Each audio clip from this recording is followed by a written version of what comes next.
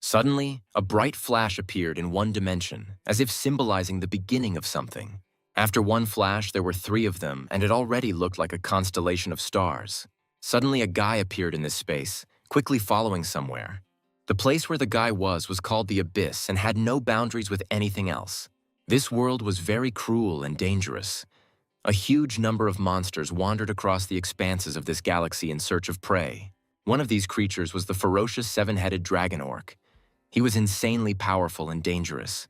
His razor-sharp teeth could easily bite anyone. For a second, the guy hovered in the air to concentrate and release a charge of powerful force. A bolt of powerful energy was released from the hands of the protagonist and struck the seven-headed dragon in a second. The main character fought this creature with dignity and dedication and was sure that one-on-one it would not be difficult for him to defeat it. Suddenly, from behind, the guy heard a loud roar of some kind of animal. He was a little scared and looked in that direction. Directly behind him was a huge and ruthless planet devourer in this dimension. They called him Vulcan. And now the guy had to deal with several powerful monsters. They were ferocious and ruled the territories that belonged to them right here in the Abyss. Suddenly there was a strange wind noise, which meant the approach of another monster, but no one had yet suspected what kind of creature it was. In such a place, it was very rare to meet two creatures at the same time, but all three monsters were already participating in the battle. The guy quickly fell into the trap of a merciless spider, which instantly enveloped him in a sticky web. When the monster approached the main character, he saw that right in front of him was the ruler of the spatial cave of the arachnids. Adio. The spider quickly began to descend with a loud hiss straight towards the victim and was looking forward to the killer bite. The guy's eyes lit up like two constellations. He was ready to fight this creature, and a moment later, a charge of light was released directly at the monsters. At one point, it seemed to the guy that this fight had taken more than 300 years, but it would have been much easier to deal with them one by one. The huge monsters were defeated. He lost too much time killing them, and now he needs to quickly find a way to return to Earth. When the guy left this location, he received a notification that he had achieved success worthy of the title of Invincible Training Master, and that the world was now resonating with him. His presence became more noticeable here, and as a constellation, he became much stronger. When the Earth was first connected with the Abyss, humanity learned that mythology was not just a product of the imagination. The creatures called constellations were the closest to what people considered deities. They blessed them and expanded their ranks of followers. But as with any other rule, as the number of followers grows, the authority of the constellation also grows. The Earth, with nearly 10 billion souls, was like a gold mine for the constellations, which fought to steal each other's followers. But among them, there were also much more evil constellations that wanted to take over the Earth, not with the help of blessings, but with pure force. And this man? No, after these battles, it's difficult to call him a man. This constellation appeared to stop this completely young constellation. Skylar. The man was frying the meat at that moment and was careful to ensure that the piece did not burn and that he managed to turn it over in time. In a bright golden frying pan, there was an incredibly appetizing steak that was just about ready to be eaten. Someone asked where this frying pan was from. The guy replied that it was a frying pan made of adamantine. The goblin was very surprised that meat could be cooked in it, especially the meat of a planet-eating bear. Even the constellations were wary of this. The ruler of the Goblin Kingdom asked what kind of oil it was, because it contained a huge amount of magical power. The guy thought for a second because this name was on his tongue. He replied that there was some kind of constellation similar to a cow, and he released it in exchange for milk. Then the goblin shouted that how could he fight the constellation? But at that moment, Skylar only wanted normal food. The guy added that his main top priority was collecting ingredients, since his hobby for tens of thousands of years in the Abyss was cooking. Then the main character took special kitchen utensils with which he made food fresh and added that this was a very valuable ingredient. But this was his first meat in 300 years, so it was possible to show off. The goblin couldn't believe that when the guy defeated the constellation, instead of killing for the sake of territory, he simply took the milk. His master was truly different from other constellations. He watched as the guy deliciously devoured a juicy steak. Skylar said it was time to eat and invited his friend to try something so valuable. Cutting off a small piece of steak and putting it in his mouth, he began to slowly dissolve it and feel this unusual taste. After the goblin ate a piece of constellation steak, he felt a powerful force that literally burst out of his body. The power of adamant was preserved in the meat. With the help of magical power and thanks to the oil from the mystical constellation, the meat was elevated to a higher level and its magic circle was activated. The old goblin opened a new circle of mana and thanked the master for this dish, which was the best in his life. The guy watched all this from the side and could not understand what was wrong with him. Apparently they really say that goblins are very strange. Skylar looked up and thought how much he missed the Earth. These events developed on Earth several tens of thousands of years ago in the very distant past. In the gym, the guy was asked why he was lifting weights. Did he really want to become stronger than he is now? It was the Korean teacher who reminded Skylar that he needed to be in class now. In the distant past, the main character was an ordinary person. These events developed before he became a constellation with the title of Invincible Training Master. The boy was simply obsessed with strength from an early age. Skylar was an orphan who had no one to rely on and knew that he had to train to be strong. Every day he became stronger and stronger. In the era of the Abyss, a new profession arose. It was called hunters and was very honorable, because they were engaged in protecting people from the dangers of dungeons and monsters. There are cores and items that drop after killing monsters and are very highly valued, as well as artifacts from dungeons where monsters appear and attract many people wanting money and fame. The main character had nothing to lose, and so he became a C+ rank human hunter. Sitting together in the gym, the guy's boss asked him to slow down a little while working out. But Skylar knew that going into a dungeon with B-rank monsters was too much. The boss said that now they can barely cope with a rank C dungeon. He added that even hunters of this rank suffer losses in these dungeons, so there could be no talk of a rank B then. When the young guy once again lifted the barbell, he thought about the skills of magic, martial arts, and artifacts dropped in the dungeons and that they were all magnificent. No matter how much people used them, they were still too weak. Then the guy thought that it was really possible to become stronger only by raiding difficult dungeons. The boss was surprised by these words, because the guy really doesn't care about his life. Doesn't he have a girlfriend? The guy threw the weight and said that despite the fact that he was a good guy, they still broke up. Skylar told her that he couldn't go on a date because of training, and in the end, she sent him to meet the monster. There were no disagreements between them, and it was an amicable parting. In one of the locations, one of the monsters was heading straight towards the main character.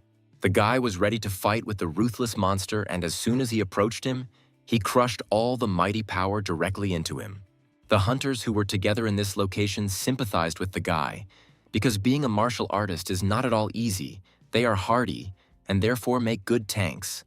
But their damage cannot be compared with the damage caused by magicians. They couldn't fully understand why he decided to become a martial arts master, but while farming they got a martial arts scroll. And due to the fact that everyone is only interested in magic, it became useless, and it was from that moment that Skylar decided to start studying it. He didn't care much about what people said about him. He doesn't regret starting to learn martial arts. As it turned out, martial arts are simple and not as bright and convenient as magic, but the true nature of martial arts, in which fighters received as much as they trained, was well suited for the main character. In addition, no one canceled the absence of regrets and desires to achieve great results in training. The guy trained day and night, and it was still not enough for him. He fell into the corner of the room and thought that he had achieved C+ rank through hard training, but there were still several martial artists who managed to become stronger than him. Then the guy decided that he should train more, longer, and more often. Even in a dream, the guy was training. Perhaps it was not so effective, but it made sense because in any case it was considered spiritual training. Suddenly, Skylar saw a bright flash in front of him and asked who was right in front of him. When the light dissipated a little, he saw the constellation of the abyss of the great magician, and the virtuous goddess of the scales appeared before him between the two scales. She asked the guy to calm down because they had little time left, and she got straight to the point. The main character could never have expected that the girl would offer him to make a deal with her. She said that people who meet the constellation always ask a lot of questions, but the guy quickly interrupted her and replied that he agreed to the deal. The great magician asked the guy in surprise how he could agree so quickly and didn't even want to ask anything about it. Then the main character asked only one question, whether he could gain power by making a deal with her. The great magician replied that maybe this was enough for Skylar. The guy asked why she chose him, because there are many hunters who have higher ratings and more fame. In response to this, the girl recalled that she is the virtuous goddess of Libra and she has the ability to see the future. She told the story that a great danger would befall the Earth in a few years. Evil constellations will begin to attack the Earth in full force, and when that day comes, the guy will think that the current dungeons and monsters threatening the Earth were just a kindergarten. The goddess predicted this and added that he was the key to preventing this future. The guy was surprised at her words, because how could he influence the future alone? The girl turned to Skylar and said that she would make him much stronger through long, hard, and inhumane training. The guy was shocked by these words and was at a loss. He did not know what to answer. At that moment, the virtuous goddess of Libra did her best to make the guy as scared as possible, because she knew that only a madman would agree to such a contract. The girl added that through long, hard, and inhuman training, he could become her avatar and extended her hand to him. Even the virtuous Libra goddess was unsure, as offering such a deal to a hunter was unheard of. This contract was completely unfair and illogical. By concluding it with a constellation, you become an avatar. All this was something super complicated due to the fact that a person's soul is tied to a constellation, and from that moment on, he will have to live in its constant limitation. The gods appear before people and offer powerful power and magic, which will arrive immediately after the conclusion of the contract and guarantee an instant increase in rank. Constellations are very impatient, and there is a lot of fighting to get an avatar, and this is a well-known fact among hunters. The guy was happy when he heard that some kind of training was coming. A training facility was prepared for the main character in the Abyss, and the goddess immediately warned that time flows differently in the Abyss and on Earth. He would have to train alone for several decades, even several hundred years, but even if the guy refuses during training, he still won't be able to come back. The main character was greatly frightened by these words. He immediately imagined one of the rooms in one of his favorite games. Skylar immediately remembered that this is how the hunters became stronger. They signed a contract with the constellation, and it would probably be dishonest to become stronger without doing anything. The guy thought that other avatars also went through this and became stronger the moment they signed the contract. The great goddess said that she knows how difficult this decision is and demands a lot from a person. She invited Skylar to think for another week and give an answer, but the guy made it clear that he agreed from that moment on. The goddess suggested that he think again because it doesn't matter where exactly he decides to do this. Then the guy replied that he was not so strongly attached to this world and was just asking to be allowed to leave one letter. If he could become stronger, he agreed to this and would even save the whole world as a bonus. At that moment, the goddess began to cry, because of the rumors that people on Earth were greedy, she was very worried. The girl thought that it was great happiness that her prophecy had come true this time. The guy heard this and asked her to slow down. Had she really made a mistake before? And suddenly a sharp flash lit up in front of the guy. The constellation goddess soared sharply above the main character, and a bright flash similar to a star appeared above her head. She asked the main character to think about the letter that he wants to leave, and the girl will use powerful force and leave it where he wants. The goddess opened a portal to another world and asked the guy to pass these tests, and only then would she accept him as a personal avatar. The main character had never seen such miracles before and slowly approached the portal, trying to touch it with his hand. The portal seemed somehow liquid and soft, and as soon as Skylar touched it, the portal, like a black hole, sucked him inside. After that, the portal immediately closed, and in the room where the guy constantly conducted unbridled training, there was a letter signed for everyone. A few moments later, the guy found himself in another world, where the concentration of magic was at a completely different level. There was an abyss right in front of him. It looked like an ordinary dungeon. Scientists on Earth assumed that the dungeon was a breakaway part of the abyss.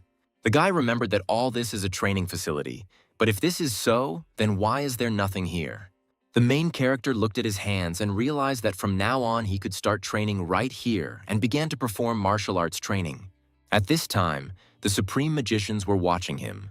The girl was sure that this time she interrupted the vision in time. The other gods watched the main character train mercilessly and added that he really looked like an excellent candidate for an avatar. Although Libra goddesses can see the future, their skills are not perfect, but if they try hard, they can only see part of the future. The rest is just speculation and theory. In the future that the Libra goddess saw, Skylar was training in the abyss.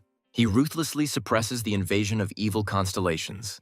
The goddess made a very strong man her avatar, and it was an ideal plan. And no matter how long it could take, the main thing is that he swore allegiance to the goddess. The other constellations began to worry even more because she was too sure of this, and this made them have bad feelings. It remains to wait a little for him to arrive for training because she has already prepared everything. The guy noticed how a powerful tornado appeared not far behind him, moving towards him. All this looked very dangerous for him, but this was the least test that the Libra goddess could do for the guy. The main character thought that this was a test of the goddess, and it was impossible to become stronger without coming face to face with danger, especially if she prepared the task, and it definitely makes sense. Skylar immediately fought with the lightning tornado. Its power was so powerful that the guy felt like his body was being torn apart. But the guy was persistent and said that he had to pass this test, and as soon as he thought about it, a strong whirlwind lifted him sharply into the air. The voice from the tornado said that you can only become stronger by overcoming pain and difficulties, because this is God's plan. After a powerful magical storm swept through, the illusion magic that covered the territory of the virtuous Libra goddess dissipated. But this magic was used as a basic security measure, and before Skylar could understand it, the magical storm raged again. Even the great goddess could not foresee this. The two constellations asked each other why the guy had not yet come to them. The goddess must have sensed his presence when he entered the training citadel, but somehow there is still no news of him. The girl screamed that she had left him 10 meters from the citadel and he needed to go a little forward. Couldn't he find her after wandering around a little? Couldn't Earthlings act on their own? The Libra goddess had prepared everything he needed for his training, even getting top-notch equipment so that he could train safely and effectively. Also, the girl did not forget about earthly toys so that the guy could have fun in his free time. It was all the least she could do for a hunter who had to endure such terrible conditions. It was to prepare a comfortable environment for him so that he could concentrate on his training. A warrior suddenly appeared and turned to the lady and reported that he had inspected the perimeter of the training citadel and could not find the person she was talking about. The girl replied in horror that this could not be, because she definitely sent Skylar there. Then the warrior suggested that perhaps a magical storm from the abyss had thrown him back. Then the goddess turned to him and asked him to do his best to find him and return this man. He had to be found and saved, because he couldn't just stay and wander the abyss forever. And the noble warrior accepted the lady's order and said that he would find him at any cost and went in search of the abyss. The abyss was an endless void, and even the constellations were able to master only part of this world, and it was simply impossible to find a person who was carried away by a magical storm. The violent flow of mana could simply destroy his body. The guy felt as if he was in the deep sea, although he had never been there. Highly concentrated magical power circulated through his breath and thereby strengthened his body. The guy's bones and muscles were strengthened. His potential increased dramatically. The main character wandered in this storm and took it all as a test of becoming an avatar of the constellation. A few weeks later, a storm released the guy and brought his body to the ground. Skylar could barely stand, but he was glad that the first training session had gone well and that it was finally over. He raised his head up and was horrified. It seemed to him that in front of him was the place where the next training would take place. The place to which the magical storm brought the main character was an empty corner of the abyss, which was not owned by any constellation. Suddenly, a stone monster appeared right in front of the guy, and he thought that the training was that he had to defeat it. Skylar noted that this monster looked like Onyx from Pokemon and was similar to an A-rank monster. The main character simply looked at his opponent and could not believe that the goddess really did not overestimate him, because he was hardly a C-rank hunter. But Skylar immediately threw these thoughts aside and was sure that the goddess had carefully planned everything for him. And at that moment, the guy ran straight at the monster. He had enough time to properly wave at him. The main character put all his strength into one blow. But the monster didn't even notice this, and there was no reaction. The guy couldn't even scratch him. Suddenly, the stone monster uttered a terrible cry that should have frightened the main character. But this didn't stop the guy in any way, and he was going to smash him into rubble and would train until he could take him down. One day, the main character received this book as a bonus in an auction. It was about a divine space art with a D-rank skill. Two guys talked about how martial arts were not popular. Moreover, they were also hard, and no one needed this book. Then one of the guys decided to simply sell it. He said that no normal person would buy it. Skylar sat next to him and asked if he could buy this book, because he had always been interested in studying martial arts. The man easily sold this book and said that the guy had strange taste for his age and warned him not to rely only on this skill. Everyone knew that it takes a lot of time to cultivate strength. Even if you think that this skill will make someone stronger, it is better to learn something else. If mana is the vital part of a magician, then ki is an integral part of a martial artist's abilities. This damage varied depending on the amount of Kai achieved, and so it was natural that the divine space art that slowly cultivated Kai would be unpopular. But Skylar was completely different. He had many opportunities to learn other martial arts. He really liked space arts. The guy massaged the stone monster non-stop, because in the divine space art there is no special way to cultivate Kai. However, instead, Kai permeates every movement from a fist to a milky kick and returns back to the body. By repeating this process, a tiny amount of Kai accumulates inside, but each kick and blow slowly increases the protagonist's Kai. If this training is repeated endlessly, then in the end he will become a master of martial arts, of course. This was all about theory, but not everyone is capable of such training.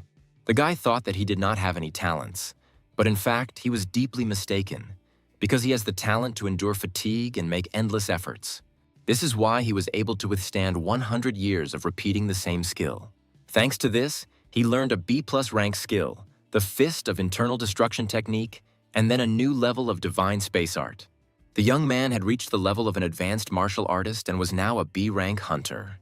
Then the guy remembered one hunter who was able to become an A rank martial artist. He was a hunter from China, the only martial artist to achieve A rank.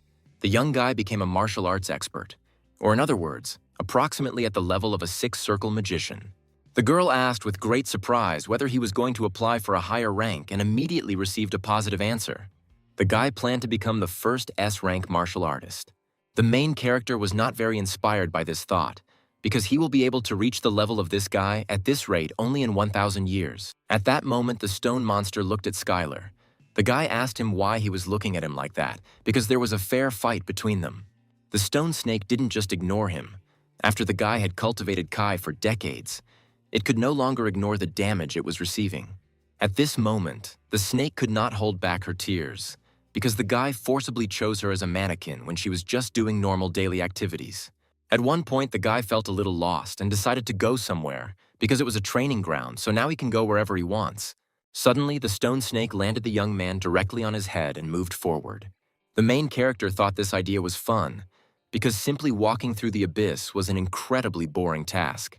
At one point, the guy heard a sound that he heard 100 years ago. When he first fell into the abyss, these were the sounds of a magical storm. The guy regarded this as a gift from the goddess, which would lead him to the second test. But the dragon had a different opinion and believed that the man would simply die. The main character kindly asked the beast to go with him, but he was afraid, because even the most powerful monsters can die if they get caught in a magical storm. Then the monster jumped sharply and, together with Skylar, found themselves in the epicenter of a magical storm, because he had no choice but to agree with him. After the destination, the monster was exhausted, and the guy joyfully exclaimed that everyone was really moving so happily in the abyss. When the guy reached the advanced level, he realized how incredible the magical storm was.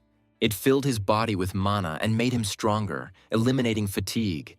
All this was an incredible training in restoring the entire body. To control such constellation power is truly amazing. But the guy did not fully understand that it was just pure luck that he did not die immediately as soon as he was caught by the magical storm. Because if he had not taken this as a test from the goddess and allowed the stream to take over his body, the storm would have immediately torn apart it to pieces in 1 second. The young man wandered through the abyss and wondered that there was no food here, because he had not eaten for more than 100 years, but still had no feeling of hunger. The guy wanted to choose something, and the monster kindly invited him to try the stone. The monster said that theoretically he could eat it, because technically speaking, the stone of his body is meat. He gladly shared a piece of the stone body, but the guy regarded it as revenge for using him as a punching bag for 100 years. The monster kindly looked at the guy and waited for his reaction, because he had no bad intentions. But Skylar refused such a treat, because no matter how hungry he was, he didn't want to eat the monster. In response to his words, the creature happily threw it over its head and threw it into the air several times. From that moment on, the main character learned everything he should know about the stone snake. At this moment, the guy received a battle epiphany based on the movements of the stone serpent. It was about the fist of the stone serpent, strong enough to pierce the ground. The punch was strong enough to pierce the ground, but also flexible as if it were floating through the air, and the advanced level master immediately tried out a new fist technique. After that, He was very surprised, and now the guy is not going to stop using divine space arts because it was quite good. After this, the main character began to understand much more, having received a new level of martial arts and looked forward to the next training. The guy stood on the edge of a cliff and talked about where the next training would be. Having seen the photo, the guy decided that the next training would be underwater and ran down. He also ordered his friend to stay on land, as the stone could drown. The guy elegantly entered the water and, taking in as much air as possible, dived straight to the bottom. But this was no ordinary water, and a poisonous one that immediately entered his body, and the charge of Kai that he received from the divine cosmic arts began to deplete. Sea monsters began to attack the guy, and if his strength runs out, his life will be in danger. But with each attack, his body got used to the poison and his resistance increased. On the shore of the poisonous ocean, like a faithful dog, the monster was waiting for its owner. He saw something happening inside the water. It was Skylar, who with a powerful leap from the water found himself directly on land. The guy said that the ocean of the abyss was very dangerous and that at the bottom he saw something shining and he should get it. Skylar didn't know how he would swim through the poisonous ocean, but if this was all a test from the goddess, then there must be a way. Then the guy began to think about what he should do and how to act in this situation. He then decided that with the help of the divine cosmic art, he would accumulate enough Kai power to swim across the poisonous ocean. But the guy couldn't imagine that all this would take a lot of time. He was, of course, glad that he was getting stronger, but he didn't understand why this process was so long and he had been stuck here for 200 years. Then the young man saw his friend eating a lot of stones and asked how tasty it was. He also needed to eat something, but thanks to his mother, he was not hungry. But living without food was difficult since everything seemed very gray. When the main character was wandering along the shore, he saw a monster from the poisonous ocean in the distance. The guy's eyes lit up when he saw this fish in front of him. All that remained was to cook it correctly. The main character decided that in order to eat normally, he should have cooked it first. Then the guy went to get some supplies and with great force began to knock something out of the rock. He managed to create his first kitchen utensils, and for the first time, it turned out pretty well. The guy found a large stone slab and put the fish on it and began to cut it. But as soon as his knife cut the head, the stone accessories melted. The main character was confused and did not understand how to prepare it further. The brilliant ideas were much faster than him, and he thought that maybe he should eat it raw, just like sashimi.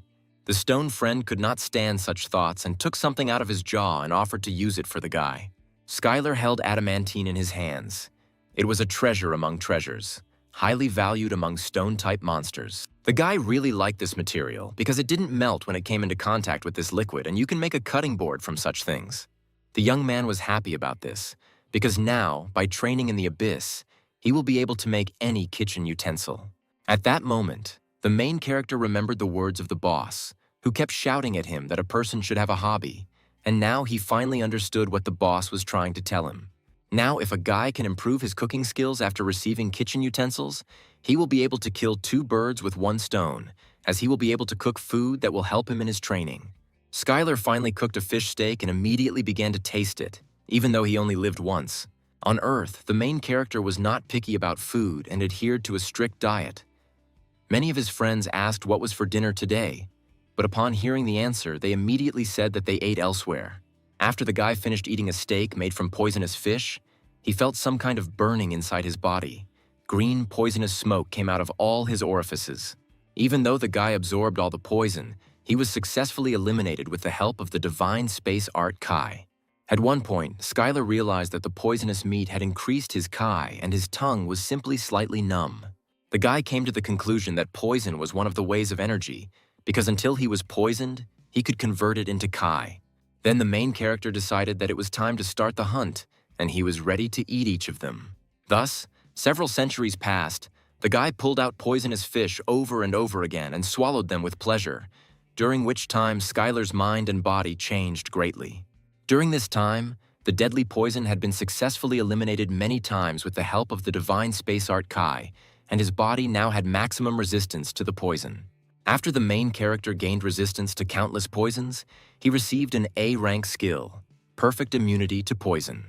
The poison no longer affected him, and moreover, he himself could release and use poison. Thanks to this, his skill reached the level of an expert. The guy reasoned that he had gained complete resistance to poisons and reached the level of expert, and could not even dream of this on Earth and should already be a rank A hunter.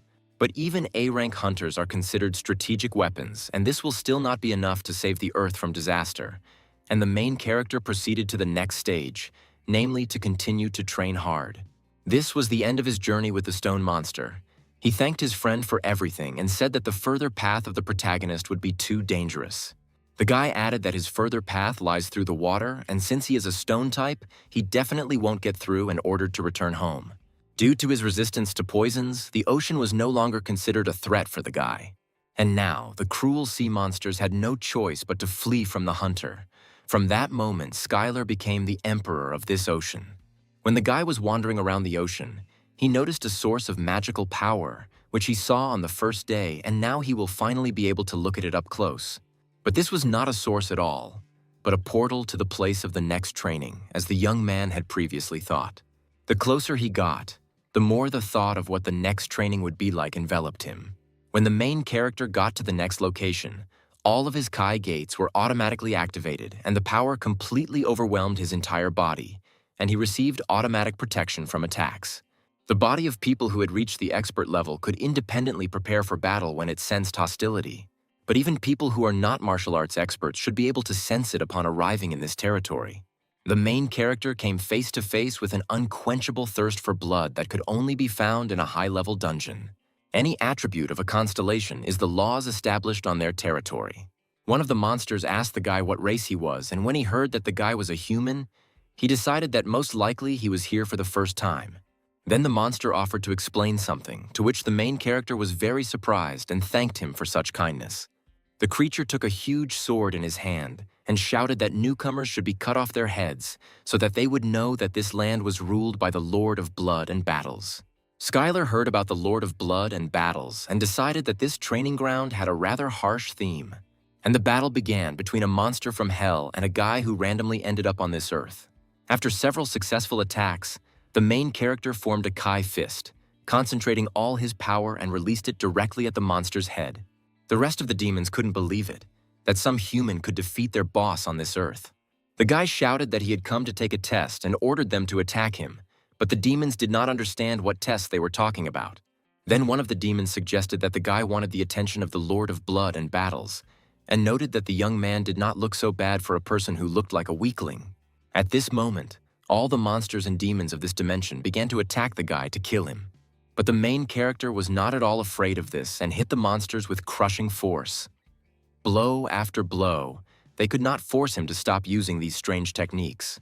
At one point, the guy realized that he was fighting in an area that was too large and open and was very much surrounded. One of the demons shouted that he looked better than he looked, but he was still human and meant to be dog food. The demon unleashed the dog straight on Skylar, and they savagely went straight at him. The guy was in the territory under the rule of this constellation, where the main attribute was the second law of nature, which was that a person should always be ready to defend. In the territory controlled by the Lord of Blood and Battles, there was only one rule. All his avatars would endlessly fight each other, and the guy decided to find an advantageous position and win. After walking a short distance, he came across an abandoned building and decided to go inside. The guy immediately knocked down the door and immediately asked forgiveness from the unknown owner of the building, but he was going to borrow this house for a while. But the young man was met by a rather kind monster who greeted him and offered to try the newly prepared soup. But it turned out that Skylar walked through the doors of the restaurant, and he was shocked that even in such places they exist. The guy felt embarrassed about the broken door and asked if he had something to eat. Otherwise, he hadn't eaten anything normal for a long time. Unexpectedly, the monster immediately poured a poisonous vat of stew right on the protagonist's face. Skylar found himself on the floor, and the satisfied monster stood nearby and asked how well the soup was prepared. But unexpectedly for the monster, the guy got up, because there is no longer any poison that can harm him and he is able to freely control it. The guy quickly stood up and said that there was a good eatery here. The monster could not understand who was in front of him. At that moment, other demons appeared at the door of the restaurant and were able to find him. They had one goal and a thirst for killing this man. The guy abruptly built a shelter from tables and chairs and invited the demons to approach him. Then Skylar picked up a chair and shouted that he could fight with them here for an eternity. The guy fought monsters and demons for several hours using only a chair, and thanks to this, he acquired a new skill using chairs as weapons. The main character was happy about this, because a better level of understanding can only be achieved in deadly situations, and he understood why the goddess had prepared such a test for him. At this time, the Libra goddess could not find a place, because there had been no news about Skylar for a long time. She also hoped that her assistant was also fine. But he had already flown around a bunch of dimensions and did not understand how he was supposed to find the only person in the abyss. After some time, the main character exhaled loudly. He wondered only one question: how many more times he would have to do this.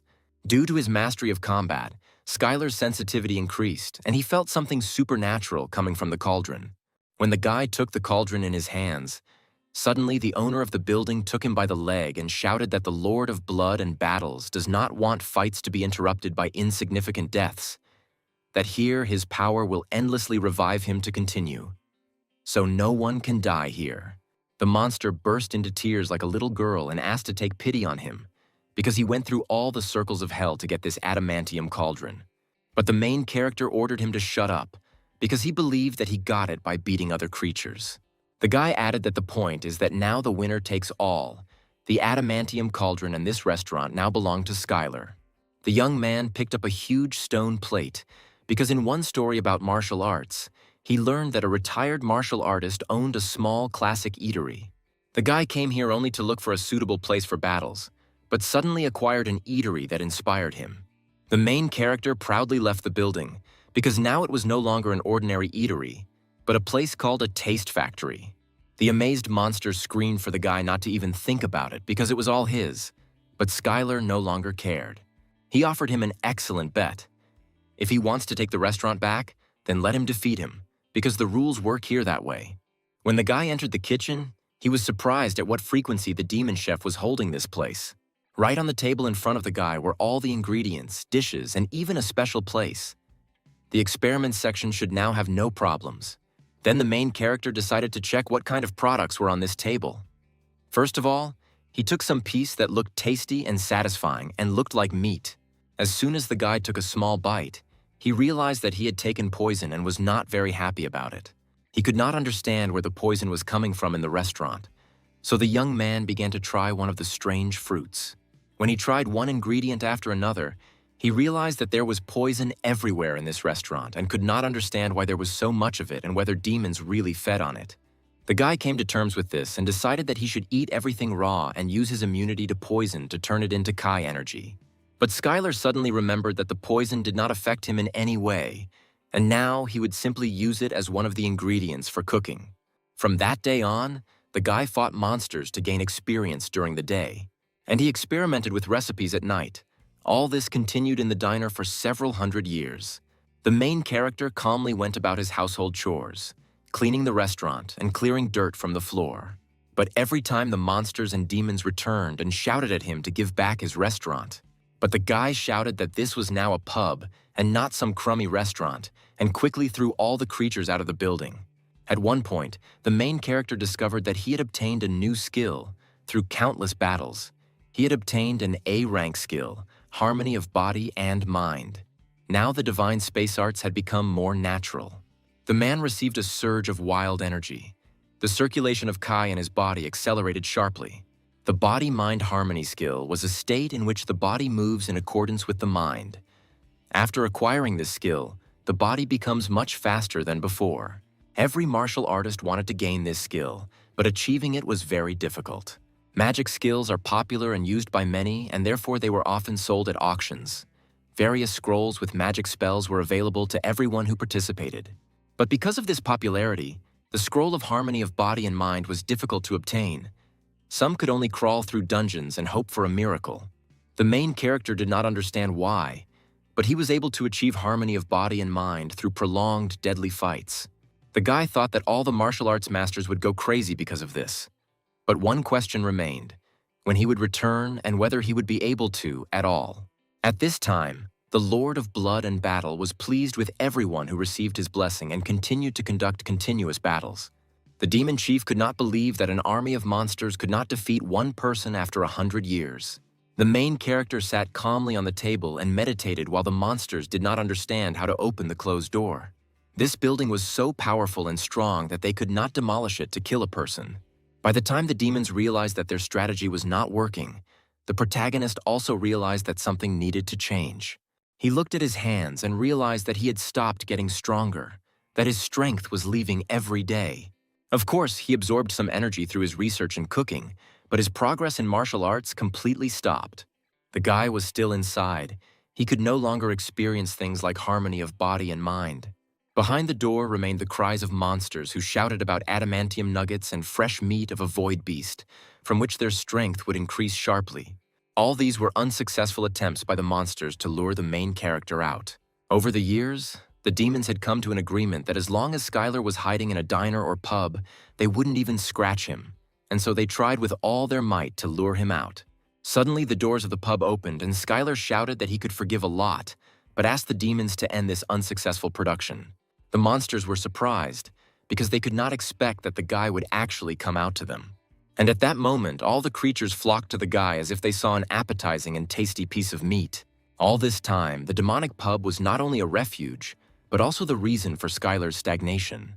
Being isolated in the pub meant he stopped getting involved in the fights to the death that had accelerated his growth. That's why he decided to play along with them, even though the demon's acting was quite one of the worst. But during the fight between the demons and the guy, a huge and powerful demon turned out to be, which became a small problem for Skylar.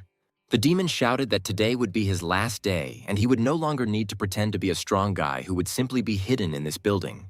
In response to this, the main character turned to the boss of the demons, saying that he was afraid that at this rate he would not advance in martial arts. These words angered the creatures and they began to attack the guy, but he was so fast and agile that they could not even touch him. 1 rank. A martial artist described powerful strength as a state in which he was overwhelmed with confidence. Before this, Skylar could not understand this, but now that he had reached the expert level, the young man realized that earlier in battle, the guy always felt backed into a corner, randomly attacking in all directions from all over Kai. The feeling he felt due to his lack of confidence had completely disappeared, and he was now completely calm and empowered. The whole world told him that he was stronger than all the demons around him. He could dispel the enemy's attack with the help of divine cosmic art. The main character easily took the demon by his sword, because now he had learned to use the enemy's strength against him. At that moment, he learned the martial art of the samurai, in which the forces of opponents are used against them.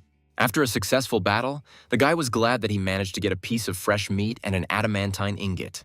Soon the guy returned to the pub again and shouted that next time he would gladly fight them at any time if they brought him more gifts. The next day, a piece of meat and 2 beautiful ingots were waiting for the main character. The demons brought them as promised and offered to fight them again. The guy immediately left the building and was surprised. There was no one opposite him. He could not understand where everyone had gone because they so wanted to fight with him. Suddenly, the demons began shelling from the air. They decided that the guy specialized in close combat and therefore decided to finish him off with long-range attacks. Skylar successfully emerged from this attack, and thus his body became even stronger after the attacks of the demons. All the demons asked the same question: when would he finally die? But over and over again they received a direct blow from spells, because now Skylar had acquired the skill of invulnerability. From that moment on, the more the demons spent energy, the stronger Skylar became, and each time widened the gap between them. More than several hundred years of these events have passed, but ruthless battles between man and demon continue to this day. A line of demons had already lined up to wait for the legendary battle, but when the main character came out, he announced that there would be no fight. One of the demons waited the whole morning to fight under the pub and was very upset about it, but the resourceful guy offered to take a number for the first fight next time. The guy warned that he would not fight with those who would not stand in line and would cause scenes, but one of the demons reassured the main character by saying that the demons who wanted to fight would listen to him, because it was difficult to find a strong man like a man, and they were forced to keep a queue. When Skylar returned to the pub, the young man thought that somehow he had become close to these guys and believed that this was natural after hundreds of years of battles. The boy held in front of him a rank A hunter card. It was a magical item received upon first registration in the association, and when the owner fills it with magical Kai, it shows the owner's statistics. The guy had forgotten about this card a long time ago, and after a while he decided to take it out and look at the result of his long training. When the boy took the card, he was shocked, because he received so many skills that on Earth he could only dream about it. But one of the last skills seriously interested Skylar. He did not know what it was and what this skill gave. It was a worldwide resonance. The guy couldn't believe his eyes, because this skill was D rank when he first learned it. He had never seen rank rise so quickly, but this was all due to training in the abyss, which had already taken several centuries and even more than 1,000 years. One of the A rank skills was perfect immunity to poisons, the ability to freely control poisons and gain Kai when absorbing it. The second skill was harmony of body and mind, the ability to use the body the way the owner wants it. The third skill meant the ability to redirect the opponent's power back, even if it is greater than the main character. The fourth skill was invulnerability, when the skin became harder than steel and it was able to block most attacks. The guy knew about all the abilities that he received, but then he noticed the consistency card. It was one of the skills that he heard about back on Earth. The idea behind this skill was that hunters use mana or Kai as a source of power. When using the skill and when the quality of this source drops, it will result in loss of effectiveness or unsuccessful use of the skill. However, if the owner has an unimaginably large amount of pure Kai, he will achieve legendary level, creating the illusion of 3 colors during key meditation. Skylar was puzzled, because this skill was available to hunters who had trained in a unique rank A martial art similar to the Divine Twilight art. But the guy didn't know that although the Divine Space art is weak in growth rate, it allows you to create Kai stronger than any other martial art, and Skylar has been training this art for more than 1,000 years. A martial arts specialist card meant that a person had the ideal physique to learn martial arts. This primarily meant that they had a high affinity with Kai, and most people with this skill received it at birth. The guy suggested that this might be due to the magical storm, because he never had any innate talents. Skylar was grateful to the goddess for this, because she really had planned everything and made the magical storm the first part of the training. But the girl still did not know where it was. Through countless battles, his understanding of martial arts had almost reached perfection, and he could flawlessly copy any martial arts at a glance. It was believed that it was difficult to master even one martial art in a lifetime, and this skill would allow him to use various techniques depending on the situation. This skill was really strong, but in the end, the guy saw one of the abilities that didn't even have a rank. It was a world resonance, where the world resonates with the main character because he is close to reaching the peak of existence. But the guy did not understand a single word and thought that perhaps the hunter's card was broken. But at that moment, Skylar had no idea that this was the thing for which the whole earth will go crazy. While the guy carefully studied the hunter's cards, he prepared a whole vat of luxurious soup. At this moment, the demons reasoned that Skylar was a strong opponent and could not understand how he could be so strong. One of them competed with him for 500 years, but he was still stronger. The guy turned to the losers and offered to try one of the delicious dishes of this establishment. The monsters gladly tried what the main character had prepared with the condition that after eating they would defeat this person. Skylar practiced cooking continuously, making changes to the menu, and each time it became tastier and tastier. But sometimes the demons didn't like the food and they weren't going to eat it because even pigs wouldn't eat it. The main character accidentally poisoned the demon and decided that next time it would be better not to add this ingredient to the soup anymore. Suddenly, someone's voice shouted that a warrior was coming for battle. He was not a prisoner who could be tortured like that.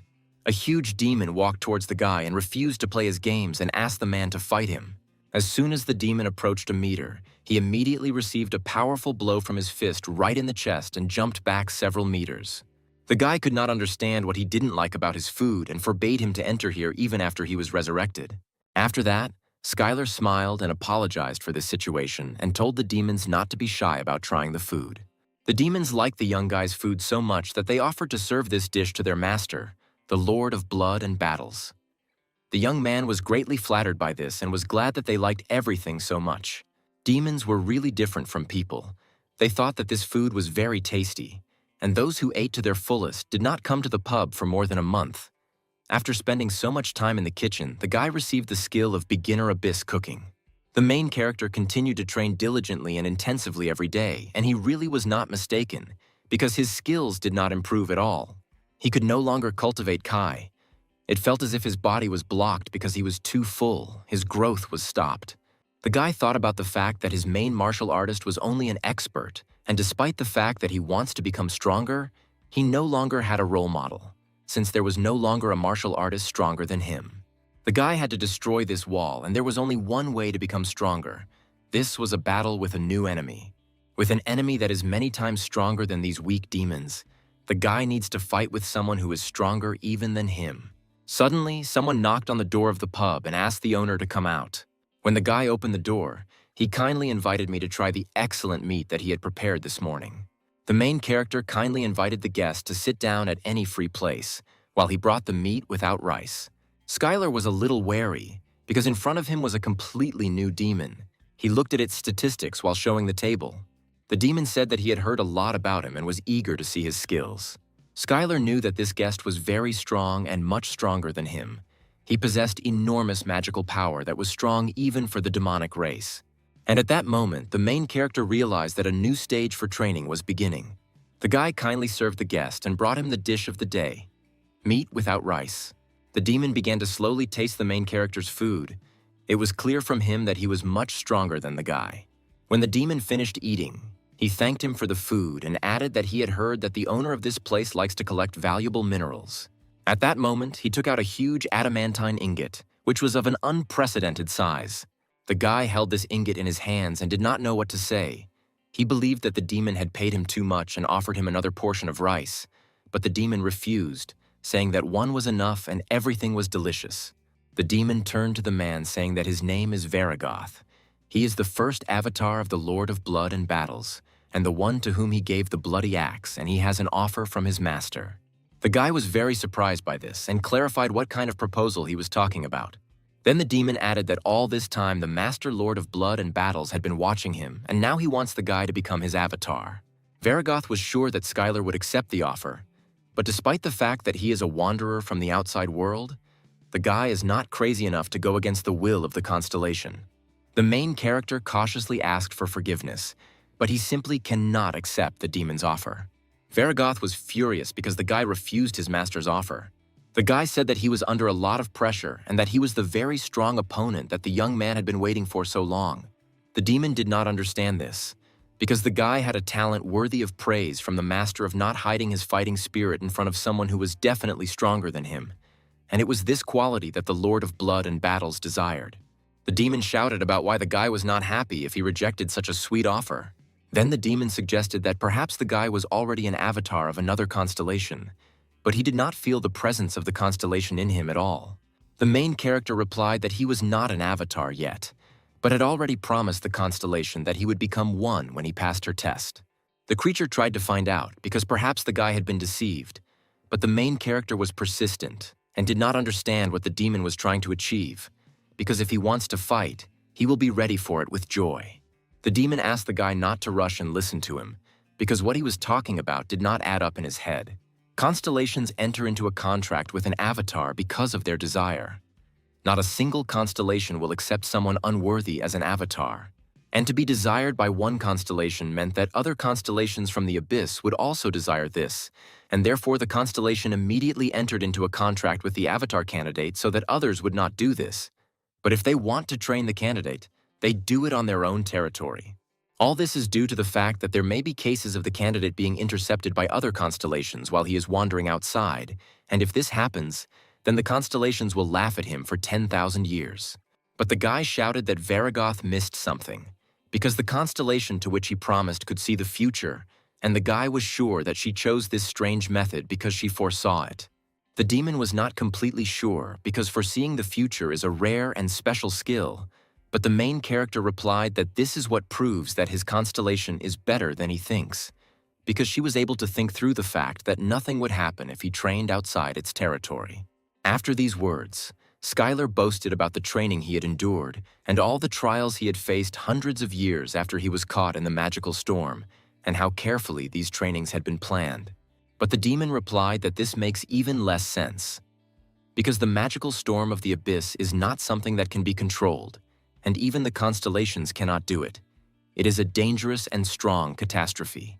The guy already had less confidence in his words, and he added that shouldn't at least one constellation be able to control this. The demon said that if it were, it would immediately conquer the entire abyss. He also asked if the guy was sure that it was not the constellation that sent him, but that he was simply caught in a magical storm. But the main character did not want to listen to the demon's words and ordered him to shut up. Skylar didn't think that Varigoth was lying, because it was the truth, and now he learned a lot, but he enjoyed the process of becoming stronger so much that he didn't have a single question until that moment. The guy was angry. He didn't understand how stupid he was and why he hadn't thought about it before.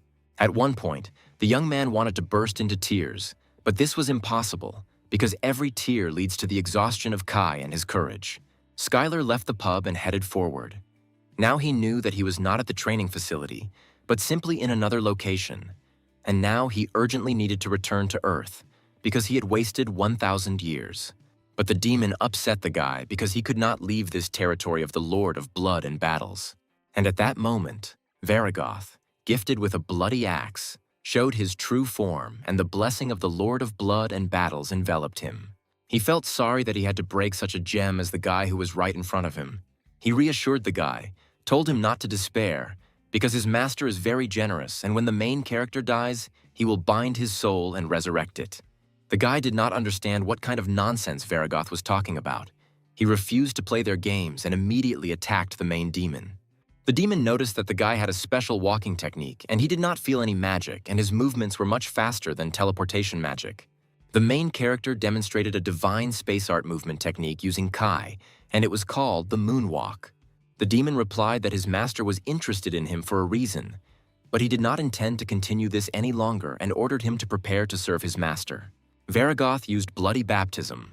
It was condensed mana, and to use such an amount of mana you need to be very strong, and even the invulnerability skill did not make it possible to hold out under it for a long time. The demon shouted that now the end had come for man and the Lord of Blood and Battles was waiting for him. A shower of crimson mana melted and destroyed everything it touched. This technique showed in all its glory the difference between the strength of Varigoth and the strength of a human magician. But thanks to the skill of harmony of body and mind, the protagonist's senses became sharper.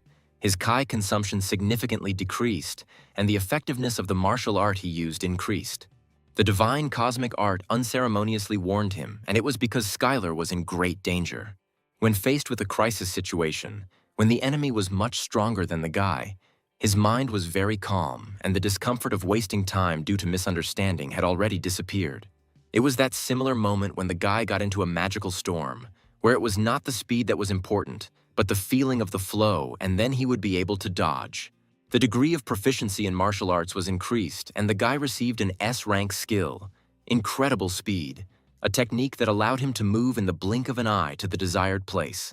Varigoth could not believe his eyes because the guy completely dodged the Bloody Baptism. Until this moment, he thought that martial arts were studied only by weaklings and expressed great respect for the man. In the Abyss, magic skills are the most popular, they cost mana, and magic users can take an unlimited amount of mana from outside.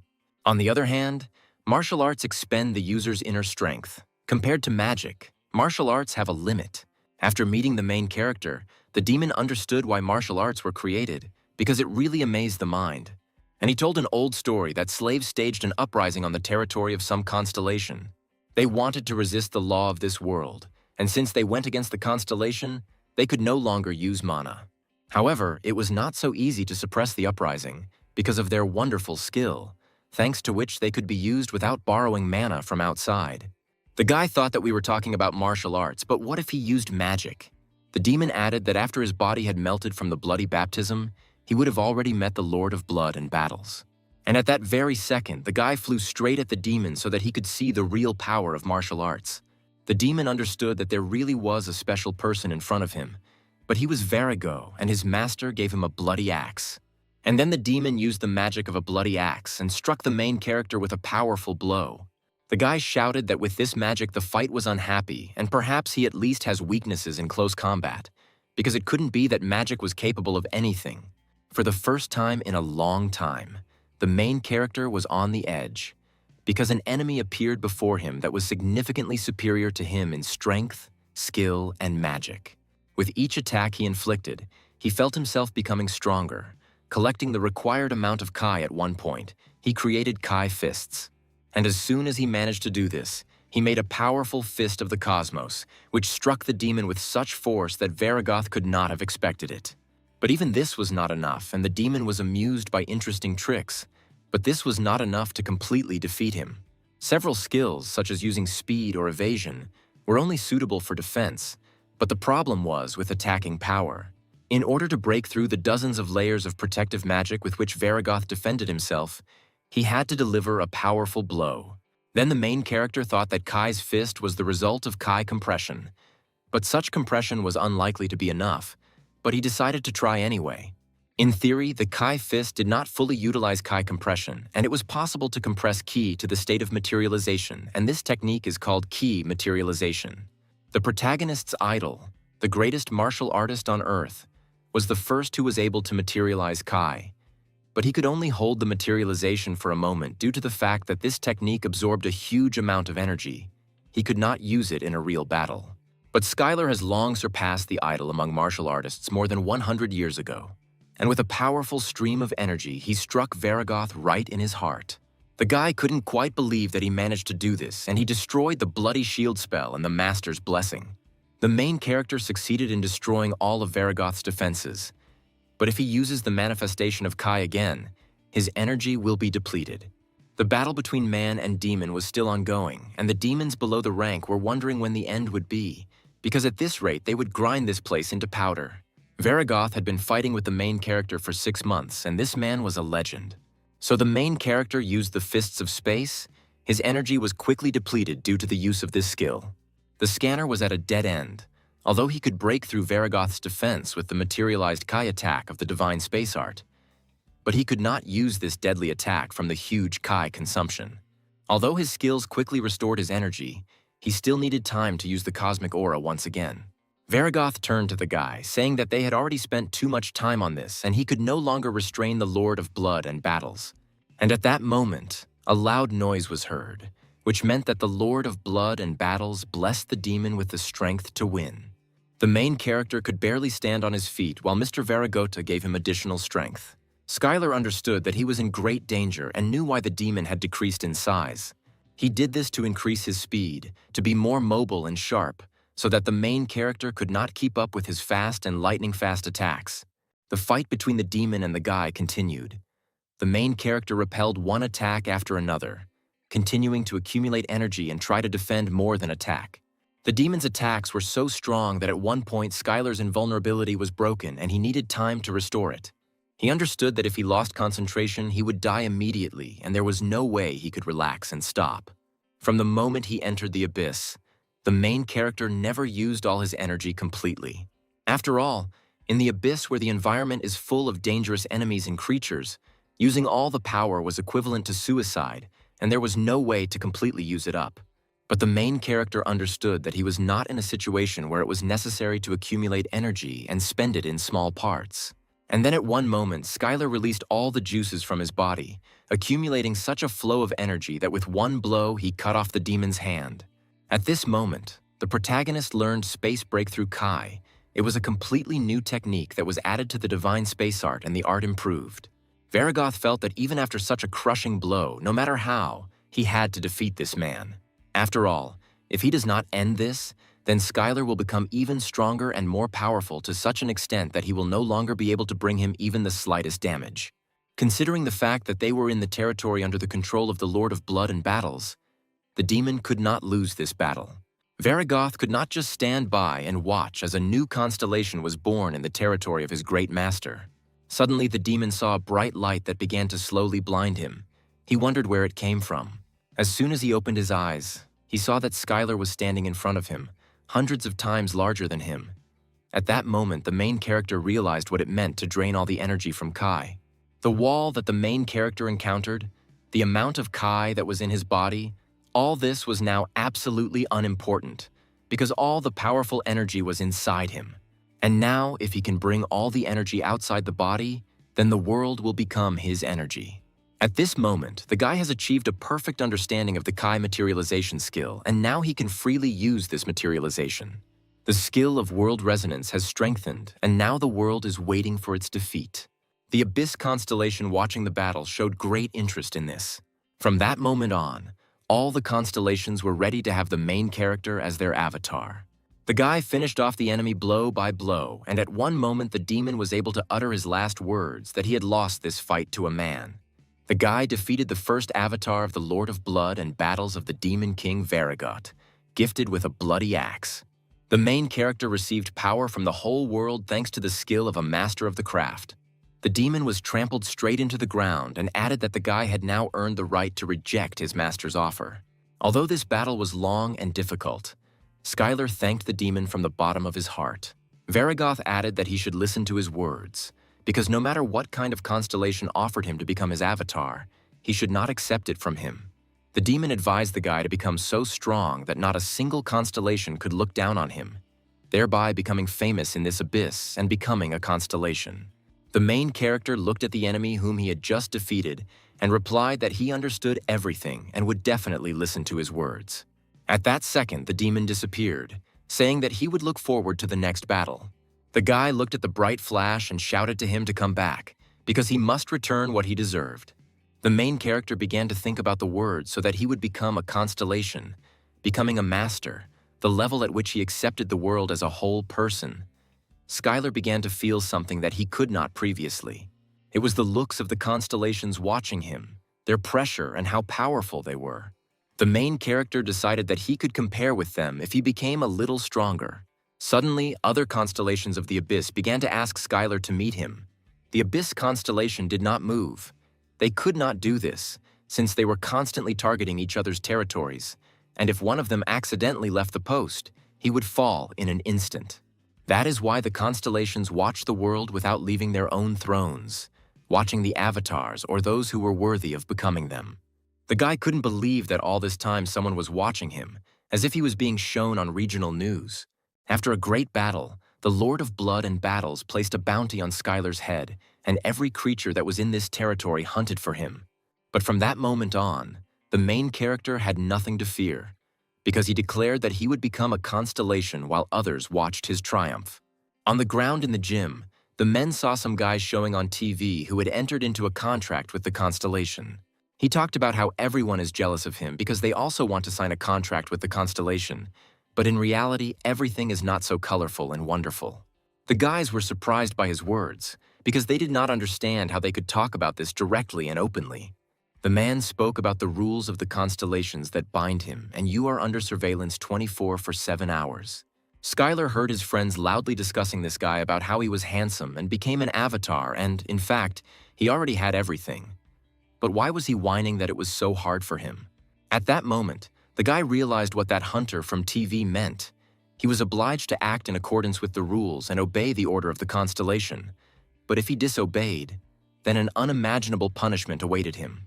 To be an avatar, whom everyone envy, means to be a slave in beautiful shackles. All this time while the guy was thinking, small demons attacked him and tried to avenge the honor of their master. Since childhood, the guy wanted to be strong, not so that strong guys like them would pay attention to him. He wanted to choose his own path. No matter how strange it turned out to be, Varigoth was right, and the guy cannot leave fate to the discretion of the constellation after he has come so far. At this moment, the main character received various messages from the constellations with an offer to give him new skills or those who were simply impressed by the level of his martial arts. All this greatly irritated the guy. Skylar didn't know how to use magic correctly, but it was as if there was no need to use it, and it was better to achieve everything with the help of martial arts. Suddenly, one of the constellations of lava and magma gave the main character an adamantine ingot and added that he looked like a hipster. Skylar thanked him for the gift, but immediately received an offer from the constellation to receive more valuable minerals in exchange for the contract. But the main character shouted that he was going to become a constellation and it was pointless to lure him with such gifts. After the battle over the demon, everything was destroyed and the main character returned to the pub and did not understand why he was considered a hipster, because he does not look like him at all. When the guy returned back, he saw that the whole establishment looked like some kind of barn with a lot of garbage and complete chaos. Among the piles of garbage, the guy dug out a golden vat in which he cooked food. He carefully wrapped the vat with a rope and no longer paid attention to notifications from the constellations. The guy got ready to set off.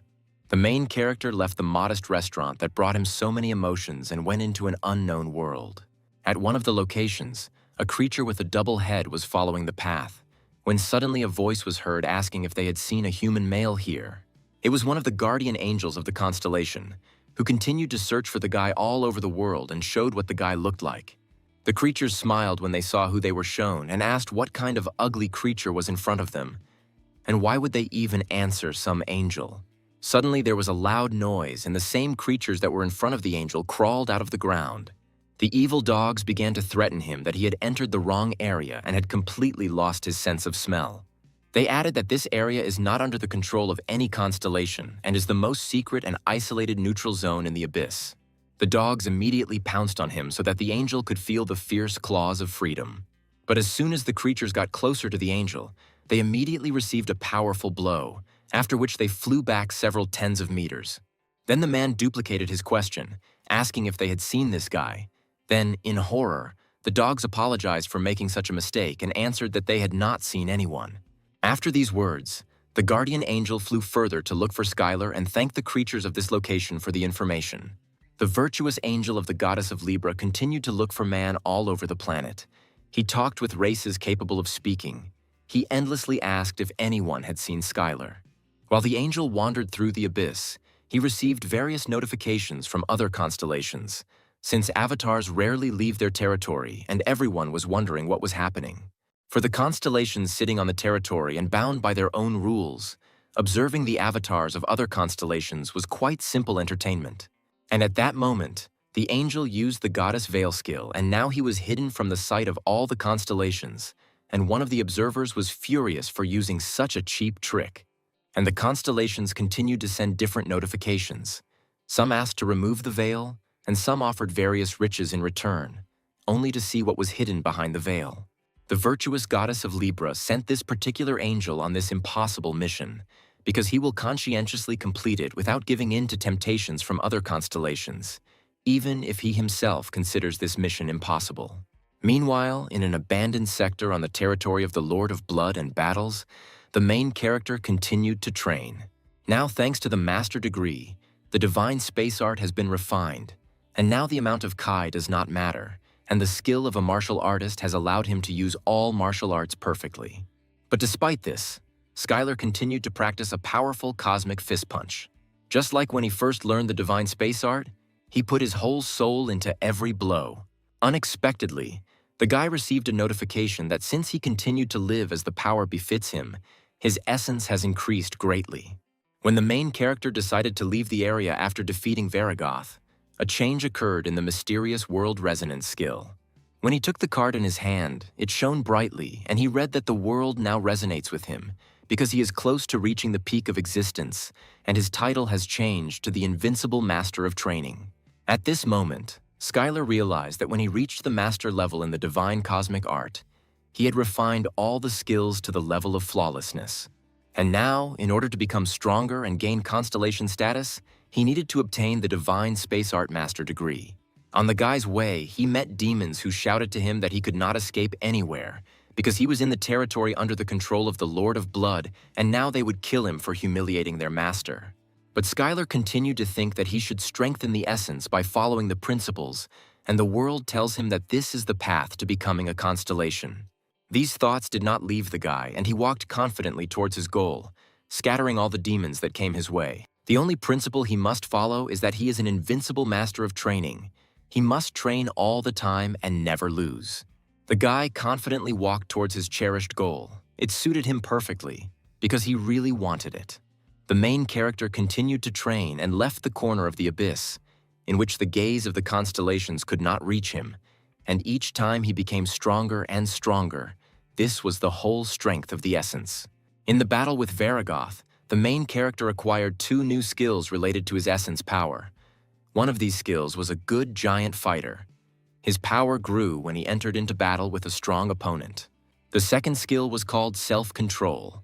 The power of this essence grows as he lives in accordance with the essence. Self-control is a skill that tells the owner how to live as a constellation. Constellations are beings that write the rules and are the rules. What if the Ophiuchus of plague and darkness used a healing spell? Or if the Lord of Blood and Battle tried to resolve everything peacefully, the power of their existence would weaken, and their strength would be significantly reduced. In order for the main character to use this skill, he must fight someone who is stronger than him, but there is no way he could lose to him even once. It all sounded really complicated, and he liked that it was time to get serious, and at that moment, a bright flash like a star lit up in the sky.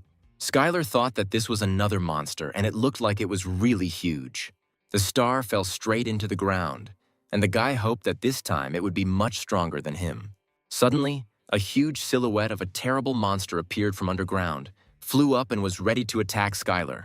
The main character could not believe his eyes. He could not have expected that this creature would appear here at that very second. In front of him was his old friend Onyx, who had been looking for the guy all this time and finally found him. The guy joyfully threw himself into the arms of his old friend, during which time he grew significantly and was much larger than usual. Suddenly, a whole company of people like him appeared behind Onyx. It was his family. The creature warned the guy that it was unsafe to be here and wanted him to run away from here. Suddenly, a ferocious roar was heard and the ground underfoot split into two parts. Skylar's old friend Onyx and his family were city-sized monsters, but this monster that had just appeared was on a completely different level. The guy saw a supergiant monster that had never appeared on Earth before. It could be classified as the highest rank. The whole world should be on full alert when it appeared. The main character felt that the monster emitted too much magical power, that goosebumps ran across his skin, and that he was definitely stronger than Varigoth. The guy discovered the hydra of a 9-headed serpent, whose strength was at the level of a constellation. All this time, Skylar found the attention of the constellations annoying. There were constellations that became so watching the adventures of the main character, but most mocked or mocked him, and some were even hostile. One of these constellations was the Lord of Blood and Battle, whose first avatar suffered a crushing defeat. To all of them, Skylar was a beast who had not yet reached adulthood, so they must make every effort to prevent him from becoming a constellation. That is why the guy went to the neutral zone, where the constellations could not follow him. But the lawless zone was a place where the strongest ruled. This was a place that was ruled by monsters comparable in strength to constellations, and they were not bound by the rules like constellations. The creature was amazingly strong and used powerful magical powers and went at everyone like a bulldozer. If the guy defeats the Hydra, then his power will essentially increase much. The world resonance skill now resonated, and the guy received a notification that he was now an invincible training master. The main character's skills forced him to fight this monster, but even without them, his choice remains the same. The guy accepted this fight and immediately shouted sharply for this clumsy snake to attack him. Hydra bullied his friend and his family, and it didn't matter how strong it was, because now the monster would regret it. The creature began to attack the main character. It considered him an insignificant creature and eagerly awaited his death. It added that even the constellations fell to their knees due to his poison, and his breath would incinerate him in a second. Extreme power emanated from his 9 heads, and most opponents would simply freeze due to telepathy and bloodlust. But Skylar is already used to this, because he has already been in many battles in the territory of the Lord of Blood and Battles. The guy took off sharply and delivered a powerful blow to one of the Hydra's heads. This blow was so strong that it took off his head in a second, and the Hydra could not understand how this brat dared to do this. But the Hydra restored its head thanks to the divine regeneration skill, and all the guy's efforts were in vain. The monster turned to the guy, saying that he was able to cut off his head, but now he must pay for touching him. The entire body of the Hydra was suddenly filled with the strongest poison, from which neither the hero nor the constellation could withstand. The guy didn't understand why the creature said what it was going to do and why it needed all this. But in front of him was a monster that even the constellations of the entire abyss feared. They could not do anything even if they knew what would happen next, and only the 9-headed Hydra announced the fate of the enemy. The enemy has no choice but to accept the fate that the Hydra prophesied for him. When the monster filled the entire atmosphere with the strongest poison, a bright flash appeared inside this vapor. In the distance, the Hydra saw a guy who managed to cope with this poison and survive. The monster could not understand how he stopped their poison. At that moment, the guy felt as if his head was going to explode because of this telepathic scream, and if he did not have perfect immunity to poisons, he could have suffered. But these feelings were not the same as when fighting Varigoth. It was far superior to the power of the divine space art and the materialization of Kai. The guy shouted that he wanted to blow his head off and began to perform one of the most powerful blows that he had mastered. At that moment, the main character realized that his power of existence had increased significantly, because this effect increased as the power of the entity increased. All this was written right in the skill description, and the guy couldn't believe that he now had such incredible skills. The main character was not driven into a corner, and on the contrary, he was able to defeat the Hydra with one blow. But even after this blow, when the Hydra lost several of its heads, the battle did not end there. Despite the fact that the guy blew off the Hydra's heads with his numerous series of blows, she regenerated them too quickly. The monster wanted to kill this man as soon as possible. His breath was too dangerous that being nearby was already fatal. Skylar had an invulnerability skill that was supposed to protect him from any damage, but even in the battle against Varagoth, he could not block all of his powerful magic. But the Hydra was many times stronger than Varagoth, and it was impossible to block its attacks with invulnerability. And then the main character decided that with the help of the moonwalk, he could run through this breath and get straight to the monster's throat. From that moment on, the guy began to move as quickly as possible, moving faster through the poisonous breath of the Hydra. And at one moment, a miracle happened. While Skylar moved between safe zones, repeating the phrase faster and faster, the flames and poison emitted by the Hydra stopped and time immediately slowed down. Hydra couldn't control her breathing intentionally, but none of Skylar's martial arts had that effect.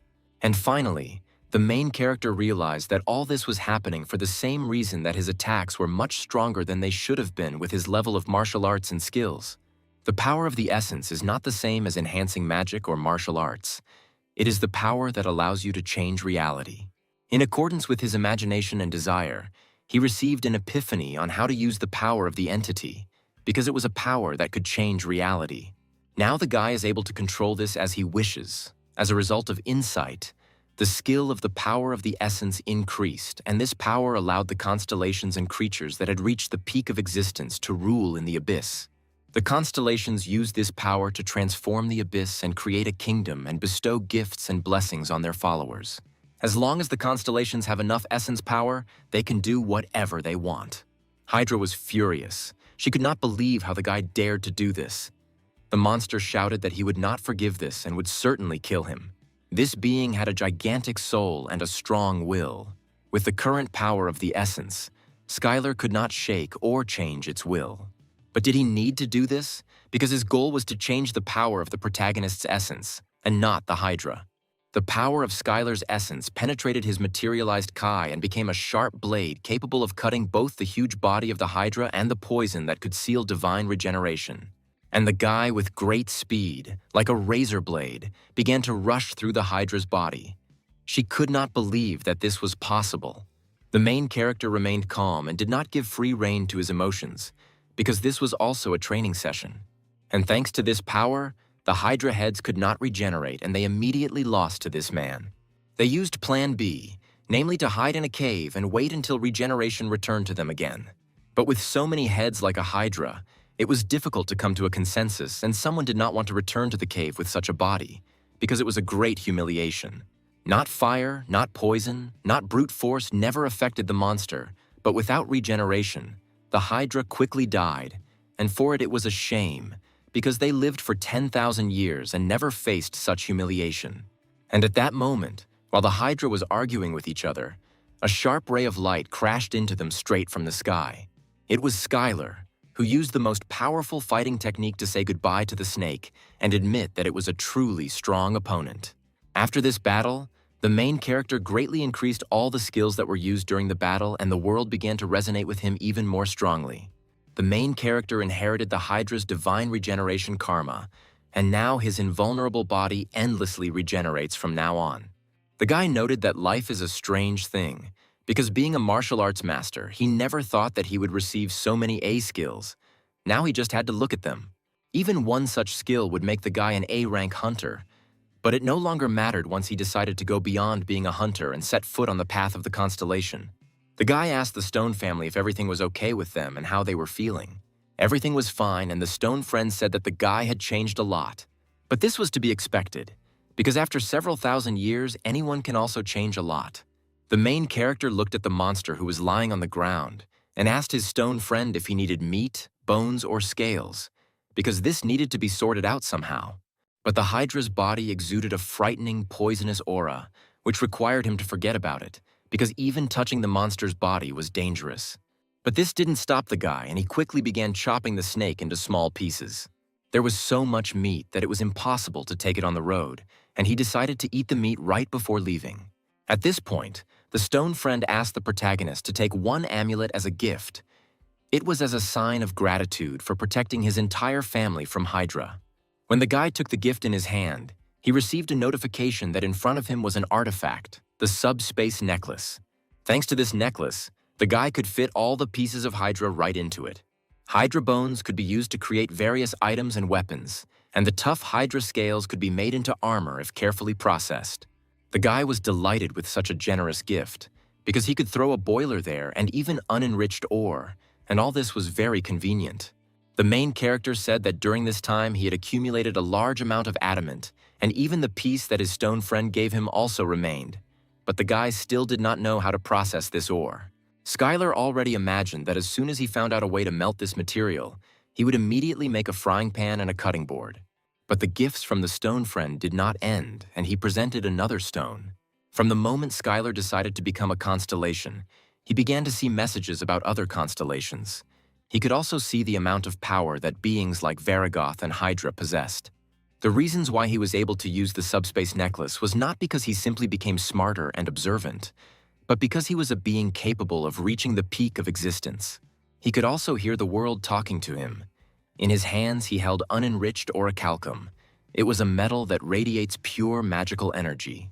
And then the guy had a moment of eureka, because he could make a knife and cutlery from orichalcum, and a frying pan and board from adamantine, and it was just the perfect plan. The stone friends thought that the guy apparently had problems with his head, but they believed that he was a very kind and strong person. The guy raised the necklace up and said that it cannot hold things indefinitely just because it is a storage artifact. The main character decided that there was nothing to be done about it and he could just eat what was left. Skylar was a generous guy and said he would be happy to share the food with a friend. He had studied cooking for thousands of years while he was the owner of a demonic pub, and his cooking skill was quite high. But even so, these ingredients were not so easy to handle. This was the meat of a powerful being who survived after refusing to become the avatar of the constellations, and in front of him was an ingredient that did not exist in the territory of the Lord of Blood and Battles. Absorbing abyssal monsters gave power proportional to the creature consumed, but if cooked incorrectly, the dish would be deadly poisonous. But Skylar still refused to give up on this idea. For the guy, cooking dishes from complex ingredients was a kind of training. The main character tried to calm down his stone friend and suggested that he try the dishes and not be afraid of it. The guy made tartare because it can be difficult for the stomach to digest and he thought it would be good for him. But Onyx was also a powerful creature. He managed to escape from the Hydra, but it was simply impossible to avoid the terrible poisonous meat prepared by the main character. Having tasted a few pieces of fresh tartare, the stone friend immediately screamed from the taste, and bright flashes of light began to emanate from his mouth and eyes. The stone friend quickly called the whole family and offered to try it, because it was incredibly tasty, and the guy was incredibly happy that his friend liked it. Skylar decided to share the secret of why there is no poison in the meat, all because the Chief of the Abyss took care of everything and he could not poison his friend's family. And the guy immediately received a notification that the giant stone made of snakes, and his entire family decided to trust him and honor him. After this, a bright light began to form in his hands and followers appeared like a constellation. And at that moment, the power of the entity increased significantly, and the main character felt the energy coming from his snake friends. Skylar finally understood why the constellations want to increase the number of followers, because the real reason why the constellations were so interested in the Earth. This was a world with billions of potential followers, and any constellation that captured the Earth would receive the power of an entity capable of changing the entire abyss. The guy needed to quickly find a way to return to Earth before the future predicted by the goddess arrived. Skylar sat on the ground and thought about further actions. At one point, he raised his head and looked at his stone friend and was horrified. He couldn't understand what he had done wrong, why his body had grown so much, whether he had fed it the wrong thing. He remembered that some foods should not be given to animals. For example, chocolate should not be given to dogs or onions to cats. Perhaps hydra meat is harmful to give to stone snakes and it harms their liver or something else. But Onyx tried to say that all this was not so. But it was all to no avail, because he did not understand this language yet. Being close to a friend sure was cool, but Skylar couldn't stay here because the journey as a constellation couldn't be stopped, and that steadfastness in his personality was the reason the goddess chose him.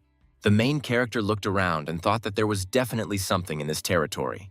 On the ground, he noticed a drawing of some creature and could not fully understand who it was. The silhouette looked very dangerous, especially the face that was depicted in the drawing.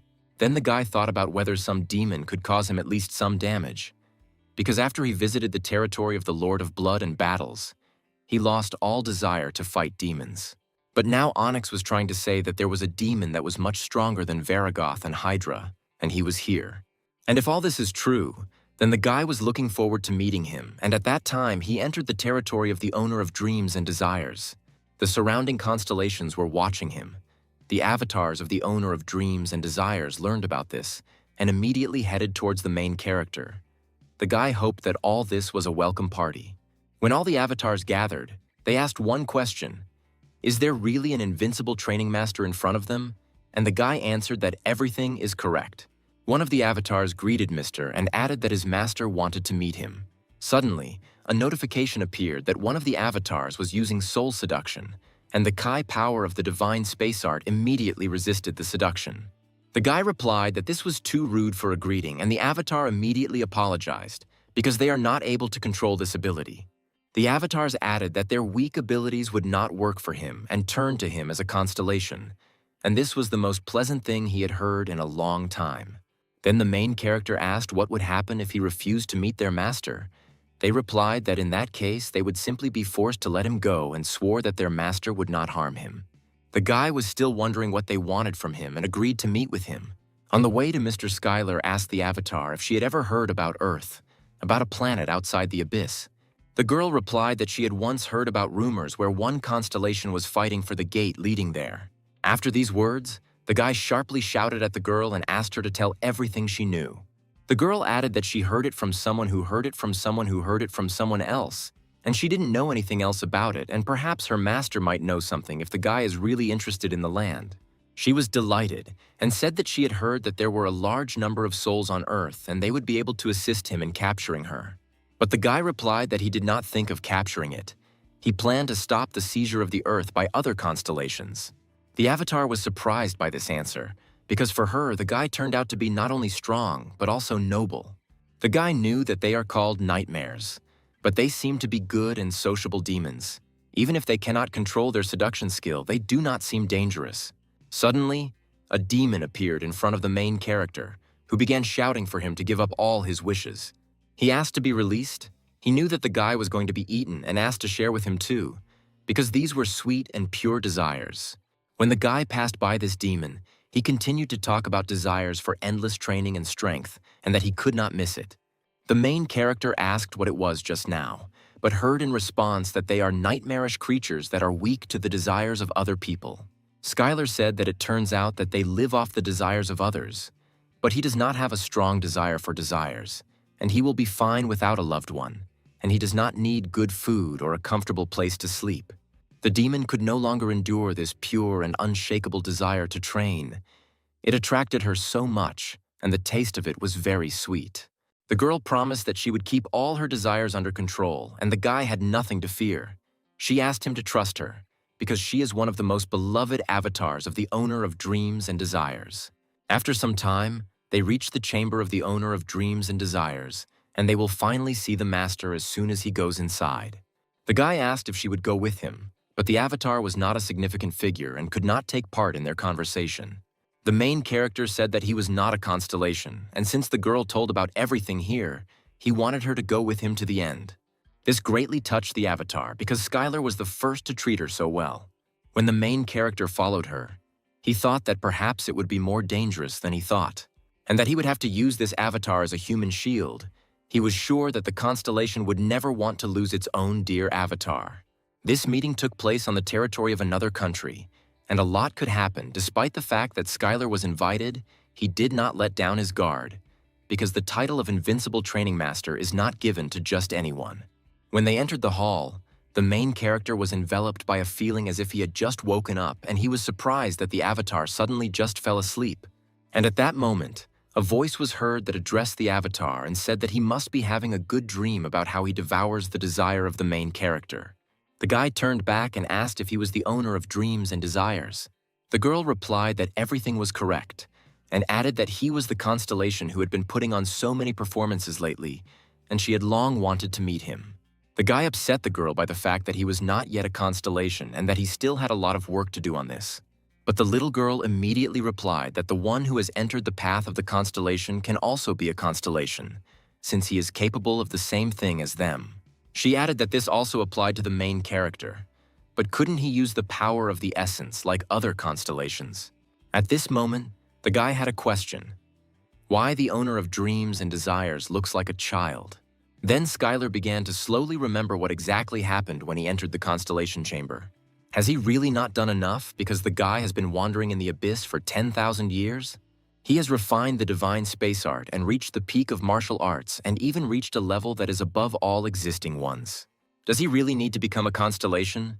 Because he should just enjoy the peace of enlightenment.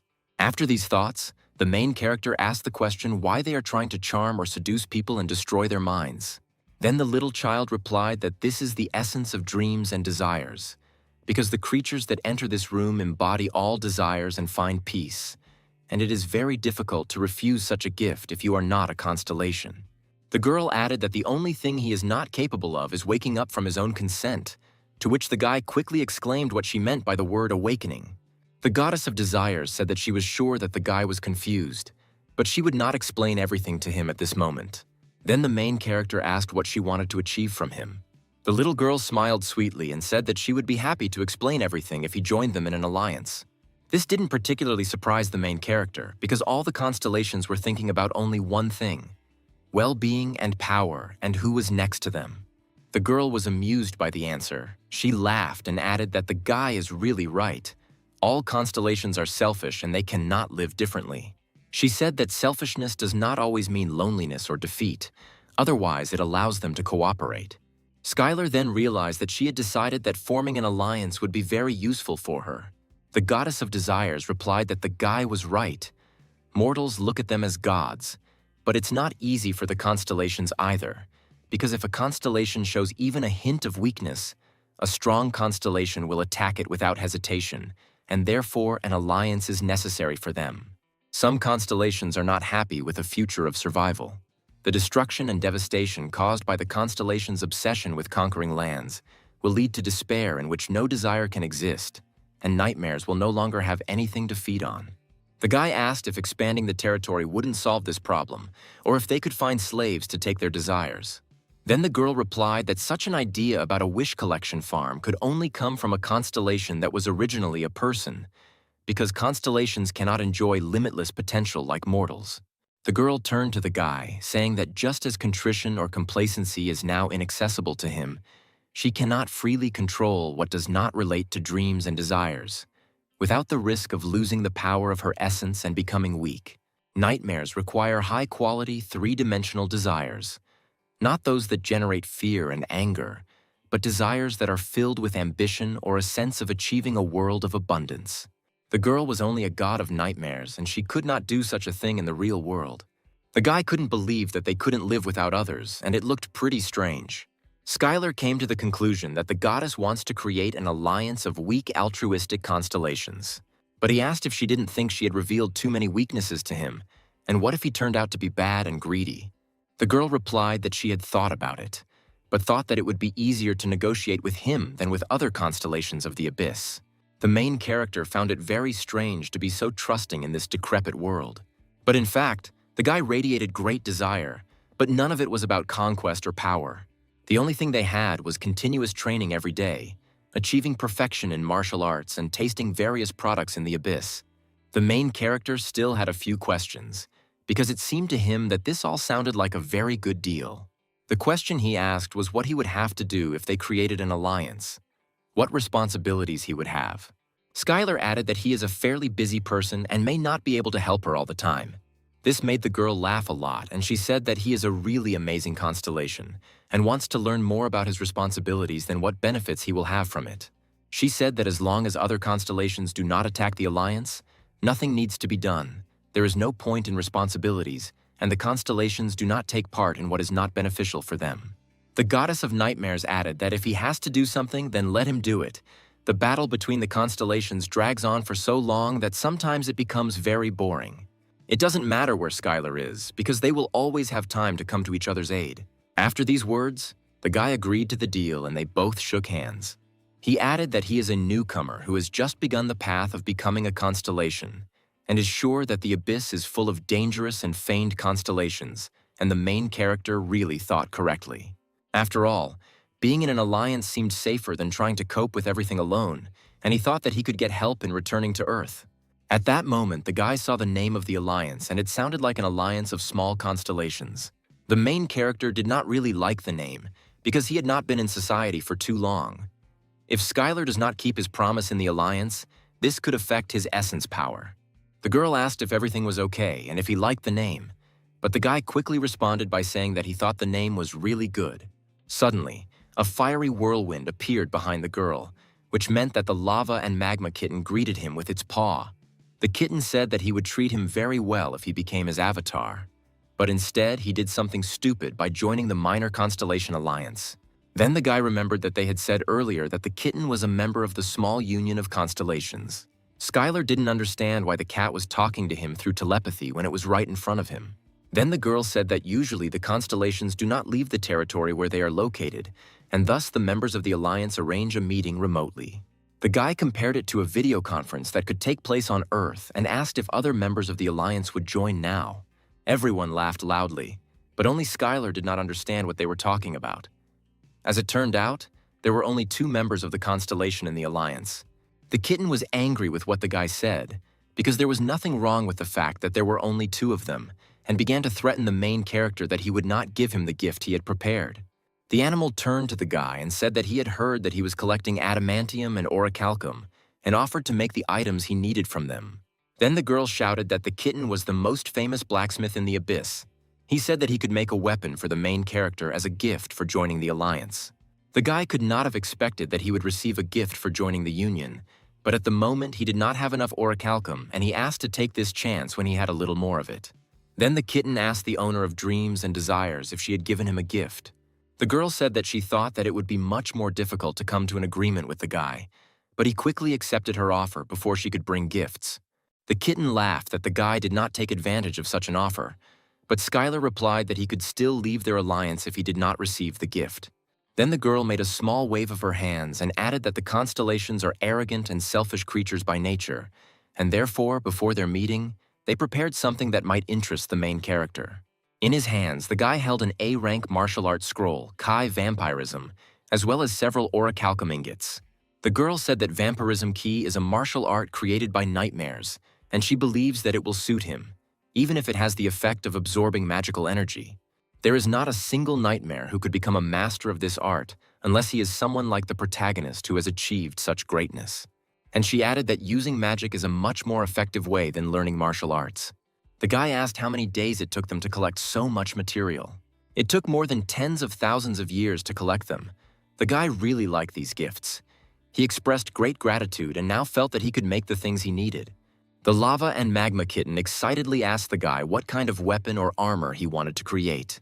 He added that with so many materials, the guy could create an epic sword or shield. Then the cat began to boast that he could create any unique design.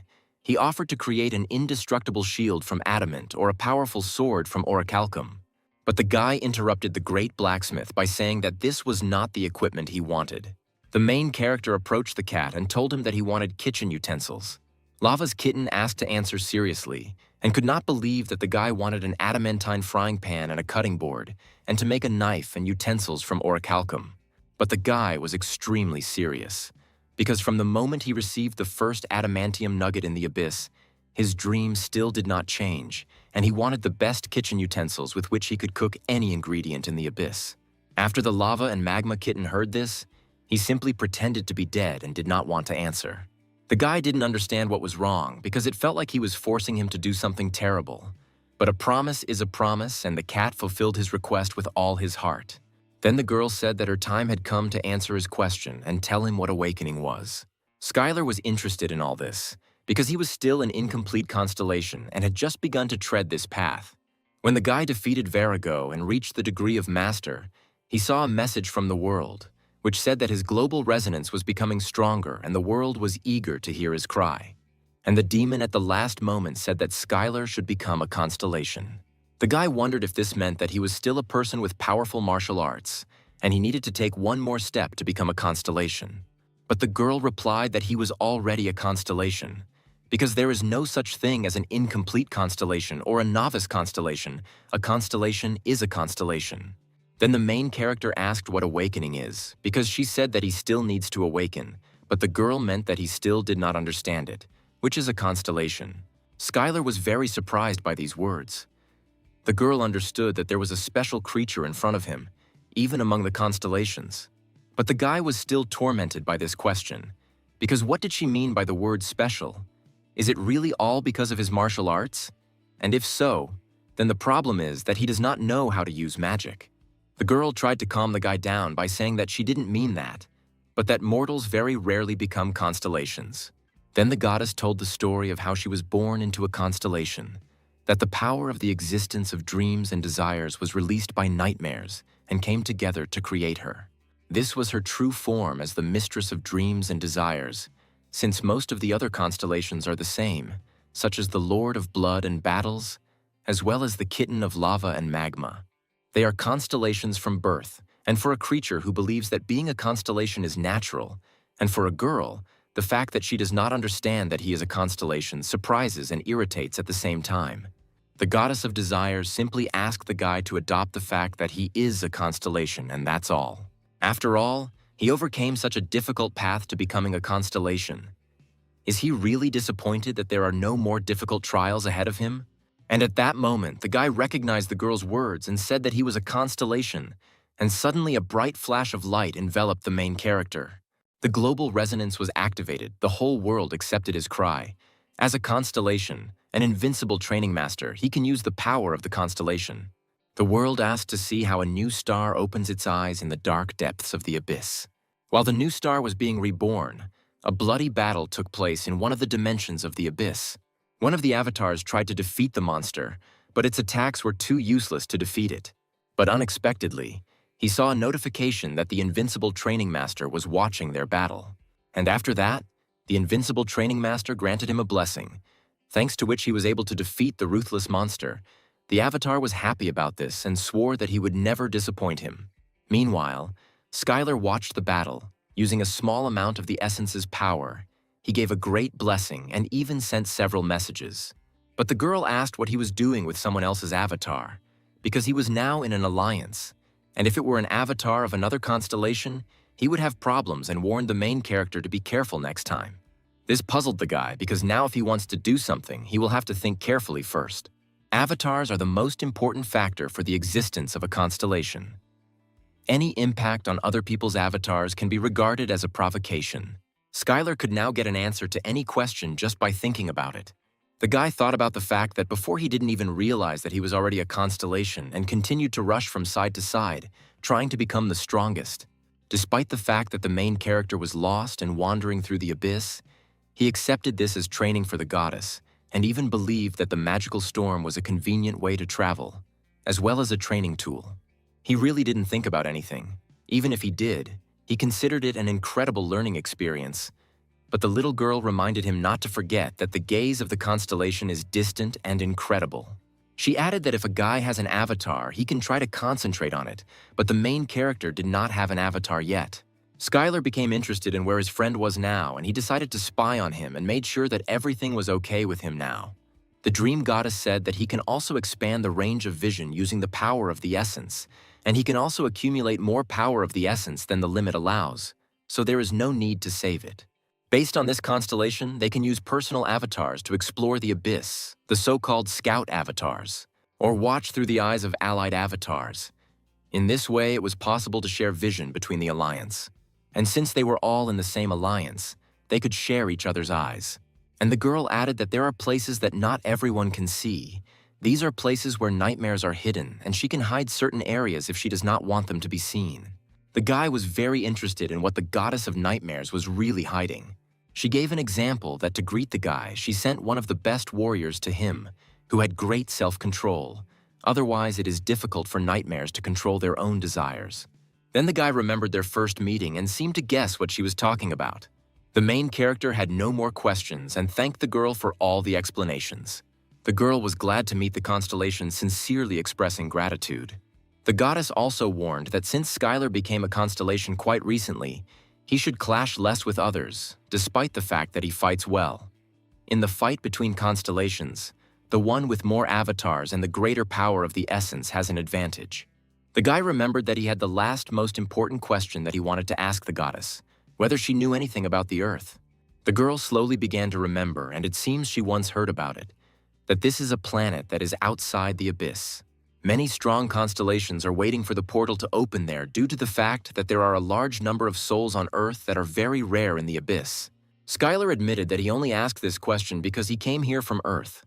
He thought that everything was not so bad, because thanks to the girl's explanation, he finally understood that the constellations that arrived on Earth were only looking closely at each other, but did not collide. This is because they will only weaken if they fight, and some cunning constellation could simply take control of the souls and defeat the constellations that are fighting. And so instead of just fighting, they decided to increase the number of their followers. The goddess said that the guy was really lucky, because when the portal opened, there were relatively good constellations nearby. The girl added that evil and cruel constellations will not come to a common agreement and will simply try to seize power by force even when they have something to lose. But that is their nature. The little girl was sure that he was nervous about leaving his home planet with a constellation that had come from nowhere. She added that it would also be nice to have followers in their constellation alliance who are the souls of the Earth. Suddenly, the guy waved his hands up and with a sharp movement cut off the long braids and made the appearance the same as before. The reason why the guy's hair grew so suddenly was that he became a constellation, and the changes in his essence were reflected in his appearance. The girl asked if he had made the decision to return to Earth no matter what and not forget about his mortal origin. The guy replied that this is not the case at all. It's just that long hair greatly interferes with training. At the end of the meeting, the goddess decided to give him advice since he plans to return to Earth. She said that if the portal to Earth is open and the nearest constellations are watching him, she didn't think it would be a good idea to openly reveal that he was a constellation. After all, even good constellations are hostile against him. Even if these are constellations capable of fighting for the Earth, they are much stronger than them, and no matter how good the constellation is, they will not turn a blind eye to the fact that they could lose the soul they owned. The goddess asked to hide the fact that he is a constellation and not to use the power of the essence, because then the constellations will not take their eyes off him if they find out that he has returned back to Earth. She suggested mingling with the ordinary inhabitants of the Earth, and after that, quietly and carefully acquiring followers. They will become souls that accept the essence of the main character, and so the constellations on Earth will discover the loss too late. The guy thought very seriously, because he had never thought about becoming an actor or star. The girl objected, because really, becoming a hero destroying monsters is not enough. The guy replied that they are called hunters, and if you think about it, famous hunters also have fans, just like he had an idol, whom he previously perceived as a fellow hunter. Skylar said that there is a constellation on Earth that knows about him. The goddess thought that perhaps it would be nice to add him to them. This would not interfere with increasing the strength of their alliance. The girls became interested in who the guy was talking about and found out whether he could be trusted and how he knew about him. Then Skylar tried to tell the story of how he fell into the abyss after meeting the goddess of the scales as briefly as possible and as simply as possible. No matter how the guy tried to embellish this story, it did not help, and the girl considered this story bad. The goddess of fear said that she had heard about this constellation. Then the guy shouted that he guessed that even in the abyss, the ability to see the future is not so common, although it seems that this is not so. But she could have a plan. The girl replied that she had heard that she was a constellation that constantly makes a mockery of her own actions by misunderstanding the prophecy. She added that predicting the future is very difficult, and what is the point of prophecies if you cannot benefit from it? And she did not fully understand whether this constellation would somehow help their alliance. Considering the fact that she tried to stop the evil constellations, most likely she is collaborating with others, and this will not be enough to join their alliance. Then the kitten said that despite the fact that she seems so stupid, she can share her visions and they can help her interrupt them. And then they asked the training master to ask the guy to join their alliance since he was returning to Earth. They were sure that she would help them, but were worried about how she would react to the fact that the main character had already become a constellation. The guy needed to find a way to contact her, and he asked if his friends knew where she could be. But he could not get an exact answer, because no one suspected or knew her name and, moreover, where she was. Skylar awakened as a constellation and joined a formidable alliance. but he was no closer to returning to Earth. The guy felt that he must personally find her, because she is a key figure, because the more creatures know about her, the closer he is to the Earth. On the way back to the constellation, one demon flew up and said that she would be happy to accompany him through the owner's territory.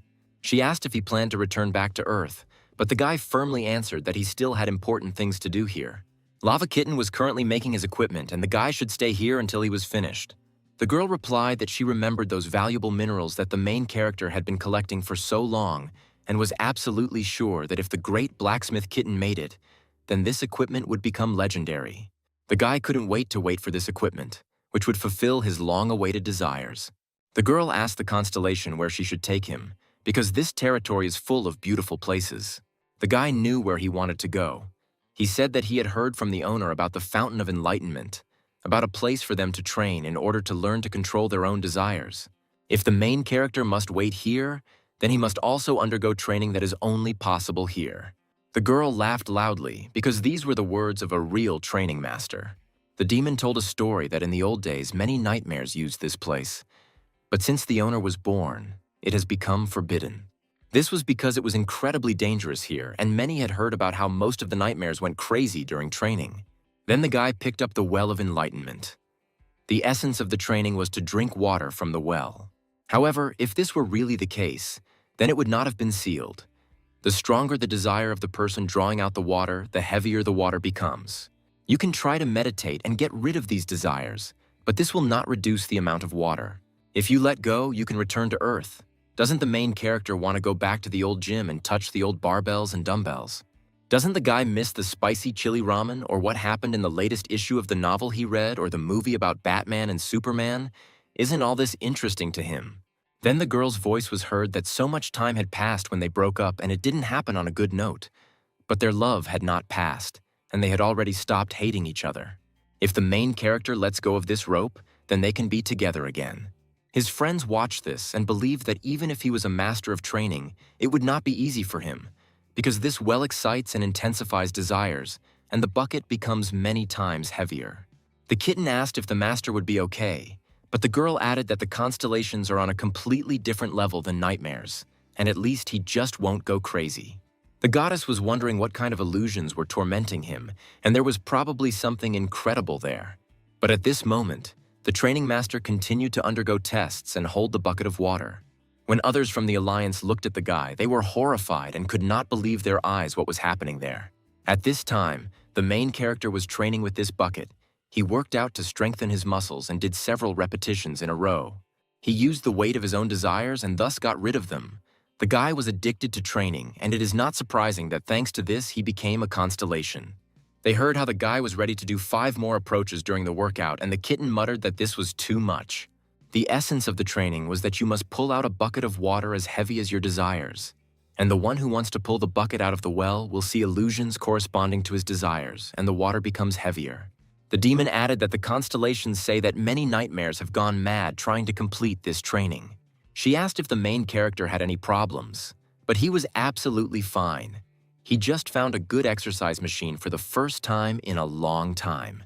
The guy thought that most people couldn't lift the bucket, and it was such a weak temptation.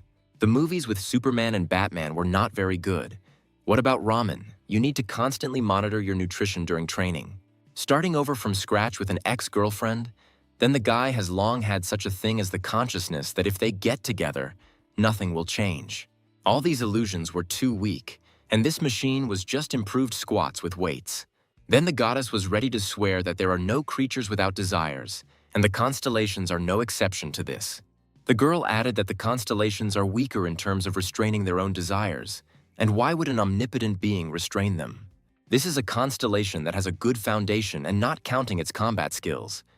Is it possible that only the formerly mortal constellation has this power? Skylar spent most of the day exercising with a well of enlightenment. He could do cardio with light weights if he cleansed his own heart, and strength training if he gave in to his desires. And the remaining time he rested and worked on tactics, sparring with a new friend. The girl thought that it would be difficult for the main character to stay here for a long time, but apparently he had a good time here. Then the goddess added that he was a person who had the potential to cultivate avatars and found his own kingdom, and the guy was very interested in these words. The girl replied that everything was correct, because first of all, he is a master of training and can cultivate avatars. She thanked the guy for the productive training, because thanks to him, her avatar became much stronger. At this time, the kitten of lava and magma lay exhausted and shouted that he would not do anything like that again, and now he could take the objects. The couple looked at the created objects and were pleasantly surprised. The girl believed that this was the end of his carefree training.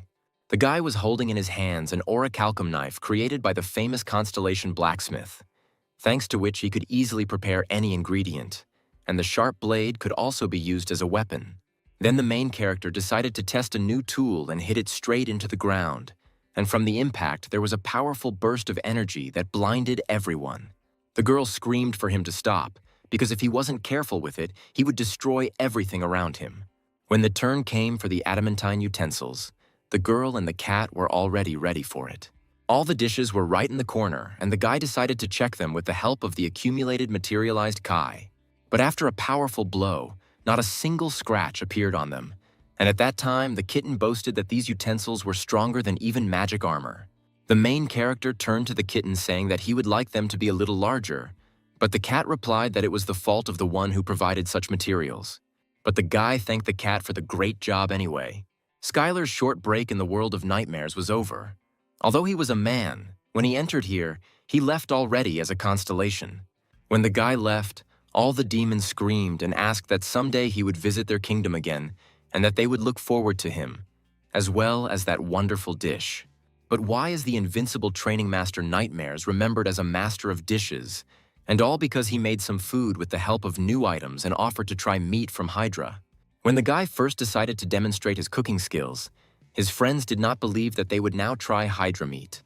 The main character suggested calling another Nightmare, because he had so much meat that he made as much as he could, and it was incredibly difficult to do it in portions like in a cafe. The hostess shouted that she could run away if she thought that she could not eat it, because hydro meat contained a deadly poison and there was no need to expose the body to such danger. But when the girl tried this dish, she was incredibly happy, because it was incredibly tasty. She felt how every spoon of the dish warmed her. And at that moment, every nightmare wanted to try this dish. The obsession caused a little fuss and the situation was resolved thanks to the intervention of the hostess. The guy could practice cooking, increase the power of the essence, but he was a little uncomfortable because in the end, because of him, the hostess's avatars made this ugly scene. The main character thought that apparently managing a kingdom is not so easy. At that moment, the guy entered the territory of the Ophiuchus of Plague and Darkness. He realized that this territory really suited him. Then the guy decided to use a little of the power of the essence so that this gloomy guy would not stress him out and hid the essence from the whole world and immediately disappeared from the visibility of the constellations. As soon as he did this, he realized that the world had become so quiet and calm and could not believe that he was being overwhelmed by a stream of messages from the constellation because he could not do something so simple. And at that moment, the Ophiuchus of Plague and Darkness ordered all avatars to find an invincible training master, and when they find him, not to fight alone if they cannot defeat him for anything. Suddenly, the main character met a skeleton who turned to him and said that he had entered his master's territory, and such impudence would not go unpunished. But his master was generous, and he offered to become his master's avatar. If the guy joins him, he will forget about this disrespect and recognize him as a valuable subordinate. Then the skeleton turned again to the training master and said that if he refused this offer, then his master would come and deal with him. But the guy only heard the smell of rot around, and he asked this owner to appear right in front of him. He shouted loudly for the harbinger of plague and darkness to stop hiding behind the avatar and show up. The main character did not understand why this skeleton was still here, what he was doing here, and why he could not call the owner. Then Skylar decided, since he did not show himself, he would force the skeleton to do it and punched him with a powerful blow. The guy continued to insist that the Ophiuchus of Plague and Darkness show up in front of him and stop hiding behind a weak avatar. And if he doesn't show up, he will consider him a coward who can't even protect his own territory. The owner and the cat were stunned that the main character decided to start a war between the constellations. They tried to stop him, saying that this was madness. Then the guy remembered that they could watch him, and the hostess said that calling a middle-rank constellation to a fight was reckless. But Skylar did it because he had to return to his own roots. After all, even after he fell into the abyss, The guy was never a force to be reckoned with. Being a weak person, he always struggled with hostility from the point of view of the powerless. He did everything he could. However, after he became a constellation, nothing changed. He hid all the time from the older constellations and, like the last coward, remained in neutral territory away from the prying eyes of the constellations.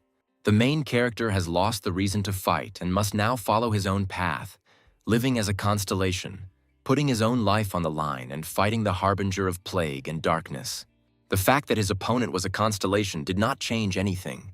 Skylar's friends screamed sharply because the protagonist's opponent really heard him and came to fight. The Ophiuchus of plague and darkness appeared to the main character at his request, and the kitten screamed that it was too late to escape. A mid-rank constellation, the harbinger of plague and darkness, came along with an army of skeletons. He appeared before the avatars and those doomed to death. The messenger of plague and darkness thought that his opponent was crazier than he expected. The messenger did not understand why a constellation much weaker than him challenged him. The constellation turned to the guy saying that if he is defeated, he will be completely destroyed, and even if he gets involved in this battle, nothing will work out. But if he loses, he will lose a lot. However, if the harbinger of plague and darkness does not accept his challenge, then his status and reputation will greatly decline. The creature approached the main character and asked how he dared to challenge. But Skylar, without further ado, despite the fact that he was the first to challenge, did not lower his vigilance and immediately began the first battle with the constellation with a powerful blow. The guy understood that the difference in strength between them was too great, and he had to end it quickly, using all his power. But if the fight dragged on, he would definitely lose. In one blow, he put all the power of the cosmic fist and added a little essence power. This blow was truly powerful. No one could have expected such an outcome of the battle. Having been born as a constellation, he first felt pain, as if his essence was being torn apart. Other constellations, including the harbinger of plague and darkness, rarely fought in person because it was very dangerous. The messenger didn't understand what kind of technique this was, why this magic was so crazy, and how anyone could even call it magic. Skylar kept throwing punches. His attacks were working and he couldn't miss this chance to win. The main character did not understand why the messenger pretended to be weak, perhaps so that he could attack unexpectedly. Everyone around watched the bright flash in the sky because it was a battle of constellations, although the radiance looked more like the end of the world. No one understood how such a pitiful constellation could resist their inimitable master, the messenger of plague and darkness. Despite the fact that the guy carried out a large number of successful attacks, he still heard the smell of rot and understood that it would not be easy further. But as soon as he came closer to the constellation, he heard it loudly begin to shout that it was giving up. The skeleton began to repeat that he lost this battle and asks the main character to stop. But the guy couldn't believe that he was really giving up and continued to deliver crushing blows. And then the constellation swore that his territory and all his avatars, he would give everything to him and swear by his own life. Skylar's partners were very surprised by this. They could not have expected such an outcome of the battles. The kitten joined the conversation and said that he was really giving up, because the constellations cannot lie about the oath of their own lives. But the main character did not understand what he meant, and why the constellation should give up. Then the guy decided to end it and finish the fight. The messenger of plague and darkness swore his own life and submitted to him. Several skills were activated, and the main character's power increased incredibly, and he realized that from that moment on he could continue to fight. After all, his martial arts work even on constellations. And at that moment, the guy began to see and feel rivers of pus and buildings made of rotten tumors. A kingdom of plague and darkness. He felt every avatar, his new kingdom and new avatars were waiting for a new king. But the guy wasn't very inspired by this, and he said that he was giving the kingdom back and asked him not to thank him, because he didn't need his kingdom, because the fight with him was enough. The herald of plague and darkness was confused as he looked at Skylar walking off into the distance. Battles between constellations are very dangerous.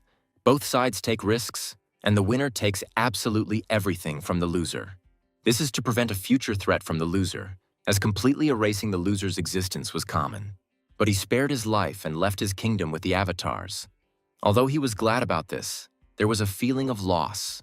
The kitten turned to Skylar and considered that leaving the kingdom and avatars was a big mistake, but the main character didn't care, because he wouldn't be able to control it anyway. Thanks to his training with the nightmare, he learned a new technique that allowed him to get so close to the enemy that he could not use magic and not give him a chance to use the power of the essence and then defeat him. And at that moment, the guy realized how strong he was now because he could fight with a constellation even much stronger than him. And the main character began to visit various territories, and the feeling of fear of the new enemy completely went away. One of these told the main character that he could not be defeated so easily as a rotten weakling and asked the guy to get ready to face his entire kingdom. Right in front of him was a mid-level constellation, the one who turns back time. At that moment, the skill of the good giant fighter and martial artist were activated, which Skylar hoped for and vowed to defeat him with all his power. Having heard rumors of what happened to the harbinger of plague and darkness, they prepared for all sorts of scenarios. In other words, Skylar now had to fight all the avatars of the kingdom. It took the guy 200 years before he appeared before the constellation and won. Some constellations already knew Skylar well, and in a battle with them, they warned that there would be too little sense and offered to immediately find a compromise. But there was no talk of any deal, because the guy wanted only one thing: victory over the avatar. And after 150 years of battles, Skylar emerged victorious. Many mid-level constellations said that the invincible training master was sinful, but the guy didn't want to hear it and immediately went on the attack. In this battle, the Unwavering Alliance destroyed him thanks to the power of the lava kitten and the magma that complemented him. Skylar defeated him in 6 hours. The joyful goddess and the cat rested carefree and did not envy the battle constellations and other high-level constellations.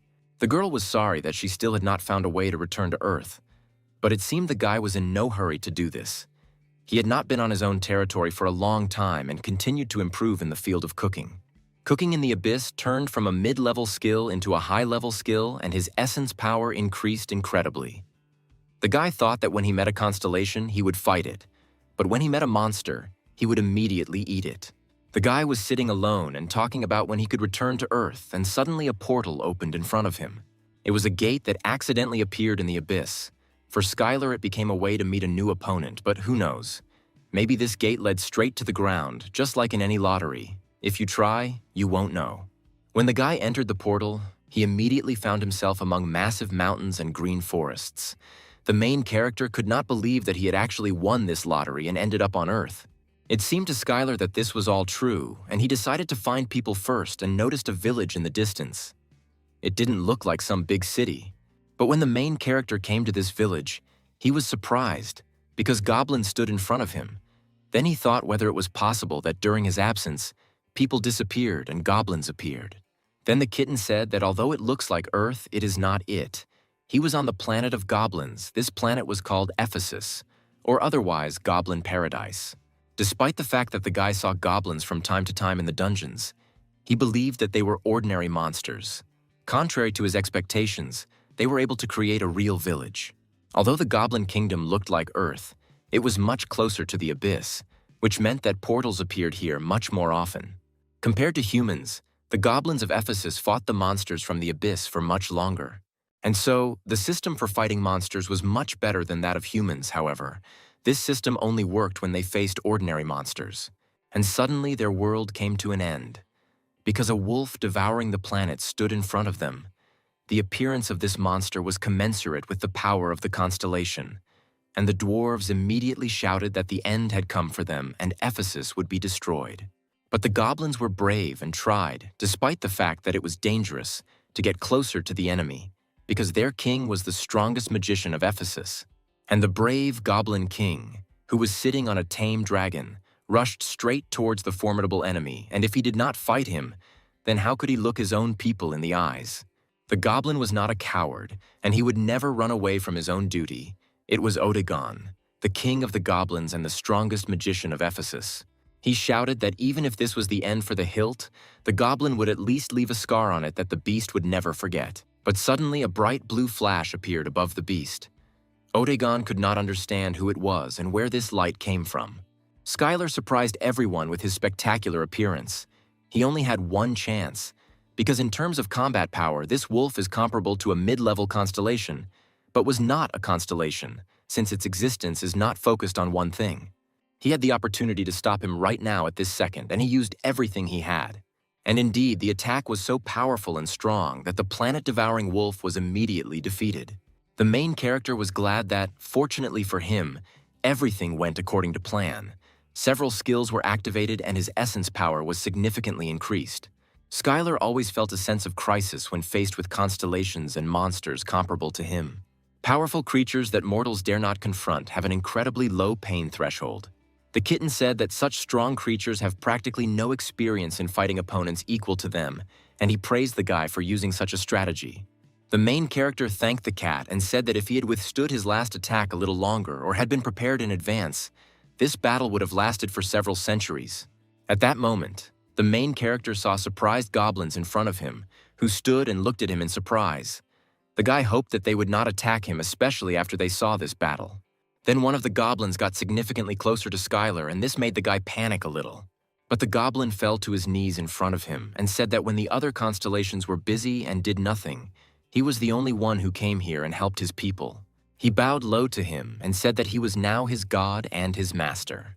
From this second, the Goblin King Odegon swears allegiance to him, and all the goblins who were there bowed their heads before the main character. Thanks to this, the Goblin Kingdom of Ephesus was now under his control, and his constellation power increased depending on the number of souls that bowed to him, and the world began to resonate with him. The power of the constellation was increased. The power of the constellation awakened, and the guy gained the skill of constellation of the territory belonging to the invincible god, and now he has become a middle-rank constellation. The kitten of lava and magma told the guy that he was so filled with his own consciousness that it would be nice if everything went exactly the same way with the Earth. But the guy didn't think that people would be so simple because the Earth is different from this planet, where there are only a few hundred goblins. After all, if Skylar defeats a huge monster on Earth, he will simply become famous. And that will be all. Because people are not like goblins, they will not obey. Because the reality is that they are constantly trying to destroy and subjugate others. While the guy was leaving the scene, the Goblin King caught up with him and shouted that he would go with him and would always take his side. The main character addressed the goblin by name, and he was very grateful to him for remembering his name. Skylar said that he was going into the abyss, and that it would be difficult for mortals like him to follow him. But this did not stop the goblin, and he would follow him even into the darkest depths of the abyss. Odegon added that he is the king of the goblins and is not like the dwarves who break their own promise due to difficulty. And if he and his people do not repay the savior, they will live with even greater regret. The main character noticed that magical power surrounded his entire body. Even compared to earthly hunters, he was a powerful force to be reckoned with. The guy agreed to the goblin's proposal and said that his abilities as a magician would be very useful for him, but warned him not to regret it later. The goblin asked what his owner wanted to find in the abyss, and then the guy talked about a planet called Earth and asked if he had ever heard of it. But the Goblin King heard this name for the first time. They set off on a long journey because they must arrive on time, because most likely she is too far away. This story was until today about how Skylar became an invincible training master and how the Goblin King became his subordinate. The goblin and the guy looked at the meat and thought about what to do with the large pieces of animals. But there was no longer room in the spatial necklace, and then the goblin suggested using the magic of space. At that moment, when Skylar was loading huge pieces of meat, the dwarf turned to the owner, saying that a strong magical storm was beginning nearby and they must find shelter. The guy looked at the storm and said that he had been waiting for it for a long time to move a long distance. The main character added that he spent too much time fighting 3 monsters at the same time, and now must use the storm to move faster. The goblin did not like this idea much. They were standing right in front of a magical storm, and the goblin was ready to do anything for his master and would go where his master would go, even if he died. Odegon looked at a piece of land the size of a continent that was destroyed in an instant. Although a magical storm is not that rare in the abyss, but this particular one was very strong. The goblin asked the guy if he had ever traveled with the help of a magical storm, and the main character replied that if everything is done correctly, then this is a very fast and good way to travel in the abyss, and also very convenient. Odegon said that even the constellations avoid this, but he will follow him to the ends of the earth. But suddenly the magical storm began to disappear. The magical power began to concentrate and transform. Since the size of this magical storm was too large, it would produce a lot of byproducts and disappear. But the guy did not understand what byproducts the goblin was talking about. Odegon then revealed that many places in the abyss are actually byproducts of a magical storm, and that this magical storm will leave the dungeon. A dungeon is a part of the abyss that has special rules, and some dungeons are connected to other places. Monsters of the abyss appear exactly there, and if you don't deal with them, they will simply wipe everything off the face of the earth. One of these appeared in Nevada, USA, in the Mojave Desert. This dungeon is called the Mirror Illusion of Chaos and had an entry limit of about 10 people. There were 2 weeks and 11 hours left before new monsters would come out, and people had no information which monsters would appear again. It was the sacred right of people to name things. But since when did they have a dungeon with monsters and constellations? According to the Federal Dungeon Analysis Department, this dungeon was a C rank. Fortunately, this dungeon rank was quite popular. If this dungeon rank is popular, then B rank hunters will appear, and the danger will be significantly reduced, and the rewards here were quite large. It was at this moment that a team of hunters named Gangster received permission to enter the portal and were already on their way. A team of hunters called Gangster was recently created by the son of the founder of the Parker Foundation. It was the most controversial team. Since magic and the monsters of the abyss entered the earth, people's lives have changed a lot. The core of monsters with magical powers has become the most environmentally friendly way to obtain energy on Earth. And thanks to the connection of the Earth with the abyss, humanity has received a new environmentally friendly way to obtain energy. In addition, other parts of the monsters were also very useful, and thanks to all this, the level of biology and other sciences increased greatly. Against the backdrop of these numerous opportunities, the Parker Foundation quickly began to develop, and a pharmaceutical company specializing in artifacts from major players in the abyss industry, all of which belonged to the Parker Company. And the leader of the gangsters was Richard Parker. He was a B-rank hunter, and was also the youngest son of the second chairman of the Parker Foundation. When his team arrived, they immediately began an attack on the dungeon called Mirror Illusion of Chaos. The young people began to check the list of participants and said that they saw that there were 8 people on his team, but only 10 could enter this dungeon. One of the list of participants had an E+ rank, which meant that he was only a beginner. But the guy was too confident of victory and said that he had 7 C-rank hunters and him, and with such a B-rank hunter, it shouldn't be a problem. No one was against this, and they continued on their way. Hunters of rank E can only use 1 or 2 circles of magic at most. They cannot even inflict any damage on monsters from the dungeon of rank C. The dungeon with this rank contained large rewards, and with luck, someone would be able to obtain items worth tens of millions of dollars. Usually these rewards do not go to E-rank hunters who did not make a significant contribution to the battle. After the final roll call, permission to enter the Mirror Illusion of Chaos was issued, and the team was warned to make final preparations. One of the newcomers had high hopes for the leader, but the leader told him not to worry and just do the job he was hired to do. The guys thought that he must be a porter for the leader, and he just hired him for money. The newcomer would not receive a reward until they returned from the dungeon, and the whole squad, one by one, began to pass through this portal. At the moment when the squad completely entered, the dungeon status changed to the fact that battles were currently taking place there, and the time countdown was temporarily suspended. When everyone entered, there was suddenly a loud explosion, and a powerful stream of energy came from underground. All the workers and soldiers were shocked by this phenomenon. One of the workers shouted that monsters would most likely come in and it would all be the end for them, but as it turned out, it was just that the dungeon had grown in size. And then the scientists assumed that there must have been an error in assessing the rank of the dungeon, and that this was not a rank C dungeon, but a rank A dungeon. The workers wondered what would happen to the gangster team now, because they were now in complete danger. But it was too late to do something, and they did not have time to do anything. When the team went inside, they found that they were in a ruin-type dungeon and were very happy, since last time they were in a swamp-type dungeon. At this point, the man ordered a report to be sent to the dungeon control team and added that after someone sends a report to call the Parker Foundation and report it just in case. But they understood that even if they followed the instructions and informed everyone, the chance of saving them would be minimal. At this time, in the dungeon, the newcomer pointed out to his leader that he had noticed some creatures in the distance. This was a huge horde of monsters that ran towards the squad. The first day of the raid of a group of hunters into the dungeon was very suspicious, because it was very good, much better than the dark and slimy underground tunnel. This location resembled a temple that was destroyed.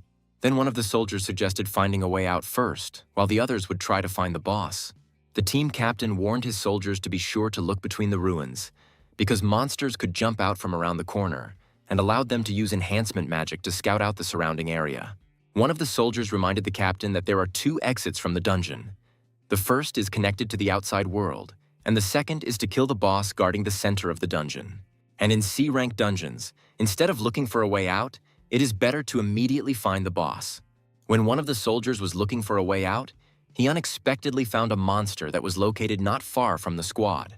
The captain of the detachment ordered them to line up and not be nervous, because their movement would be very easy to predict. But in front of them were monsters of rank F, which were not worth a penny. Monsters surrounded them from different sides, and one of the soldiers shouted that the magic of the second circle would be quite enough for them. Flaming arrows attacked the monsters, but they continued to advance and continued to advance. The fighters were confident that they could cope with them, because these were ordinary ghouls and they could be stopped with just a couple of zone of effect spells. After several shots towards the monsters, the fighters' mana was depleted, but the monsters continued to attack them. One of the fighters turned to the captain, saying that if this continues, they will not last long, and at most they will be able to throw a couple more flaming arrows and that will be the end. But the guy ordered not to worry, because he would do it on his own. C-rank dungeons can only be completed if there is at least one C-rank or higher hunter on the team. With Richard Parker, a B-rank hunter, it was a piece of cake. However, the gang members realized that something was wrong here, and this time it simply wouldn't happen. A bright flash of light appeared in the same location, and at that same second, Skylar appeared along with his new friend Odegon. After such teleportation, the goblin suddenly became seasick, and he apologized to the owner and immediately recited a spell against nausea. The Goblin King was greatly surprised by the fact that after going through all this and moving through time and space, the main character remained calm, as expected from his master. As soon as they landed, the guy smelled rot and assumed that there were ghouls nearby and ordered his partner to check if this was true. The goblin shouted that magic is a really convenient thing, and if the main character needs to learn, he will be happy to help him with this. The guy asked Odegon to check the area he had just flown through, and thanks to the fact that constellations can be seen through the eyes of his own avatars, he could see what his partner sees. The guy asked to check one of the places, especially check in the shadow of the building right in front of the goblin and inspect everything carefully. Approaching closer, the goblin noticed a dungeon food ration for rank C hunters, but warned the owner that there were some symbols here and it all looked very unusual. The goblin added that if you look closely, you can tell that this was used to wrap a special magical weapon, most likely made by the same tribe that built this temple. Suddenly, Odegon shouted that the owner could see this, because he was circling right above a huge horde of ghouls. There were several thousand of them. The Goblin King suggested using the 7th circle zone of effect spell to wipe out the pitiful ghouls in one fell swoop, turning them into ashes. They can take care of the boss who is hiding somewhere. But the guy asked the goblin to calm down, because since there were ghouls crowding there, didn't it mean that they were surrounded by someone or something? And Skylar at that very second rushed to the rescue to save those who were trapped. The main character thought that if his instincts did not fail him, then those who were inside would probably lead them to the ground. When the main character discovered the monsters, he deprived them of their heads with powerful blows per second. He added something that they found in the square. It was earthly food, and asked Odegon to turn into something with the help of magic, because if he appears in this form before those who are stuck here, then they will have a lot of problems. Not all goblins in the abyss appear to be adequate creatures. Hunters from the earth are already accustomed to meeting goblins in dungeons. Odegon couldn't believe that he could be considered a dungeon monster. But despite this, the Goblin King complied with Skylar's request and used the magic of the 6th circle, polymorphism. And right in front of the guy, a handsome and tall guy descended from heaven. The guy could believe in such the power of transformation. Odegon did not want to brag, but added that among the goblins he was known for his incredible beauty. The guy said that now he looks like a perfect person, but his outfit was like that of a wizard. The main character was surprised, because the monsters simply surrounded the hunters and did nothing to him. He was wondering what kind of boss was in this location, and maybe he was hiding somewhere nearby. But the goblin reasoned that perhaps this was not the case, and if he had intelligence, he would not have simply surrounded them. Perhaps constantly sending ghouls was all that the boss of this location could do. There was a possibility that these ghouls were not controlled by a really strong black magician, but by a monster called Tarun. In the abyss, they are known as the Ghoul Kings. He looked like a monster assembled from 1,000 ghouls.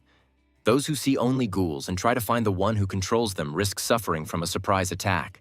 For most, ghouls do not pose much of a threat, but those whose skills are at an average level can be overwhelmed by numbers.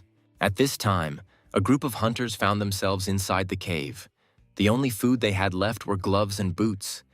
It was the 28th day of the raid on the Mirror Illusion of Chaos dungeon. As soon as they arrived on the first day, they lost some of the necessary provisions. But they found shelter underground, in which they were able to hide from the evil ghouls. They were forced to leave all the food and quickly get to a safe shelter. They had the opportunity to seal the passage so that no one could get inside. The captain of the squad was in deep despair, because fortunately for him, there was no other entrance and the gangster team spent a whole month without the opportunity to do anything. One of the soldiers turned to the guy with the lowest rank and noticed his very huge backpack on the back. The guy did not want to show what was in the backpack until his commander-in-chief gave the order to show all team members the contents of the bag. The commander allowed them to look and take what they needed, but in such a situation they still had little that could help, and no one could refuse such a generous offer from the captain. But from the large backpack, all they could find were several bottles in French which were intended for skincare.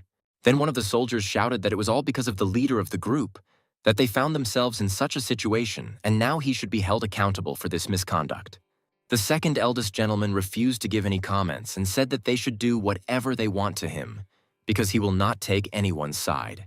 He added that in this situation, internal conflict is a direct path to the death of the entire group, and everyone needs to calm down and focus on surviving until the rescue team arrives, and that's all that can be said as the second in command.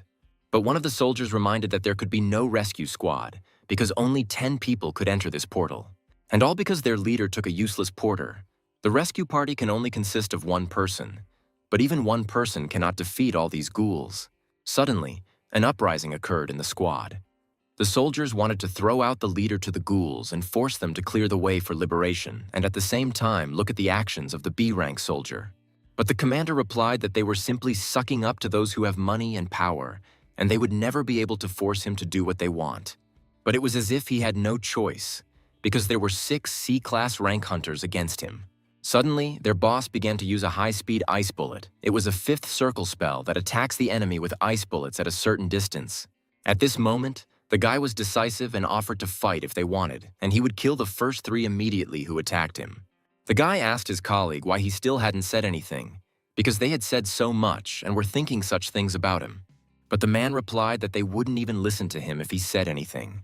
He added that he still considers him a decent person, and it seems that after this he will be able to change. But the commander asked not to praise him, because until the very last moment he did not understand what was happening here. He had no hope and believed that he would still die here along with these assholes. And after all, they had already held out here for almost a whole month. Even if the rescue team arrived immediately after he surrendered, wouldn't he regret it? The guy added that if someone really comes for them, he will give away all the fortune that he has. And at that moment, the commander's words were interrupted by a powerful explosion. Skylar, who was ready to help them, came to their aid. When he went inside, he immediately asked if there was anyone from the Earth among them. When Skylar entered, he saw 2 men standing in front of him and asked them if they had come from the Earth. The commander did not know how to react and answered and looked at the guy in surprise. The team that was behind was delighted, because they thought that there was a rescue squad in front of them. After a few seconds, everyone began to rejoice and rejoice, because after a month they finally came to save them. But the second commander said that they were idiots and should better prepare for battle. The soldiers were outraged by this and thought that their commander had gone crazy. But he added that the soldiers should not dare to discuss the orders of their superiors. If he says to jump, then they will jump. If they say to fight, then they will fight. He pointed his finger and asked if there was a limit of 1 person to enter the dungeon. Then how could 2 people be here? The main character looked thoughtful and clarified whether there was a limit for 1 person and apologized for this misunderstanding. He said that he did not get to this place through the entrance to the dungeon, but the frightened people asked, if not through him, then how? And the guy said that they got here through the abyss. After the opening of the portals, accidents often occurred when many were sucked into them or into the dungeon, where they disappeared. Most people did not return, but there were lucky ones who did. But the squad didn't want to believe it. They could be either monsters or illusions for them. It was hard to believe that they were really from the abyss. Then the guy replied that it doesn't matter whether they believe him or not. But do they really have a choice here? One of the commanders thought about this situation. Two energetic individuals of unknown power level who could have entered this place from the abyss and exhausted conflict-torn hunters who have been starving for a long time, otherwise simple hunters below the B rank. And he agreed, because even if they don't believe, in such a situation they have no other choice. The main character turned to everyone and asked them not to be too suspicious of the saviors, because in any case, all people of the earth, and this was true. After Skylar was convinced that people had come from the earth, his body was covered with goosebumps and he suddenly began to tremble a little. The commander noticed this reaction and thought how many emotions this guy had. Apparently, he really was lost in the abyss. Then one of the guys shouted what to do with these ghouls now. But the main character reassured them by saying that they were all dead and the way was clear for them. Skylar remembered the plan for returning to Earth, which he shared with his allies, so as not to attract the attention of earthly constellations and quietly expand the number of his own supporters. And instead of attracting excessive attention, he was going to carefully reconnoiter the current situation on Earth. The team asked who the second guy was standing next to the main character, whether he was also missing, but the guy replied that he had an even more tragic story than him and had lost his memory. Odagon didn't like this much, because at such a young age it was difficult to lose his memory and he didn't want these non-entities to feel sorry for him. One of the commanders said that even if he was a magician, they could not defeat all the ghouls alone. Even if two people were incredibly strong, it was still impossible. But the guy added that he uses martial arts, and at that moment deathly silence fell and the eyes of all the soldiers looked only at the main character. The team began to whisper among themselves various questions, such as how he can use martial art, since this is the first time they have seen such a thing, and how long ago he fell into the abyss. Skylar decided to ask why they were staring at him so much, but it turned out that they had not seen the martial arts master for a very long time. The main character said that when he fell into the abyss, martial arts masters were not at all held in high esteem, but he asked what year it was and heard in response that it was 2039, and by earthly standards, 30 years had passed since the guy was in the abyss. The soldiers began to remember what was the biggest record for being in the abyss and remembered that one person stayed for 28 years, but now he is in a mental hospital. Skylar then said that talking about martial arts and dungeons is not that important now. He asked Odagon to give some light and he replied that he would do everything as the master said. And Skylar immediately reminded him that he told him not to call him master, but only by his name. The guy immediately began to chop with his feet one of the large stones, which was located right at his feet. A group of soldiers saw this for the first time. They watched in surprise as the guy skillfully juggled with a stone and considered it incredible. The main character was surprised by this. If this was their first time, then apparently they really don't have martial arts masters, and he handed out a plate to everyone. The guy carefully laid out several pieces on a plate, but the soldiers were confused because they did not know whose meat it was. Skylar said that in one TV show to survive at any cost, he saw that a person can eat almost anything, and recommended that others watch the program because it can be useful in life. He put a delicious steak on a stone plate and added that thanks to this transfer he survived in the abyss. The main character began to fry the meat in a frying pan and reassured the guys that everyone would get food because there was enough meat for everyone, so let them be patient for a while. A few moments later, each piece of delicious meat was on the plate and the guy invited everyone to try it. At first, people doubted whether it was worth eating this meat, which was given to them by the one who returned from the abyss, but the enchanting aroma of the meat quickly convinced them. For those who were one step away from starvation for a month, it was a real feast. The guy was very surprised that they were very quiet, and perhaps they realized that Skylar gave them low-grade meat. But when each soldier tried this meat, their eyes filled with tears of joy because it was incredibly tasty. One of the soldiers suspected that this meat was unusual, and his mana began to be replenished. Normally, if he used several flaming arrows, he would fall from magical exhaustion. But now he felt as if he could use a dozen of these spells. The soldier was grateful to the guy for giving them the special meat and considered him a very generous person. But due to the silence, Skylar was disappointed and decided that they looked so hungry that they would eat anything, and next time it would be better to throw away the low-grade meat. The dungeon was designed in such a way that the ghouls were not only ordinary monsters, but also a crowd that formed a boss, and if they took them all out, they would clear the dungeon. So in order to get out, they had to finish off the rest. The guy was asked how he knew all this, but he replied that it was all because he had seen enough of everything in the abyss. The situation became tense between the soldiers and the chief captain separated from the squad. Skylar suggested that while they were locked up, they had an internal conflict and apparently they were trying to kill each other. Odegon added that internal conflict during a crisis was unimaginable for the goblins of the hilt and considered the humans pathetic. Then the guy recalled that he was also a human and asked the goblin if he really didn't know about this, and he answered in horror that he didn't want to offend him and asked for forgiveness. One of the squads of hunters who rebelled against the commander said that Odegon was a very beautiful name. Apparently, they found another leader to take command and said they would take care of the remaining ghouls. A group of people tried to suck up to the man who could take them to dungeons and higher-level rewards, and they really sympathized with him because he had lost his memory, and if he didn't mind, they swore that they would be useful to him. But Odegon quickly became suspicious of their cunning plan and decided that he would allow them to do what they wanted, because the master asked to talk with them carefully. Skylar asked what they were doing, and one of the commanders replied that it was difficult to find a strong hunter who could lead others into a high-ranking dungeon. The soldiers were very polite to the guy because he was their savior, and since he had been here for more than 30 years, he was also an elderly man. But the main character suggested taking into account only his earthly age of 28 years. Skylar knew that people were trying to show off their relationships in front of powerful hunters, but he was just wondering why they only bothered Odegon. The guy asked, even though he was a strong magician, why they didn't approach him. But the commanders had mixed reactions and said that the reason was that he is a martial artist. Even among the martial arts masters, there was a rank A hunter. The guy did not understand why they were treated so poorly, because every martial arts adept was incredibly strong. When the men found out that Skylar was talking about Master Lee, they grabbed their heads, and the guy didn't understand why they were reacting like that and what was wrong with his master. In 2009, just when the guy fell into the abyss, there were the same hunters who chose the path of martial arts. Although it was believed that martial arts were inferior to magic, and most of these hunters went to China, the place of their greatest concentration. Although the martial artists were weaker, with the involvement of a large number of disciples, the revival of the martial arts era was possible, and there was also a living legend who had reached the A rank, which meant that the martial arts had a bright future.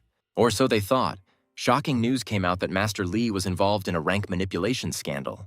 In 2011, similar scandals came to light in various countries. Hunters bribed judges and changed ranks. C ranks became B ranks. B ranks became A ranks and built incredible heroes. Master Lee was also considered an A-rank hero in China, but in reality he was a B-rank hero and was a fake. The guy couldn't believe these words, because he even bought his photos and posters. How could he be fake? The commander added that after this scandal, the reputation of martial artists suffered greatly and many abandoned martial arts with the thought that achieving a high rank in this way was impossible. Today, no one uses martial arts, because after the incident, this tradition disappeared and there are no more students in schools where martial arts are studied. Skylar couldn't quite believe that his master had lied about this, and he began to calm down, because he needed to calm down the Kai energy, because sadness can cause muscle atrophy. Then the guy asked another question, whether everything was all right on Earth, but he was not completely understood. And he added that whether there was an invasion of various constellations on the Earth. Then they asked him how he knew about this, because he was talking about the incident in 2011 when there was a disaster, but he was already in the abyss. The main character was upset, because while he was lost in the abyss, the goddess's prophecy was fulfilled and he was late. In the fall of 2011, when a case of rank manipulation was discovered. That day, everything was not as usual, and a bright flash similar to the sun was approaching the Earth. It was a portal that was different from normal dungeon portals, and the monsters had intelligence. It was an army that had a purpose, an army that followed orders and acted on a strategy to take over the Earth and lay the souls of Earthlings at the feet of their constellation.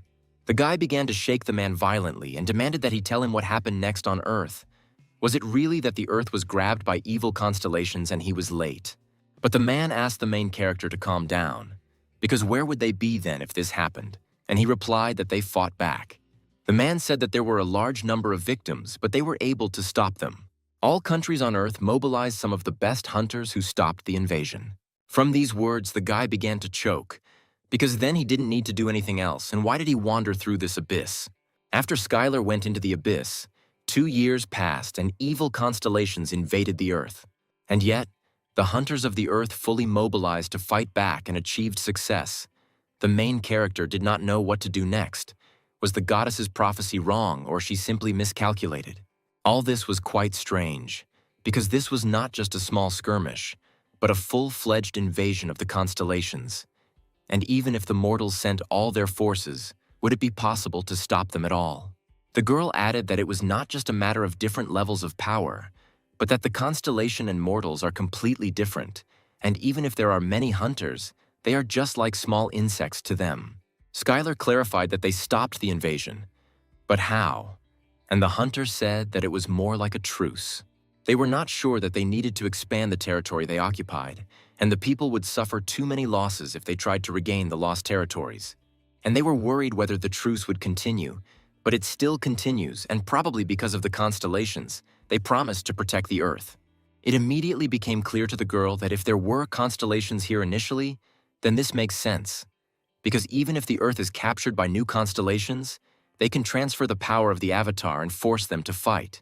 She added that unlike Skylar, constellations rarely fight, but against him they would need to go out and fight in person. Then the guy understood why the truce was still ongoing, because the invasion of the constellations changed the hierarchy. This is what caused the connection of the abyss with the Earth. And in order to avoid a full-scale war, a compromise was reached to restore the balance of power. The truce became possible because they either did not want to fight or did not want to lose their own avatars. Otherwise, he had nothing to do here. The guy added that in order to stop the invasion of evil constellations, he went into the abyss, but returned too late. But the kitten replied that this was not the case at all. Although they were a couple of decades late, the situation is not over yet. The truce cannot last forever, because there are so many other constellations in the abyss that could still decide to invade the Earth. The kitten immediately warned the guy to be extremely careful with any new constellations, because they are unlikely to comply with the truce agreement. This meant that if the situation worsened, the Earth would turn into a battlefield where the constellations would fight for dominance over the Earth. At this time, Odaigon was praised for his smart shots and admired for his wonderful magic. One of the soldiers praised the guy and said that he had never seen someone use the magic of the first circle so well. The guy was very annoyed by this, because all he heard was people admiring and praising Odaigon's magic. The soldiers expected that if they returned to the ground, it would be simply amazing, because he was at the level of B rank or even A rank. They discussed the guy and realized that he had lost his memory, and the soldiers were going to convince him to leave this Skylar and join them. They had one goal, to take the place of the main character, and then they would no longer need to obey the commander-in-chief of their squad. Skylar looked at Odaigon and wondered if everything was okay with him, because he looked like he was eager for a fight. But he was even more frightened by the commander-in-chief of the detachment, because he also looked as if he wanted to fight with someone. Then the main character directly asked if he wanted to fight with these guys, but he sharply waved his hands and said that this was all wrong. Skylar didn't mind at all that he fought with them, because he was in such shock, and even if fighting each other in a dungeon is a crime for hunters. The guy began to worry that perhaps his thinking had become abnormal after being in the abyss for too long. But his friends warned him to be careful, because on Earth it is not enough to simply hide the power of existence. They added that a great battle between the constellations could break out on Earth, and if the main character did not properly hide his identity as a training master, it could provoke a conflict. But the guy swore that he would be careful. Then he asked one of the commanders what was happening to the people who returned from the abyss.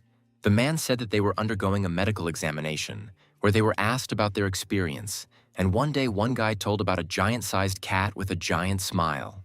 The man also added that after the invasion of evil constellations, most countries banned becoming avatars of evil constellations. The guy was surprised by this and replied that after the war, people became very strict, and it was true. The fighter said that in any case, the procedure is not that complicated, and asked what country Skylar was from. He replied that he was from Korea, and then he would be offered new citizenship. He also added that most likely everything will be fine for the guy who lost all his memories. The main character turned to Odaigon and said that he had received enough information about the situation on Earth, and now he was also wondering what the skill level of the hunters was and whether there was a way to find out. The cat suggested that there was a spell called Level Assessment, which showed the level and characteristics. This would be enough and suggested using it on them. The kitten asked why he asked Odaigon to do this, but the guy replied that he could not use magic. But that was not the reason. Due to the fact that the guy was a constellation, he did not need to use magic in order to see the power level, For this, he would not need to use the entity's own power. Any constellation could easily do this. And at that moment, the main character used the Eye of Sauron and looked at the commander-in-chief of the detachment. The guy revealed the whole essence of Richard Parker. He saw his level, strength, agility, magical power, and intelligence. The kitten added that if he masters this ability, he will be able to see much more information, and he can also train this skill. Suddenly, the soldiers saw that the Mirror Illusion of Chaos dungeon had been cleared, and it will soon close and the main character will finally head to Earth. The soldiers were very happy about this, because they would soon be home on their native land. The main character looked at the frying pan made of adamant and saw that the kitten of lava and magma had done a good job, and it was much easier to cook complex dishes on it. Due to Skylar's use of the Eye of Sauron, his life force increased as he used this ability. At this time, a problem arose on the ground near the portal to the dungeon.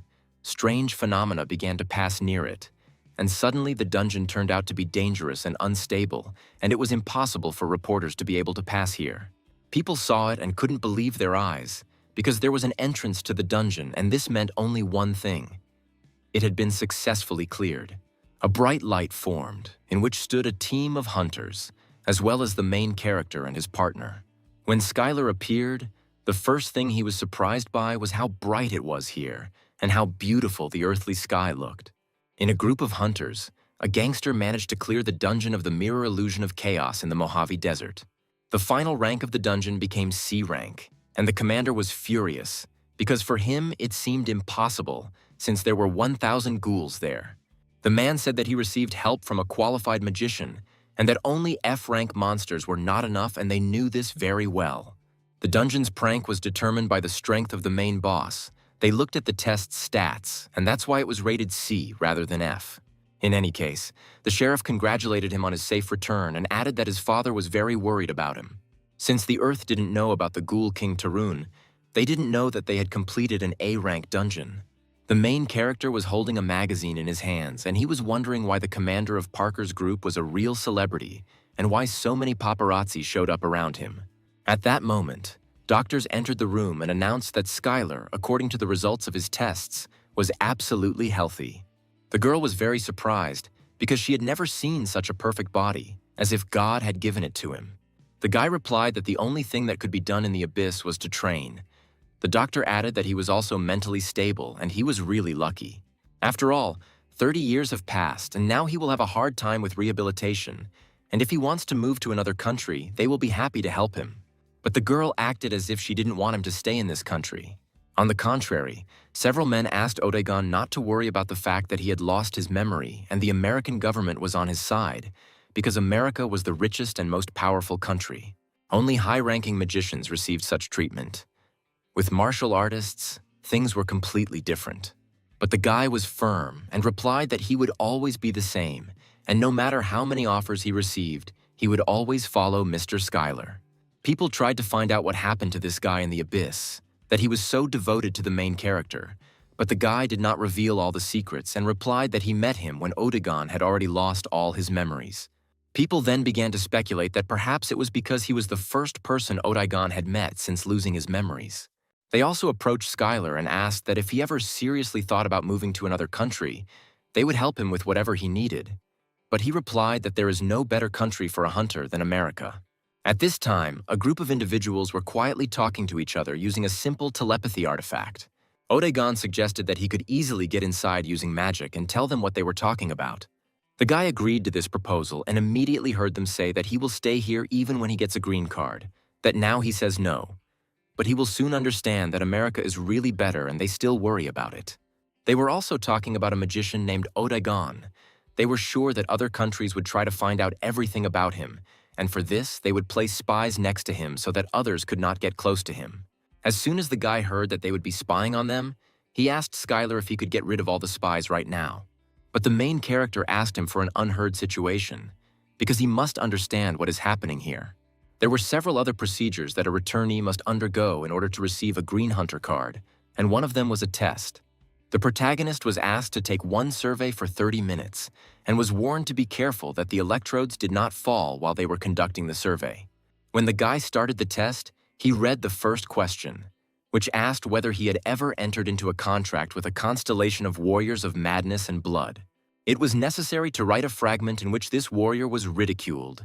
Perhaps it might seem childish, but this is the most effective way, because a servant who has entered into a contract with the constellation will never be able to mock the master. This was the best way to determine if someone had made a contract with an evil constellation. They adopted this method after contact with the constellations. Next, the guy was asked to measure a certain amount of mana into the crystal ball as much as he could.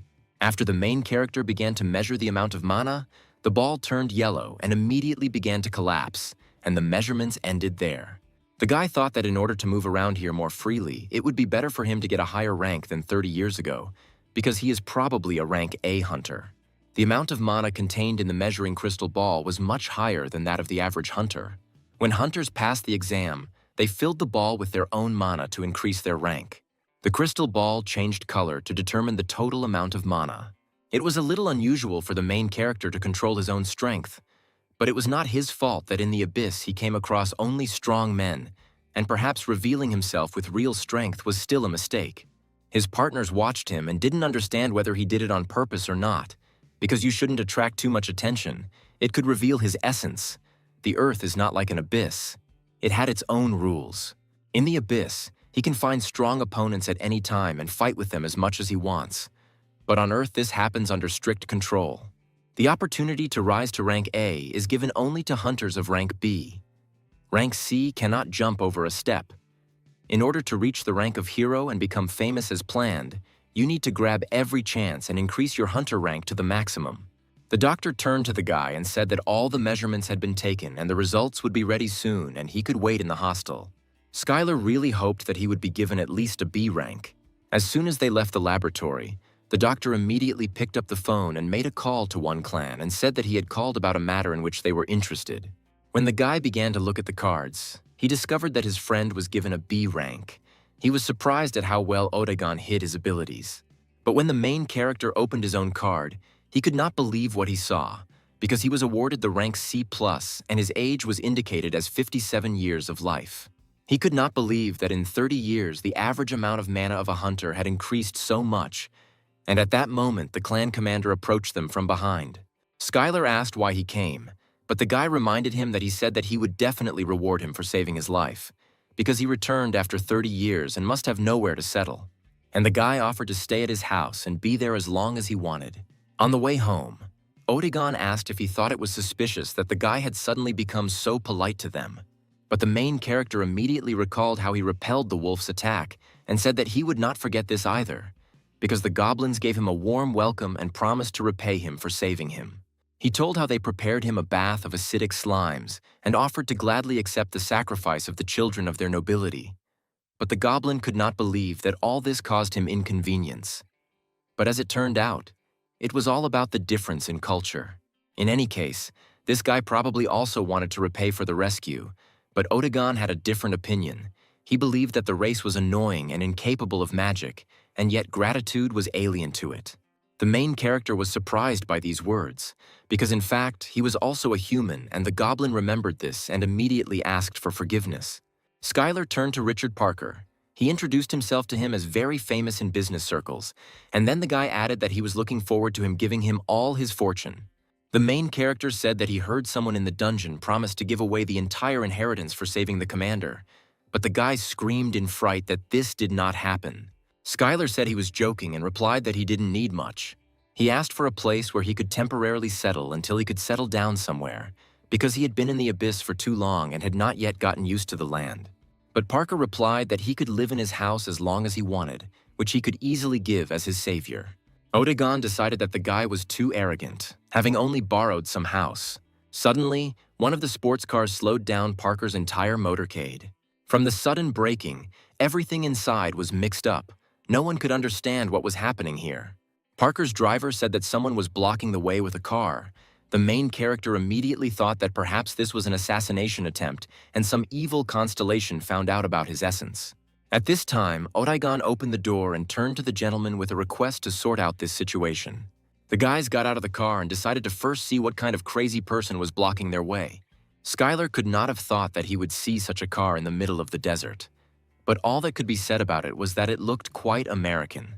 A man who was very stylishly dressed got out of the car, and Skylar, along with Odagon, felt that he was different. He was still a mortal, but he could not be put on the same level as people. The man was very strong. When the man came closer, Richard Parker immediately recognized that in front of him was Sam, nicknamed the Dragon. Richard introduced himself to him, and Sam immediately learned that he was the youngest son of the Parker family. The man said that he heard that his father had a lot of worries because he became a hunter and advised him to do what he wanted. Then the man turned to the guy and said that he no longer had much hope, but in front of him was the real Skylar. The main character couldn't believe it, but in front of him was the leader of his clan. The man heard rumors that they were here. A lot of time had passed, and they really hadn't seen each other for a long time. Everyone stood in a stupor, and Richard could not believe that the dragon knew Skylar, but it was all true. All the guards ran out of the car and were surprised that in front of them was a rank S hunter, the dragon Sam. They were talking about how they heard he got married again last month, and it was his 19th wedding, and it was all too confusing. After all, was this man really in front of him when, in the distant past, he suggested that he take his time, because their forces were not suitable for a rank B dungeon, and now he was the leader of the most famous clan. In 2011, attacks from evil constellations suddenly broke out around the world, and the city of Seoul was no exception. That period was called the Seoul Disaster, at which time all the clans of hunters located in the city responded. And the leader of the clan of the Great and Incomparable was one of those who tried with all his might to save the country. Thanks to the dedication of hunters like Sam, the Republic of Korea was able to somehow eliminate the threat of occupation. They did everything they could, defended everything they could defend, and were true heroes. All those fighting the threat were called heroes, and as one would expect, apart from the title of heroes, they received nothing more. At this time, in the hospital, the guy turned to one of his partners because he still couldn't manage to pay, because healing magic was not included in the insurance, and even compensation for the treatment of hunters did not help him. He did not qualify for this article because he did not receive a shrapnel wound from a monster. And after that, Sam moved to America because the attitude towards hunters here is much better. He talked about how he received support, hunted monsters, promoted his own company, and even appeared on TV once, and that's how things gradually worked out. The guy asked how much money he had, that even his rich son couldn't object to him. Then Sam asked if he knew where he lives now, in Hunter's Hills. But the guy didn't know what kind of area it was. But as it turned out, it was the richest area in Los Angeles. He jokingly called the guy a brat and said that, as before, you couldn't get a word out of him with pincers. After all, who else is capable of disappearing, leaving only a letter of one measly page? The man suspected that he had gone crazy in training, but he didn't think he would reach such madness. Perhaps he should have been taken to the hospital earlier. Sam added that some even wanted to announce his death because only a few returned from the abyss alive. The guys were even planning to organize a wake in this honor. But when the man found out that he had been discovered, he was very surprised that he was on the list of those who returned from the abyss. Then Sam turned to Parker and finally asked what he was doing in his car. The boy was frightened and said that he saved his life, and as a sign of payment, he was with him. The man was very surprised by these words, because he already thought that he was taking him to the family estate for an autopsy. At this point, the destination was changed from the Parker's house to Sam's house. The guy saw how the world has really changed in 30 years, and all the streets of the city are now teeming with mechanisms. In Los Angeles, after the gates opened, rich and famous hunters began to flock to the city. All their fellow clansmen were rising stars who wanted to join them, and people who considered hunters from a business perspective. It was currently the most densely populated city on Earth with hunters. Sam continued that from the moment he arrived in America, he asked to be informed about the latest news about who returned from the abyss and threatened that if even one name was missed, he would leave for another country. It was funny to watch the FBI and CIA make a report with straight faces. Otherwise, he would have quickly changed his citizenship and the government would have suffered huge losses. The main character looked out the window and said that he had a very cool house, and what kind of house was it the size of an Olympic stadium? But Parker interrupted the guy and said that these buildings are for hired workers and servants, and the real house of Sam the Dragon is located further. They immediately approached the real house, past fountains, palm trees, and beautiful parks. When the motorcade passed along the streets, the main character saw hunters who were standing in line for coupons. He didn't understand why these coupons were needed, because this was not a bank. But Sam replied that in order for them to see him at least once, they needed to get a coupon. But Skylar could not fully understand why they needed this and what it was all for. But these people came to ask for a chance. The guy asked what chance they were talking about, but the man said that they would still have time to discuss all this. When they went inside, they saw beautiful pandas. The guy couldn't believe that the pandas were in America. Had he really stolen them? But as it turned out, it was a gift from the Chinese government. They then begged on their knees for him to come and send it to him. The main character asked what was bothering the Chinese government that they made such a generous gift. Then the man remembered that the guy was in the abyss and knew nothing, and then he urgently gathered all the secretaries in one place. He ordered the best teachers in politics, economics, culture, and other sciences to be selected for him to teach Skylar everything. At this time, Parker's driver said that at the moment there was a great chance to meet the dragon and that some people had been waiting for months to see it. But the guy continued that their last name was clearly not Parker, and why on earth should he beg for this chance? Besides, he had the feeling that next to him he was aging by a year every minute. At this time, one of the secretaries asked whether there were too many teachers and too much information, and whether he could find out the true reason for this commotion. But as soon as the man introduced himself in front of him, he immediately heard that he was fired from that very second, because he hired them for a lot of money in order to entrust them with troublesome work. Sam's words and requests were not like a joke, and he did not ask not to answer stupid questions. Then the man turned to the sixth secretary and asked where all the models that should be at the party were, because he remembers exactly that he missed one and ordered him to work faster. After Sam gave everyone instructions, he turned to Skylar and said that now they could calmly think about everything. The guy couldn't believe that the man had changed so much in such a period of time, because such situations were not a reason for dismissal. But the man objected, saying that he did not know how much he was paying them, and quickly ordered the seventh secretary to come to him. When the secretary approached, he said that in 2 weeks he received about $230,000. But the main character still could not understand how the size of the salary is related to dismissal on the spot. Then Sam replied that when he hired them, he clearly warned that he paid the highest salary. But in return, one mistake, and the employee was fired, and they all knew about it. But Skylar was very disappointed with this approach, and then Sam decided to leave the seventh secretary. The guy turned to Sam and asked why he wouldn't become a role model, as befits a real leader of the clan. In one of the audiences, a Stanford University teacher who specialized in the science of artifacts and caves spoke to the main character. She also had experience as a manager of 2 rank B and 1 rank A hunters. These words really surprised the guy, and he decided to surprise her in return, and told her that in high school he once lifted a barbell of 500 kilos in total. The teacher decided to briefly explain what happened over 30 years, and 30 minutes later the guy screamed loudly in the audience. He couldn't believe that evil constellations had occupied China, North Korea, Europe, and Latin America.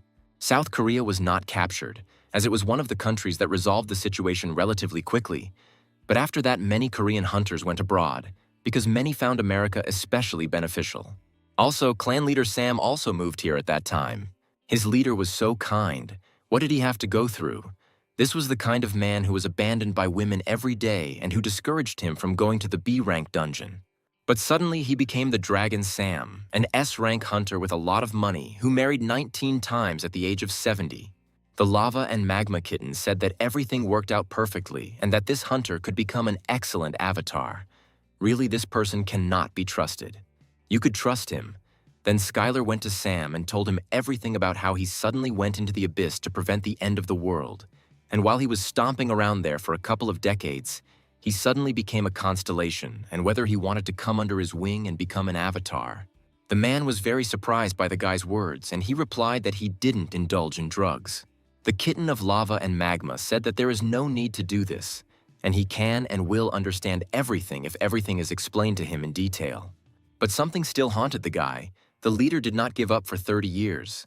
Trying to find him, the guy decided that he was the one who could be trusted, because there was training equipment here like a gym in the backyard, and the guy didn't want to just get involved him into the affairs of the constellations. When the guy came to the gym, he said that it was more like a concert hall and that he must have invited various pop stars to parties here, but Sam replied that there was a cooler place for that. The kitten of Lava and Magma exclaimed in surprise, because it was the magic of the wrong side of the world. But the guy did not understand why he was so surprised, because it was not complex magic. The kitten said that this is rather a very popular magic among the constellations, and that mortals do not know how to use it correctly. Sam said that even if you get injured in the wrong side of the world, they will not be reflected in reality. Roughly speaking, this is magic, something like super advanced virtual reality technology. But this constellation was used to train their own avatars. But the kitten said that most often the constellations use it as a playground to relieve boredom. The guy asked if the magic of the underside of the world had taught the constellation, but Sam exclaimed that this magic was known to many and the constellation had nothing to do with it. But if you think carefully, there was a possibility that the constellation initially gave this technique to someone, all this as some kind of evil plan. Skylar said that with such training equipment to prepare for war, all the hunters on the planet would be fully armed. But the man did not understand what kind of war he was talking about. He replied that all these devices are only for sports training. Then the main character exclaimed that they really use this magic to play football. Then the man snapped his fingers and said that this was all a thing of the past and now he would demonstrate everything. Now at the forefront of the entertainment business, the most popular area is hunting sport. It was about a competition in which 6 hunters gather in a team to measure their strength with the opposing team. At this time, there was also the extermination of monsters, temporary attacks, mortal combat, etc. The rules were endless. When one team successfully kills the weekly boss, it is awarded 5 points for victory. All this looked very interesting, and the main character entered the underbelly of the world. The main character had to limit the power, because the seamy side of the world could be destroyed. He thought that since the magic was created by people, it would not be able to fully correspond to a being of the constellation level. Then the guy's strength, agility, and health were greatly limited, and he immediately felt as if a bunch of weights were hung on him. In a battle with limited power on the wrong side, the constellation increases its own real power. It all looked like a real workout, and he was even a little happy about it. The lava and magma kitten suggested that this is a great chance, because other constellations cannot see Skylar in the dungeon and the underbelly of the world, and therefore he can make full use of all his abilities. The kitten meant for the main character to reveal his own essence to the leader and make him an avatar. But the guy didn't want to do this because he had a great life and he didn't want to drag him into it again. The main character believed that he was not suitable for the role of a leader who controls avatars, because he was more accustomed to playing the role of a fighter and participating in battles. But the kitten added that in competition with other constellations, there will definitely come a time when he will need avatars, because it is not in the spirit of the constellation to personally engage in battle. Sam asked why the guy became like a pillar, because half an hour ago he looked completely different. Skylar believed that thanks to the wrong side of the world, training for a hunter seemed to take place in reality, but the man reproached the guy, saying that this was not training at all. Everything that happened there was only about sports, and the most popular sport in the world. Skylar asked if hunters didn't train in the dungeon and just fight each other, but Sam replied that that was what competitive sports were all about. The main character asked why people like to watch it so much as if it were football or baseball. The man replied that it was simply ridiculous to even compare, and added that the most that can be compared is fighting with each other, because this is also a sport for hunters. The strongest hunter is chosen through one-on-one fights, and once you watch this, the rest of the sporting battles will begin to seem incredibly boring to you. But no matter how much Sam hoped to surprise the guy with this whole story did not excite Skylar's blood. He was confused and worried that the land was now in danger. The guy spent all his time training and was afraid to find out that he was already late. He was constantly overcome by anxiety while he was trying to find his way back to Earth. But in general, the hunters of the Earth became sports stars, and Skylar did not understand then what time they were catching monsters. Then the kitten added that this world and fighting with each other is quite common for the constellations and for the god of training, who does not take avatars under his wing. This may be new, but for the constellations with an army of avatars, it looks like an indirect war. The kitten suggested that this could be due to the spread. The main character thought that in this case they shared this deliberately in order to find candidates for avatars, and Sam added that recently there were many among the hunters who had never even cleared the dungeon. The guy didn't fully understand then why they became hunters, but there was only one answer, just for the sake of money and fame. All one had to do was choose a sport that a person liked, and having succeeded as an athlete, he was able to earn money that he would not be able to spend in his entire life, and the line in front of the house was just waiting to get this chance. After Sam finished, he asked what happened to the guy during this entire period. What fly bit him, that he fell into the abyss during training, or that he was deceived?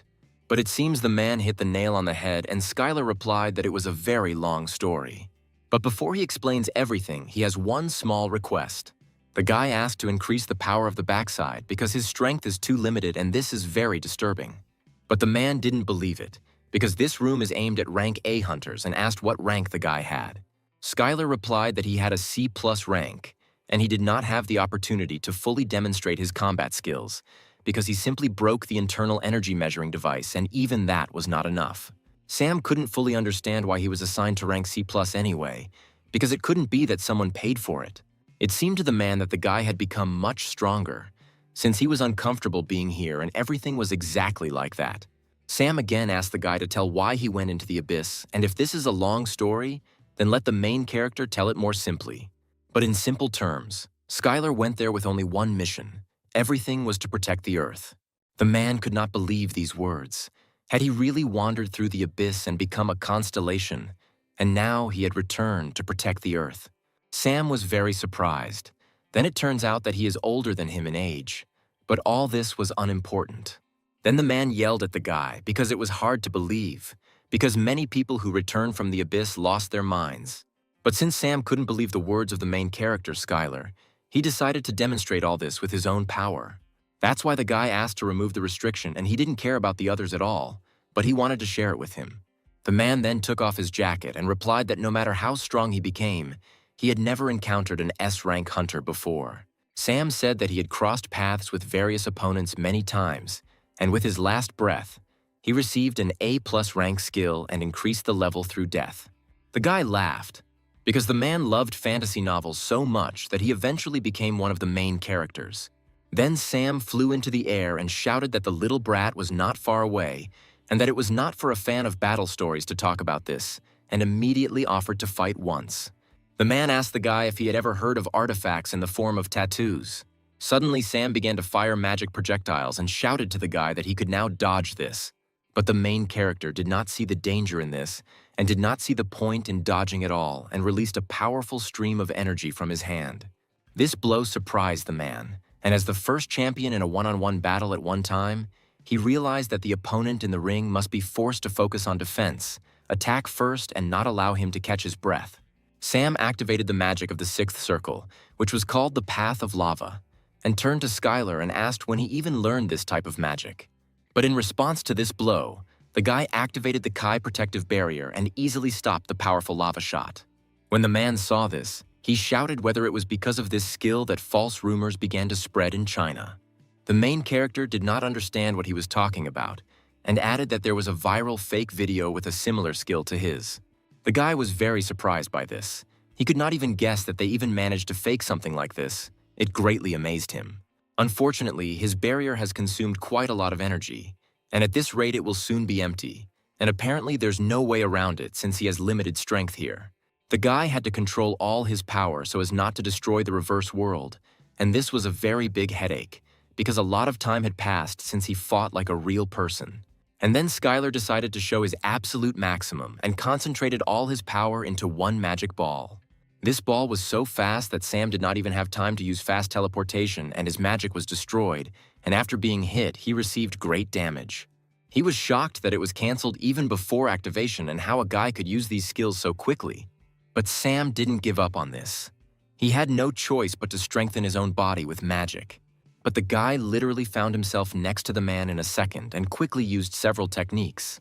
Sam had a lot of hope when he tried to switch to close combat against someone who uses martial arts. His friend admitted that he was quickly confused because he usually never dealt with martial artists and recognized the guy as very assertive. Sam asked the guy how martial arts levels work and how he reached the highest level in martial arts. The main character replied that it doesn't quite work like that, because at the moment he has the highest level, and if you step a little further in development, you can go beyond the boundaries of a mortal. And at that moment, the man realized that in front of him was a real constellation. Sam replied that he couldn't imagine how ridiculous it sounded, but it sounded ridiculous that Skylar's friend, honest and with kind eyes, had changed for the worse. And the men began to argue which of them had become more successful, and then Sam asked what he needed from him. Skylar began by saying that he wanted to ask him for help, and then proceeded to explain the current situation in detail. Although the constellations have agreed to a truce, the treaty is only temporary, and new constellations can emerge from the abyss at any time. And those constellations that have concluded a truce may be plotting to seize the Earth right behind them. As for the rest of the constellations, they already had many servants on Earth, and in general, there are a lot of them. But on the other hand, the guy has to start everything from scratch, so he is now at a disadvantage. In these words, the man heard that the guy was not going to ask for his help. After all, he lived his own life, and that's why Skylar didn't want to get him into trouble. The man couldn't believe that the youngest of the clan had been defending the Earth by fighting in the abyss for 10,000 years, and he was just trying to be cool just because he was older. Sam loudly slammed his fist on the floor and shouted that why the hell was he worried about him? Because it was he who should worry, and not the other way around. And who could help the main character if not his old friend? The man added that he would help him, and in general, he was not in a position to refuse the offered help, and he was absolutely confident in the words. At this moment, the lava and magma kitten sent a message that he was very pleased with the way the guy was negotiating. The kitten thought that he had really brilliantly lured him to his side. But in any case, these were the sincere feelings of the main character. He didn't want someone he knew to be drawn into a battle between the constellations, and it didn't look like Sam would back down. And the man was faced with a choice whether he agreed to become a servant of the main character and serve under his command. The man did not think for a long time and decided to obey someone younger and let it be as it will. And at that moment, he became a servant of the invincible avatar of training, and his soul was tied to the constellation. And if it disobeys the orders of the constellation, it could be subject to severe punishment. The young people had a delicious breakfast in one cozy establishment, and Sam still could not believe that he would agree to an agreement with the constellation. After all, concluding a deal with a constellation was tantamount to selling his soul. He was interested in everything. If he concluded this agreement, he would be able to keep an eye on the main character and his clan whenever he wanted. But if it would be very stressful, then the guy could simply not do it. Skylar's plan was to first hide the fact that he was a constellation, since it would be a very big problem if he was discovered. Sam thought about this, because it seemed that the constellation needed to hide its own power. The guy said that in any case, he's going to continue to increase the number of servants while hiding the fact that he is a constellation, and he will need them when he collides with other constellations. The man replied that he could be trusted. Then Skylar asked if he could defeat the great demon one-on-one.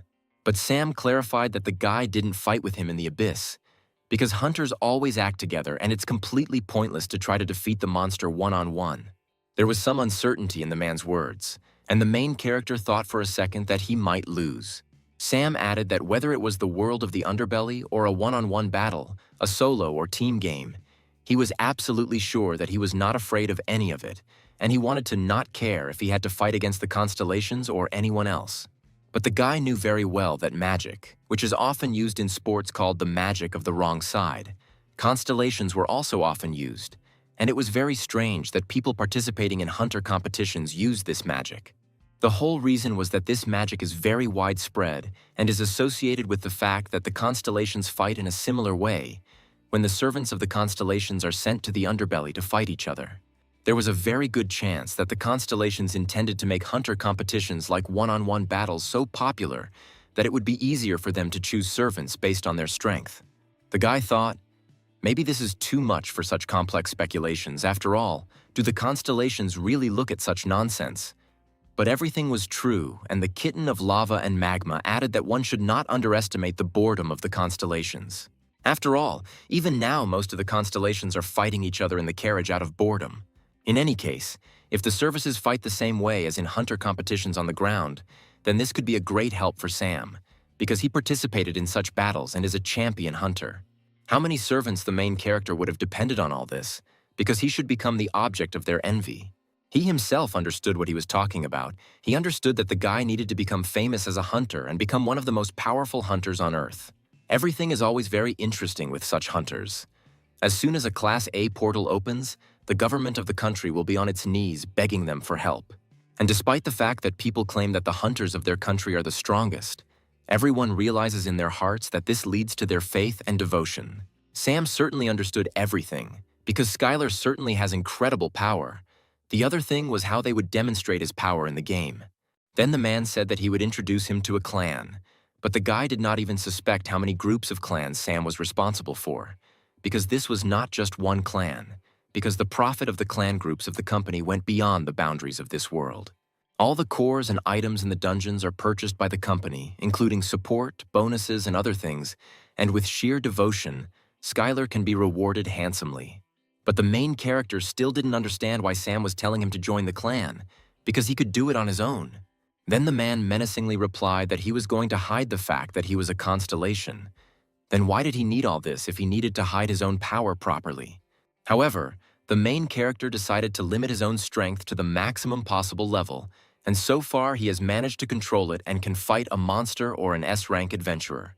The man would send the guy to a clan that accepted the best candidates, so he recommended that he look for a few nuggets there, because he could take them as servants if they proved that they were useful enough, and that was a pretty good idea. Skylar wondered if they would mind if he joined their clan, because his rank is still C+, which specializes in martial arts. Sam replied that they definitely wouldn't like it and suggested that the guy just raise his rank, because as soon as he becomes an A-rank adventurer, he will immediately be considered a strategic weapon controlled by the state, because only those who have achieved high results can receive the S rank. Come to think of it, it sounded very cool that the old man had an S rank, since less than 10 people around the world had received this rank. He shouted that it was enough to sit and it was time to do everything they could, and immediately went to the qualifying round for the competition. The guy clarified which qualifying round Sam was talking about, but he added that the main character cannot even imagine how many hunters want to take part in this competition, because he needs to go through the qualifying round and win in order to be accepted as a professional in the league. The next preliminary round will be in exactly a week, and during this time the guy can get used to it a little. The guy didn't understand what he needed to get used to and what to do. Then Sam took his phone out of his pocket and asked if he knew what a smartphone was, and showed him that this phone is used for almost everything, including watching the news. The guy carefully took the smartphone and didn't fully understand how to use this thing. But one good thing was that now he could safely watch Korean news anywhere. Sam was in the office and called several employees. He asked the hunting department to immediately bring him equipment for evaluation, because he needed to re-evaluate someone. Then he thought that they would need another reliable manager. But when he looked at these guys, he realized that they were not suitable for him at all. The man asked what his daughter was doing now and began to list that she was not the 10th or even the 8th, but let them call him the 11th, who has the worst character. He ordered Laura to be brought here immediately, but he was not entirely sure that she would show sympathy for Skylar, because he was also difficult to deal with. At this time in training, the man could not believe that he had lost control of the magic of the third circle. Laura turned to him saying that he had a lot of mana, and this did not mean that he could cope with high-level magic, and he should have first studied the magic of the first circle more carefully. The guy then shouted that he was a C+ class hunter and had already received an offer from the rest of the close-ups, and how could she force him to repeatedly practice magic in just the first circle? When Laura was returning from the training class, she turned to one man and said that the guy did not deserve training and that the girl no longer wanted to train with him, and ordered that they take care of him from now on themselves. When the manager entered the classroom, he immediately began kicking him, because this stupid idiot didn't even know who she was, because she was not just an ordinary manager. Miss Laura was a Class B hunter and a renowned Class A manager. She is the person who turns worthless rookies into diamonds in any clan. He didn't say anything because she didn't like it when her identity was revealed. But he had just let his own boss down and didn't realize what an idiot he was. One fine day, there was a big stir at the stadium where the competitive fights were taking place. When Skylar approached this place, he was surprised that this qualifying round would really take place here. Some hunters came in luxury cars. They enjoyed great popularity and fame. This did not surprise the main character, because then and now, the habits of hunters did not change. But in order to get into the professional league, you had to become the winner of this tournament. One of his representatives also said that this is a qualifying round for the league of rank C, but many hunters of rank D or E will also take part in it. And in any case, there will be a chance after this, and you need to take it as a new experience. At this time, Oregon was so engrossed in playing games on his smartphone that he didn't even pay attention to what people around him were talking about. The guy shouted to stop playing these games and the competition would start soon. The main character didn't understand how he could play these games all day long. Were they really that addictive? When Skylar came to the recreation area at the stadium, he saw that there were journalists and cameramen around, and it seemed to him that this was all a way of recruiting for the clan. One of these journalists was scratching his head and did not understand what kind of incredible hunter had to appear in the qualifying round to be sent out so early in the morning. At that moment, The operator approached him and completely agreed with his words and offered to wait until the majority dropped out. It seemed to him that he had seen this journalist somewhere, but as it turned out, he was a scout from the Gambit clan.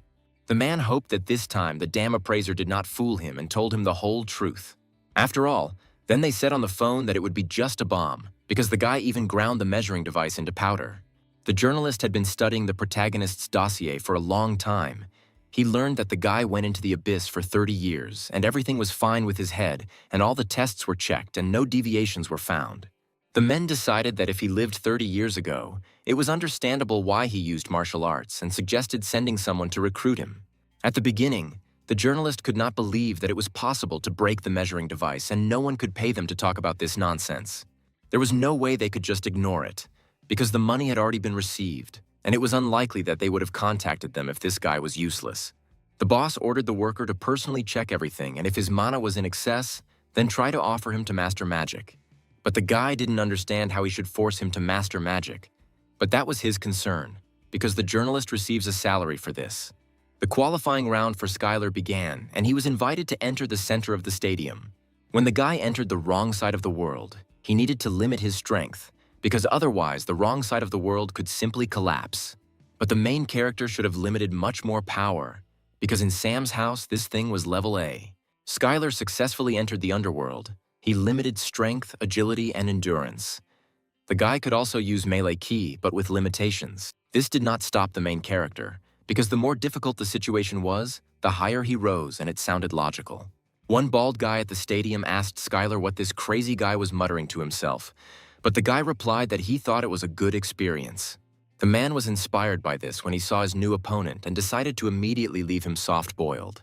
The referee shouted that they would be instantly disqualified for fighting without giving a signal. The rules were already known to everyone, but he reminded that they could use any skills without restrictions. Also, if they want to give up or are no longer able to fight, the fight will be stopped. There were not as many people in the stands as we wanted, but there was still a live broadcast from the qualifying match of this competition. For viewers of the broadcast, this was very interesting, because they had not seen a martial arts user for a long time. In their eyes, Skylar was no different from a living fossil. The journalists carefully read his file and decided that he was worth a look. But when they read that he was a martial arts user, they couldn't believe that they still existed and had already forgotten the last time they saw them. For the first time, the bald fighter met a person who has martial arts skills. He decided that as soon as the battle began, he would immediately increase the distance and use the magic of the second circle, and after that, he would release enhanced magic projectiles. As soon as the referee announced the signal to start the fight, one fighter immediately flew into the air, and for a second it seemed to him that he was much faster than his opponent. But it only seemed to the man, because Skylar's fist was already a few centimeters from his face. Everyone who watched the broadcast and was in the stadium was very shocked, because after a few seconds the referee gave the signal to start the fight, it was already over. Skylar was too surprised by this, because he did not believe that the fight ended so quickly and that the opponent was too weak. The referee stood on the podium to announce the winner as the second fighter was carried away on a stretcher. The journalist could not believe that the guy managed to deal with his opponent so easily, and he immediately reported this by phone. Over the phone, the boss heard that the appraiser was right, and they had found a simply amazing diamond that would immediately become their driving force. He still couldn't believe that there was a treasure to be found among martial arts users, and even though it was difficult to expand its boundaries, they wouldn't hesitate to try and recruit the guy. And the journalist decided that he would achieve success at any cost if he did not want to lose this job. While Skylar was resting in the waiting area, other fighters were performing at the stadium. At one point, a journalist entered the room. He turned to the hunter and asked him to ask a few questions, but the guy immediately realized that in front of him was a clan scout. The journalist was flattered that the guy immediately realized that there was a clan scout in front of him, and he replied that the guy was fundamentally different from the current hunters. The man added that although the guy already knew, the current hunters in the past are no match, because in a real battle they cannot be called hunters. Skylar replied that he also thinks so, but it seems to him that everything is not so bad, and there is absolutely no difference where to train if the strength in the end is the same. The man carefully asked if the guy knew why he was here. Skylar replied that the scout had come to recruit him and there could be no other reason. The journalist introduced himself as a representative of the Gambit clan and he really came to hire him. The man hoped that the guy already had an idea about this clan, but the main character replied that he was hearing about them for the first time. Skylar said that he had recently returned from the abyss, and not much time had passed since his return, and he simply could not hear about it. The man began gesturing with his hands and convincing the guy that it was most likely difficult for him to navigate the current situation, and he was overcome by anxiety about what to do next and which team to join. But he didn't even have to worry about this, because their clan would help him completely. And the journalist began the greatest presentation about their clan, that they provide great support, that training is carried out only by top-level hunters, and most importantly, they guarantee a share of 1.5 people in percentage terms in trips to the dungeon. But Skylar was not particularly inspired by his speech, and he replied that since he was used to fists, he should look for a clan with martial arts users and laughed loudly. Then the man began to be put under pressure that his potential was at the level of a rank C hunter, and increasing his rank was not such a simple matter. But the guy was firm and refused to sign the contract for the second time, and the journalist shouted that he would greatly regret it. The main character was offended by this phrase, and he asked why and asked several questions. He reminded the man that he had only seen him in the qualifiers and whether his clan was too generous to him to offer such fees and such impressive distributions. Then the guy resorted to a counterattack and shouted that this was the reason for the strength of their clan. It was courage. But Skylar replied that it was more like a trick than courage. The journalist did not understand what kind of trick he was talking about, and the main character added that if, for example, they got information about his abilities in advance. After all, the guy was aware that this was often done in the past, when clans kept newcomer hunters by bribing the appraiser. At that moment, there was a knock on the door and told Skylar to get ready for the next fight. The journalist wished him good luck and said that he would support him in the next fight. The main character was at a loss what to do in this situation, but he gathered his will into a fist and decided that first he should show what rank B is capable of. When the guy entered the ring, he put 90% of his internal energy into speed and limited the power of martial arts. And with this, a new martial art of B+ rank was successfully formed. The system asked Skylar to name the new technique, and since it is incredibly fast as light, he decided to call it the Light Dispersion Mastery. The main character's strength was constantly growing, but the speed was too slow and there were few ways to fix it. But the Lava and Magma Kitten thought it was nonsense and said that a good solution would be to recruit avatars and prepare a constellation temple or increase the number of believers. The idea was simply brilliant, but first the guy needed to deal with the qualifiers and then continue the main mission. Before the fight began, Skylar became curious and decided to check his power level and saw that he was close to C rank and was specialized in close combat. But he didn't fully understand why an opponent who specialized in close combat would hold a bow in his hands. As soon as the referee counted 3 seconds before the start of the fight, the enemy immediately took his bow and arrows and began to make the first attack. But the guy hardly had time to shoot an arrow from his bow. Skylar was already near him and with a powerful push pierced him right into the body. The man did not believe where such speed came from and decided that things would not go any further and decided to go straight to close combat. He unleashed the full power of his blows with numerous fists, which were aimed directly towards the main character. But the guy dodged these blows without any problems, using a well-honed fighting technique. All the people in the stands jumped up and shouted that this technique was a martial arts user's steps, but such close combat with Gregory was very dangerous. Skylar immediately launched a counterattack and with a strong blow threw his opponent back several tens of meters. The operators could not believe it. They photographed this fight and were completely surprised by this monster. No one could understand where this hunter came from, because it was not for nothing that they said about him that he returned from the abyss, and from that moment it became clear why no one saw this martial arts user. The journalist immediately understood that he could not miss this chance, and he must sign a contract with him by any means. Otherwise, he would not be able to explain anything to his clan. The spectators were impressed that the guy finished all the fights with one blow, but since these were qualifiers of rank C, there was nothing surprising here. The news quickly spread throughout the city. People were perplexed and did not understand who this guy was and whether he really was the one who returned from the abyss. People did not understand why hunters do not study martial arts, because they look very cool. All this was not bad, but among the participants in the competition there was one hunter, a newcomer to the Star Clan, who specialized in one-on-one battles and therefore never went on raids, but acted exclusively against people. The scanner continued its true path to first place and defeated one participant after another. Even the newcomer from the Star Clan was no exception for the main character and, like the others, he was carried away from the battlefield on a stretcher. And then the long-awaited finale came and one of the rivals from the Rainbow Clan entered the battlefield. He knew that the protagonist's movements were too obvious, but he couldn't block it at all. And a few seconds later, the final whistle sounded, indicating that the battle between the opponents was over. The referee loudly shouted that among them there was the winner of the qualifying round of Rank C, and it was Skylar. The spectators in the stands couldn't believe that the martial arts user had won and won the finals. But only the main character knows that in the Abyss alone, he practiced fighting for about 10,000 years, and his level allows him to determine the enemy's tactics only by his breathing. All the hunters seemed like a mere trifle to Skylar. When the guy received the long-awaited cup, he walked back along the red carpet, where the entire audience rejoiced and congratulated him on his victory in the qualifying round. Despite the fact that it was a victory in qualifying Rank C, the victory over all participants was a significant event, because in the eyes of the constellations, Skylar began to look like a real treasure. After these events, the constellations had already appeared on Skylar, and the kitten of lava and magma said that this is why he advised him to hide his power.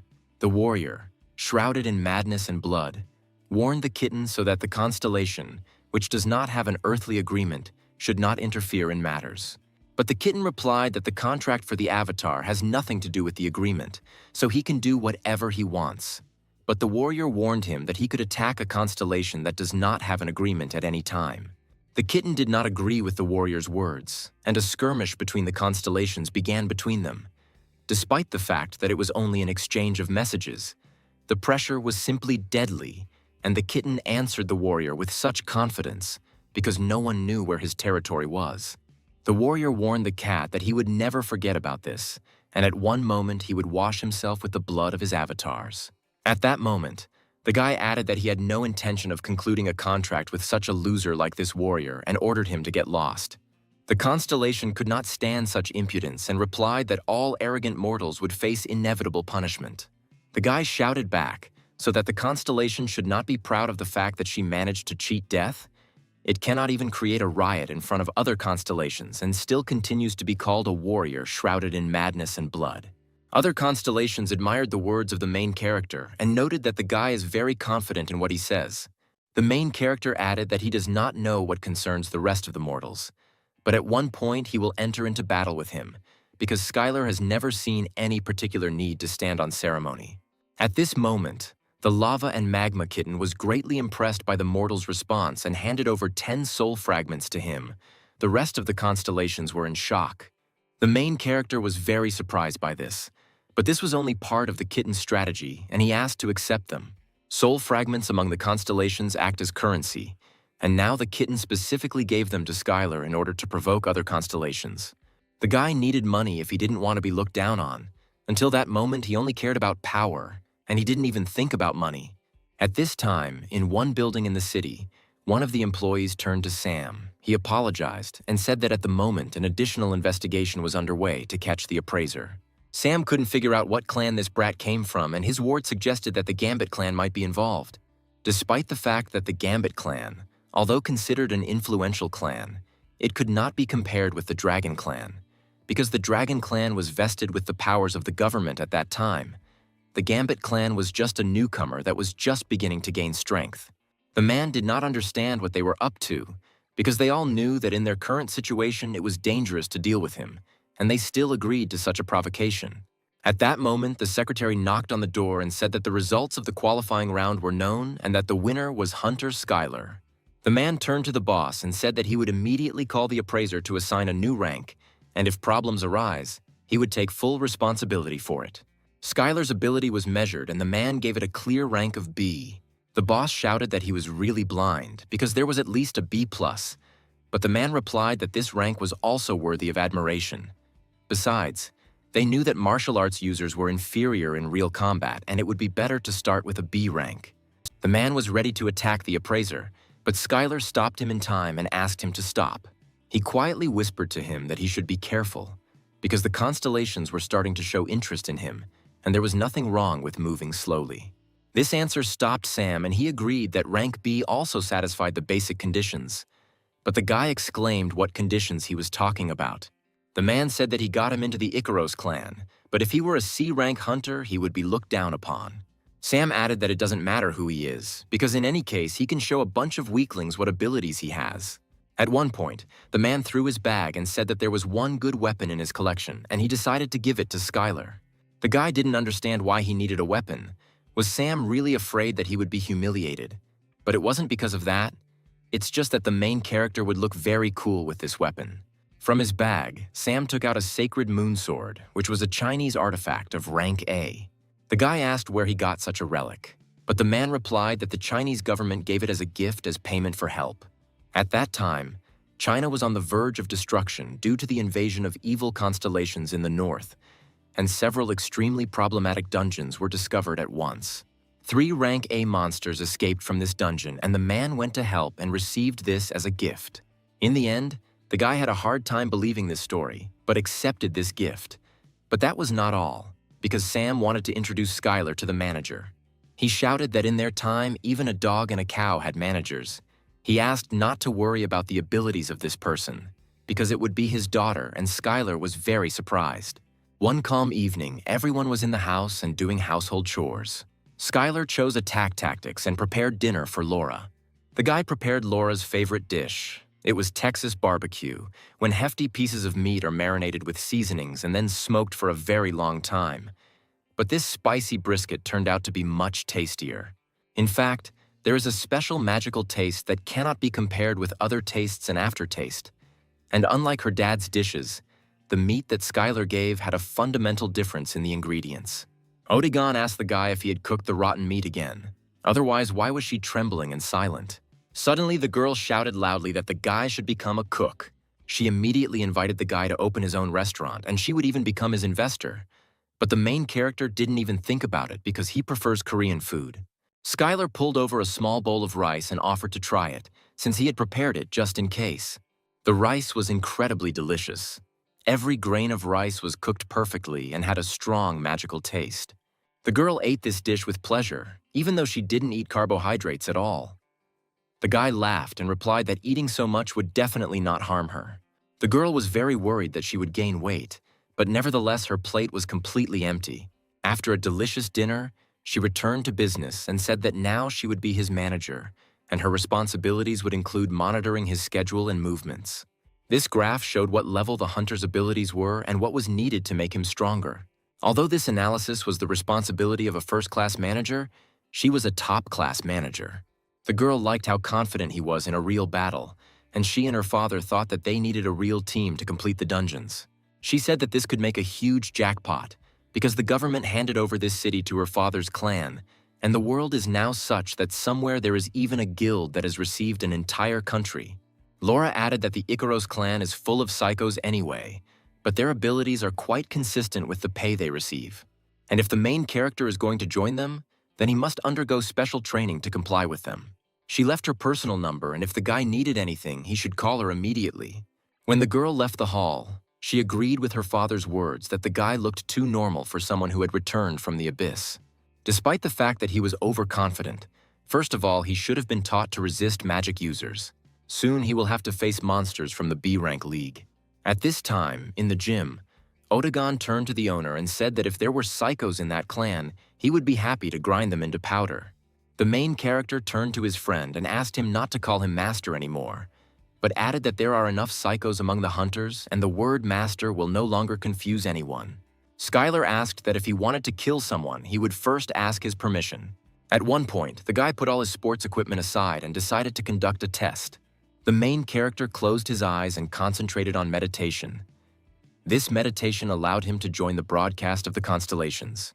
All this was in order to study in advance the countless constellations that would be encountered in the future. The guy continued to send signals, but the lava and magma kitten said that only constellations at the same level responded. A constellation battle is when 2 constellations choose an avatar and compete. The loser pays the appropriate price, and naturally the constellations must be at the same level, and there is no reason to accept a battle from a constellation from which there is nothing to take. Then the guy decided that all he could do was declare his mighty power and recruit avatars, because he still lacked a lot. Suddenly the main character remembered that why there was no news about the virtuous goddess of Libra, he became worried. because something could happen to her. The next morning began at the training base of the Ikaros clan. Individual training rooms and dormitories were located here. There were too many individual gyms here since everyone had their own set of abilities. They all trained differently, in any case. If the guy needed something, he could always ask for it. Skylar said he planned to go to the training room first and asked Odaigan what he would do. But the answer didn't take long, and he showed that he really liked the game of Golden Escape and was going to kill his boredom a little. And the main character went to the gym to train physical strength. But when the guy came in, he saw that someone was already working there with a weight of 5 tons. Most likely it was a strong melee hunter. It turned out to be a very strong girl who turned to Skylar and said that she was seeing this newcomer for the first time. The main character replied that he was simply amazed by her training, and the girl replied that flattery would not work with her. She introduced herself as Eliza and extended her hand to the guy and offered to try to get along with each other. Skylar gladly extended his hand in response and added that he was very glad to meet you. But as soon as their hands touched, Eliza felt a powerful energy that forcefully pushed her away from the guy. She was very surprised, because for the first time, someone who was much weaker than her was standing right in front of her. The girl asked if he was also a melee magician, but the main character replied that he was more of a martial arts user. Eliza was very surprised, because meeting a B-rank martial arts user here is very rare. Then Skylar said that he learned all this while wandering the abyss for 30 years. The girl confidently said that martial arts are not so useless and she is able to master everything that can be used. Then Eliza began to willingly show all the fighting techniques of jiu-jitsu, wrestling, Muay Thai. She studied all the necessary types of arts, because it's not very pleasant when monsters breathe right in your face. At one point, the girl realized that Skylar didn't know her at all and boasted that she was from the ranked league and was in 19th place. After that, the girl shouted for the guy to follow her, because now she was going to test why martial arts were really good. They came to the hunter's training room, where other fighters were already training, who looked at the newcomer with contempt. One of them asked who the guy was standing next to Eliza, and she proudly imagined that in front of them was a new rookie martial arts user. Then a guy approached the couple and introduced himself as Anthony and added that despite all this, he was already familiar to him. But Skylar did not understand who was in front of him. Anthony couldn't believe that he hadn't heard about his achievements, because the guy cleared the dungeon and set a new record for night raids and rose to rank B in the shortest possible time. Then the girl screamed that Skylar had just returned from the abyss and he knew nothing about it, after which Anthony asked Skylar to stay behind to clarify something. The guy added that he is the ace of this clan, and the rules of the clan are very simple for the main character. You just need to trust him and obey him in everything, and then all problems will be resolved. Skylar thought that the guy was some kind of psycho, but Eliza reassured him that he was always like this and advised him not to mess with him. After numerous dialogues, the couple finally decided to fight each other. They entered the main arena of the training camp and stood facing each other. Eliza was looking forward to the fight and was excited to see what martial arts techniques Skylar had. The protagonist decided to teach the first lesson and started with the first rule, that she should never come close to a martial arts user. Much to the guy's surprise, she had a very good reaction and reflected his first blow. But no matter how fast her magic was, it was still inferior to the blows of a martial arts user. The girl was not going to sit back in defense and immediately launched a powerful attack and made a sharp blow of magical power. The blow was really fast and powerful. The guy was surprised that she performed a pretty good attack speed for a magic user, and it would be good to recruit her into avatars. And at that second, Skylar delivered his favorite technique called the Milky Blow, which knocked the girl off balance. Eliza could only use protective magic, but as soon as she thought about it, Skylar had already punched her right in the stomach, despite the fact that the protective circle of magic was activated. The girl couldn't believe it, because she was sure that she had activated magic. But the fact was that the guy used a different force to strike, which was significantly different from strengthening the muscles of magic. Eliza did not want to admit such a resounding defeat, and taking the guy by surprise, she suddenly shouted that she was not finished yet. But Skylar was ready for this and easily repelled her blow.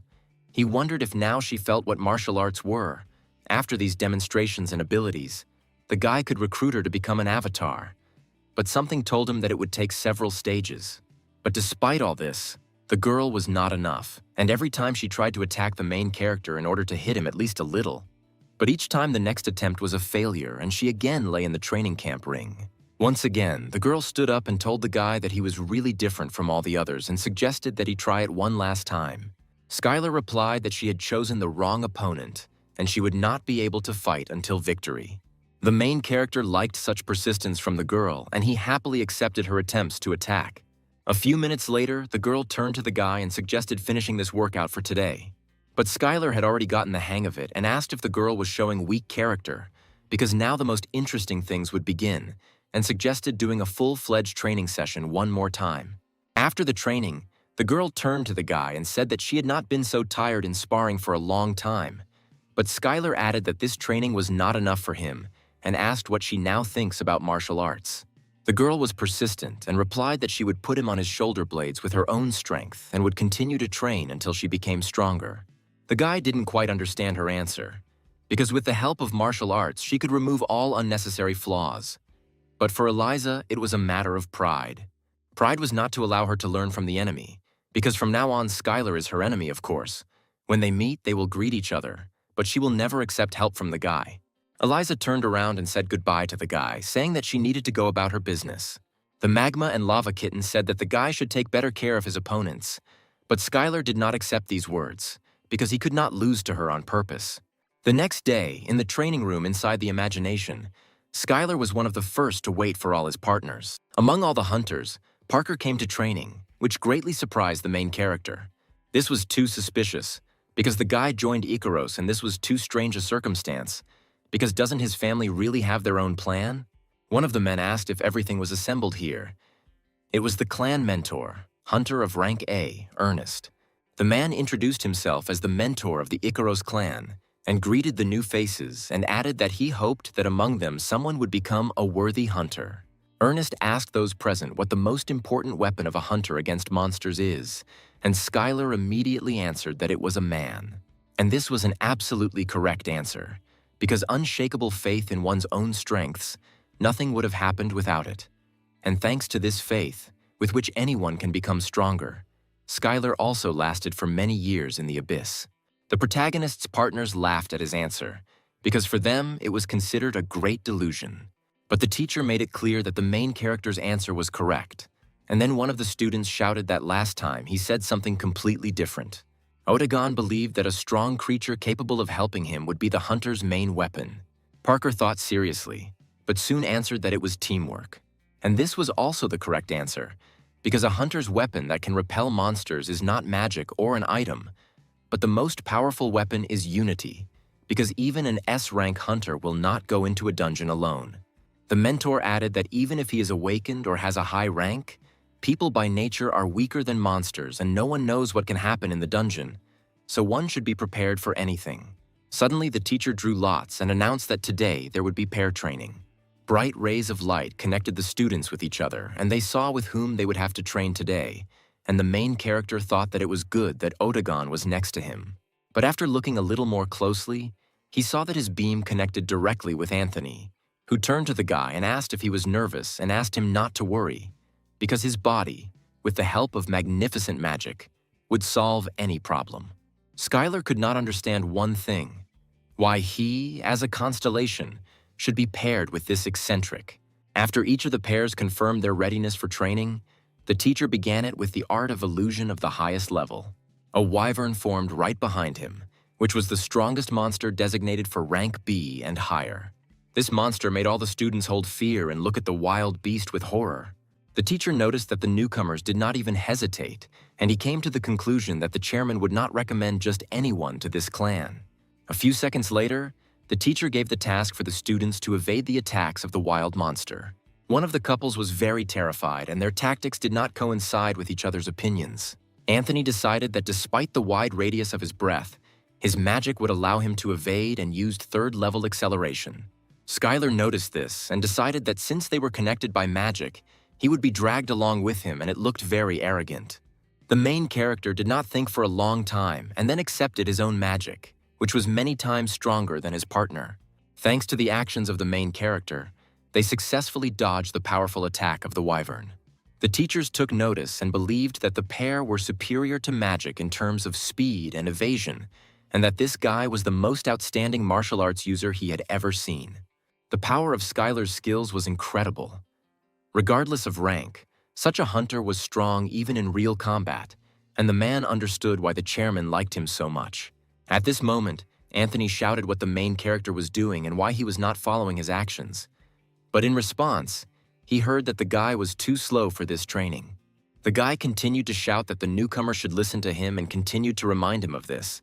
The teacher's first task ended, and he ordered everyone who could not pass the first stage to leave the site. All participants were expecting a second attack because it could come from anywhere, and only Skylar suspected that a monster would now attack them from below. Literally in 1/100th of a second, the guy jumped out of the air with a sharp jump, grabbing his partner, who would obviously have already been late. Suddenly, an ancient sand monster in the form of a worm, a stone eater, appeared from underground. Such monsters hide in the ground, and having caught the vibration, immediately attack and devour the prey. They are a terrible predator that lives in dungeons, rank B and above. Other hunters began to shout that the rock eaters immediately after the wyvern were too tough a test, and that such a thing could not be found even in a B-rank dungeon. But the trainer was persistent, and shouted that if they could not react even to this, then they had no right to be called hunters, and instead of grumbling, they would rather focus on training. Suddenly, Skylar heard a question directed at him. He immediately turned around to see who was asking it. Ahead was a hunter of rank B. Morris. He asked how the guy guessed that the monster would come out from below. Skylar replied that he heard a sound. The guy wondered if it was all martial arts. The main character offered to help Morris, since he was so interested in this, but the coach immediately shouted for the guys to get ready for the next stage. So the clan's training continued. The next thing was dodging the three of them, training in resisting magic, and restraining comrades who fell under the influence of illusion magic. Each of the hunters was very exhausted, and then the coach shouted that the warm-up was over and they could rest a little before they went to clear the dungeon. Skylar couldn't believe that they would actually go into the dungeon. But Morris replied that in their time, the dungeon could be simulated in the underbelly of the world. The main character pretended to be surprised and asked what kind of sport it was for hunters. Morris replied that everything was true and said that since the guy returned from the abyss, he must have seen a lot of things and asked which team he supported. Then the main character remembered and named his favorite baseball team, and Morris laughed hard in response, because this was the first time he had heard of such a thing, because for him, a sport was considered where there was a team of 6 hunters. Skylar remembered that baseball and football had completely lost popularity, and among team sports, hunting took first place. The rest of the sport existed only nominally. At one point, the guy decided to study the personality of his new opponent and saw that he was also a melee fighter and was much stronger than the main character thought. Morris turned to the main character and asked if his new friend could really teach him martial arts, because in their time, few hunters would agree to share their own knowledge. Skylar thought it was useless, because even if he taught him, the guy wouldn't achieve anything without effort, because out of 100 people, about 1 achieved success, and he suggested Odegan go have something to drink. The guy added that, in addition, it would take at least 100 years to master the highest category, which was too slow for Morris. When the guy caught up with the main character, he talked about how he was a fan of martial arts as a child. Skylar asked why he didn't study them then, but Morris replied that in his time, almost all of the first-generation martial arts users had retired and there was nowhere to study. Then the main character came up with the idea to teach the guy and become his personal mentor, and maybe after that the prestige of martial arts will rise to a higher level. Sometime later in the training room, Skylar continued to whip Morris in the face so that he could feel the flow in his own body. He asked the guy to hold a pose and asked if magic users really don't use mana to strengthen their own body. But Morris replied that this is not done through the body, but using their own mana, they attract magic from the outside. Then the main character figured out how it works, but it was still a little difficult for him, because he could simply start the circulation of his own mana. The guy reassured Morris by saying that in any case he should not rush, and even if he could not control her, he could restrain her, although this could lead to rupture of blood vessels and internal organs. As a result, Morris decided to trust Skylar and mana cultivation occurred, which meant manifesting martial arts using mana, and the higher the user's understanding, the lower the chance of failure. The main character decided to take a risk using this chance, but fortunately for him, everything worked out. Morris's mana consumption was simply enormous, but this was the best way for a magic user to master martial arts, and there was nothing wrong with such a large consumption, because the main thing was that the blow should turn out as it should. A few seconds later, Maurice received the skill of a blow of shrouded mana, and Skylar's plan really worked, and everything worked out for him. The guy's sensations were completely different than from a simple blow. This was all great. The use of mana in martial arts was cool, and it was good that Morris had mastered the technique, but his skill level was too low. A short time later, in the indoor training room, the coach announced that the break was over and that the participants get ready for the next training session. When everyone had gathered, he briefly explained what training awaited them. The rules were that 6 would form one group and enter the dungeon, and their task would be to clear it quickly and safely. Each of the participants wanted to succeed in this training and be sure to enter the first team. Morris said that in their clan, only the first team participates in real battles, and if you show your skills well in training, you can easily get there. The guy replied that, unfortunately, he is not a member of the first team, he is not assigned to it, but quite often participates in real battles. Skylar added that he sees nothing wrong and there is no need to be ashamed of one's own weakness, because all this can be compensated for with great effort. Then the trainer snapped his fingers and said that he was starting to form groups and ordered to find members of his own group and start training. Odegon noticed that he did not intersect with Skylar in any way, and for him it was a mystery whether this was done intentionally or not. The main character saw that Eliza held her head and said that this cleansing group was doomed to failure. He replied that with such an expression on her face, she greatly offended him. Her team included Skylar, who had recently returned from the Abyss, a newcomer hunter, Richard Parker, a guy who completely lacked team spirit under the name Anthony. A weasel and the only adequate person, the girl had never been pushed out of the first team, but this time she had to worry about it. Morris inquired that no one was against Anthony going to take the leadership position. Skylar added that if he liked to point things out that way, then he was absolutely fine with it. The guy asked Eliza how his abilities were, and she replied that he liked long-range fighting, but he also excels in close combat. Despite his very strange character, he possessed rather rare skills. The main character didn't plan to recruit him as an avatar, so he wanted to skip it, but it was better to test his skills as an opponent. The more Skylar used his vision to study his opponent's personality, the greater his strength. But at this time, Anthony was running around the field, waving his arms and shouting for everyone to just trust him, because in front of them was a real captain, and Skylar thought that there was a natural psycho on his team. The strength used by a hunter can be honed through certain training, and Anthony had 2 skills: mind protection and narcissism. Apparently, both skills were aimed at maintaining mental control. Suddenly, Javier joined the conversation, saying that he was looking for friends and asked to take care of him, but everyone reacted sharply negatively to him and asked him to just leave here and not even hope to join them. Skylar could not understand this reaction from his partners, and Eliza said that this guy only knows money and divides people according to profit. Javier said that he was not so bad, because everyone knows the principle of mutual concessions and others simply cannot accept it. But if you get something, you have to pay an equal price. Morris did not want to listen to this and reminded him that when he was in the first team, Javier built a good guy, and when the guy dropped to the second, he immediately threw him on the blacklist. Despite the fact that the guy was in rank B, he was a truly valuable doctor who could heal anyone at the right time. He asked to team up with him, and then Javier would help during training. But Skylar did not need this at all, because he was already good in battle and Javier could only wave his arms.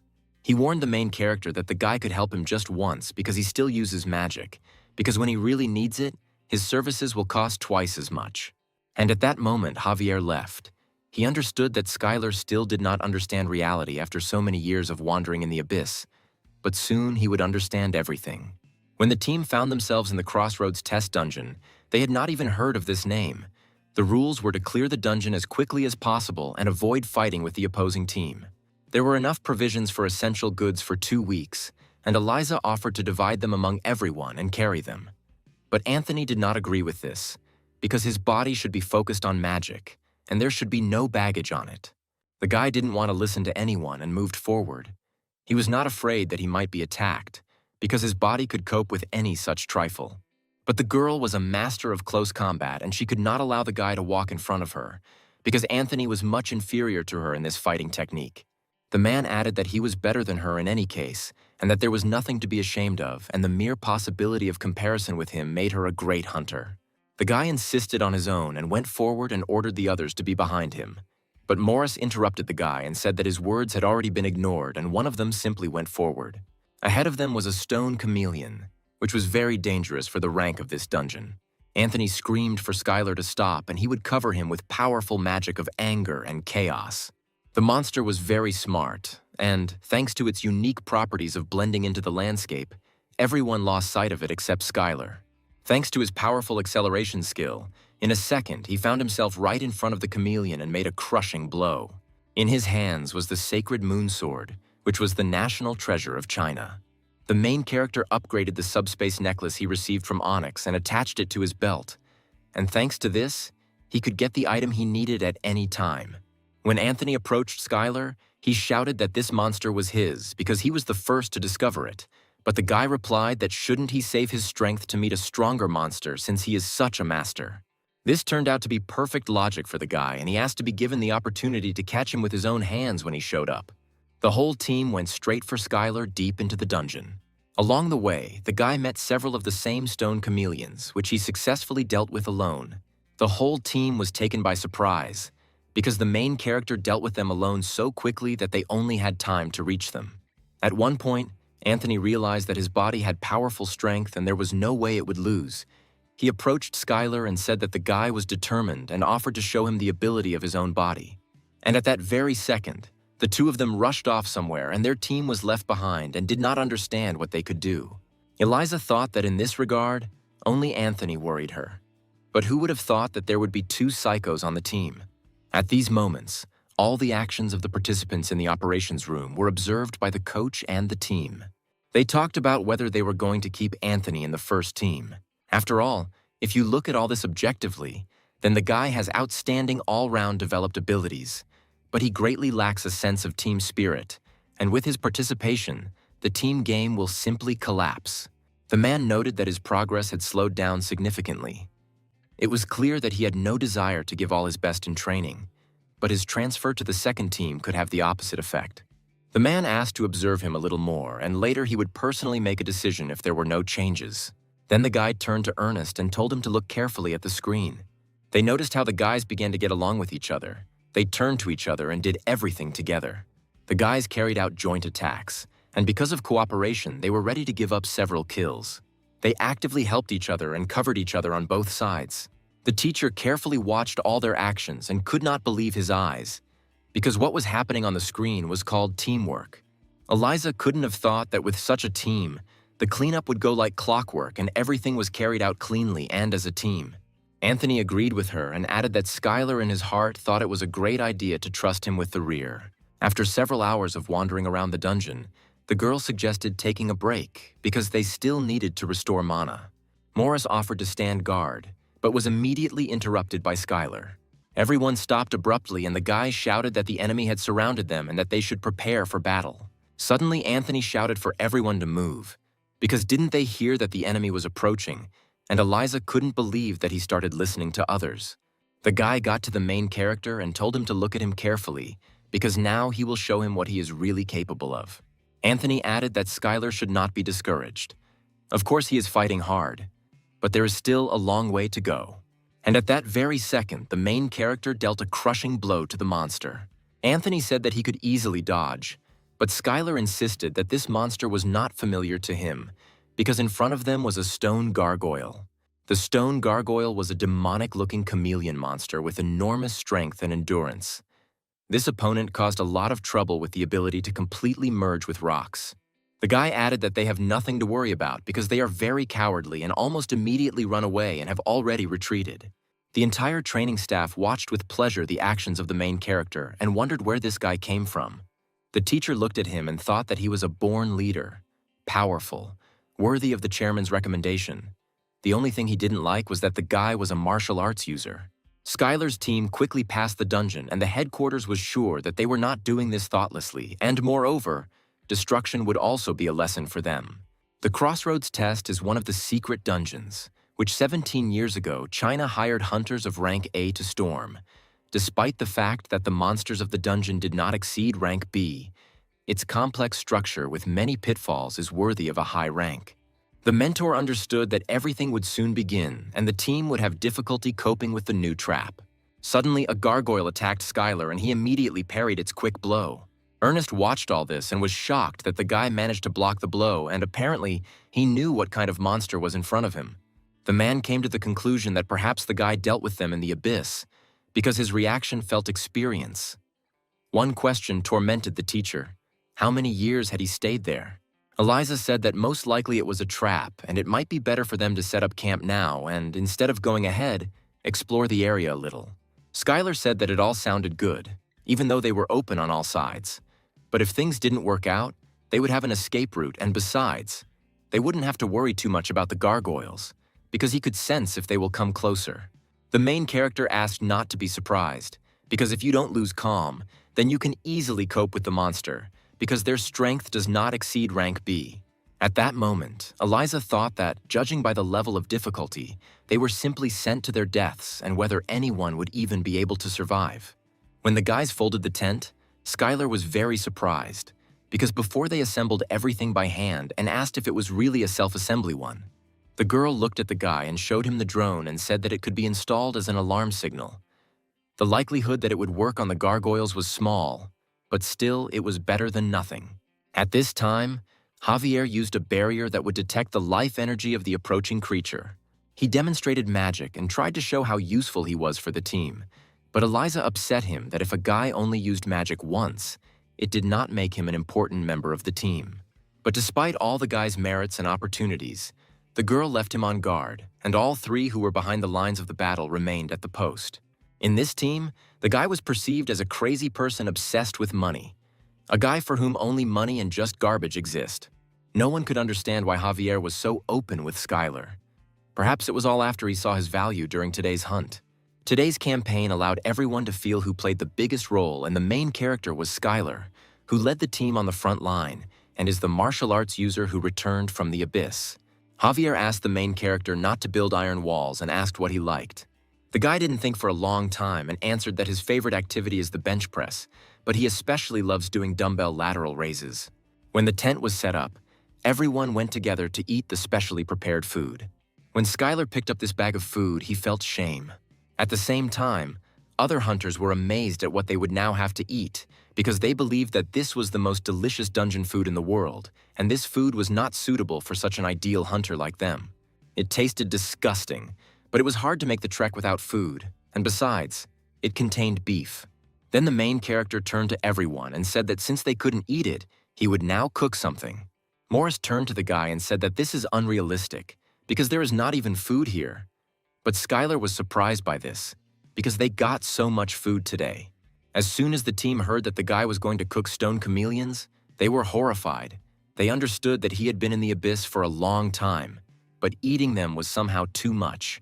But the main character calmed everyone down and said that this could be eaten and proudly took out the branded dishes. At this time, in the operations room, the instructors turned to the head coach and warned that the other teams were also approaching the center, and the gargoyles were slowly starting to move, and the other teams would need to find a way to stop them. Several teams were destroyed, a couple more participants were dilapidated, and they immediately began to retreat. Ernest felt that he had chosen too high a difficulty level because it all looked too harsh. One of the assistants said that since the rest of the hunters were retreating, the remaining ones would have a hard time, especially in the other team, which surprised him greatly by the fact that they were doing something strange. The whole team watched as Skylar began to prepare the food. They thought it all looked pretty good. The participants got closer to the homemade cauldron and began to guess that risotto or paella was waiting for them. But then they came to the conclusion that in Asia, rice is the main dish.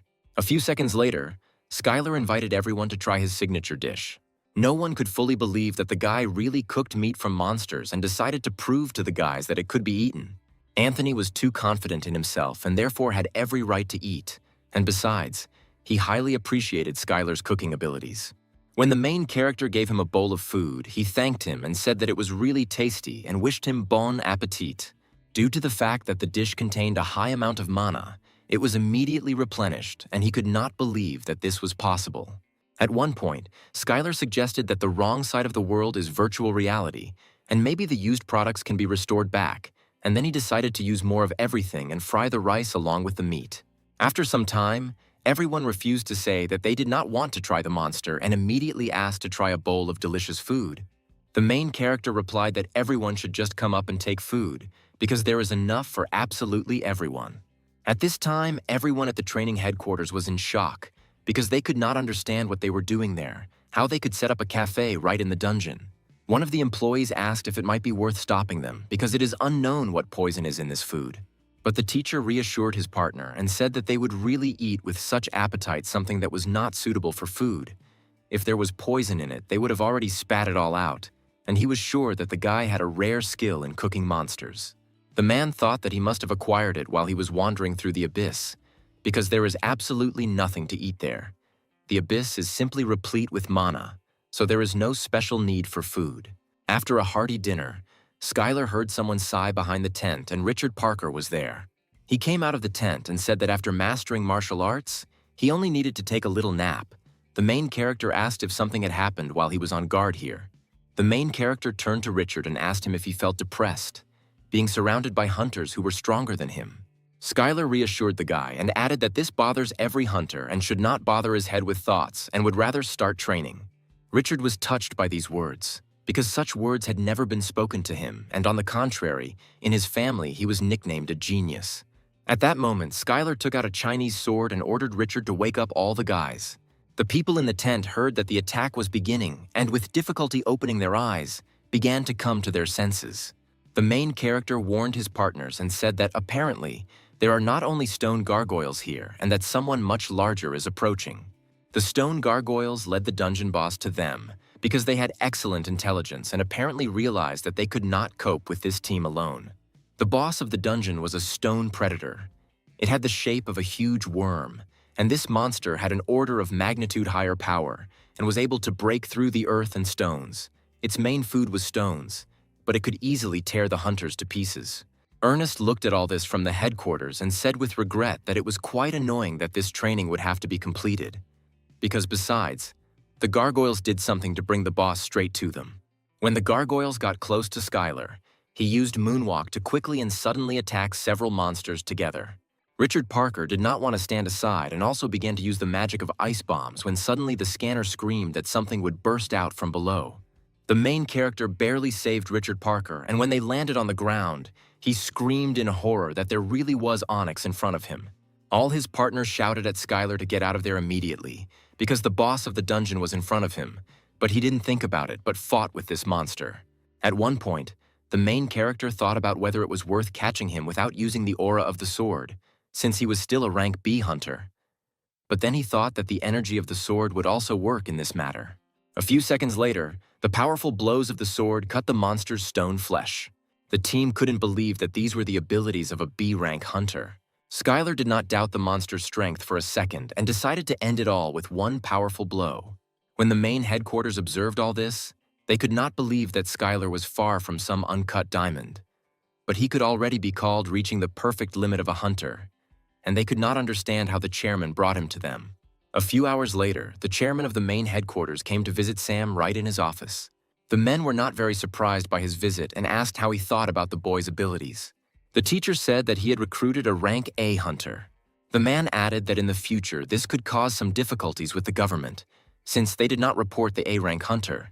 But Sam said that it was not their fault, because the government overlooked it. The teacher said that it would be a hassle to confirm the A rank, but it was only a matter of time.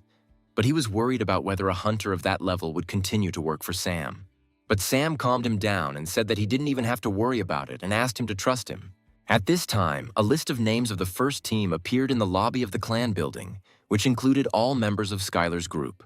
Other hunters could not understand why martial arts users were on the first team and how well he demonstrated his skills, because most likely he was simply dragged through. Anthony overheard this conversation and said that since they themselves lack the abilities, then there is no point in denigrating others. How can a hunter think so narrowly? Anthony walked around campus and thought that newcomer Skylar was the only opponent worthy of him, and the guy decided to help him in a friendly way in honor of joining the first team. At this time, Skylar was driving in the car with Javier and Odigon, and he turned to the guy, saying that he immediately saw his abilities. Odigon lost again in the game on the phone, and Javier's mouth was not going to close and kept telling some boring stories that no one wanted to listen to. The guy didn't pay much attention to the main character's partner, but wanted to maintain a good relationship with Skylar in any way. A few days earlier, at the strength training gym, Javier discovered that Skylar had come there to train.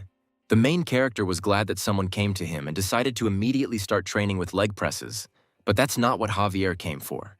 But the guy was already doing the bench press and yelling at Skylar to stop training him. Then Skylar shouted that he understood what he wanted and suggested doing deadlifts and starting with 30 sets to warm up. Between breaks and approaches, Javier found a moment and asked if the main character wanted to take a ride around the city with him. After all, he had returned from the abyss not so long ago. But the guy didn't care at all and thought only about training. In the end, the guy agreed, and now Javier was talking about this city of hunters, where there is literally everything connected with them. He talked about the fact that they are considered aces of the Icaros clan, which meant that wherever they go, they will be received with joy. Skylar believed that the title of hunter did not give a person a special status, but in their world it did, because they were aristocrats of that time. At one point, the car stopped, and Javier got out and said that Chinatown begins from this line, and it is known here as a black market. The main character could not believe that the government here simply turns a blind eye. But Javier replied that the main thing is not to sell it abroad, and then the government will not touch anyone, even if organizations trading on the black market live by the law. First of all, the guy noted that the main advantage of the market is the ease of obtaining very dubious artifacts. When the guys were standing near the bench, the hooded people were watching all this. They could not understand how this non-entity could boldly humiliate their master, and they decided to wash away the shame with his blood. And all this was revenge for the constellation of a warrior shrouded in madness and blood. Javier met the guys with large bags of food, and Skylar replied that they would meet the same fate as the dish they tried in the dungeon. The guys shouted that they should hurry up, because soon they would go to the auction and they should go underground. Odaigon noticed that there was serious magic here, which was of a high level. The guys were greeted with pleasure, and Javier told the two newcomers to rent suits. He told them that basic etiquette should be observed here, and besides this, there are several more rules. Do not talk about them outside the walls, do not confess even if caught, and do not make noise, and these rules must be followed. The guys entered a luxurious hall, which was made entirely of marble. They had to wait a little before the auction began, and Javier offered to while away the time on roulette, because he, like a true master, had never lost and would show what it was. One of the guards saw that 3 from the Icaros clan had arrived and immediately reported this to his superiors. He also added that among them there are 2 newcomers, one of them who won the qualifying stage of battles and debuted in the Major League and is a martial arts user. One of the schools that was currently running the illegal auction was a representative martial arts clan in China, and even in the era of the decline of martial arts, they steadfastly maintained their own position. And in such a situation, they could only admire the hunter of the Icaros clan, martial arts user Skylar. One of the men asked if it was possible to approach this hunter and ask what martial arts he uses, but the second calmed him down and said that it was better to stay put, because no one wants to find out who runs this auction and suggested starting it. A few minutes later, the auction host came out and began presenting one item after another. One of the lots was sold for $50,000, and Skylar could not understand how this spear, which looked cool on the outside but had absolutely no effectiveness, was sold for such a crazy amount. When the next lot was brought onto the stage, the main character could not believe his eyes. He saw a thunder flame dagger with various skills available, which were very necessary and useful for Skylar. When the guy looked in his wallet, he only had 1 bank card, which he received from Sam and didn't know if he had enough money. Sam was very generous and gave this unlimited black card so that Skylar could spend the money on what he needed until he received money from the clan. But the guy decided that he wouldn't need the money anyway, and then the man ordered him to take this card because he was trying to be good and there was no need to refuse it. At this time, bids continued to rise at the auction, and the lot amount reached $7,000. The main character did not understand why no one gives more, but Javier replied that this thing is not very good, and people with a trained eye or those with the appropriate skill gather here. Javier tried to dissuade the guy from buying it, because the auction was full of other cool goods, but the main character was decisive and took the number to raise the price. There were a few seconds left before the deal was completed, and at $8,000, Skylar raised his hand and won the lot. Despite all the reproaches from Javier, the guy was calmer when he had such an artifact in stock. Suddenly, someone put a hand on Skylar's shoulder. He looked in that direction and saw a man in a cloak with a hood. The madman turned to the guy and said that he really thought that he could leave unharmed after insulting the master warrior shrouded in madness and blood. When the guards saw that some kind of battle was starting at the auction, they immediately moved towards them and shouted at them not to move and to remain in place. Skylar thought that the warrior was not acting rashly and sent people to take revenge for that incident. The warrior grinned and said that now the guy can only survive if he can. But he takes into account the fact that he is hiding behind the warrior. He was a complete coward, and the main character decided to use this chance. He shouted loudly that in the name of the constellation of the invincible god of training, he was challenging him to battle. He, like an avatar, would instantly deal with him at that very second. Odaigon was shocked that the guy would resort to such a deception, but the warrior ignored the guy's words because he had never heard this name. The main character added that he was really afraid of a one-on-one battle and sent the killer like a cowardly chicken. Then the warrior immediately replied that he would accept the battle of the constellations if the guy in it survived. Suddenly, the light in the auction hall went out and all the people were frightened by this and immediately shouted to be escorted out of here. The warrior was infinitely glad that he was now locked up with the guy and he would finally have a feast on his blood. The main character grinned and replied that he was the one locked with him. Odaigon took out a powerful staff and shouted that they were all locked here with him. Of course, Skylar was pleased that his partner stood up for him. He thanked Odaigon and suggested that it would be better to save his strength. At the same second, the main character used the blow of the Milky Finger, the force of which collided with the powerful defense of the warriors. After this blow, the guy immediately ran at the enemy, took out his sword, and dealt a crushing blow to the warrior. All the people in the auction hall were surprised because they saw martial arts, and at the highest level. When Skylar came close to the warrior, he felt someone take his hand and say that they would take his blood. The main character asked whether it was really only blood, dreams, and desires that awarded him this right of the great law of absorption. Thanks to this skill, he could use this power in reverse. And the guy did it, and literally in a second, and the main warrior was not there, Skylar destroyed him in front of everyone. The rest of the wars began to shout for him to be stopped, but it was too late, because they were already the next target for the main character. The warrior could no longer look at it and gathered all the power of the avatar and concentrated it on one avatar. A few seconds later, the warrior descended to the ground and independently controlled the killer. He collected the spattered blood and immediately increased the avatar's power. Skylar thought that controlling an avatar by inhabiting his body seemed rather cruel. In terms of the collected mana alone, he was superior to a rank A hunter, and even if left, he would self-destruct and the best option would be to avoid the fight. But in this case, the people present at the auction would die. The guy immediately activated the Good Giant Slayer skill and received a notification that if he did not avoid the avatar and fight him in battle, his strength would be increased. And the battle between the avatars began. The skill of divine cosmic art helped the guy to perfectly repel the enemy's attack.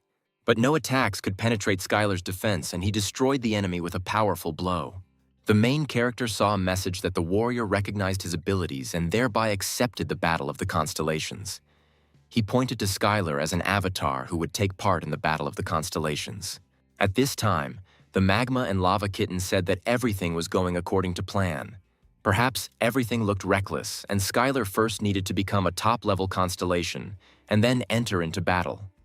But the kitten said that everything was fine. One of the organizers ran up to the guys and asked for forgiveness for this incident, that they did not check and allowed strangers to enter. But the guy replied that everything was fine and he would keep it a secret. But before letting the guy go, the man asked to ask him a couple of questions about martial arts and spend some time if the main character doesn't mind.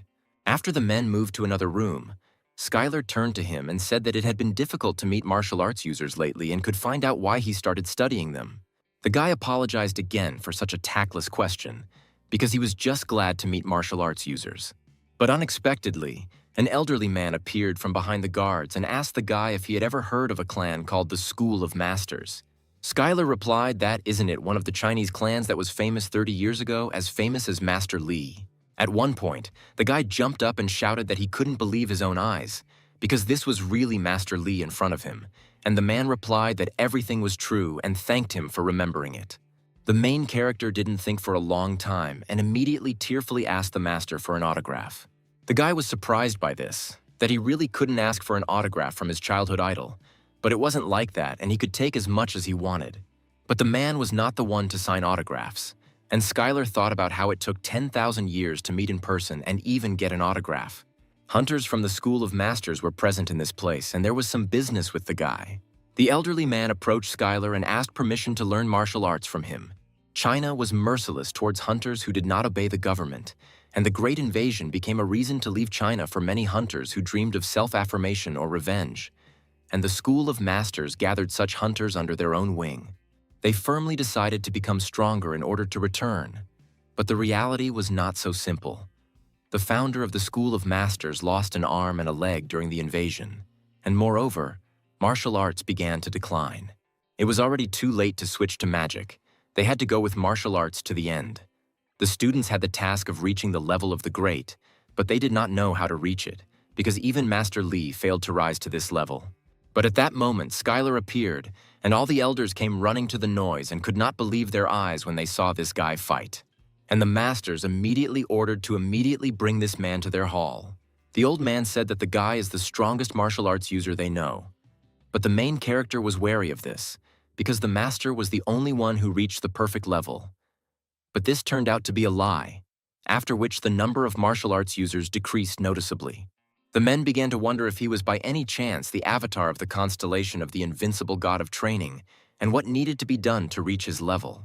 Lava and Magma Kitten told the guy that he would help them and guide them personally, and that someone like a training god was quite closely related to martial arts. The guy replied that he could help them, and immediately faith in the god of training increased, and his strength was greatly increased.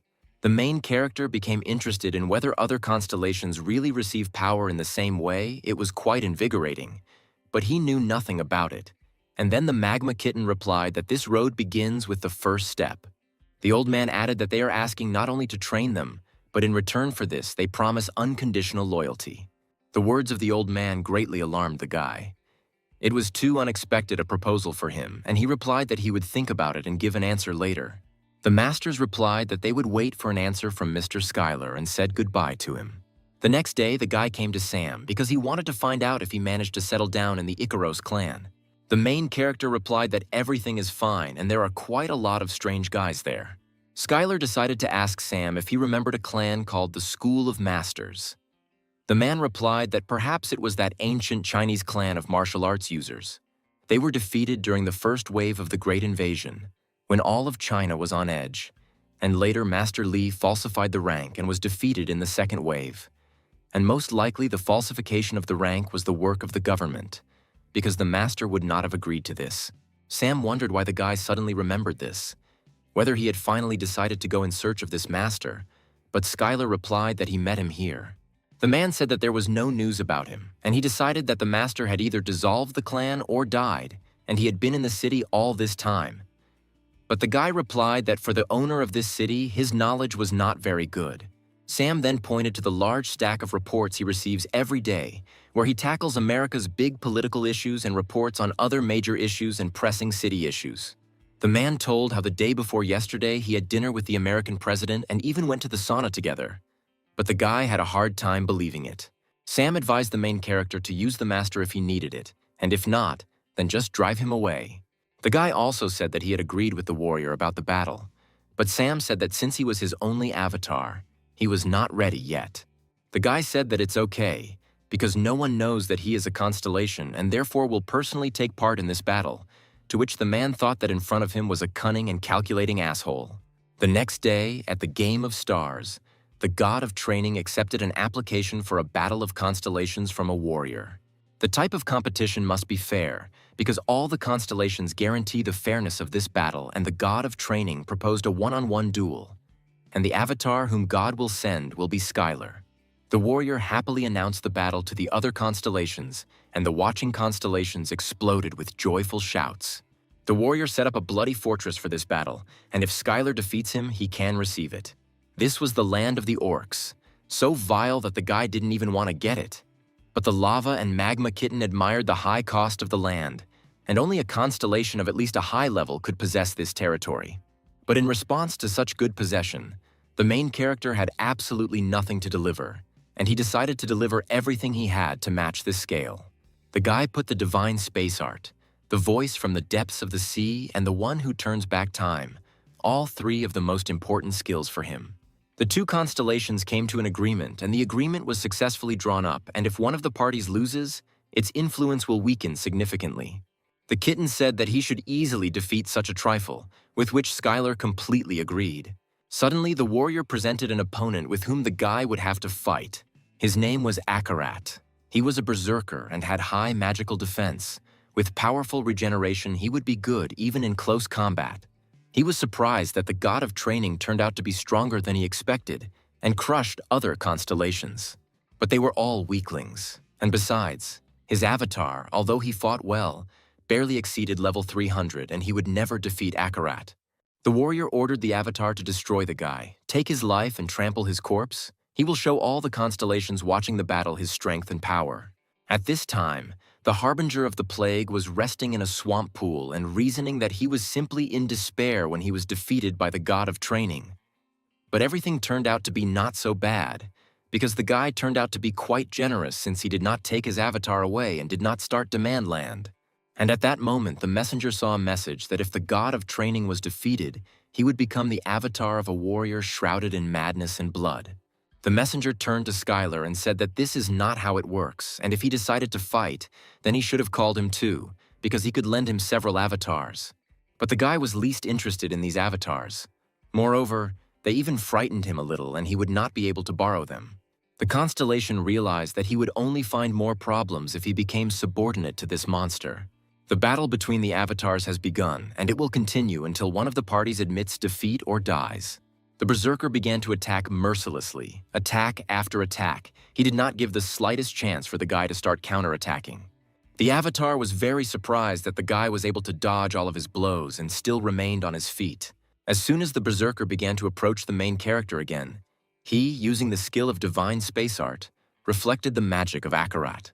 All the constellations who watched this ruthless battle admired the skill of the protagonist and complimented this scene. But Akarat was a very strong warrior and quickly restored his health by using Scarlet Resurrection.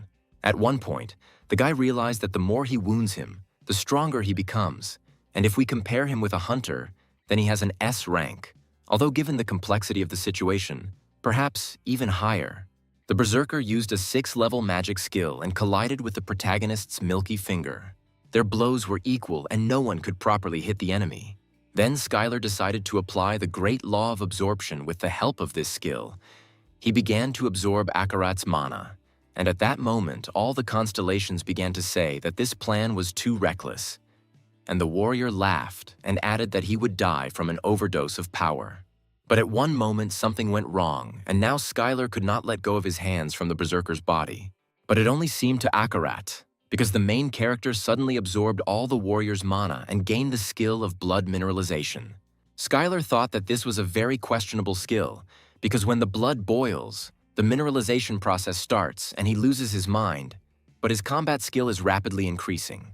The berserker turned to the guy and said that if he was going to kill him, then let him finish him off because he is a great warrior soldier and will never admit defeat. The guy didn't know what to do with this because the fight could only end after he finished him off. Then all the constellations agreed with Skylar's words and accepted the fact that the battle was over and offered to finish it with dignity. In the end, the warrior declared defeat and the battle of the constellations was over. All the constellations began to praise the courage and sent soul stones as gifts. One from the constellation paid respect to his battle, and another offered to become his avatar. Skylar received a notification that the bloody fortress that the warrior had built came into his possession, and since he survived the first battle of the constellations, he was included in the ranking of earthly constellations. The main character was surprised when he saw the ranking of constellations and did not understand that he was currently in 127th place. The guy saw a notice that the virtuous goddess of Libra was inviting him to her own domain, and he was happy because it meant she was still alive. And so, negotiations began between the Association of Medium and Small-Sized Constellations on the topic of how to deal with the goddess.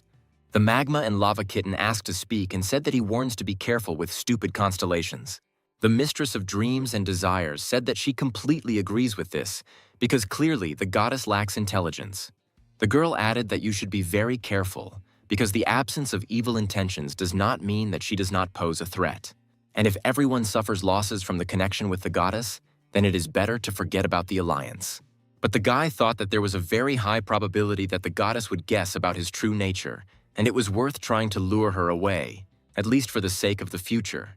The main character said that he was included in the rating of constellations and whether they both knew anything about it, and then the kitten suggested asking the goddess about it, and the owner confirmed the cat's words. And the guy immediately went to the goddess's possession, and he did not fully understand why his partners did this. When he arrived at the place, he didn't understand where all the avatars and subordinates had gone. The kitten thought that it might be a trap, and the owner suggested that the goddess's affairs were going well.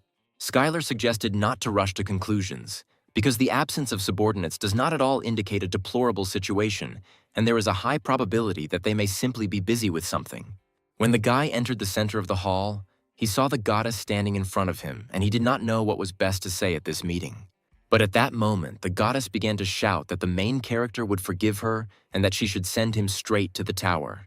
The girl was upset that she didn't drop him off right at the training tower, but Skylar reassured her and said that everything was fine and that this was a long time in the past. The goddess asked if the invincible god of training knew about this visit here, and the guy decided that she thought that he was an avatar of this god. He replied that God was very generous and courteous, so he gladly allowed him to meet her. But in fact, there was another reason for his visit, because his master wants to cooperate with the goddess of Libra. The girl began to argue that the god of training had recently arrived on Earth from the distant edges of the abyss, and perhaps that's why he suggested something like this. The guy was surprised by this train of thought and asked what she meant. Then the girl said that she was very burned out. Once she was a strong constellation among the constellations of a high and highest level, and even other constellations, wanting to know their own future, bowed their heads before her and sacrificed untold wealth and each time significantly increased the strength of her influence. But this story is already in the past, and now the goddess has difficulty maintaining the level of the lower constellation. It all became due to the fact that she kept losing in the battle of the constellations. But this is a terrible thing, and even strong constellations can lose their level in the blink of an eye after a couple of losses. The goddess sent the most powerful angel in search of the main character, and because of this she always lost. And when she realized what the problem was, it was already too late. But Skylar said that his master still prefers those he can trust with a strong constellation. The goddess was touched, and at the same time felt jealous, and asked if this constellation had any traits that she did not like. For example, a bad character or strange habits. The guy said that his master is an ideal constellation. He is grateful and protects the avatar, and is also impeccable in battle. The goddess didn't mind, but she didn't know what the god of training really needed from her and was very worried because she might suddenly disappoint him. And besides, her ability to foresee the future was now greatly weakened. Skylar reassured her and said that it did not matter, because his master wanted her to give instructions regarding the participation of constellations in the battle, and, moreover, although she was weakened, she still has the ability to see into the future. The girl rose from her knees and said that in this case she would gratefully accept his offer. The constellations have been arguing over the Earth since the first passage opened on this planet, and about 10 billion souls became a real treasure that could not be obtained anywhere else. However, the dispute between the constellations could not be resolved so easily. In the end, under the leadership of the strong constellations at the origins, new rules were introduced, and since the strongest constellations took an oath, putting their own existence at stake. The rules, incredible power, and they should never be broken. In other words, this rating distributes the locations of constellations on Earth. The guy asked if the constellation that took first place would really become the owner, but the girl replied that the first place was still empty. This is not the only condition. But other constellations are also not very knowledgeable, and one can only assume that for this you need to have incredible power of influence. But the goddess also could not know who was in second place, but she could guess who it could be: the master of laziness and silence.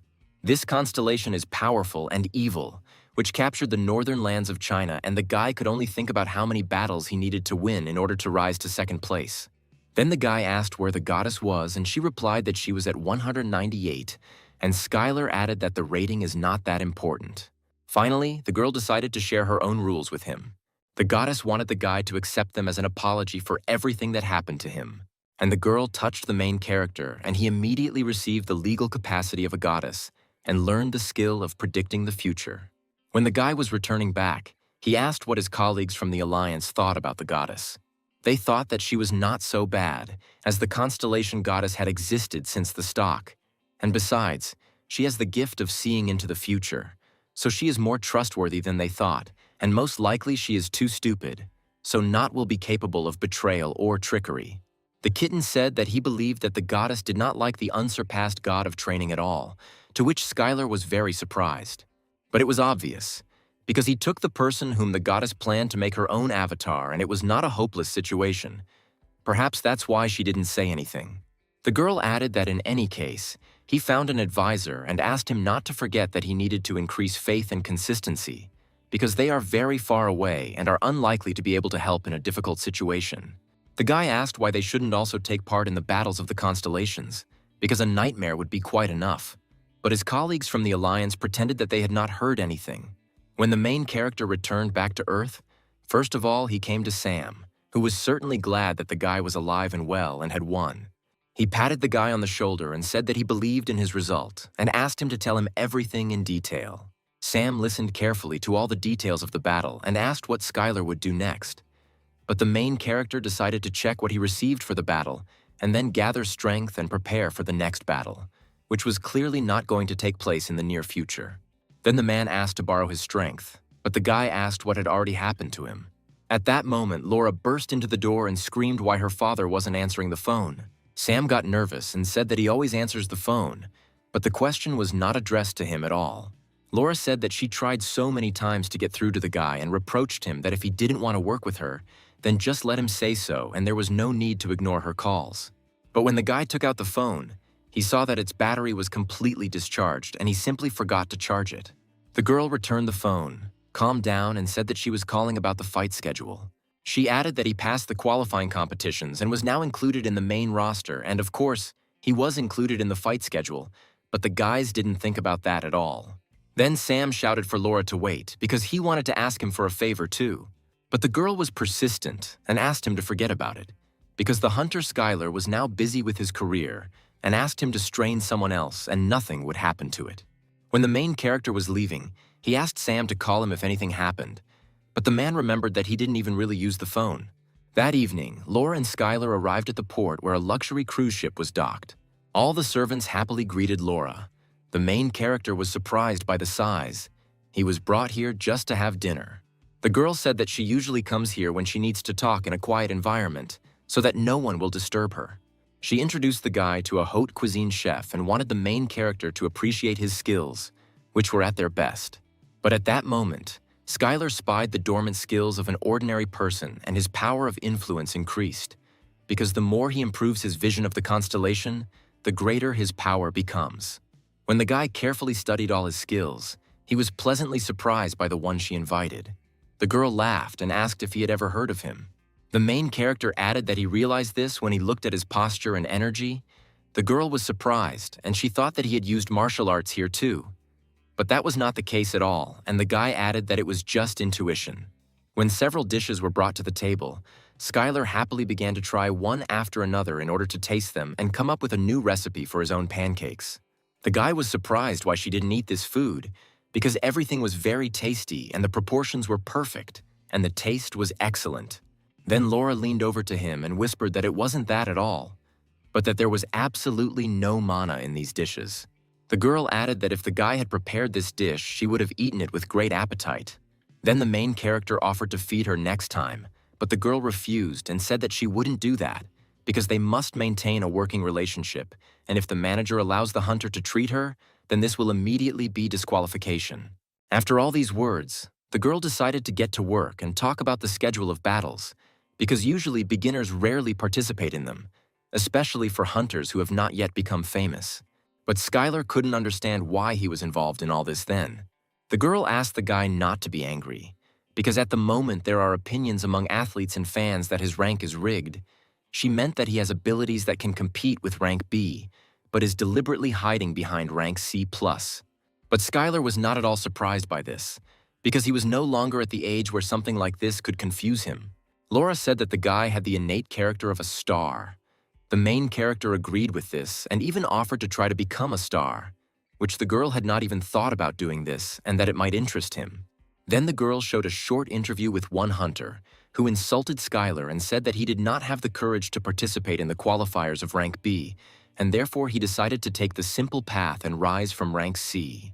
The guy challenged the main character and threatened him that if he rejects his proposal, then the whole world will know that he is a coward, and it is better for him to accept the challenge and accept the loss. The main character asked how many elves were on Earth now, and Laura replied that after the passage opened, they could be seen quite often. Skylar said that the elf's words did not offend him at all, because he understood that when he met him, he would tear him to smithereens.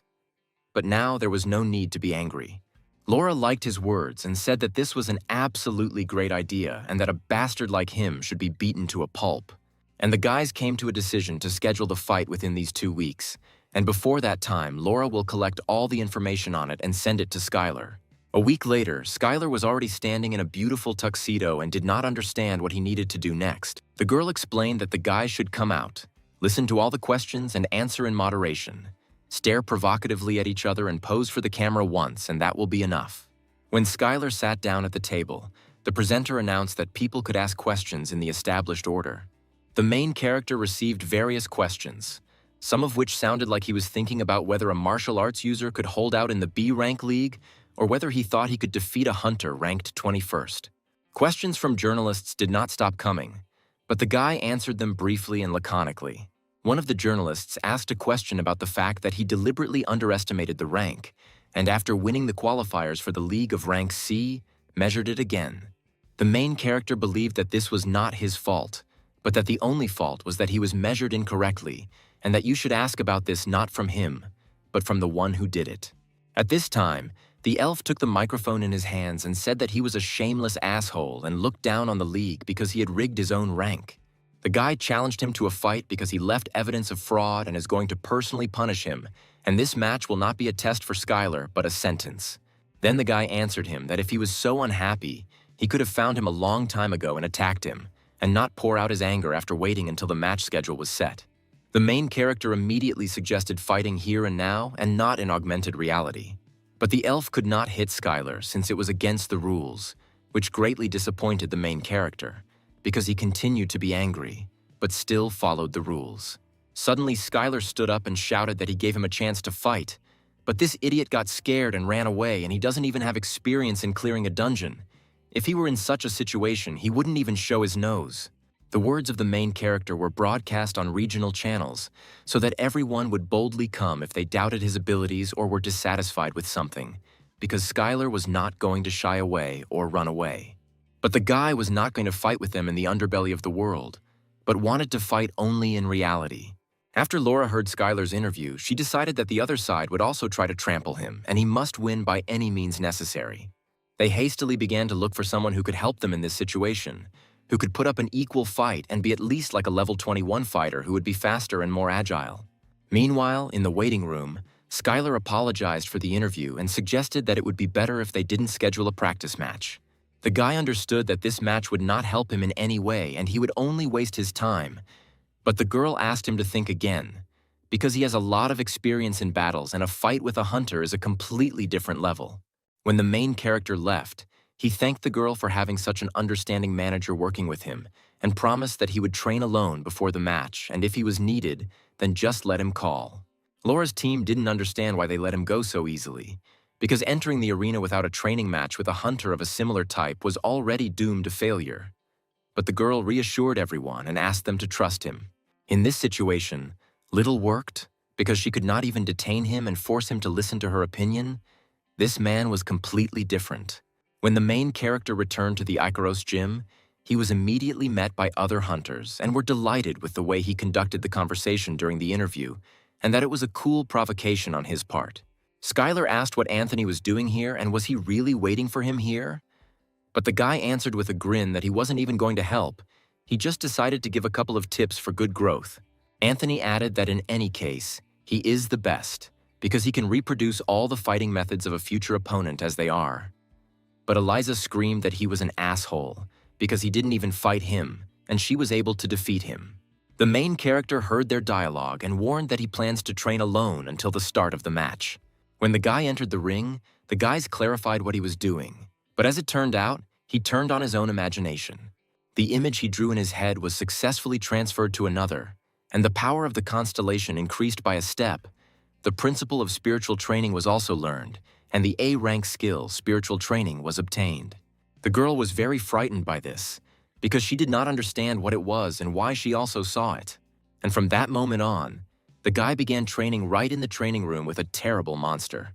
The clan partners stood all this time and were delighted with how the main character carried out such a training. They were simply silent and were both amazed by it. Finally, the day of the competition has arrived, where the long-awaited battles will take place in the Hunter's Stadium. Before the start of the battle, Laura gave the last instructions about whether Skylar had a good breakfast, because you should not skip breakfast even if you are afraid that it will not be digested. She asked the guy not to be nervous and assured him that everything would be fine, but in the look of the main character, one could read absolute calm and confidence in battle.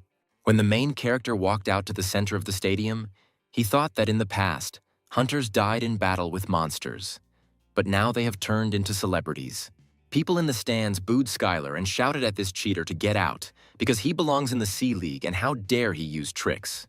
But out of the entire crowd of rude and angry fans, there was someone who loudly shouted for Skylar to go forward and everything would work out for him. It was one of the members of the Master Clan who wished him good luck and shouted for him to show the true power of martial arts. This cheered up the main character well because he hadn't even signed a contract. But someone was already rooting for him, and he decided that today he would show what martial arts means, and today's match will be a signal for the revival of martial arts. The host of the fight loudly greeted all participants and spectators, because this fight was very long awaited, and today they will be able to see the match from different sides. The commentators began introducing the fighters and speculated a little about whether Skylar really rigged his own rank. After all, this guy returned from the Abyss after 30 years. After spending so much time in the Abyss, it's no wonder that all sorts of complications might arise. There might also be some strangeness with the rank measurement, and in the end, if the guy wins, it will be proof that he was right all along. The presenters greeted the guy because for the first time in a long time, a martial arts user was entering the arena and everyone was looking forward to it. When the guy went inside, he was very surprised because he observed the ruins, which inside actually implemented virtual reality. The elf was determined and was sure that he would definitely emerge victorious and that this village from the Abyss did not belong here. A few seconds later, when the battle began, Skylar almost managed to catch up with the enemy, but he used flight magic and ended up in a different place. He was very surprised by this and did not understand where the guy got such speed, because a little more and he would have already grabbed him if he had not immediately taken off. Skylar simply stood still and waited for action from the enemy, and then powerful magic arrows flew towards him. The main character thought that his ability had excellent penetrating power, also a homing function. It all looked like the constellation bow was too fraudulent, and immediately used the divine space art skill, which allowed him to deflect all the arrows. After the elf saw how the guy easily deflected the shot, he was very angry, and he immediately started to take the next shot. But the main character was already ready for this and quickly figured out his location and immediately rushed straight towards him. The main character turned to him and asked what else he could do, because he was ready to repel all his attacks. But unexpectedly for the guy, he fell into a trap with thousands of arrows that were about to fall on top of him. But these arrows were too slow for the main character and lacked a bit of agility. The guy repelled the entire volley of arrows and, thanks to his high self-control, remained safe and sound in the same place. The elf could not believe that he had succeeded, because he had already used up all his mana. But fortunately for him, the first round was completed and the B-rank competition begins. Here the rounds appear. The elf was furious, because it seemed to him that this guy was just a monster and he used a trick in order to check him. His trainer tried to defuse the situation and asked him to listen to him carefully. From now on, he had to forget about the bow and keep his distance and focus on restoring his mana reserve, which was already less than 10%. The man recommended forgetting about the magic of the 4th and 5th circles and stalling for time with the help of the 1st and 2nd. But against this guy, everything seemed unrealistic. The man believed that this was a better way than losing the fight, because without victory, he was nothing. But the elf shouted at him to shut up immediately, because the constellation had chosen him as an avatar. And then the bell rang that the second round was about to begin. When the elf heard the call, he immediately rushed away from Skylar using acceleration. The guy was not satisfied with these catch-ups, and he suggested ending everything before he finally disgraced himself. But his opponent was not satisfied with this, and then Skylar decided to catch up with him and convince him again. The commentators couldn't believe their eyes, because they had just seen steps, one of the movement skills in martial arts. They couldn't believe the speed that the guy had developed. When the main character finally caught up with his opponent, he immediately dealt him a crushing milky blow. The elf was lying on the floor unconscious 100 meters from the guy. The commentators couldn't believe the outcome as Skylar finished off the hunter in the second round. The commentators added that now the top 10 hunters should start to worry, because they have a new opponent who has outstanding martial arts. The host took the stage and put a microphone in his hand to ask Skylar how he felt after a perfect match where he didn't take a single hit and ended the second round with a knockout. Skylar surprised the host because for him it was an ordinary fight and his opponent turned out to be too weak. Suddenly, all the people in the stands started chanting his name and celebrating his success. Since the crowds of people were chanting his name, the power of his essence increased greatly. All this was meant by gaining popularity, and his essence power definitely increased. And suddenly the guy's skill of predicting the future was activated, and he did not understand why he had acquired this skill now. The main character saw Las Vegas, which was engulfed in flames and evil monsters. They all escaped because they failed to clear the dungeon in the limited time, and a disaster occurred. At that moment, in the office, Sam was watching an interview with Skylar and laughing loudly throughout the entire office, because he hadn't had a blast like that for a long time. Suddenly, one of the workers came to the door and warned that a call had been received on his personal phone. Sam thought that his ex-wife was calling again, and he was ready to give pocket money without questions. But he was interrupted and told that there was a man there who introduced himself as the Korean hunter Chwan. The man immediately understood who we were talking about because he had a fight with him when he moved to America, and they did not contact each other for a long time. On the phone, he immediately heard a question about why he didn't warn him that Skylar was back. But Sam replied that he didn't remember them being too close, especially after he scolded him just before leaving. But Chwan was not bothered by this answer and asked to pass the phone to Skylar. But Sam said that he was not here and next time he should call him personally on the phone. Sam was waiting for an apology for what the man said to him when he left for America, and then he could help him contact Skylar. But the man did not want to apologize for anything, and then Sam replied that from that moment on, he was on his blacklist. When the guy and Laura went to Sam, the girl reasoned that he could not deprive her of her rights as a manager, even if she could not determine the client's ability. She should have trusted Skylar more. The guy asked the girl what chances she gave him of winning, and her answer beat him because she gave 9-1 for losing. On the way, the main character was met by students of the School of Masters. They immediately fell to their knees and asked him to teach them martial arts. Skylar didn't understand, because they had a teacher and why they needed him. And then they told the story. The events took place in the main residence of the master's school. The students honed their fighting techniques and recorded every movement that the master showed. But as soon as they made just one mistake in a word, the master immediately scolded them and said that they were shameless people who didn't even know the basics. At that moment, they realized that they wanted to learn martial arts, but the elders' training was too outdated and they begged Skylar to teach them. For the main character, this was a chance to solve their problem and at the same time increase his faith in his own authority, and he immediately agreed. The guy replied that he, as an avatar of the invincible god of training, would teach them martial arts and those who would become followers of the god of training. The students were very happy with this answer because they loved martial arts. The next day, Skylar decided to visit the Bloody Fortress, which he received in a duel with a warrior shrouded in madness and blood, and this place turned out to be too vile for him. These possessions were obtained after the Battle of the Constellations, and he entered the territory of the orcs for the first time. But since the guy was too busy, all matters were entrusted to Odigon. But at that moment, Odigon tore and tossed all the orcs, because they were still fools who could not learn an easy spell, and it seemed that he could not cope with them very well. Skylar suggested that if learning magic doesn't bring any results, then why don't they just learn martial arts, since they all have axes?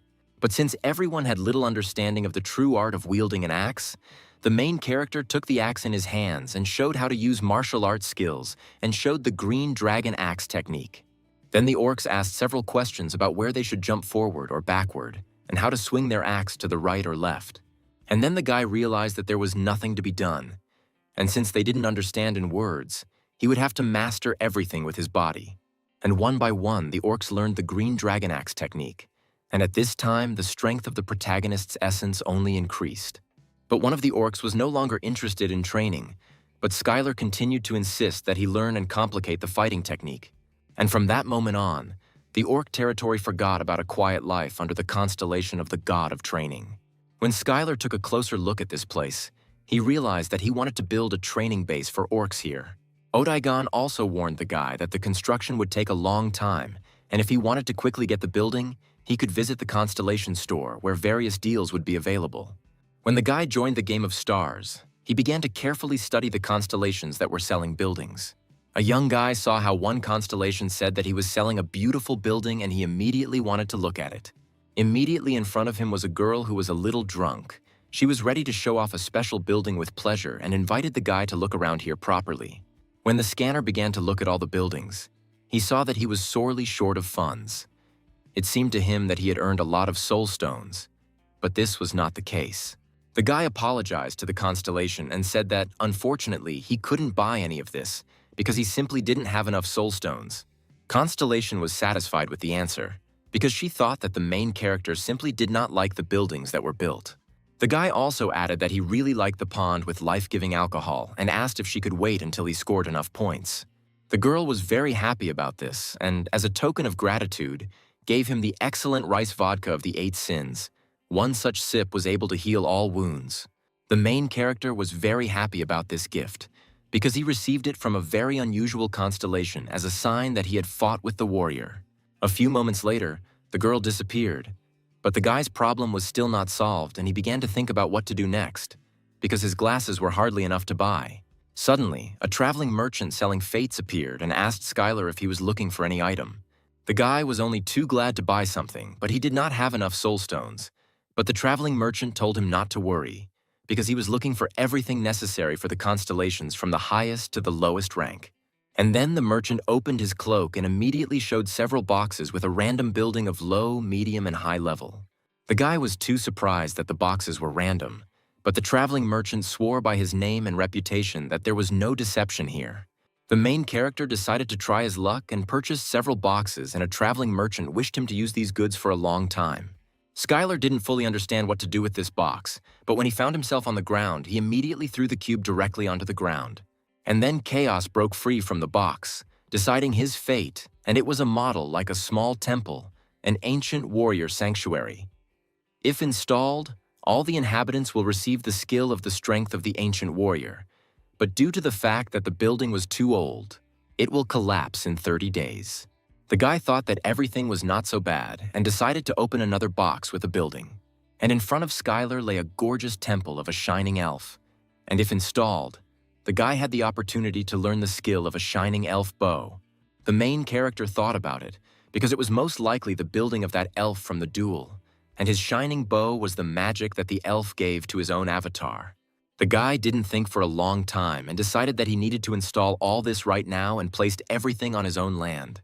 But the kitten said that there was a huge problem, that among the subordinates of the god of training there were no people capable of mastering the shining elf bow. But the main character decided that this would definitely not make things worse and could be used a little later, and he also decided to tell his friend Sam about the future. When Skylar returned back to Los Angeles, he immediately came to Sam and he joyfully greeted him and asked the fifth star in Korea to give him an autograph. The main character asked what kind of nickname this was, and the man said that now everyone calls him that. Sam asked the guy not to relax, because ahead of the top 10 real strongmen who are avatars, Skylar was at peace, and now, first of all, he was a constellation, and somehow he would definitely deal with this.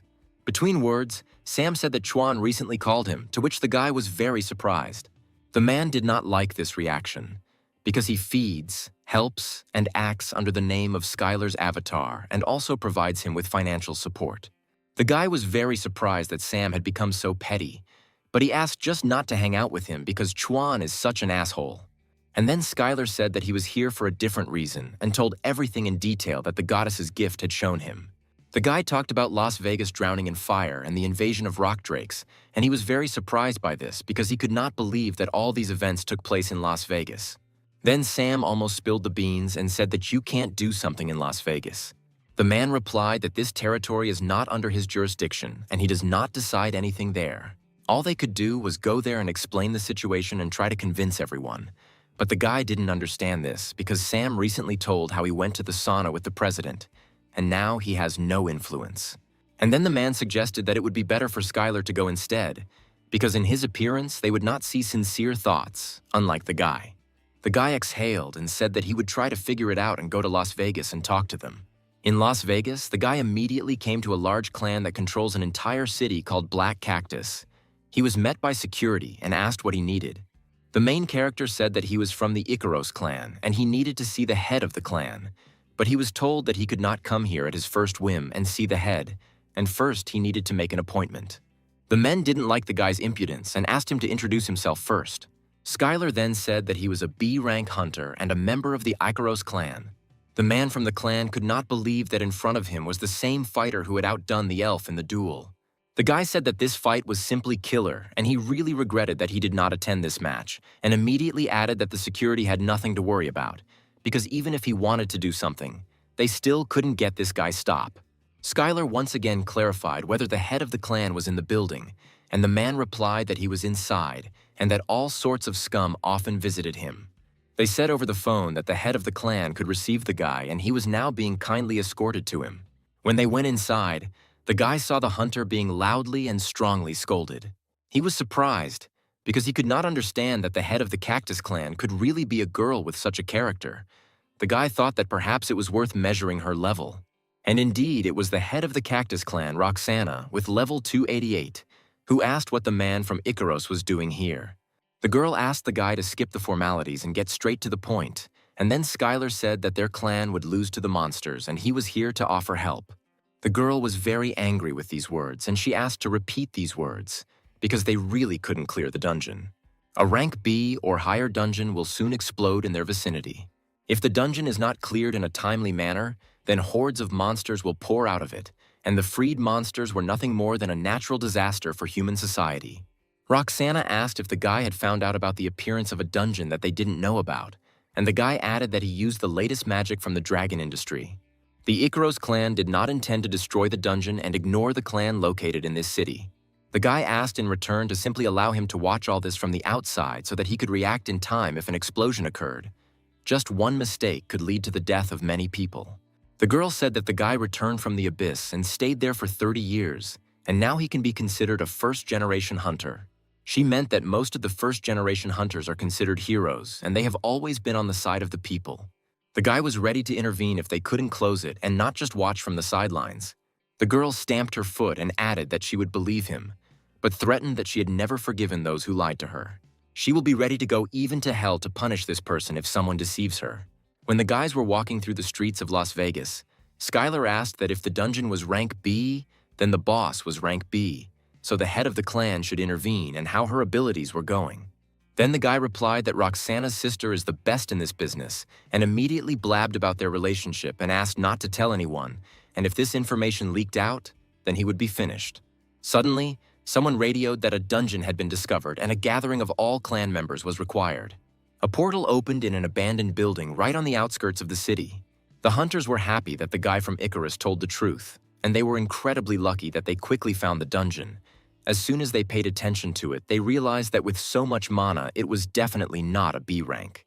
As soon as they got a little closer to the dungeon, they saw a message that it was called the Thicket of Endless Predators, and they had 6 hours and 11 minutes left to clear it, and the entry limit was 1 person. This was the first time the hunters had encountered something like this, and only 1 warrior could enter there. At this time, an emergency situation began on the streets of Las Vegas, and there was an evacuation order. It was necessary to close all hotels and casinos and clear an area 10 kilometers long.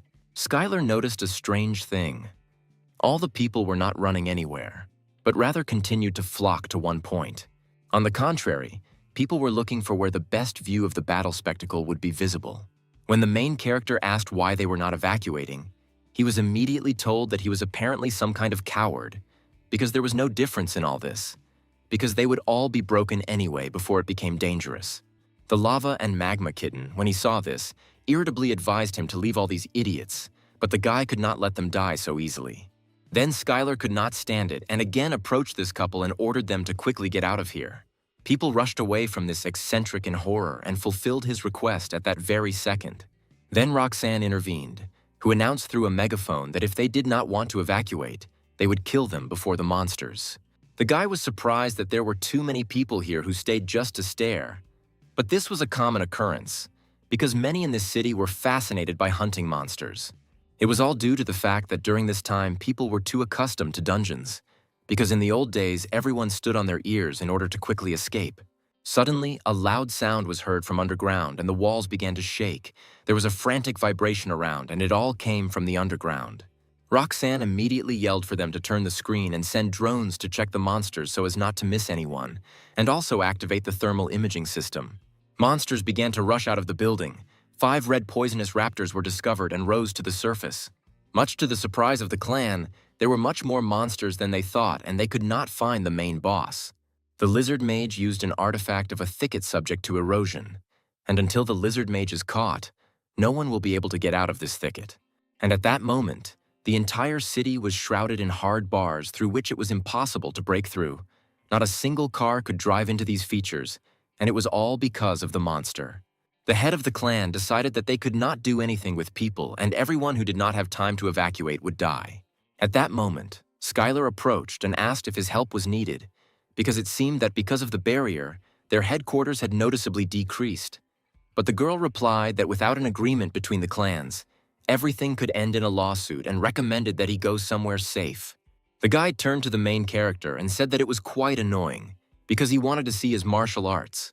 And the battle between the clan and the monsters began, and Roxanne screamed loudly for everyone to run to the attack. First of all, Class C monsters appeared, who immediately felt the magic of the Chaos Spear and Ice Arrows, and killed him at that very second. But there were 4 more ahead, and Roxanne decided to deal with them as quickly as possible and used an increase in magical power. The girl temporarily increased her own magical power and, thanks to the fiery whip, struck several more monsters. Her blow was really on point, because no one expected anything less from the clan leaders. Exactly 6 monsters were approaching from behind, and the girl decided that it was time for them to leave, and that's enough talking. She turned to her brother and shouted that he was now a hunter from Icaros. If something happened to him, they would have a lot of problems. But when they looked around, Skylar was not next to them. And at this moment, the main character bravely and mercilessly defended ordinary people from monsters. They were delighted that the guy protected them and saved them from death, and next time they would definitely obey and leave immediately. People immediately rushed to the new idol and shouted that he was now their new hero and thanked him for saving them for such stupidity. The main character approached the girl and asked her not to worry, because he would take care of the problems on the other side. Roxanne thought that with his abilities, he could be one of the strongest hunters in Icaros, and with such a guy, she could turn a blind eye to what happened. The girl thanked him for his help and, as a sign of gratitude, allowed him to formally thank him. But Skylar decided to leave all this for later, because there were still many monsters that needed to be killed. The guy came to the conclusion that judging by the movement of the monsters, someone controls them all, and in this case, someone must be behind it. Roxanne thought that this idiot of the clan was completely reckless and could not understand where they even found such a monster. There were monsters ahead on the left and at the intersection, and the guy ordered everyone to prepare for battle. But unfortunately, all the hunters missed, and then the guy decided to engage in close combat and hit one of the monsters. On the streets of the city stood a huge monster that was capable of trampling any person under it. The people stood in a stupor and did not understand who was in front of them, because the scale of this monster was comparable to the boss of the dungeon. Then Skylar remembered that it was he who saw him in that prediction, and that such a monster was under someone's control. The owner must be somewhere nearby. On the roof of one of the buildings, he noticed the boss of the dungeon, a small lizard with a staff in his hand. The main character immediately approached the lizard and took off his head with a powerful blow of his sword. At this time, the clan's hunters simultaneously began to attack the huge monster, and Roxanne incinerated the monster with powerful magic, which left him no chance. The lizard mage was defeated, and the artifact of the Forest of Corrosion was successfully destroyed and immediately disappeared. News journalists reported that the barrier was destroyed in a very short period of time, and people finally began to come out, and now they will continue to reconnoiter the situation. The guy began to wonder how many people died and whether there were still survivors. Some people said that they thought that they were already finished, because the sky suddenly changed color and monsters fell from everywhere. The man was surprised because he definitely heard the sound of an explosion, but as it turned out, no one died, and it was all a hunter with brown hair. People began to say that an Asian hunter with a sword saved the entire people and he is a real hero. Journalists asked Skylar to give some comments, because people believed that it was he who made an invaluable contribution to closing the dungeon. The main character replied that he did not try to save people, but got rid of the monsters before they started killing, and therefore it might seem to everyone that he saved the city. Skylar didn't like the fact that he was considered a hero, and he denied it and immediately closed the journalist's mouth and hit him lightly, because the guy wanted that they wouldn't try to make a hero out of him, because he most of all could not tolerate this. He could not turn out to be a good-natured person in the eyes of people, because otherwise he would be criticized immediately if he did not help at least once. The brother of the girl from the clan immediately wanted to be like the main character, but she asked him not to talk nonsense, because this only happened because it was Skylar and his existence was unique. Martial arts masters are now extremely rare, and the strength that has reached its peak as a result of hard training and enormous combat experience can make him an absolutely unique person. Roxanne thought that after meeting him, she no longer understood why there were so few martial arts users left, and the idea came to her that it was worth getting close to the Icaros clan, and there was nothing wrong with that in order to make friends with the hunter Skylar. At this time, in the office, Sam was reading the news about how a hunter attacked a journalist in Las Vegas and laughed out loud about it. Then Skylar reminded him that he too once hit a journalist. Sam said that this time they properly divided the reward for going to the dungeon, but the main character was of little interest in this. The guy did not manage a multi-million-dollar company and was least interested in how much money he brought into the account. Skylar was more interested in when he would be raised in rank, but it was very difficult, because ranking above rank B was all about clearing dungeons. Then the guy decided to leave the office and go teach martial arts to several guys. Sam thought that he was training the hunters of the Icaros clan and considered him a good guy. The guy led the students directly to the training field, which was controlled by the Icaros clan, and asked them not to worry about anything here. To the guys, all this equipment looked super cool. Before that, they had only trained in dilapidated gyms. Skylar said that from now on they can train here as much as they want and use this center to its fullest. Unexpectedly, among the guys there was a girl who introduced herself as Iris and represented the young hunters from the School of Masters. But as it turned out, she was the daughter of one of the most famous masters in China and was the best among all the students at the school. The guy was very embarrassed, because he could not expect such a person to come here. The girl apologized and said that she didn't want to embarrass him and asked when they would train. First of all, the main character began exercises with squats with a barbell and decided that since everyone here is hunters, this should not be difficult for them. Then one of the students asked when people use one of the advanced techniques and pointed his finger at the cool modern simulators. But the guy had no plans to take them there, and they lifted weights for several hours, because they hoped that they would finally be able to work out on modern machines. The next exercise began with a squat, and they had to feel their own strength of internal energy and muscle strength. Due to the fact that the guy had the title of training avatar, his subordinates received an additional bonus during training and became stronger at a rapid pace. Little did they know that the training they were going through was an amazing opportunity for them, because no constellation would suit them as well as Skylar. The guys trained like madmen and had no mercy for the body and trained like no martial artist. But everything that the coach did not tell them was ordinary training. After several exercises, all the students quickly became exhausted and could no longer practice further, and then the main character approached them and said that they could move on to the main training, and they were done with the warm-up. The next training was held in the training room of the other world of Icaros. For martial arts training, there is no better way to use the terrain of the area. Suddenly, the students found themselves knee-deep in a swamp, and it was simply impossible to move here.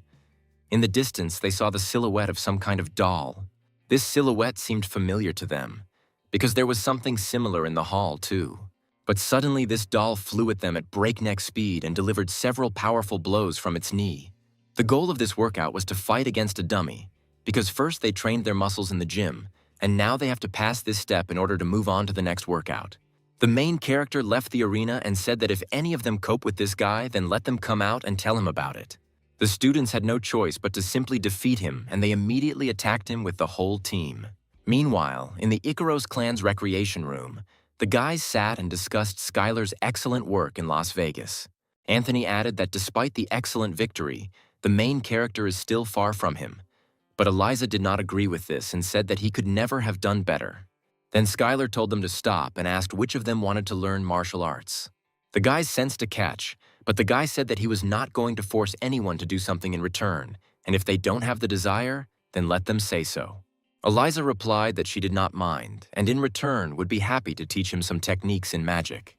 The protagonist's entire alliance was not against him learning something new, and everyone agreed that it was a great idea. When Skylar accepted their offer, they immediately began recommending their own magic.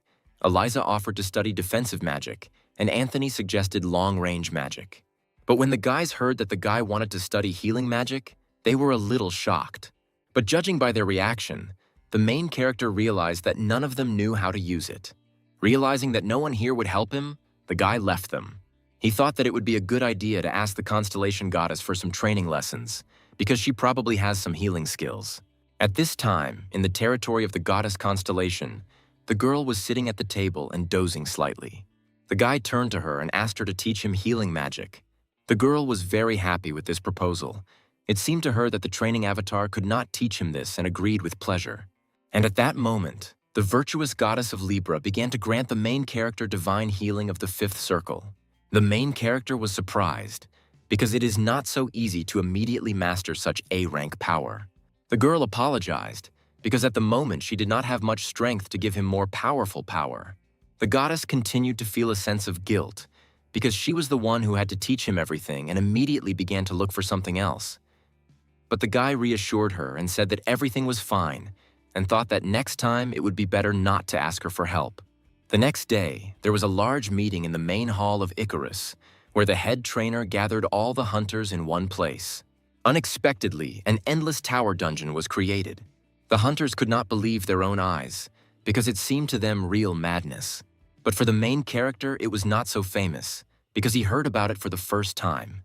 A couple of decades ago, a dungeon appeared of such complexity that it broke an infinite number of hunters, and if monsters of rank F lived on the first floor, then as they ascended, their strength increased, and it was a dungeon of rank A, which subsequently simply exploded because not a single hunter was able to clear it to end. The head coach announced that in this training the winner will be the one who gets ahead of his opponents and reaches the highest floor. And he immediately warned that this dungeon is much more complex than its original. When the trainers left, the hunters immediately began to think about how they would defend the dungeon, and perhaps it was worth forming groups. As it turned out, this dungeon had too terrible a reputation, because there were reasons why no one could completely clear the dungeon. No one even went there as a team. There was talk that this was due to the fact that the more people, the higher the complexity of the floor. For a second, the guy began to admire this dungeon because it looked amazing, but the kitten of lava and magma asked him not to admire such things. The main character suggested that in any case, you need to go in a group, and despite the fact that the difficulty would increase, he believed that if the team cleared it, they would gain an advantage in battle. Anthony was sure that no one would want to join teams and everything would be as he said. But Eliza gladly agreed to try her luck in the team, and as soon as Anthony saw this, he screamed loudly but still joined them. Suddenly, in the crowd, Skylar noticed a girl who was wearing student clothes and looked like a schoolgirl or student. When he looked at her through the entity, he saw that she was currently a servant of the constellation and he could not see her completely. The girl noticed that the guy was carefully examining the stranger and added that judging by her clothes, she was made of ivy, to which the guy was very surprised. Then Lisa told what she meant, because lately there have been a lot of private schools that teach awakened ones. Among them, one of the most popular is Ivy. At this point, Anthony said that he saw no need to hide it, because he also graduated from an Ivy school, although no one asked him about it. When the guys were talking, they attracted the attention of the girl and she quickly approached them. But as it turned out, the girl did not speak any English and they began to communicate using a special skill. The guy did not tell her that thanks to the power of the constellations he understood her. Then he asked if she knew other languages and the girl replied that she knew Russian, but because of the contract she could not speak it and spoke a little more Korean. The guys from the clan stood aside and could not understand what language they were speaking, but nevertheless they looked very happy. When Skylar decided to ask what constellation the girl served, she could not tell him because of the contract with him. The main character said that they were currently forming a team and invited her to join them, to which the girl gladly agreed. The guy added that it would be inconvenient if they couldn't communicate with others and suggested switching to Korean, but the girl didn't know him very well. But thanks to the translation device, it was possible to communicate. Suddenly, Skylar's old partner overheard the conversation and said that if he doesn't go with them, then who else will? As it turned out, more people gathered than the main character had planned. At this time, on the territory of the Avatar training in the Blood Fortress, Autogon continued to train the orcs. Skylar turned to him and said that he needed help with something, and the goblin gladly agreed. He was infinitely pleased, because finally the owner needed him. He thought that the guy must have had a big crisis. As soon as Autogon found out that they were going to go to the dungeon, he was very surprised by this. The guy saw the battle as Skylar fought with the big boss, and he was next to him, and Autogon suspected that everything would be like that. All his teammates took him for a cute boy, and no one saw what he did at the previous training session. Skylar introduced him to the team and said that he would be replacing another person in the squad and would serve as a healer. The goblin was very surprised that he would be a healer, because he knew a little how this magic was used, but mainly did not specialize in it. Before the whole team decided to go into the dungeon, Skylar wanted to show them something and offered to take the books that he received from the owner of the training avatar as a gift. Everyone took a book and began to study it carefully, because the gift from the constellation turned out to be too priceless for them. No one understood why he should teach them martial arts, as if he had nothing else to do in the world. As soon as everyone entered the first level, monsters immediately appeared, and the guy suggested keeping them under his own control and distracting them. And everyone immediately began to attack the monsters in order to move to the next floor as quickly as possible. When the main character looked at the schoolgirl, he saw that destruction was much easier for her than he thought, and she was not a mistake at all. Everything happened so quickly that some of the team members were even left without work and simply watched from the sidelines. On the second floor of the tower, a herd of wild boar monsters was waiting for the team, and everyone did not understand what this type of monster was doing here. Then Autogon decided to demonstrate what he could do and used the great illusion of deception, which instantly destroyed the entire mind of the monsters. As soon as the boars saw the formidable demon in front of them, they immediately stopped and fell to the ground. Using this time, Skylar immediately rushed between them and destroyed each of them. But as it turned out, these monsters were Class B and had the status of special wild boars, which were not so easy to deal with. Unexpectedly for the main character, they slipped past him and headed straight towards his team, and the girls decided to stop them together. In order to activate the magic, Eliza needed a little time and decided to start with the initial sword technique. And after a few seconds, she finished off the merciless boar on her own. After the fight ended, the girls were pleasantly surprised that the martial arts had a very powerful ability and were so good that it was too easy to use. On the third floor, blue lizardmen were waiting for the team, which were cleared out after a few minutes. On the fourth floor, a Class B monster, an ice wyvern, was waiting for everyone. This scared some participants greatly, because how could an ice wyvern, which is a Class B monster, be only on the fourth floor? And at this time, the monster made a lightning attack, and no one had time to react and put up magical protection in time. The guys were very surprised why they did not receive any damage, but when they turned back, they saw Autogon using magic to heal them. The guy used an ancient magic circle, which was very different from what ordinary people use. Then Skylar shouted for everyone to quickly focus on the attack and immediately attack the wyvern at once. The main character ordered not to stop and continue to the fifth floor and continue in the same spirit. But his partners did not understand how they were protecting him so quickly, because it seemed to them that the guy was some kind of monster. On the fifth floor, another monster was waiting, and as soon as they entered this floor, they immediately felt some strange sensation. Suddenly, a banshee appeared, and since she was a spirit, most attacks did not hit her. The team was terrified, because the banshee was a Class A monster, and for them it seemed real madness. But only Skylar thought that today was an excellent training session and an excellent battle awaited them today. This monster was known for the fact that its scream was capable of bursting all eardrums in a second, and no one could withstand it. Skylar asked Autogon to use the healing while he bought them some time. Thanks to excellent footwork, the main character used a sky jump and was behind the monster in a second. And then he stabbed him in the back with a sword. But as the guy suspected, she had to be finished with only one blow, and the first was completely insufficient. While the guy was trying to heal his partners, he heard that Skylar screamed for help. And at that moment, he immediately dropped everything and ran to help the owner, and the guys could not understand how he could just give up using his own restoration magic halfway. But some miracle happened, and the magic still worked on them. It was a shock to them that the guy could use such high-level restoration magic right on the move. When Odegan came running, he heard an instruction that he should use enhancement magic directly on the main character so strong that it would work on the banshee. And the guy immediately used a blow from the spirit, a luminous sword, and an illusory clone. and the main character's damage increased significantly.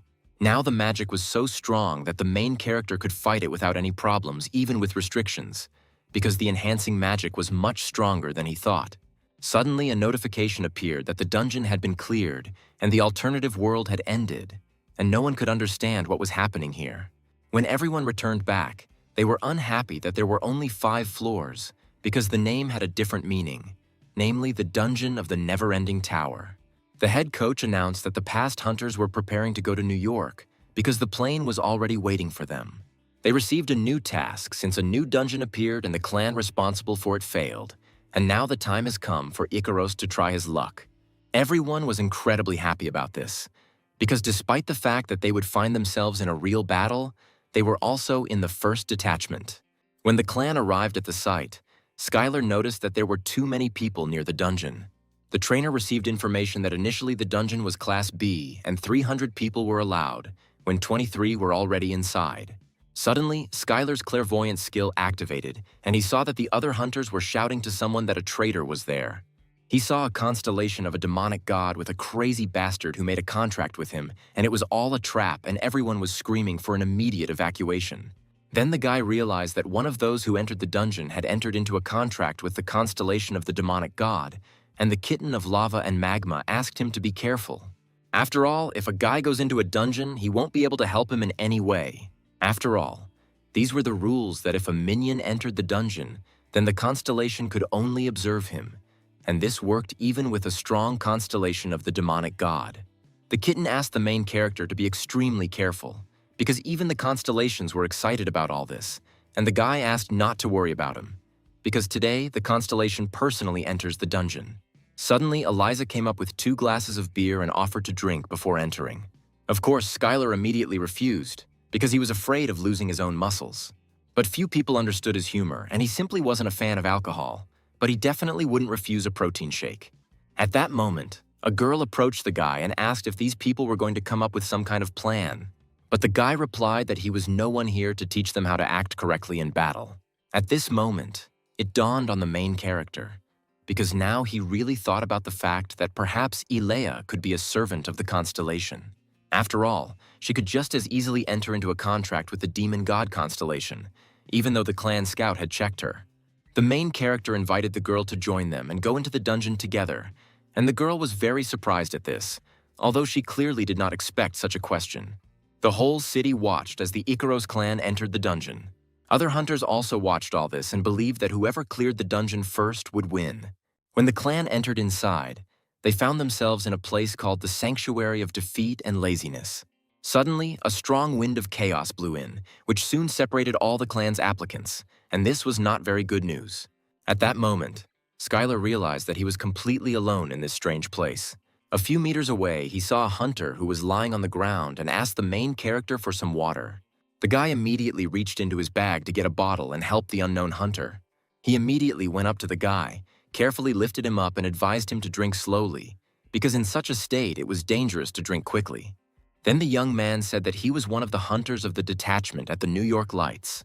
After this, the guy asked if Skylar had seen other hunters from his clan, but the main character replied that he had not seen anyone. A few seconds later, the young hunter realized that standing in front of him was Skylar, the most famous Korean hunter and martial arts enthusiast from Las Vegas. But the main character suggested that it would be better to tell about what happened here, because it was completely incomprehensible. The guy said that the first one who entered the dungeon was also divided like they had just been, and while everyone was looking for their clanmates, they were the first to be attacked by a monster. The hunter unfortunately lost his weapon and broke his leg when he fell. Then Skylar began to think about which of the monsters it could be, and came to the conclusion that most likely it was a 2-headed chaos hound, and after that, it would be quite difficult to teleport. The main character also added that he didn't see the New York City Lights Rescue Squad from the outside, and no one outside had any idea what was really going on here. Suddenly, Skylar rose above the guy and shouted menacingly that now he had nothing left to do. The hunter tearfully asked that Skylar not kill him and take his equipment, but the main character was going to heal his wounds, and besides, he had nothing to steal from him. The young hunter could not believe that there were people so friendly as to do such a thing. First of all, the guy checked where the bone was broken and began to heal it. After he successfully did this, He decided to use healing magic, but he needed to concentrate because he was not that good at it yet and asked the guy to be quieter. And then the healing of the goddess occurred. Skylar managed to heal the man and his power instantly increased, as well as the healing power of the goddess. After the hunter got to his feet, he could not believe that Skylar was able to heal him so quickly, and it seemed impossible to him. The guys said goodbye, and the hunter continued to think that Skylar had simply used high-level healing magic on someone he had first met. The guy couldn't miss such a moment and immediately asked Skylar to join him. Besides, he knew quite well about the monsters and the territory where they were located. At this moment, the main character decided to contact Odagon, who immediately answered the owner and asked if everything was fine with him.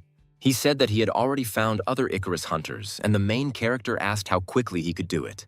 But since Odagon trusted few people, he marked all their things with magic.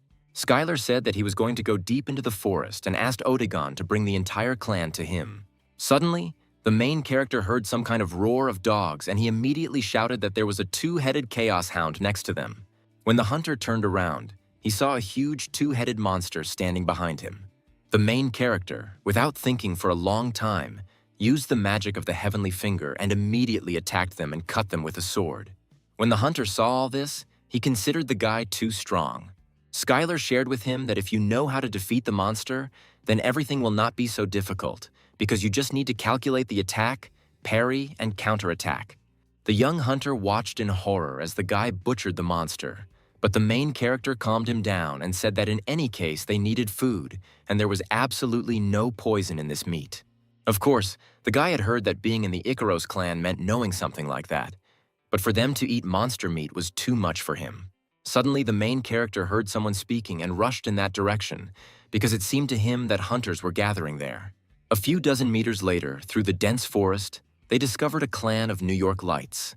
When the hunter saw his teammates, he immediately screamed and ran towards them. They could not believe that their fighter was alive. The New York Lights clan was not very happy that a hunter from the Icarus clan was approaching them, but their clan brother told him that he had saved and healed him. The other hunters did not believe this, because for them it was some kind of nonsense that someone helped a hunter from another clan. At this moment, Skylar felt his existential power increase because someone bowed to him, but he could not understand who again this time. Right in front of the main character stood the same hunter who stood up for him and shouted that the guy used magic to heal him, although they were in no way related to each other and called his clan scum. The main character didn't like it. The hunter defended him so vehemently and asked him to just keep quiet. But the guy didn't stop doing this, and then the main character had no choice but to simply hit him and forcefully shut him up. Others from the clan did not understand where this crazy man came from and began to beat another hunter in front of everyone. Then everyone remembered that this was the guy who got into a fight with the reporter. The main character asked why so many people had gathered at one point, and then he was asked to look at the reason for this. Not far from this place, there was a golden hourglass that hovered in the air and attracted with unusual energy. Skylar clearly felt the magic of the call. People suggested that the sand had been falling since they arrived. Most likely some boss will be summoned here, and they have gathered here to crush him. There was a high probability that the constellation of the demonic god and the person who entered into a contract with it were right here.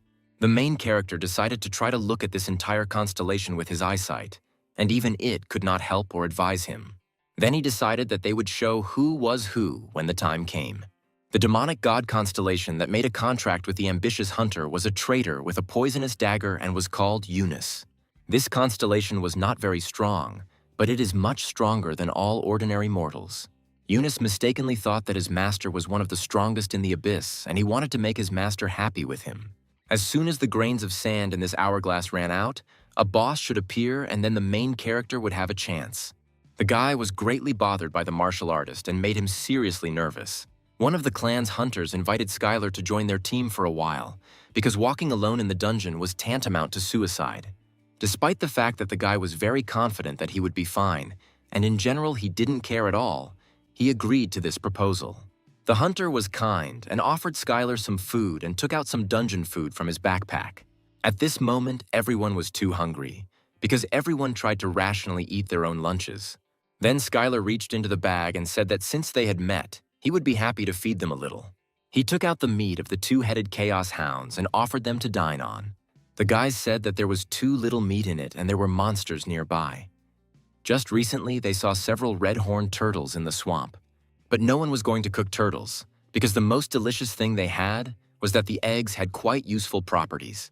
A few seconds later, as if the hunters did not want Skylar to go after these turtles, he immediately appeared in front of them with eggs and meat. Once the main character had all the ingredients, he decided to start cooking, and for this he needed a few spices. The hunter was very surprised by this, because it was the first time in his life that he had seen a spatial artifact. Then, using the magic of pure fire of internal energy, the guy began to fry the meat over the fire. Few people understood why a guy who uses martial arts uses magic to cook. After some time, the main character prepared a delicious meal, which consisted of monster meat and turtle eggs and looked really appetizing. As soon as the guy took a small piece of food directly into his mouth, his pupils immediately dilated and he was enveloped by the feeling that he had replenished all his own magical power. The hunter was very pleased with such tasty food and asked for more. Skylar could not resist such a compliment and gladly offered another plate. And at that moment, the main character fed the entire clan, and it was not the invention of the Icaros clan for preparing such dishes, but simply Skylar's usual hobby. After a delicious lunch, all clan members began to communicate with each other and discuss tactics for the next battle. Suddenly, one man approached the main character and introduced himself as the leader of the Ambitus clan and offered to unite with him into a clan, because the other guys didn't even have a person who would treat the fighters. The clans began to argue with each other, because the ability to lie and represent their own clan was their main feature. Skylar suggested everyone to calm down, because this was not a way out of the situation, and killing each other's clan was clearly not the best idea. Then Eunice approached the clan commander and suggested that they needed another hunter, since there were a bunch of other clans besides them. At that moment, the last grain of sand in the golden clock fell and time was up for all the clans. The clock suddenly rose in the air, because the night of laziness and defeat should soon appear. All the fighters actively began to prepare for the battle and be in anticipation of what would happen next. A knight of laziness and defeat appeared from underground. He was majestic, and in his hands he held a huge sword. All the clan hunters were incredibly surprised by this appearance, because they had never seen such a monster and did not know what to do with it. As soon as the knight rose above them, he immediately turned and asked who would be the first to pass his test. This knight was a servant of the constellation, and although the dungeon was called the Sanctuary of Sloth and Defeat, there was a possibility that it was a trap of the demonic god constellation. Although it took a huge amount of existential power to create a dungeon, only a strong constellation could do this. One of the clan leaders did not wait to see who would be the first to take the test and immediately used the magic of the fifth circle and sent all the fighters to attack. But the monster easily blew up the magic and didn't even move, and everyone thought it was an S-class monster. The monster added that only one person could take the test at a time and immediately chose him. He pointed at the hunter, but he was completely unprepared for this and used forced teleport. The magic was so strong that none of the hunters could withstand this test, and time after time the hunters lost. No one understood what this monster was actually testing, but fortunately everyone remained alive. When the guys were asked what happened to them, they answered that as soon as his sword touched them, they lost all their strength and could not move. This monster was much stronger than they all thought, because if you attack it, it will force you to pass its test, and it is better to try to find a way out. At that moment, Skylar shouted that he would go to him, and everyone was sharply surprised, because no one expected such persistence from the main character. One of the hunters whom he saved shouted that the guy should not do this, because that hunter was just lucky, and he could die. When Skylar approached the monster, he immediately asked him if he was ready, and the guy confidently replied that he was. Then the knight took out a huge sword and announced that he was starting the test. As soon as the sword was pointed at the main character, the knight used the power of laziness restraint, and Skylar was immediately bound with chains. And the guy at that very second understood how the knight takes away the will to fight from others, because the hunters immediately want to rest, sleep, and just do nothing. These were the restrictions that are difficult for mere mortals to avoid. But Skylar was the constellation of the invincible training avatar, and his properties were completely opposite to this constellation, and there was no way he could lose. As soon as the main character began to think that he always wanted to become stronger than others, this gave him additional strength to get rid of this trap of chains, and he was freed. After this, the knight announced to the guy that he had successfully passed this test. He added that it is quite difficult to free oneself from laziness, and this test shows the desire of the subject to fight it. And since the main character passed this test, he will allow him to meet his master. And at this moment, the power that supported the sanctuary suddenly disappeared and the dungeon would soon be closed. Skylar thought that everything couldn't happen so quickly, because for him it was too simple and something was wrong here. Suddenly, the main character felt like dozens of two-headed monsters were rushing right at them, and it turned out that these monsters were also part of this test.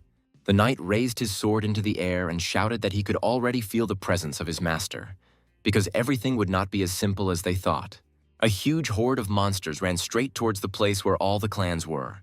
The guy understood that they would soon be here, and he should protect all these people. But the other hunters did not feel this. They rejoiced and laughed, because now they could safely return back, and this was the long-awaited moment for them. The main character has activated a skill, thanks to which, if he protects the weak, his existential strength will greatly increase. At this time, sensors noticed monsters several kilometers to the east. All drones were destroyed, and thermal sensors detected medium-sized monsters in the south. The hunters were very surprised, because it seemed to them that they had already cleared the dungeon. But since this was a special dungeon, they had to hold out until it disappeared, and they immediately prepared magic for the battle. Suddenly, the main character shouted for all the hunters to gather in one place. The guy added that although this may provoke monsters, they are coming here anyway, and if everyone wants to live, he asked them to listen to him and gather everyone in one place. This was a very important part, because the guy had reached the peak level and he didn't know what martial arts he could use at that level. And then he decided that he was sure of only one thing: he needed to attract all their attention. When the guy ran towards them, he began to use the techniques of the Heavenly Finger. He managed to defeat several monsters, but the rest were too fierce and immediately began to catch up with him. Other hunters could not understand what was going on there, because they had never seen such trips to the dungeon in their lives. One of the guys shouted that they needed to help Skylar immediately and not just stand still. Since the monsters were in one place, it was decided to use magic in the area. But if they start using magic and don't stop, Skylar could die. But the guys shouted at them not to worry about it and continue attacking the monsters. One of the hunters shouted at the guy to be careful, because there was another huge monster right behind him. The main character managed to dodge his attack and immediately began to counterattack. The guys shouted for them to attack with everything they have and use magic to the fullest. Due to the fact that the martial artist was much stronger than they thought, he distracted all the monsters and they could calmly concentrate on the attack. Skylar took his own sword and flew straight at the terrible monster and knocked him to the ground with a powerful blow. The guy exhaled modestly and dreamed that this was already the end and that it was all over for him. But suddenly he heard screams and chanting of his name. Suddenly, several hunters came running to him, who shouted that the martial artist was really cool and admired him in battle and recognized the guy as the best. But only one hunter stood aside and thought that he should kill as many people as possible before the dungeon disappeared, because otherwise his owner would simply go berserk. But all this will not work until he gets rid of the main danger, and he looked towards Skylar. Then the guy found a moment, and while no one was looking, took out a knife to unexpectedly attack the main character. He attacked from behind, and it seemed too simple and uncomplicated to him. But at one moment, Skylar felt something was wrong, turned and grabbed the enemy's hand when he hit the dagger directly into his own hand. He ordered the guy to kneel down and put the dagger on the ground, and if he was an accomplice, he would spare him. But the guy did not want to listen to the main character, because he had no idea who his master was. But even with all this, he could not do anything in this situation. The man turned to him and said that everything was just beginning for him, because he was just a pathetic hunter capable of nothing. He had no choice but to shout to the whole neighborhood that Skylar had attacked him and stabbed a dagger right into his hand. The other hunters did not understand what was happening there and who attacked whom. Then the guy showed his hand and shouted that Skylar had attacked him with a dagger and asked him to come take a closer look at this weapon. The main character shouted that this guy was an idiot and tried to attack him, and the dagger got stuck because he fought back. But the hunter denied all this, because he could never have pulled off such a thing if he had really attacked him from behind. Then the man turned to the head of the clan and asked for help, but doubted his words, because he believed that Skylar would never do such a thing. But no one believed these words. Everyone thought that the guy, despite the fact that he was a whiner, simply attacked Skylar because he was jealous of him. Then the guy began to ask if they really believed him because the main character gave them some meat, but in response he heard that it was he who ate more meat. Then the hunter realized that he could no longer gain trust here, and he decided to go according to Plan B and shouted that he was releasing a poisonous fog. The other hunters were glad that he turned out to be bad, because now they could deal with him. But Skylar warned that no one should approach him.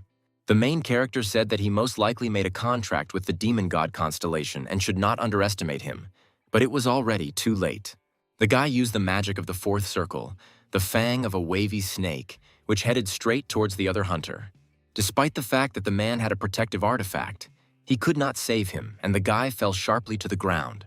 The man could not believe that the B-rank hunter was writhing in pain after his attack, because at that time he was a C-class hunter, and he was glad that he chose this constellation.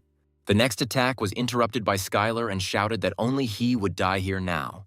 But the guy didn't believe it and laughed and cast the cursed dagger spell directly on the main character.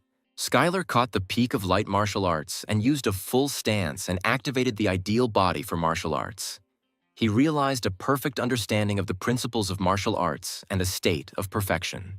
Thanks to the fact that the guy was able to combine all this together, he received the master sword technique and created a new martial art, and his strength increased significantly.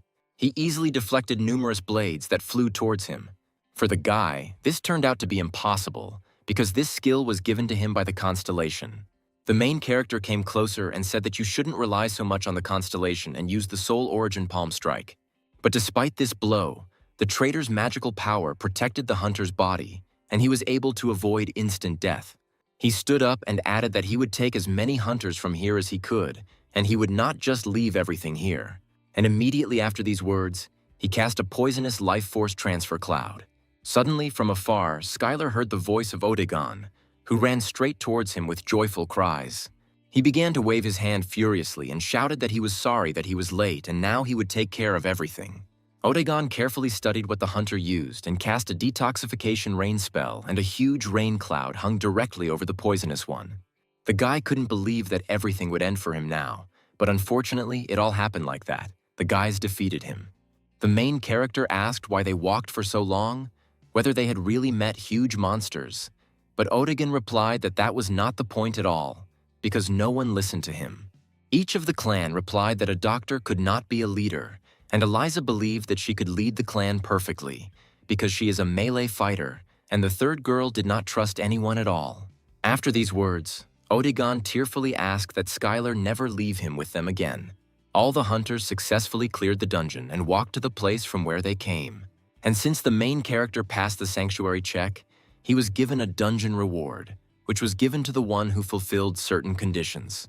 This was not just compensation for survival, because this time Skylar was the only one who received it, and he chose the reward of the goddess of defeat and laziness and received the power of the said constellation.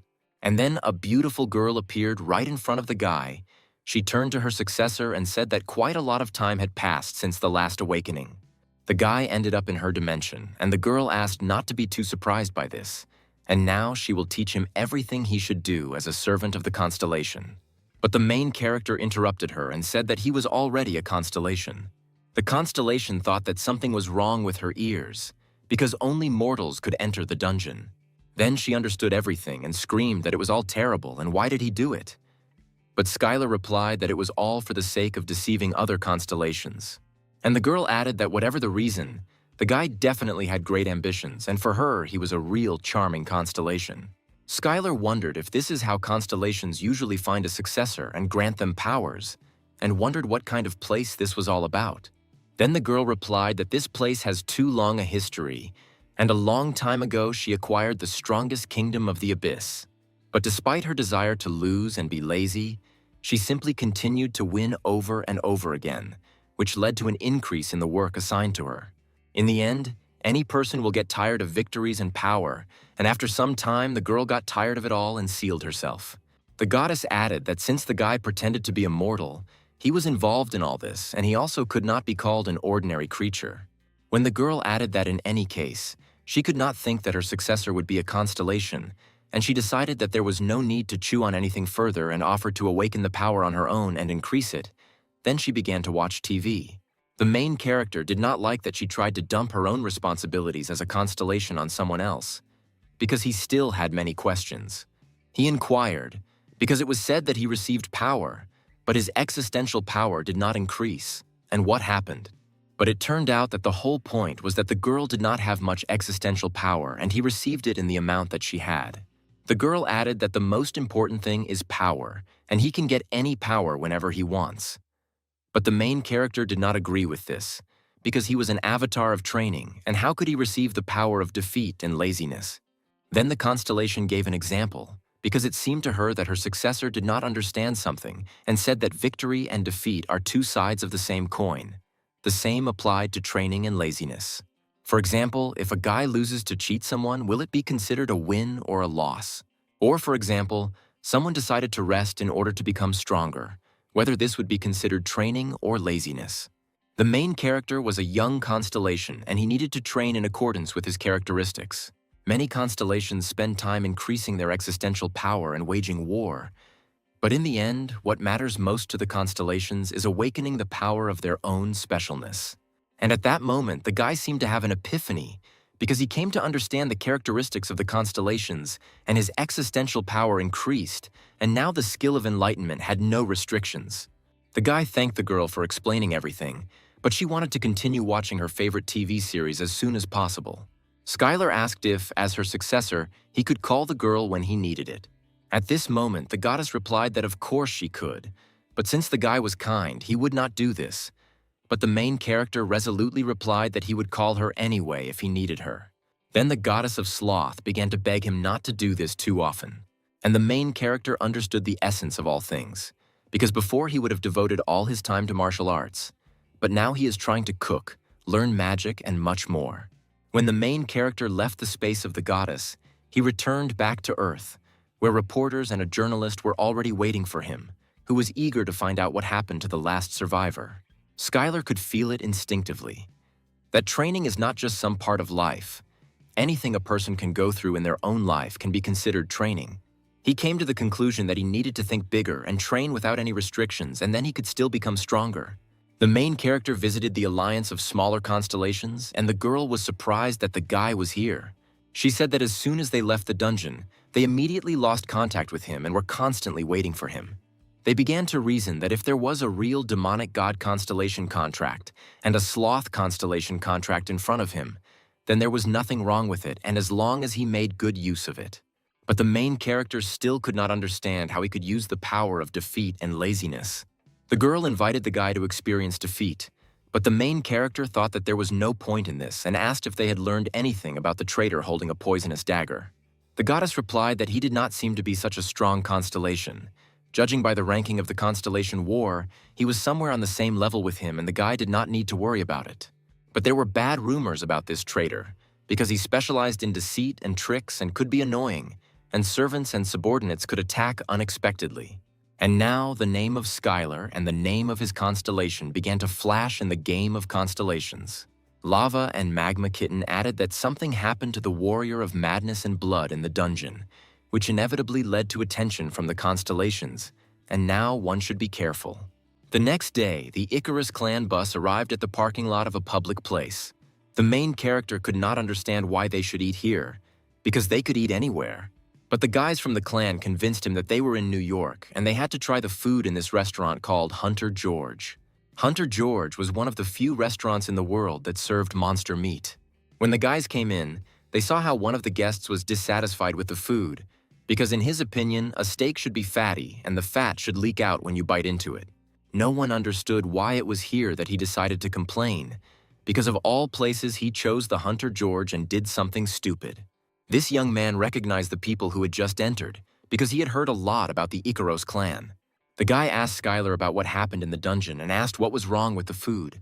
He said that he asked them to repeat the monster dish that the main character did, but no matter how much they tried, all attempts were unsuccessful. The restaurant owner and chef George came out and asked if it was he who had prepared that very dish.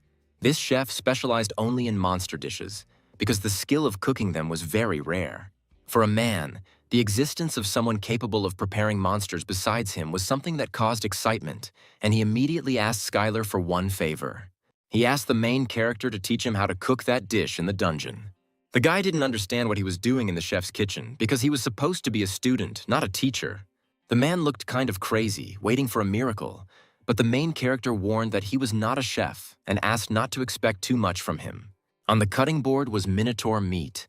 It was the best piece that could be found in the entire city. The main character poured internal energy into it to make the meat soft. This was his personal recipe for meat, perfected in the abyss. The man was surprised by this, because they usually pour mana into him for hours. But Skylar added that the method is really similar, but he uses martial arts for cooking. Next, the main character took out a knife and began to cut the meat into perfectly even pieces at such a speed that they literally flew into the air. The main character used everything he needed in this kitchen, and for this he had no restrictions. To light the fire, the cook used magic to give the meat a unique smell. Skylar used the same, but used martial arts. After all this, he turned to the boss and showed that there was nothing like that here, and they completely agreed with him and added that he was simply excellent.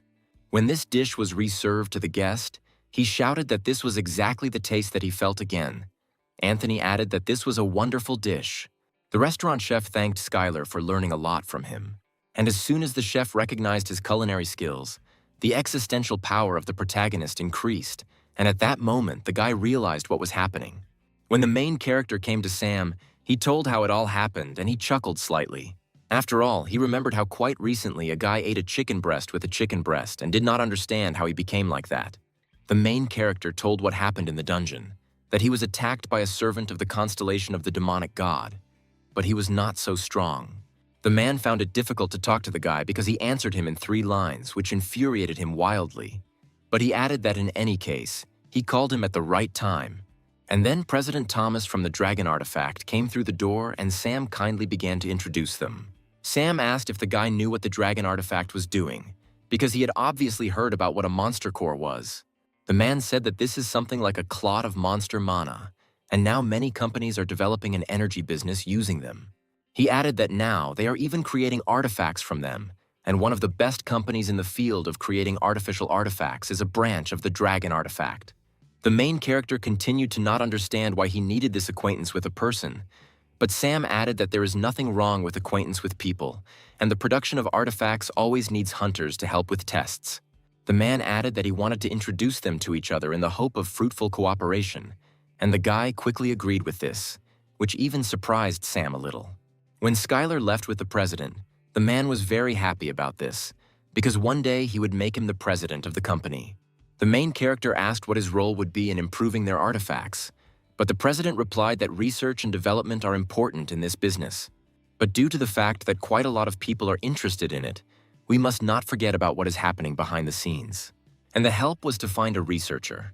One of the researchers by the name of Ronald was outstanding in the field of artifacts. He managed to put the new magic of the third circle into an artificial artifact, which meant that he had all the superior current technology. The president added that their company tried to conclude a contract with this person, but unfortunately they lost contact and it seemed to him that another clan could get to him. Among them, the most suspicious was the production of myth artifacts, because the Parkers own it and they are very authoritative in this field. The man wanted Skylar to penetrate the myth and take Explorer Ronald out of there. Then the main character waved his hand and said that it wouldn't be too difficult and he'd be back soon. The man asked if he would go alone, and then the guy remembered that he had fighters who would benefit from taking advantage of this opportunity in training. That same night, near the Myth Research Center, Skylar and her team decided to begin the operation. The main character said that the goal of the training was to get inside and take the man. The guy couldn't take everyone, and he decided to take those who fit certain conditions, namely, he was confident in speed. 2 people raised their hands, because they had no problems with speed, as well as with secrecy. The guy added that he was not forcing anyone and they could stay, because he did not need loyalty, which would put their lives at risk. Then the girl replied that everything is fine, because they do it because they want to. The other team members did not understand how they were going to slip through, because the myth is the most impregnable and hoped for a smart plan. But at that moment, the alarm went off and the red lights came on. A voice behind the fence said that someone was on the other side, and the guy ordered to stop first. He decided to go into a trance and use telepathy to see what was on the other side of the fence. The guy saw several men who were shouting that they had signed a contract with the Master of Perverted Illusions. They urgently needed to run after him. The Master of Perverted Illusions was a strong, evil divine constellation that took over Mexico, and the kitten added that in order to take over a country on Earth, It must be in the top 20 constellations. The guy decided to ask the goddess of laziness about this, because he is in 127th place and it will be difficult to deal with him. At the moment, the goddess was having unbridled fun. She was eating chips and watching her favorite TV series for several days in a row. She turned around and reproachfully asked if he shouldn't call her once every 1,000 years. But the guy replied that he would call her as long as he needed and asked for information about the Master of Illusions. The goddess answered without emotion that it was that brat. But the guy did not understand how a constellation from the top 20 could be a brat. When the girl was active, she worried a lot about the opinions of other constellations and followed many of them. And this guy was too willful a child and was constantly with the Master of Slowness and Silence. It was one of the most famous evil divine constellations on Earth, although it had not done anything like that. But during the Great Invasion, it had conquered northern China with stunning speed. The guy thought that the Master of Illusions must be quite strong if he was a subordinate of the Master of Slowness and Silence, and asked what about the Master of Silence. But the goddess replied that now it was the Master of Illusions that was important to him, and advised him to concentrate only on him and finally leave her alone. But Skylar added that most likely he would call her until the battle was over and asked her not to go anywhere. When the main character returned, he told his colleagues that someone was fighting the Hunters of Myth and they had time to take Ronald. Then the guy decided that it would be easier if he took everyone by the hand and ran with them. According to the president's information, the prisoner was in one of the towers and Skylar immediately rushed at the speed of sound straight there. The speed was so high that he could easily climb up the building with his feet, and his team screamed in horror, because carrying such a speed was a high load. As soon as they reached the desired floor, the guy broke the glass with his hand and they saw a man. The man asked who was here, and the guy replied that he was from the dragon artifact and was looking for Ronald. The man shouted joyfully that the dragon artifact had really come to save him. Ronald didn't understand how they could be here if the battle was still going on outside, but he was immensely grateful to them.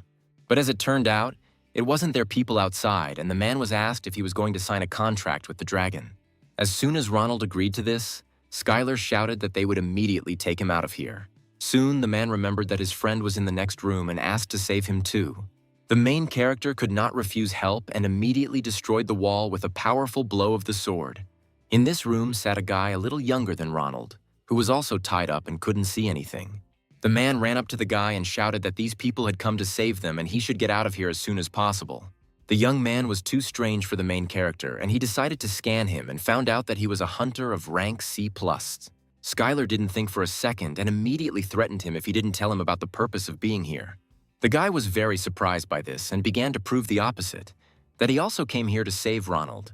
The main character was wary of this, because he could be an industrial spy, but he did not believe that the Korean clans had such people, and it seemed surprising to him. Then Skylar sharply shouted to everyone that they needed to get out of here, and at that moment the walls shook sharply, and it seemed that the floor under them was about to collapse. When everyone looked out the window, they saw a bright flash and destroyed buildings. It was the eye of the Radiance of Illusions, which meant the coming of the minion of the Master of Perverted Illusions. When the eye got a little closer to the building, it saw a target for destruction. It immediately rushed to kill Skylar, but he managed to get his sword and stuck it right into it. The main character managed to repel the attack, but the blow was so destructive that the building began to collapse. Skylar yelled for everyone to follow him if they wanted to get out of here. The guy grabbed everyone by the arms and with the help of his strong legs, went straight down to the bottom, where the guards were already waiting for them. The men asked who they were and what they were doing here. But instead of fighting them, the guy had a different plan and shouted to them that they were now being threatened by a servant of the constellation and they were here to help. But they had no idea who was standing in front of them and were negative. And then Skylar decided to deceive them with the fact that there might be spies among them. The security believed the protagonist's words for a second, because although he looked suspicious, he spoke quite confidently. As it turned out, this thing appeared because the guys unexpectedly performed a summoning ritual and it suddenly appeared in the air. Kotick added that the summoned servants would not last long, and the guy was sure that after some time it would definitely come back. The only question was how long it would take. The eye dropped down from time to time and purposefully approached the guy, and he did not understand why it treated him this way. The cat suggested that apparently he was being kept under control, since Skylar was a servant who had been receiving a lot of attention lately, and besides, he was too interesting to the constellation. The Eye wanted to find out what Skylar was capable of, and if he was capable, it was going to ensure his place among the lower servants. Then the guy gave the order that his team should protect Ronald while he dealt with him. Skylar immediately rushed to the Eye to be sure to defeat it, but it turned out to be not so easy, because the stone had powerful power that was on par with the main character. As soon as the Eye felt that it was weaker, it immediately rose into the air and released magical chains, which immediately enveloped all the people. The main character asked the goddess what kind of skill he had just seen, and she replied that it was power that forced others to temporarily betray their own allies. And a few seconds later, zombie people who were already under the power of the Eye approached the guy. Zombie people began to sharply attack their colleagues, and they did not understand what was happening because they were fighting in the wrong direction. The main character signaled for the team to come in, and at that time he activated 2 strong skills to fight these zombies. Skylar immediately began to protect all civilians from this insane attack. He flashed between them like lightning, striking everyone, and no one had time to strike him. The team from the Master Clan was incredibly surprised by this, but they did not understand how long the guy had trained to reach such a level. When the Eye saw Skylar fight, it was delighted with his abilities and said that the guy was good enough to become his servant. Skylar was of little interest in this and replied that he would take especially good care of his master during the Battle of the Constellations. The main character decided to pierce him with one blow, collecting all the energy of the ball. But this was never successful, and the Eye managed to activate the protective circle of magic, and there was not a single scratch on it. Octahedron replied that this attack was not bad at all and immediately decided to demonstrate his master's power in the form of a red hallucination. The main character did not understand why he needed a sudden gift, and Octahedron said that they would have to say goodbye. The guy didn't understand what all this was about now because the Eye simply said what it wanted and just went away. All this was watched by people in black hoods, and they were furious because the guy drove away the servant whom they tried so hard to summon. Then one of the guys told them not to worry, because Pavel's hunters almost all died after the battle with each other, and now all that remained was to finish them off. And the hooded people immediately rushed forward and were confident that they could cope even without the help of the constellation servant. Then Skylar ordered everyone to line up behind him, and at that second he trained and led the mortals and awakened a new power that opened the skill of sword construction. It was a building skill in which the power of mortals was collected in the name of the training avatar. All people believed in it, and in addition to the skill, they also received additional bonuses. And a ruthless battle began where Skylar's team acted as a single fist. They easily managed to counterattack the enemy because they did not understand what strange combination the guys were using. One of the leaders shouted for everyone to retreat, but there was no time and nowhere to retreat. And the girl from the clan of masters finished off the enemy with a powerful blow. After all the events, many people who were related to this place gathered at this place. One of the men thanked the hunter for his help and was glad that they had all come to help Richard Parker and announced that he would give them a reward later. According to their calculations, none of the teams suffered a single loss in the battle.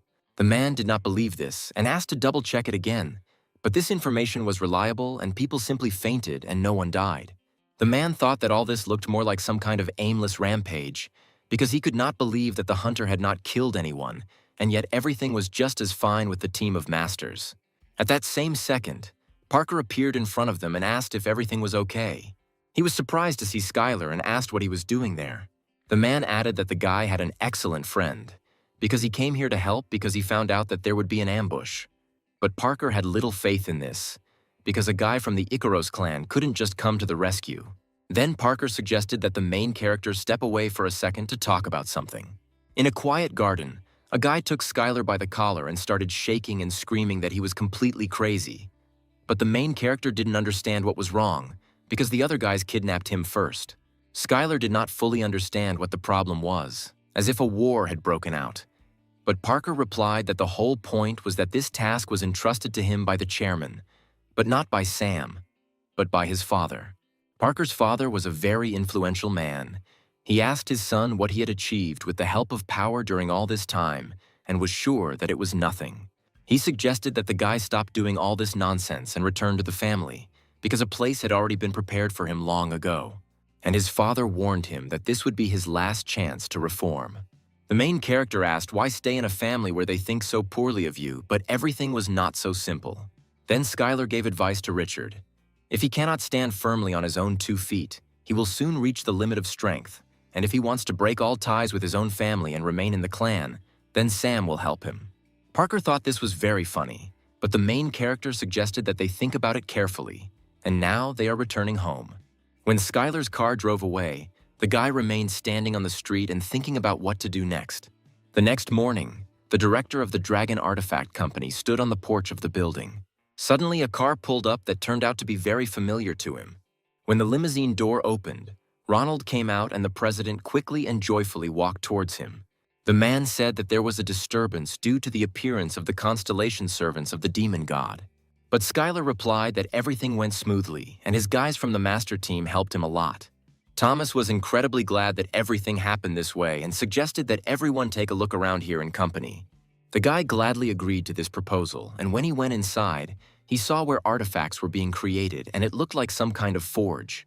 The kitten was looking forward to seeing the human blacksmiths, because he was an outstanding blacksmith who made Skylar's equipment.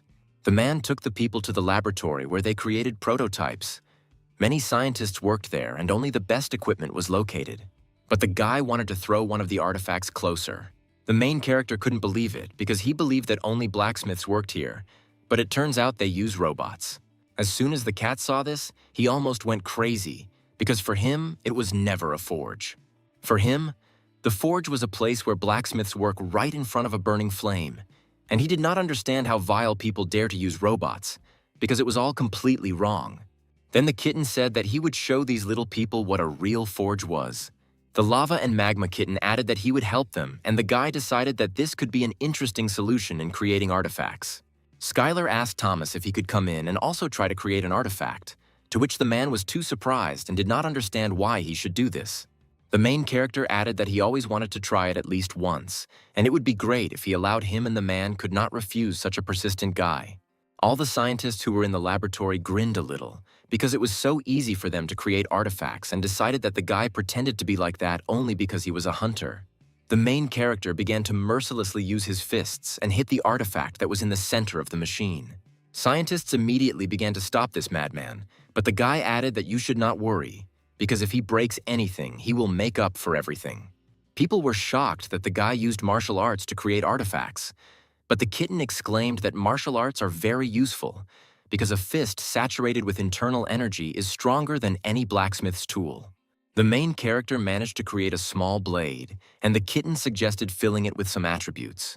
He suggested adding laser iron stones that have an ice attribute. For this, the guy needed to use martial arts with ice energy. And soon the guy managed to create a short blue ice sword that can be used with the Ice Energy Storm Blessing skill.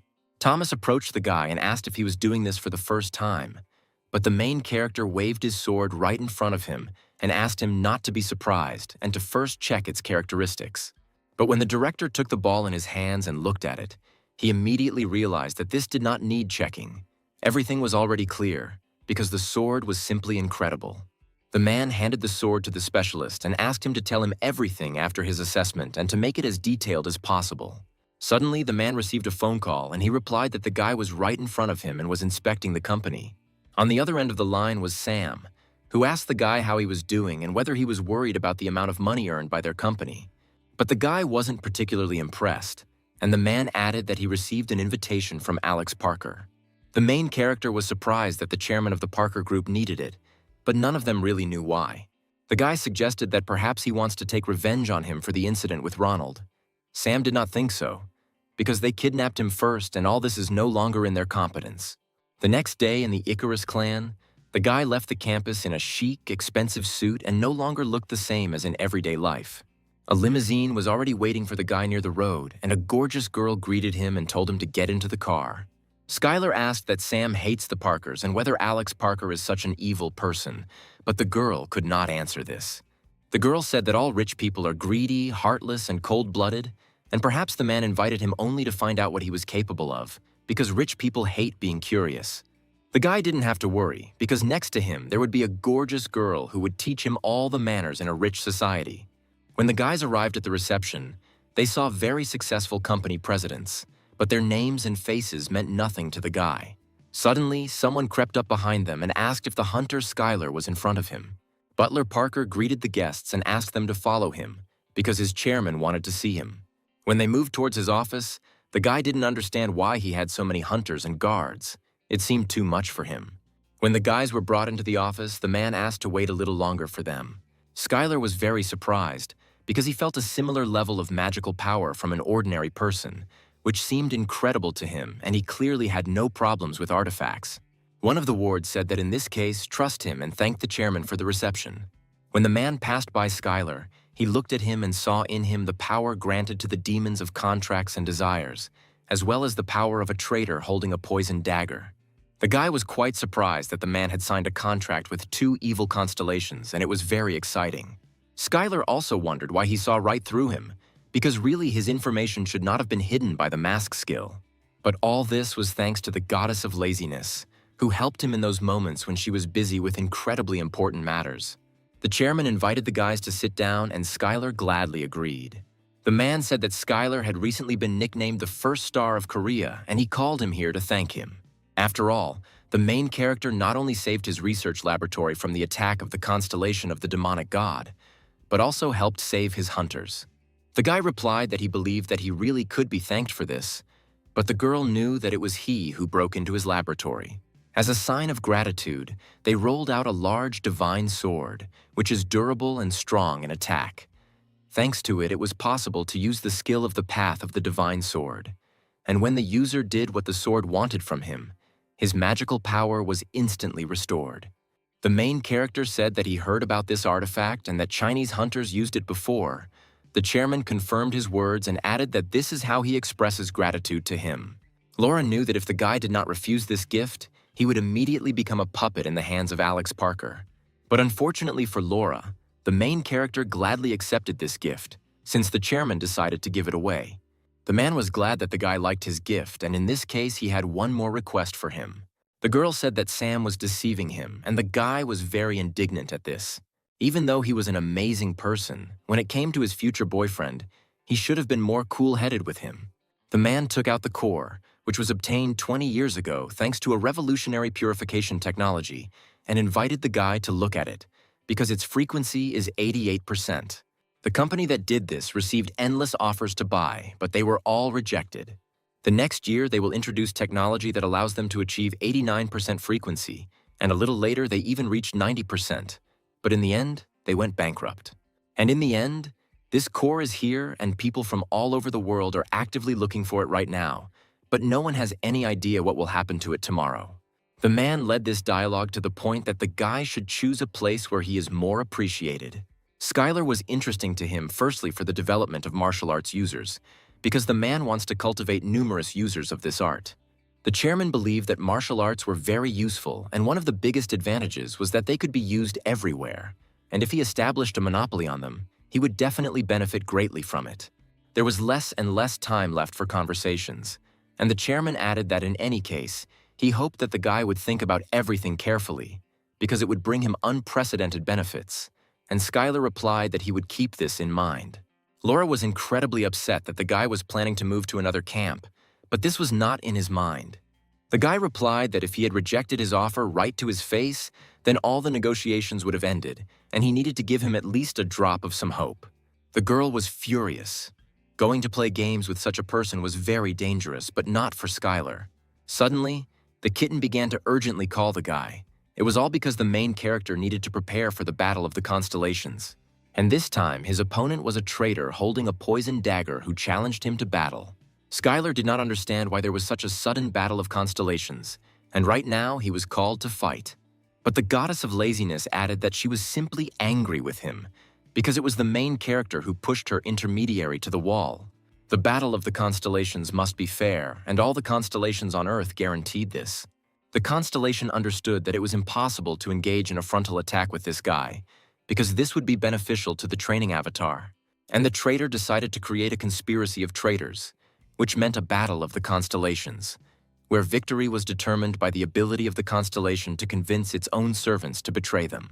The traitor created a private battle of the constellations, and therefore other constellations could not just watch it, and all the constellations began to insult him with dirty words for this. The main character thought about this proposal, because convincing the enemy's servants to go over to his side was very strange. Then he remembered that the people who directly entered into a contract with him were only Sam and Otagon. But more importantly, he already knew the person who entered into a contract with this constellation. Skylar agreed to this proposal and immediately put up blood strength as a bet. The constellation was very surprised that the guy agreed to this and considered him a real idiot, because did he really think that the conspiracy of traitors could be defeated through force alone? The traitor understood that an easy victory awaited him and set up the storage of fated relics as a bet. The main character was surprised that he left the territory, but the contract had already been concluded, and in case of defeat, the existential power would be significantly weakened, and there would also be a chance of losing the constellation title. Suddenly, a traitor contacted Skylar and thanked him for accepting his offer, because the betrayal of his minions was predetermined. At this time, his servant was returning from Parker's mansion, who was impatiently waiting for the old man to kick off his skates. Suddenly, on the highway, a car was stopped by a police checkpoint and said that they had exceeded the speed limit and asked to get out of the car for a moment. When the security got out of the car, they immediately turned to the employee menacingly and asked how he dared to stop him, because he did not know who was sitting inside. The security guard took the police officer by the shoulder and said that he was making a mistake and asked to tell him his name and place of residence. But as it turned out, the guys made a mistake and immediately received a powerful blow from Skylar. The guy got into the car and immediately ordered the driver to drive off. The man shouted that the main character would regret this because he didn't even know who was in front of him. But the guy replied that if he didn't know, would he be here? The guy didn't like making so much noise and lightly slapped the man in the face to finally shut his mouth. When the car drove to a more secluded place, Skylar asked to stop. The man did not understand what the guy wanted from him. Then the main character asked why the man betrayed his own constellation and entered into a contract with another. The man was very frightened and asked how he knew about this and whether a traitor had sent him here. But Skylar denied it. And not even a demon of contracts and orders, but a guy who came here to recruit this man to the constellation he serves, namely the invincible avatar of training. The man first heard about such a constellation and said that it was an amazing and very strong constellation and he had no choice. Indeed, if he refuses, he will kill the constellation he serves no matter who it is. The man guessed that the guy knew that he served two constellations at once and accepted the offer to trust the training avatar. Suddenly, Skylar felt his existential power instantly increase. The main character added that most likely killers would come for him due to the sudden change of sides, and therefore he would take care of his protection for a while. Suddenly, the guy received a call from an unknown number. The voice on the other end of the line said that Skylar really didn't want to take everything that the Dragon Sam had. The guy realized that this was the constellation of the traitor. Apparently, he called him without knowing that he was a constellation. After all, the only known minion of the training avatar is Skylar, and that is why the traitor constellation called him to force him to betray his own avatar. The traitor constellation will never guess that Skylar is the training avatar. The guy was asked to think about it because great wealth awaited him. Then the main character replied that his owner said that the battle of the constellations was over, and for a second there was silence on the phone. The man asked not to bluff and asked if the training avatar had asked him to tell him this. But according to the rules of the battle of the constellations, which all the constellations swore to abide by, the avatar of training won and declared victory, and the battle of the constellations was over. The traitor could not understand how quickly he managed to do all this and how he could lose everything. The main character immediately received a reward for the fight with the constellation, which went straight to him, and he decided to open it a little later. Skylar was surprised that the constellation was so weak, because after his victory he only moved up 2 places and is now in 125th place. The traitor was indignant. He believed that this was impossible because the guy really found out who was who, otherwise it was impossible. But the guy decided not to reveal all the secrets and simply asked the constellation to get lost. Suddenly, Skylar noticed how orcs were working on this land, harvesting the harvest by the sweat of their brow, and he couldn't believe that it had once been a terrible fortress, and Odegon had really done a good job. When the orcs saw that Skylar was approaching them, they immediately ran up to him and joyfully began to greet him, because their master had finally returned to his homeland. They thanked the main character for the fact that now they could collect stalks of grain with one swing of the axe, and this was just a great training for them. The orcs were ready to work even harder to make even more land and collect much more grain, and at first they were not very trusting, but now they began to train so hard. The guy made them happy and said that they would increase the sowing and harvest even more crops, and all this would be training for them. But first, Skylar decided to test this rice in cooking. Unexpectedly, one of the orcs turned to the main character with a request to raise animals in this area. They said that Autogon once said that his race fattened and killed livestock for food, and they would like to try it too. Skylar figured that if they wanted chickens and cows and the like, this might be a good experience for them. The main character promised that he would get a couple and bring them to them. And for the orcs, the owner's kindness knew no bounds, and they once again swore allegiance to him. The guy was still worried about the chest. He was interested in what was inside, and the desire to look was great. When he removed the seal from the relic, he immediately saw a sacred object. It was a sacred necklace containing the power of light. The goddess of sloth said that the sacred object was created for the minions of the constellations, so that they could use their powers and similar artifacts, since they contain part of the existential power of the constellation. The girl added that the constellation does not think as much as it may seem, and it is likely that he simply stole it and was not noticed. Then the guy decided to take this necklace and do something with this territory and take something for the orcs. Skylar decided that he would bring cattle from the ground and immediately decided to check the soul stones, and it turned out that he had exactly 8,200 stones on his account. Although the traitor constellation did not place many soul stones, but he did not understand where such numbers came from. All this money was as gifts from other constellations, and the guy decided to return what the goddess gave him, because she was already quite poor. Then the guy decided to give the orcs buildings so that they could use them. Suddenly, a traveling merchant selling destinies appeared and asked what the main character was looking for. The goddess was very interested that this guy was still in business and always appeared at the right moment. The girl said that she knew him a little because it seemed to her that he had stopped doing business because he had made too many enemies, but apparently she was wrong. The guy said that he had already made a deal with him in the past and believed that everything would go fine. The main character asked what he had for him this time, and the traveling merchant recommended him a decent box of servants, which he had just received. But Skylar said that he needed a building, and then the merchant replied that he just needed servants who were good at constructing buildings. The guy thought it was a great idea, and he didn't see anything wrong with it if a servant capable of teaching orcs how to build buildings would help him. But it was really so. Thanks to the power and training avatar, the orcs were happy to farm, and it was truly incredible power. But the main character was a little short of money, and he carefully asked for a small discount. But the merchant was slightly confused by this question and asked if he had just won the Battle of the Constellations and what kind of discount he wanted. Skylar said that he could not give more than 7,000 for it, and the merchant was shocked by such shamelessness. And the traveling merchant replied that he was providing such a service only this time, and Skylar thanked him for such great generosity. When the main character successfully received the treasured chest, he immediately began to open it, and opening the door of the chest, he saw bright flashes along with smoke. A golem of a wonderful mountain appeared right in front of him, which was several dozen times larger than the main character. The kitten immediately suggested calling him Rocky, but it seemed to the guy that even the most devoted servant would hate such a name. The main character decided from that moment on to call him the Heavenly King of the Weatherkeeper. This meant that he would be the Heavenly King who guards the weather. The golem was greatly touched by the name given to him and swam a little. The golem was able to control stones, and the guy asked if he could teach the orcs how to build buildings from them. The stone servant was slightly taken aback by the idea and asked if he really wanted him to train the orcs. But the guy was completely serious, and the golem was not ready for his idea, but he had no choice. The next day, the guys were sitting in a cafe inside the Icarus clan building, and Laura congratulated him on Skylar being promoted to B rank. The girl was wondering why the guy was not happy at all, but he replied that with age, you stop enjoying promotions. Laura was amused by this, because it was strange to hear such a thing from a person who looked so young. The girl also added that a request for a match appeared, and this interested the main character. It was about hunters' fights, and this time it seemed to her that the guy would be able to refuse him. The fact was that this time the hunters simply wanted to recoup the previous battle.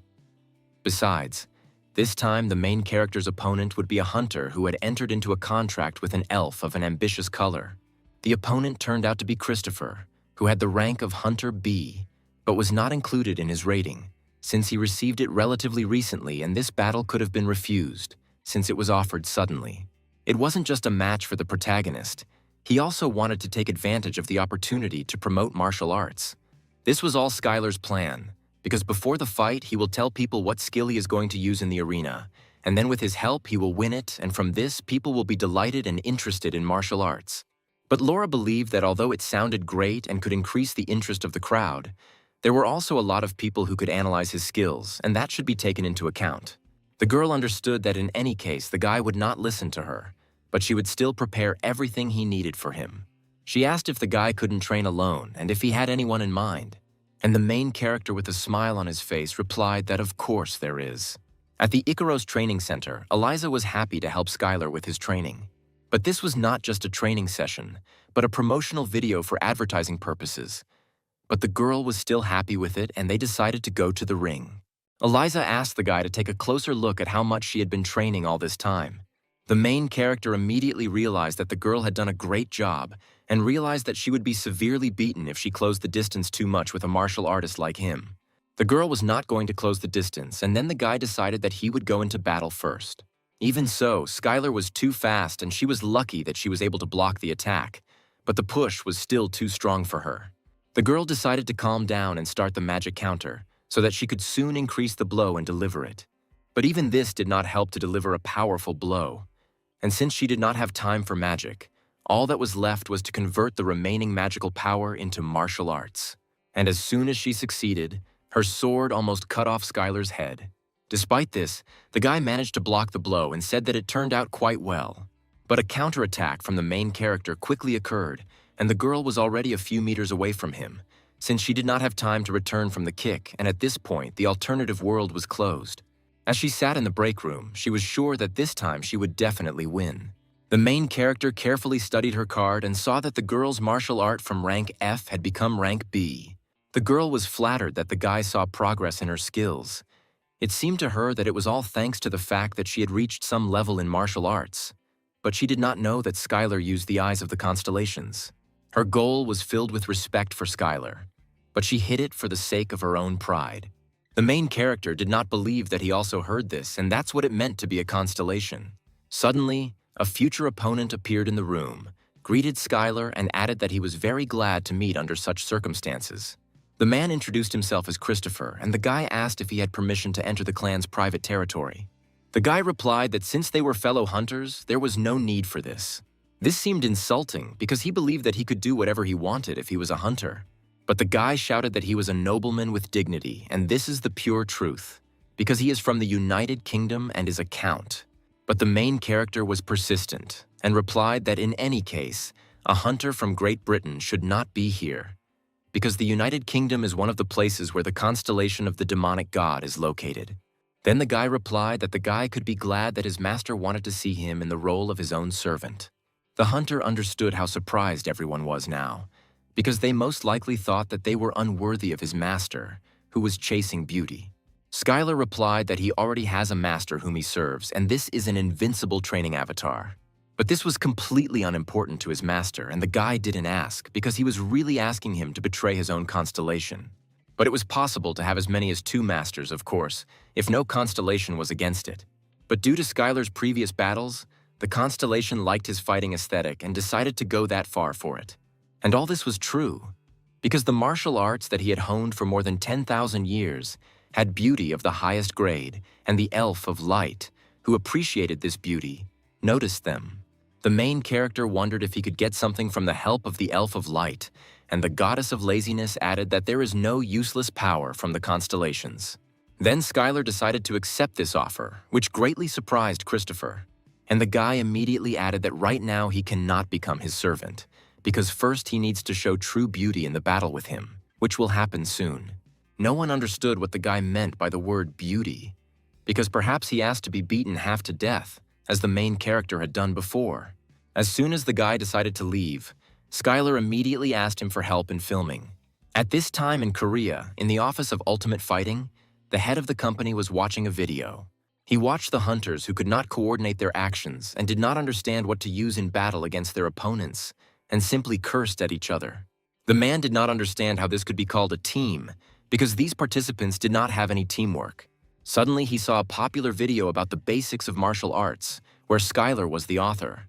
When the man opened it, he saw the main character addressing everyone and saying that he would like to take the chance to tell people interested in martial arts what it is and how to practice it. His opponent and assistant was Christopher from Europe, and they immediately began to start with basic brush techniques. The man was horrified because he didn't understand how they could really teach this for free, and he was furious that the head of the clan was doing this chaos. Meanwhile, Sam was furious when he saw Skylar post a similar video for free. But his daughter Laura replied that what's done is done, and nothing can be taken back, and this will become part of his advertising image. But despite all this, the comments were very positive, because modern selfish hunters were not even close to the hunters of the first generation, and Sam thought it was pretty good. At the press conference, Skylar was asked about the release of a martial arts video right before the fight, whether this meant that he was confident of his own victory. The journalist added that he was surprised that the hunter Christopher appeared in this video and whether they knew each other. The guy replied that Christopher was looking for him to help him with the video, but the guy completely disagreed with this statement and was slightly surprised by the main character's answer. The journalist also asked why Christopher chose Hunter Skylar as his opponent, because he had a huge choice. The guy was very confused by this question and did not know how to get away with it in this situation. Skylar then decided to take personal control of the situation and replied that he just wanted to learn from him. The whole hall was in shock, and no one could have expected such an outcome of events, and the journalist demanded a comment from the hunter Christopher. The problem was that Christopher could not answer anything, because his constellation really wanted Skylar and the guy wanted to start a fight with him as soon as possible. The next day, a huge crowd of spectators gathered at the Hunter's Battle Arena, rejoicing and welcoming Skylar's main favorite. The guy couldn't understand why there were so many people there if this fight became known at the last minute. But the girl made him happy that he should be happy, because this speaks of his popularity. And at this crucial moment, the guy felt huge fluctuations in loyalty, and if he won, he would be able to maintain it. This was Skylar's advantage over the rest of the constellations, because he could receive devotion from mere mortals. Laura wished him good luck and asked him to do everything as usual because in any case, his opponent had no idea. When the main character entered the arena, he immediately saw Christopher, who was looking forward to the fight. At this time, in the stands, someone was discussing the video that Skylar had uploaded to the portal, and some even tried to repeat after him, and for them, it turned out to be too simple. The guys discussed various techniques and where they could use them to defeat various monsters. They didn't understand why the guy opened this to the entire public, but Skylar did it out of love for hunters and humanity. And finally, the judge gave the final count of 3 seconds, and no one could relax, and everyone was focused only on the fight. Christopher waited impatiently for the main character to pass his test and began to use the power of the fragment of light. After all, he was given the power of the constellation and a powerful force that was difficult to fight. Suddenly, the guy began to be attacked by a whirlwind of bullets of light, which took the main character a little by surprise. Everyone in the stands admired the incredible attack from Christopher because it was a completely new technique that proved that the guy was really strong. Skylar then decided to counterattack and immediately attacked Christopher in response. But this speed was not enough to hit the enemy, and now the hunter was on top because this speed was not enough to try to strike. The problem was that Christopher borrowed the powers of his own constellation, and Skylar's powers were limited, and he fought this battle with interference. A few seconds later, the hunter said that now it was his turn. Powerful energy began to appear from numerous portals, which was directed at Skylar. The main character was wondering what kind of power the elf constellations had, and now he saw that it was quite complex and had a number of applications, and he was much better than a warrior. The guy suspected that there might be some small problems with him, but since it was not magic, but a borrowed existential power, the main character used the force to compensate for the power of the light bullets. Christopher was very impressed by such quick thinking in a dangerous situation, and he praised the guy for it. Then he decided to switch to close combat and see how well he would pass this test. And the hunters came into contact with each other in close combat. And Skylar understood that the constellation sword was very powerful, and he had plenty of such battles in the abyss. And thanks to experience and accumulated strength, the guy made a powerful blow right in Christopher's face, which instantly struck him down and he fell to the ground. The hunter could not believe it, that his recovery speed could not keep up with him, and at that moment he realized how powerful martial arts were, and the elf of light added that it was beautiful. When the guy stood up, he noted that it was incredible and he would never have thought that he would win so gracefully. The main character thanked him for these words and dealt the final crushing blow. But Christopher was not ready for this and asked the guy to stop because the battle was already over. When the guy got up, he immediately said that he didn't remember anything and didn't understand why his body hurt so much. But all this was expected for the main character. And then Christopher added that his master recognized the beauty of Skylar's fight, and he successfully passed this test. The people who gathered in the stands were delighted with this match, and the guy's existential power increased. At the end of the battle, the Elf of Light granted the guy the skill of the nobility of light, thanks to which he became stronger in using the power of light to protect his own beauty and dignity. Skylar was amazed by such generosity because he granted him an A-rank skill. The next morning, something strange happened in Sam's office. He called his daughter to talk because Korea had contacted them. The girl assumed that the Korean government asked to return Skylar to them, but that was not the case at all, but that they asked them for sparring. During the Great Hunter era, the countries decided to work closely with each other. America and Korea became so close that they even held international clan sparring matches. But all this was not so easy and simple, because they could not simply refuse their request, because there was another reason for this. Then the girl added that if there is a reason for this, then why not just take it and accept the offer? Because sparring is needed so that both sides can learn something from it. But Sam was very afraid that the guy would get too close to these people. Over the phone, Sam warned the guy not to get too close to them, and the main character understood everything and was even happy about it for a second, because he hadn't gone to Korea for a long time, and it would be great if someone went with him. He began to ask his clan colleagues if they would like someone to keep him company, but Eliza immediately rejected his offer, saying that she was busy honing new skills. The second one really liked Korea, but this time he couldn't, and Anthony was out of the question, and for the main character it was very unexpected that no one was found. The guy was extremely dissatisfied that the main character didn't even ask him, but Anthony was ready and wasn't even going to refuse and, moreover, was ready to demonstrate the result of his training in martial arts. Then a new girl from the clan heard the conversation and asked to take her to Korea and give up on this annoying person. The guy thought that taking Leia was also a pretty good idea. Besides, she spoke a little Korean. On the plane, the girl asked because the sparring was supposed to take place in Jeju, but they were flying to Seoul, and the guy replied that he needed to go somewhere first. Upon arrival in Seoul, the guys visited the National Cemetery in Seoul. The main character really needed to meet someone here. He approached a large monument that was dedicated to the hunters who died during the invasion. The guy thought that most likely, if he had not gone into the wasteland, he still would not have saved them, but their death would forever remain a heavy burden on his heart. When he put the flowers down, he saw that someone had also come here, because there was a bouquet of fresh flowers nearby.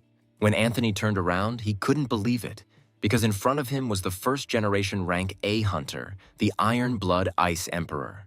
When the man came a little closer, he saw Skylar and immediately recognized him. The man said that quite a lot of time had passed and suggested that we skip the empty talk and asked why the guy had come to Korea. It was incredible for Anthony to see the Iron Blood Ice Emperor right here, and he wondered if he was Skylar's friend. Anthony added that he still clearly remembers the blow that killed the demon during the invasion. The most beautiful blow in the history of hunters. The man thanked the guy for such devotion, but asked to talk to an old friend whom he had not seen for a long time, alone. At that moment, Leia remembered that she was supposed to prevent the conversation with the Iron Blood Ice Emperor when they met. The main character was surprised that the man was here and asked if he was really waiting to meet him, but the man replied that the events coincided and he did not think that the guy was in Korea. The man asked if the guy had thought about returning to Korea, but the main character was not sure about this and had not really thought about it yet. And then the man added that in case he changes his mind, he shouldn't even come back. The main character did not understand what this meant and asked a question. Then the man replied that since he was doing well in America, there was no need to return to Korea, and added that with the strength of the head of the current clan, it would be much more comfortable to live in America. But in response, Skylar said that in any case he would come to help if needed. The man thanked him for this and said that in any case he hoped that the sparring would go well, because his martial arts would be a good experience for Korean hunters. After this meeting, the protagonist's plane headed to Jeju Island. When the guys arrived on the island, no one understood what they were supposed to do in the international battle, and only Anthony was shocked that they never took part in it. He said that usually each clan or their hunters share a video of one of their adventures in the dungeon, and they can choose to show their own skills or not, but most just show a small part, and there have been many cases where important skills were hidden, and then they were used. Negotiations were underway. Negotiation meant using things like money, artifacts, and skill information that could be exchanged for whatever you wanted. Suddenly, at the airport, the guys were met by a guy named Lee, and he seemed very familiar to the main character and somewhat similar to his old friend John. Skylar asked if something connected him with the hunter John, and as it turned out, it was his father. The guys were very surprised by this because the guy looked a lot like him. Lee came to the airport just to say hello to him, even though his father asked not to do this. The main character suggested having lunch together and invited the guy to go with him. In one of the cafes, Skylar entered the kitchen and began to look around to see if there were all the necessary kitchen utensils for preparing lunch. He offered the hostess a large sum of money so that she could borrow her own kitchen for a while, and was very worried about whether everything would be all right. To prepare a delicious soup for a deep taste, it took a long time to cook it, but the guy didn't need this because he used martial arts. Next, rice, which was grown by orcs, went into cooking. While the main character was eating at the table, there was complete silence. There was an awkward silence between the guys, and everyone was impatiently waiting for Skylar to return. After some time, the main character returned to the guys and filled the table with delicious food, and everyone was very grateful for this. The guy asked if he was so hungry that he thanked him so generously, but replied that that was not the case at all, and he simply thanked him for the food. As soon as Lee tried 1 spoon of rice, his hair stood on end and he was ready to scream from such a taste.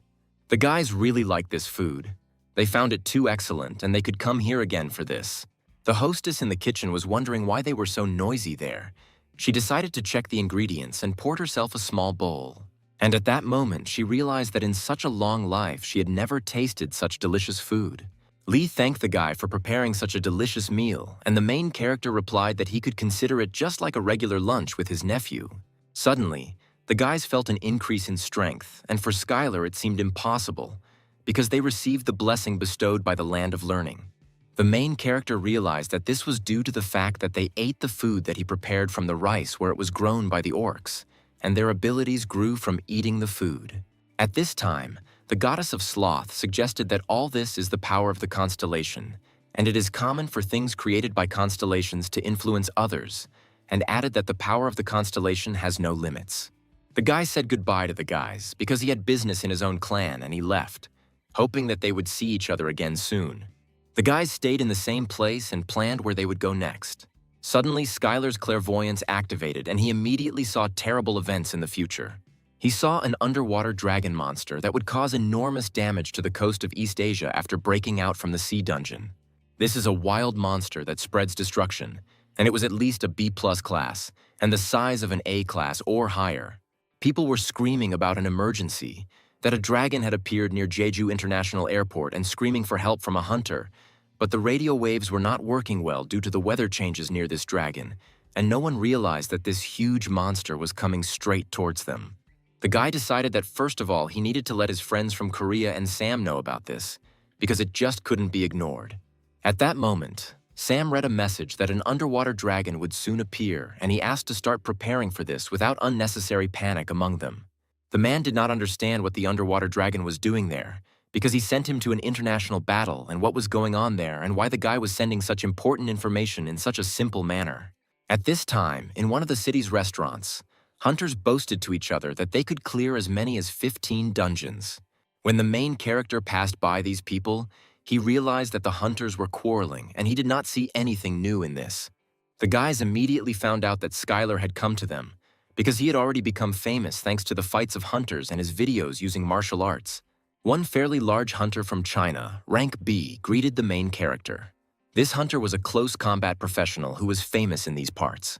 After a strong handshake, the guys realized that each other had more than enough strength. Unexpectedly, at this place the main character met Lee and asked if he knew what the international battle would be this time. But the guy could not answer, because first the head of the clan had to say at least something, and they came to the conclusion that it could be climbing the mountain. When other hunters heard about this idea, they immediately laughed, and for them, it seemed too funny and found it completely nonsense. They ridiculed the hero with this phrase and said that if this were really true, then they would climb this mountain naked. Suddenly, an A-class hunter, the Korean Azure Dragon Sword, who was the leader of the team that was holding the international battle, walked into the hall. This man was known for being an artist in battle, as he used dozens of types of magic to tear monsters to pieces with his sword. Then Skylar remembered that he had met him in the past, because he was the man who wet himself right in the dungeon. Next to him was a girl hunter who received rank A at an early age. There was a feeling that she had already been seen somewhere, and it seemed that the twin sister fought in the battles of the Class B Hunter League. The man greeted everyone and thanked them for participating in the international battle, and began to explain the events that would unfold in this battle. The man asked everyone to pay attention to the mountain that was outside the window and was called Sankal.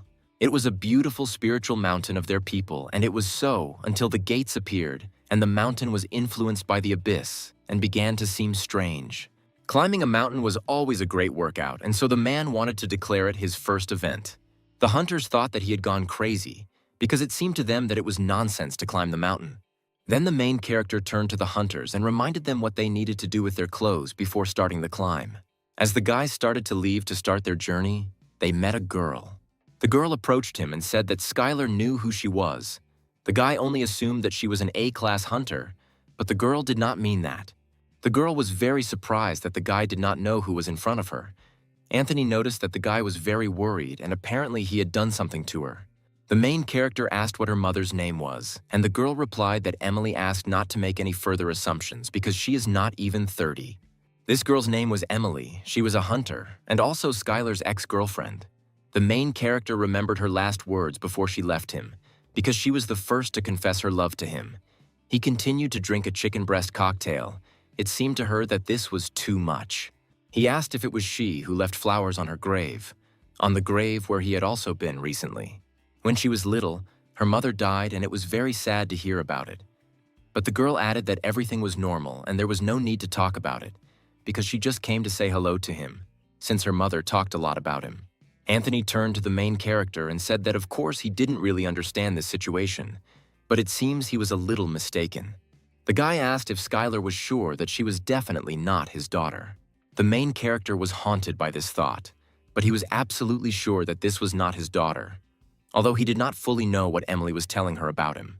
At this moment, the guys asked if Skylar would really be able to climb that mountain. If it was difficult, then they would rest. The entrance to this mountain reminded the guy of an abyss, because he couldn't believe that it had turned into such a state. Skylar ordered everyone to stay alert and continue following him. At this time, from the International Battle Control Room, Emily's daughter was closely watching Skylar. The man asked if she knew him because he saw them talking at the hotel. The girl replied that she had a feeling that, on the contrary, the man knew him and had seen him in the past. When the man laughed loudly and added that he knew him a little and had met him a couple of times in the dungeons, Jane became incredibly interested in who this person was and asked to tell us more about him. But the man only remembered him as being hanged during constant training. He said that the guy had always been a hunter who made every effort to do whatever he took on and had a really good character. Jane liked it because it was similar to what my mom was talking about. She often praised him for taking care of his own body.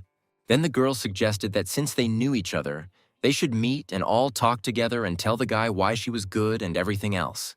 At this time on Mount Anthony, it seemed that the path they were following was much worse than the one he found. It seemed to the main character that she would really be better, and at that moment someone flew in the sky right above their heads, and it was flight magic, which was not a very good idea to use here. Due to the fact that there was strong space magic, the hunters who were in the air immediately fell to the ground, and this was too predictable for Skylar. Then the guy took out a sword and chopped small stumps from the trees, which later served him as heavenly steps. Thanks to them, he began to move through the air and be at the level of the air steps. It was one of the highest level martial arts, the owner of which was capable of walking on air, but Skylar simply used infinite internal energy to fly through the sky, and that was air walking.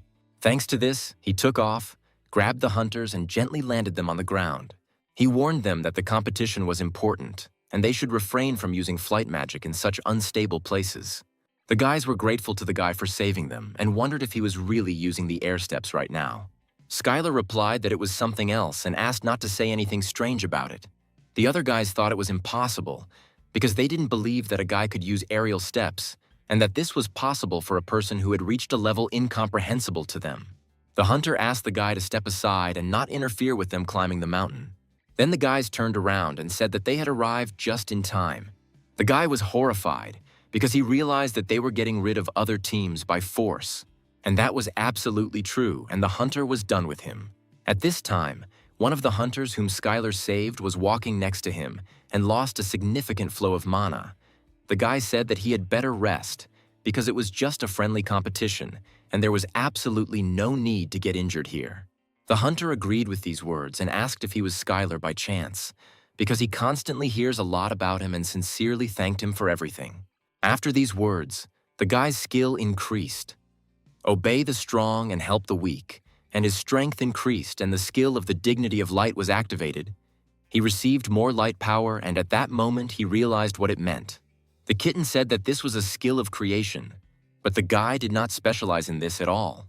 The main character picked up the sword and decided that it would be difficult to make it right away and decided to put light on top of the sword's energy. Suddenly, someone shouted that they had a problem and that someone was fighting upstairs. When they ran upstairs thinking that there was a monster there, they saw a clan of hunters lying on the ground. Skylar assumed that these were Japanese hunters because he did not think that monsters had tried here. After all, having lost to the monster, it was simply impossible to survive, and most likely they fought with Chinese hunters. The guys tried to figure out who their opponent was, and Skylar saw the wounds left by martial arts. Fortunately, one of the hunters was conscious, and he confirmed the words of the protagonist that they were attacked by Chinese hunters and suddenly went against them. Anthony thought that eliminating competitors in this way was very smart. The main character could not just leave them and decided to provide first aid using healing magic. The guy had an ordinary fracture, and using the goddess's magic was a big overkill. And so Skylar simply decided to force his arm back. The hunter shouted something in Japanese, and the main character decided that he thanked him and immediately offered to help him with his leg. After these manipulations, the hunter lay almost unconscious. Then the guy looked at the others and said that now they are next. But the hunters shouted that they were fine and nothing hurt at all. But Skylar didn't believe it, because he noticed how their arm was bent and said that he just wanted to help them. At this time, the hunters were glad that now there was no one better on this path except them.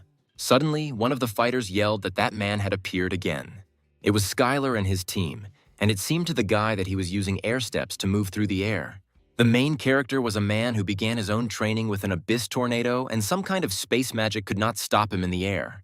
The hunters did not understand what he was doing and shouted that they needed to run after him urgently. At that moment, Skylar's team landed near a small crater where no one had ever reached. The team heard that it was usually always dry, but today the crater is somehow filled with water, and perhaps this was due to the influence of mana. Suddenly, some bubbles began to appear from under the crater, and Skylar ordered everyone to prepare for battle. A huge monster, Argo, which was rated as A-class, appeared right in front of them. As soon as the dragon appeared, he immediately began to use flames to destroy the entire team. Skylar then responded by using his own magic to prevent any damage. The guys were shocked that he also knew how to use this and shouted that this A-class monster they should retreat. Then the guy realized where he had come from. Although it was unexpected, it was necessary to stop him here so that civilians would not get hurt.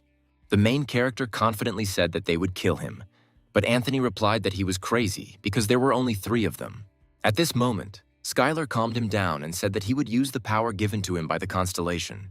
Anthony was surprised that the guy would use the power of the constellation and shouted that he too would fight and was not going to retreat. Although it was dangerous for him, once they had the power of the constellation that Skylar served, he began to be overwhelmed with curiosity. And at that moment, the guys began to use spells to destroy the huge dragon. When Skylar went to the dragon and dealt him a crushing blow, the guys did not believe it, because it turned out to be too powerful and too simple for the power of the constellation. Then the girl invited Anthony to look at his mana reserves, and they shocked him, because only hunters of rank A could have such a reserve. At this time, Skylar was fighting, and for him it seemed more difficult than he thought. But there was nothing that he could not kill. Thanks to advanced martial arts and internal destruction techniques, the guy could ignore muscles and armor, and Skylar learned this technique to survive in the abyss. Then the monster Argo summoned an ice storm and a huge whirlwind, and the weather in this location became simply terrible. The main character realized that the monster was trying to destroy the surrounding area and return back to the sea to recuperate, and this should have been stopped. And Skylar began to use the existential power of the constellation to capture the territory of the invincible training avatar.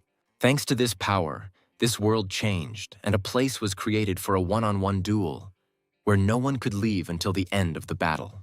Then the guy turned to the monster and invited him to try the same thing again. But here, at this time, the organizers ran straight to the mountain, and Jane asked the man why this particular test. But how could he know that a rank A monster would be hiding at the top of this mountain? This was too much of a problem for them, and they didn't think that a couple of Ikaros clan's hunters would be able to stop him. He knew that the scanner would not escape and would fight to the end and wanted to help them as quickly as possible. But when they found themselves in place, they were surprised and did not understand what was happening here. At this time, the girl was filming everything on her phone and asked him to stand somehow differently so that the photo would turn out more beautiful. The main character stood right with the monster and posed for the best shot, because all this was for a long memory. The organizers could not believe that the main character was being photographed against the backdrop of the huge monster Argo. They did not believe that they had defeated Argo, but Lee replied that the hunter Skylar had done it completely alone.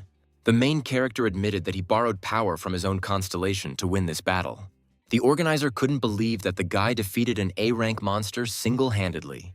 Skylar said that he would definitely tell everything, but first he needed to butcher the beast himself. Everyone around was in shock, and for them it was very surprising that even in the abyss the guy succeeded in this. It turned out that he was also a professional monster butcher. When the guy was cutting up the monster, he saw a small soul stone inside and believed that a constellation had put it there. The soul stone can only be used by the constellation, and thanks to it, it could control Argo, and the stronger the monsters of the abyss were, the more difficult it was to control it, and most likely someone was going to somehow use this monster, but eventually abandoned it. The guy will return to this later, but for now he will finish cutting up the monster, and after a few tens of minutes, a huge skeleton of a monster lay in front of him with fresh pieces of meat nearby. The main character decided that he would be happy to feed all those who worked hard on this. When some hunters went to the top, they saw the scum who attacked them. The hunters were surprised at how quickly their rivals recovered and decided to break everything for them once again, since they did not understand it the first time. But their argument about who was stronger was stopped by the smell that came from the top of the mountain, as if someone was frying meat. They immediately decided to postpone the fight until later and check where this smell was coming from. When they ran to the place, they saw Skylar frying huge steaks right on the fire. Skylar was glad that more people came here, because there was enough meat that he could share it with everyone. The main character said that there was a monster here, and this was his meat, and offered to eat a few pieces. For the first time in his life, the man held a large plate of monster meat and was afraid to taste it. While some were thinking, others were already gobbling it up on both cheeks because it was too good. When the man tried one small piece of this meat, he could not believe that his strength was restored so quickly because it melted in his mouth and the taste was incredible. When the chairman saw all this, he could not understand what was happening here. All the hunters were having fun, eating meat and dancing around the fire. Just recently, they all fought each other like dogs. But now they have concluded a truce to eat, and as soon as they return, they will most likely fight again. Still, the man found it incredible and asked if he could have a couple of pieces. The guy agreed with pleasure and asked to give it to his daughter Emily and tell her to strengthen her own body with the help of it. When the guys returned back, they were already at the international airport and thought that this time the international battle was very interesting. Although a monster appeared unexpectedly, everything ended very well. Right at the airport, the guys were met by a man from the Bureau of Hunter Affairs in Korea and invited Skylar to talk a little. The man's goal was to resolve the misunderstanding, but the guy could not understand what kind of misunderstanding he was talking about. The man then added that they know that Skylar hates Korea and he is here to talk about it. The man was referring to the great invasion in the past, and due to the fact that their country did not take any serious countermeasures, other great hunters left this side. The government acted very badly at that time and there was no excuse for it. The man continued that the system had already completely changed, and from now on everything would be different. But Skylar could no longer believe it. The main character apologized, but he didn't need anything. Of course he was sad to see his former clanmates die or how they were denied compensation, but at that time he wasn't even in Korea. The man didn't know how to persuade the guy because he needed to resolve any misunderstandings and build a good relationship with him, but he didn't even hold a grudge. The main character asked that if this was all he had, then he would go, since his flight would soon be announced. Skylar was surprised that he had met such a strange man and could not understand how he could even rise to this position. When the guy returned back to Las Vegas, Sam immediately met him in the office and asked how he liked Korea. He replied that overall it was pretty good, and some things had changed, but some remained the same. But Sam was more interested in the question of what happened to the monster Argo. The guys decided that that monster was sent by the constellation of a demonic god, and this version turned out to be the most likely, and they decided to figure it out as best as possible. Later, the man added that one hunter wanted to meet with Skylar, and the guy was not at all against this meeting. At that moment, the door opened and a man entered the room and introduced himself as Mackenzie. He was a B rank plus hunter from the United Kingdom, a promising and first-class hunter who ranked 4th in the B rank Hunter Battle League. Sam decided to leave the two of them alone so that the guys could get to know each other better. Mackenzie said that he had been watching Skylar for a long time, at which time he took out a ticket and said that the guy probably knows what it is. It was not just a ticket, but the right to challenge the B-rank league champion, Glenn. If we talk about the hunters who adore America the most, then he will always be at the top of this list. The fighting arena is a place where fights take place only by agreement of two parties, and in order to fight him, you need to be the chosen champion. The guy added that due to special circumstances, he could provide him with this ticket. The main character did not understand why he needed this, and Mackenzie replied that the guy was aiming for rank A, and if he used this chance and became a champion, it would greatly help in achieving this rank. Skylar thought that indeed, defeating monsters alone would not bring him rank A and asked what he wanted in return. Then the guy invited Skylar to take part in a 2x2 constellation battle. It was important for the main character to know everything down to the smallest detail, and it turned out that the guy served the constellation, a fighter of sweat and blood. Skylar wanted to take on the challenge and help the guy in any way he could, but participating in the Battle of the Constellations without knowing anything was a little stressful for him. And then the constellation fighter turned to the guy and said that he would promise him a huge number of soul stones, and would also tell him who was behind the incident with Argo, and would pay for everything that was needed for the Battle of the Constellations. The main character did not lose anything from these conditions, because even the constellation was going to tell him who was behind the incident with Argo, and apparently it really wanted to win. When Skylar asked who his opponent would be and what the battle was about, Mackenzie replied that it would be a race. Their opponents will be endless explosions and an observer returning from a cold place, and they will fight with their minions. Skylar became interested and wondered if the goddess knew anything about this, and she thought that perhaps this was an offer made by the constellation who had taken possession of a useful toy for fun. The rules of the race were too simple. Each of the minions of the constellations will strive for the finish line, and whoever reaches it first will win. Not only is it difficult to even run in the territory of the abyss, but there was also the opportunity to attack other participants in different ways, although there were direct attacks prohibited. The goddess asked if the guy had anything to ride on, but he replied that he could just run.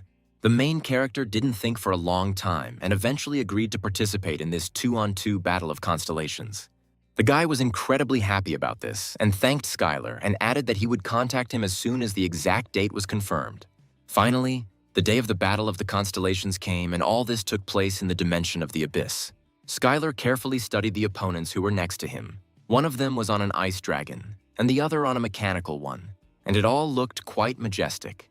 Previously, the guy believed that there was no civilization more developed than the Earth, until he saw the mechanical civilization of the abyss, which was really impressive.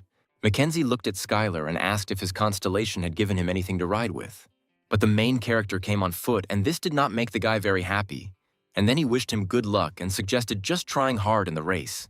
Skylar asked why the Mackenzie constellation hated him so much, because his animal did not look very fast and clumsy. Suddenly, the robot turned to the guys and said that people are weak flesh, bones and fatigue cannot defeat them. Then the guy realized that for the constellations, it was just entertainment. But for the servants, it was a real battle. And so the battle was about to begin. Both sides placed equal stakes, a contract was drawn up, and in case of defeat, the existential power would not decrease. And then the start of the race was announced, and everyone except Skylar rushed off on their own pets. At that moment, the main character realized that this pig was much faster than it turned out, as were the other two animals. When the robot turned back, he realized that this race would be between the three of them and that martial arts user could not be counted. The guy couldn't believe that his constellation didn't give him anything to ride with, and it seemed completely heartless. Unexpectedly for all participants, the boulder rain of the abyss began to fall.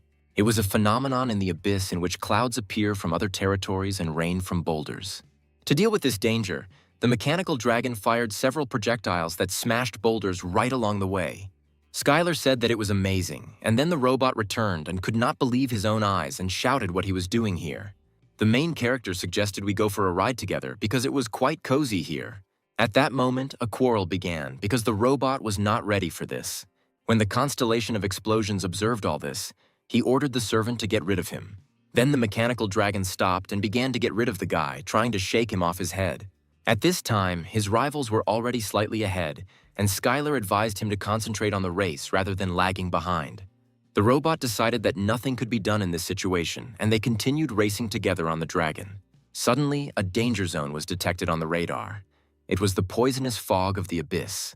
After some time, the robot carried out an analysis and there was no longer a threat, but there was a chance to get rid of the intruder.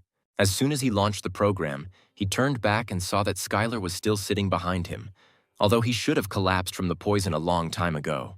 Then he decided to study him carefully, and as it turned out, he had the skill of resistance to poisons, and for a robot, it seemed impossible that a person was immune to the poison of the abyss.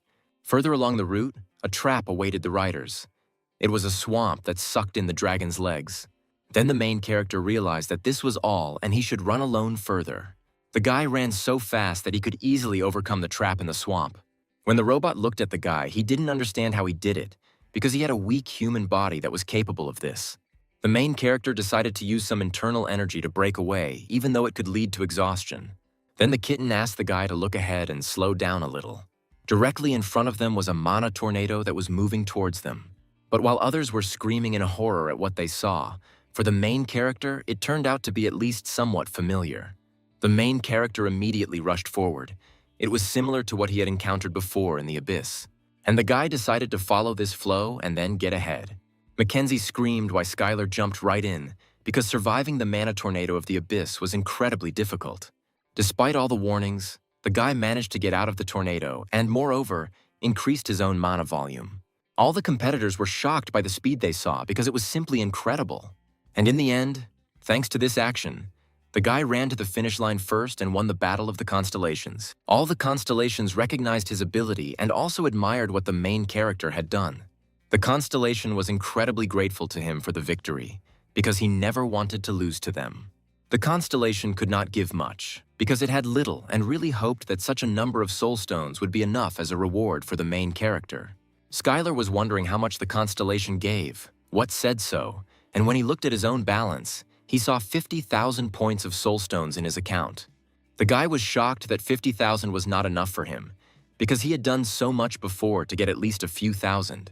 Constellation also added that he promised him as a reward to tell him about the constellation that called Argo to Jeju Island, and he was a collector of noble crowns. It was the constellation that destroyed the hunters of Europe and captured the United Kingdom. The guy wouldn't be surprised if it was a constellation of a demonic god, but he didn't understand why a constellation from Great Britain would bother with Jeju. The constellation also added that the enemy with whom the guy will have to fight is Glenn, who serves the collector. As it turned out, the rank B League champion entered into a contract with the demon god constellation. One had to be extremely careful when fighting him, as his powers are both incredibly powerful and evil at the same time. When the guy arrived at the dragon's office, he was immediately met by the president of the company and congratulated him on winning the battle with the constellation. As it turned out, the man made an unexpected meeting with him because he had something for Skylar. When they proceeded to the research laboratory to continue the dialogue, in the distance, the guy saw a frosty blue short sword. It was several times stronger than all other artifacts made from the existing azure iron rock. The main character was asked how he could create something like that, and he realized that now it would not be possible to focus everything on martial arts. Then the guy decided to say that the constellation he served taught him all this. The man believed that creating such an artifact for the first time was only possible if the constellation truly loved him. Skylar smiled sweetly and said that everything was so, although he understood that only he was this constellation. The man took Skylar tightly by the hand and said that perhaps the path to creating artifacts had been prepared for him. Next, the man showed the guy the core of the monster, which supplied energy to the entire huge city. He shouted that the work of hunters makes everyone proud, but technology like theirs is the foundation of the civilization in which they live. The man suggested that the guy create artifacts, because this way he did much more for humanity. But these words didn't bother Skylar one bit, even though the man assumed that it wouldn't work and the guy wasn't going to stop working as a hunter. But in any case, the main character was ready to help him from time to time, because it was not so difficult. Skylar understood that by killing monsters, he would not go far in pumping up his strength, and he needed to try different options. Then the man asked to take this card. It was the name card of the main character, and he asked to use it everywhere he went. Skylar didn't understand when they managed to do this, or why he was the CEO. The man promised that everything would be fine, and he would only need one thing from the guy, and that was the creation of artifacts like a sword, which were highly valued on the market. Skylar understood that they were talking about production, and it had to be massive, and whether human technology could copy what he had done. At that moment, the goddess appeared, who added that she remembered the deeds of the past, but had nothing to do with blacksmithing. It was about a very long time ago, about her servant. The goddess had a servant, an outstanding black magician, but servants tended to resemble their own masters. And the black magician also became lazy. He simply ordered the living workers around him to do work and take care of food. He could not cope with many tasks. The guy thought that the undead had gone crazy, but the undying and ageless undead should have been a fairly effective workforce, and also wondered what happened to that servant. The girl kept him away because he was useless and a pain in the ass. At this moment, filming was taking place, where Glenn played the main role. The entire crowd was absolutely crazy about the lead role in this drama. The man invited him to take part in the dungeon, because then even more people would come and they would scream even louder when they saw him enter there. Suddenly, a small admirer, who was his ardent fan, snuck through the security and asked him to sign the sheet. The arrogant boy was almost thrown out when Glenn asked him to stop. The man gladly gave an autograph because he had a wonderful character and was #1 in the B-rank league. But for Glenn, it was still a headache, because all this was necessary in order to maintain popularity and reputation. Glenn's assistant reminded him of the challenge ticket he gave to Mackenzie and added that the guy gave that ticket. This ticket was now in the possession of Skylar, that guy who was a user of martial arts that had recently become wildly popular. The man could not understand why the guy did this. Glenn was a great fighter, and in every battle he always gave 100%, and it didn't matter who he was fighting against, he always tried. Then the man made a call and said that he wanted to organize a fight and show the arrogant upstart what kind of dough champions are made of. The man decided that he should simply be defeated, because all this would be for the sake of the collector of noble crowns and just for fun. On the day of the fight, the Ikaros clan was in the stands, who did not understand why the stands hated Skylar. But among the fans, there were those who continued to support him. Skylar thought about how they didn't like the fact that the first rank was fighting the 20th, and continued to go to the center of the stage and thought about how he just needed to win the fight. When the guy stood up, Glenn immediately greeted him and said that he hoped for a good match. And the long-awaited countdown of the match for the title of League Champion of Rank B began. The man believed that the guy did not know that he had entered into a contract with the constellation of the demonic god and was preparing to smear him in front of everyone. When the fight began, Glenn immediately rushed towards Skylar and was ready to punch him directly. No one expected to see this, neither the stands, nor the commentators, nor the journalists, because it was simply an incredible match. It seemed that everyone was seeing such a match for the first time in the league, and everyone would understand everything if the fighter Glenn did it. But Skylar, the main character, killed his opponent literally in a second, and he was already lying in the ring completely not understanding what was happening, because he could not believe that he was the collector's minion and lost so quickly. It was an absolutely incredible match. If we draw analogies, this match was like a spear versus a count, because Glenn was a little aggressive. While the man attacked, he used parallel defense magic on numerous parts of his own body. It was perfect. However, he did not hit with a single attack, and Skylar only moved slightly, and everyone around was shocked that the guy demonstrated such high martial arts. And at that moment, when the fighter Glenn got tired and stopped for a moment, Skylar struck with one quick and sharp blow right from the blind spot. Due to the fact that the fighter did not see where the attack was coming from, all his defensive magic turned out to be useless, and this victory was decided in an instant. The spectators in the stands did not understand what they had just seen. It seemed to them that perhaps Skylar was simply lucky with the victory. This was an unexpected outcome for everyone, because the fight took place between the top 1 and top 20 fighters of rank B, and no one could know for sure what would happen in this match. Glenn was in severe shock, and no one could guarantee whether he would be able to bounce back after this. Laura was furious because she didn't understand why the commentators wouldn't just say that Glenn would have lost even if he were twice as strong as he is now. In the waiting room, the main character was congratulated by the clan of masters on his victory, because the match was simply magnificent. A few minutes later, the others also joined in and added that the fight was truly incredible. Skylar believed that Glenn was much stronger than he expected and did not think that it would be easy with him and sent him flying with one blow. But he still couldn't believe that he had a contract with the demon god constellation. After all, it turned out that they still have many servants on Earth who are stronger than him. At this moment, the main character's vision suddenly turned on and he saw dead people lying on the asphalt. All this was the work of Glenn, who stood on a pile of corpses and rejoiced at it. The guy knew that although the vision may be unclear, it never just appears, and if it was true, then he urgently needed to stop it. And then Skylar turned to everyone in the room and said that they should prepare for battle. At this time, in Glenn's room, his assistant reassured and encouraged him that the fans were still rooting for him, and just this time, they had no information about his opponent at all. The man offered to leave and prepare well so that later he could take back the first place again. But Glenn didn't seem to be listening to him, because at that moment he was at a meeting with the constellation. The noble crown collector was greatly disappointed by his loss to a low-grade constellation servant. The man asked the owner to give him another chance, because he simply knew nothing about it, and at the same time it was difficult to find a person as talented as him. The constellation did not agree with this, because since he is of no value, he should at least entertain him. At this moment, the assistants tried to bring the man to his senses, but they were unable to do anything and they did not know what happened to him. Then Glenn suddenly turned around and said that it was all their fault. The guys tried to calm him down and asked him to take a break and later return to this conversation again. But the guy did not want to listen to them and took out a demonic sword in which he was ready to kill them. The man did everything to make his constellation happy, but this was not enough for him. The constellation ordered him to grant as many victims as possible right now. At this time, Skylar and his team rushed to the stadium. He ordered everyone to go to the arena and immediately evacuate all people. A wall broke right in front of the entrance, from which Glenn jumped out along with other assistants. But at that moment, Skylar appeared and managed to save one of the assistants right in front of Glenn's face. Then the man activated a black hole, thanks to which he could direct magic balls with the same energy directly at the people in the stadium. But thanks to the instructions of the main character, Anthony was already on the spot, who activated the protective circle of magic and prevented casualties. None of the people could understand why the hunters suddenly became ferocious, and they decided to simply evacuate everyone from here as quickly as possible. At that moment, a battle broke out between Skylar and Glenn.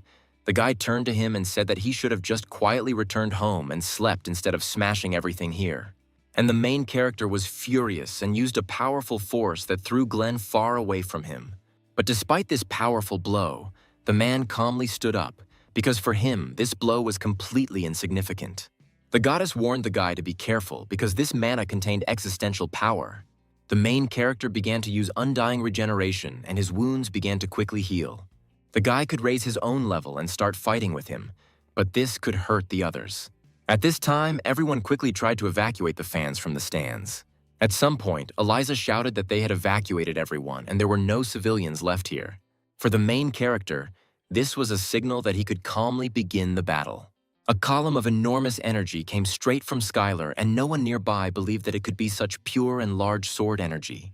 Glenn was sure that the powerful energy of the sword would not work on him. But he underestimated this energy. He replied that people are too interesting creatures. He was sure it was because the guy had returned from the abyss, or because of the constellation with which he had a contract. But either way, he really felt good about receiving such a blow. But Skylar was not interested, and he struck another blow at the enemy. Glenn didn't like that the guy interrupted his speech and thought it was too impudent, so he used acceleration using existential force. Soon, the man opened a portal through which he was able to summon the rest of his own servants. The main character could not understand why this constellation would go so far for Glenn. Was he really doing it for his own pleasure? The guy entered into battle with these servants and easily dealt with them one by one. The constellation turned to the guy and told him who he had just killed. One of them turned out to be a member of the royal family of the United Kingdom. After all the summoned servants were human and the collector was currently ruling the United Kingdom. But Skylar said that all people die sooner or later and he didn't feel much about killing other people. The main character fought with each of the servants and defeated them with great ease, without experiencing any difficulties. The constellation could not think that this good-natured hero would not even hesitate. Apparently, he was completely heartless. The constellation added that he really thought that he would be afraid of his master. And then the main character saw something extraordinary, because he clearly could not have expected such an outcome of events. Right in front of him was a giant of such size that it was larger than the stadium where the competition took place. All the hunters who were outside the stadium saw a healthy giant, but then looked closer and realized that it was Glenn. And all this was due to the fact that the forces of his servant were gathered together. The giant shouted menacingly that today this earth would clearly hear his name and immediately hit the ground with his fist. The man outside screamed for help and asked the hunters to stop him right now, otherwise soon there would be no living place left here. The hunters were not against help, but even they did not understand what they could do with a giant of such size. Suddenly Skylar came running to them and asked if everything was safe. The main character turned to the hunters from the School of Masters and asked them for help, but warned that they could refuse because he does not force anyone. The request was that they go with him to put an end to this evil giant. The girl immediately shouted that of course they would all help him because they were waiting for him. Then Anthony turned to Skylar and asked if he needed them, and he replied that no one asked them and they were going with him by default. And at that moment, all the hunters as one unit rushed towards the giant. Skylar commanded that the hunters from the School of Masters make the construction of the Azure Prison Sword. Skylar created the Azure Prison Sword formation specifically for martial arts users, because it increased the strength of the weak several times so that they could fight the strong. The guys both attacked and defended together because it was not so easy to break this giant, and sometimes they were completely not enough to win. The entire team continued to maintain formation and use martial arts in battle. Suddenly, Skylar broke through under the leg and with a sharp blow of his sword, cut off half of his right leg. Then the main character gave the next command for the second attack, led by Iris, and they attacked from the other side of the leg. After these attacks, the giant fell to the ground and could no longer rise on his own.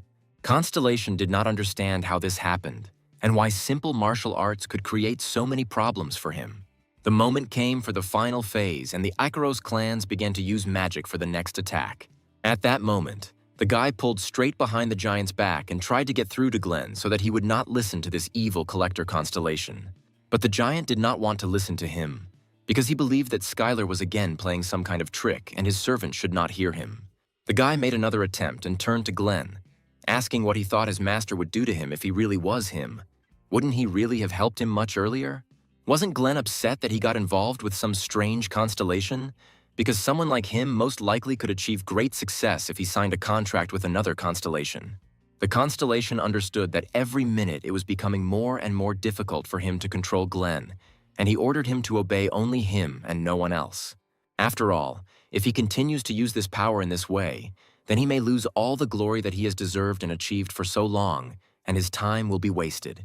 And then Glenn realized that this was true, and it was not too late to return everything back. Because the collector was simply using him, and Skylar was right, that he was a victim. At one point, the giant shouted that he had regained control of his body and asked him not to attack him anymore, because he was not going to destroy anything anymore. The main character could not believe that his words had an effect, and the constellation of the demonic god disappeared. Glenn added that all this time his mind was controlled by the constellation and asked not to beat him anymore, because he would have to pay for his own sins all his life. The hunter has earned a very good reputation over the years, and now he will have a chance to justify himself by blaming the god's constellation. But Skylar was not impressed by these words, and he delivered a powerful blow to the jaw with his fist, because did the giant really think that everyone would forget what he had done with a click? The guy beat the giant until he turned back into his previous form. Suddenly, a demonic spirit began to emerge from Glenn, which began to gradually get rid of this body. Everyone who stood nearby did not understand what was happening, because it turned out to be very strange for them. They had never seen the expulsion of the spirit from the body. Suddenly, Skylar saw a constellation that was next to Glenn and turned to the guy saying that starting from Jeju Island and until now, he would never forget what happened today. After these words, the constellation left the earth, as well as the hunter's body, but it believed that someday it would definitely finish off the guy. The next day, already at Sam's mansion, everyone joyfully congratulated Skylar on becoming a rank A hunter. All this seemed to the guy too early for rank A, but he still thanked the guys for the holiday. But Sam explained to Skylar that this is usually the case. But this time the scale of the incident was too great, and if it weren't for the main character, a great misfortune would have happened. In order to present the guy with a certificate of promotion to a hunter in rank A civil servant appeared and was happy to notify him of this. The man handed the guy a new hunter's map and documents and asked him to look at them. But due to the large number of pages, the guy replied that he would definitely read it all, but later, because he didn't see any pleasure in it. The man left and finally said that he hoped that Skylar would continue to serve for the benefit of humanity and civilization.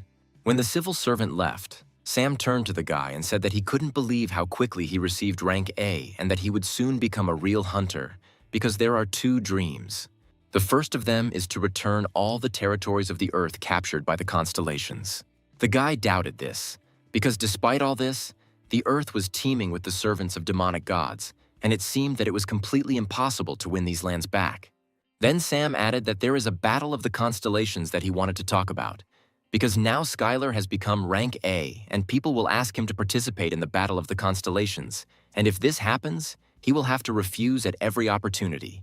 The main character did not understand why he should do this, and then the man replied that most of such proposals were garbage, and while he was not on Earth, quite a lot of repulsed people had increased in the world. Sam decided to give an example and reached for Skylar's phone and asked to look at the Knights of the Sacred Temple. After the demon god constellation took over the United Kingdom, the exiled royal family and their hunters founded this group with the main goal of reclaiming the United Kingdom. The main character did not see anything wrong with this, and then Sam added that they had kidnapped the US president and tried to fire nuclear missiles at Great Britain. He asked the guy to be careful, because now they would fly at him from all angles. Skylar heard the request and replied that he would be careful and asked what the second dream was. It was a trip to the gates of the abyss, because the first gates appeared in the middle of the earth, which were connected to the abyss, and most trips there failed. This abyss gate is one of the businesses that their company has invested heavily in before. But the expedition there completely failed and there was almost no information left, and Sam demonstrated everything that they managed to get. Among all the abyss territories being watched over, the first one will be the Abyss Kingdom. When the guy took a closer look at the picture, he realized that this was the territory of a warrior of sweat and blood. One evening, quite a lot of hunters gathered near the Icaros clan. All this seemed a little strange to others from the Icarus clan, because they did not understand why they were all here. Then the girl suggested that most likely people were waiting for the hunter Skylar, who was promoted to rank A. Then in the distance, the guys saw Skylar running towards them. The main character did not understand what the commotion was near the stadium, and then the guys asked if he really left the car and ran here on his own. Skylar seemed to relax a little and decided to exercise a little. Colleagues in the clan gladly congratulated the main character on receiving a new rank. Skylar was incredibly pleased to receive congratulations from everyone, and he sincerely said thank you. Suddenly, the guy clapped his hands and said that now, since he was an A-rank hunter, he no longer felt the responsibility assigned to him. The main character will do his best to help other hunters of the Icaros clan become stronger, but in exchange, they will strictly follow the commands of the main character. After all, from now on, Skylar will control the Icaros clan. Sam transferred all powers to him, and now he becomes the main one and warned all clanmates to prepare for the consequences from now on if they do not show up when he asks them to. When the main character left the hunter's dormitory, a man met him and said that he had a guest. A man appeared in front of the guy, who looked many times larger than him, and said that he was looking forward to him, because he really wanted to meet no matter what, and introduced himself as West. West was one of America's premier A-rank hunters, known as Ominous Rock. The man asked for help, and then Skylar offered to go to his room and discuss everything there. When they entered the room, the man congratulated the main character, because he had heard about how he became the manager of the dragon artifact, and added that he was now working with the Parker family. No matter how good a hunter is, what matters is the power in the hands of the company. Skylar agreed with these words, but wondered where he was going with this conversation. West added that he also wants power, because he never received the shares of the company that he was promised. One day, Sam walked by and threw the phone right into Skylar's hands. The main character saw the company's shares because they were absolutely his, but despite all this, the guy didn't need it. The main character replied that this story is not about him. He has had his shares for a long time.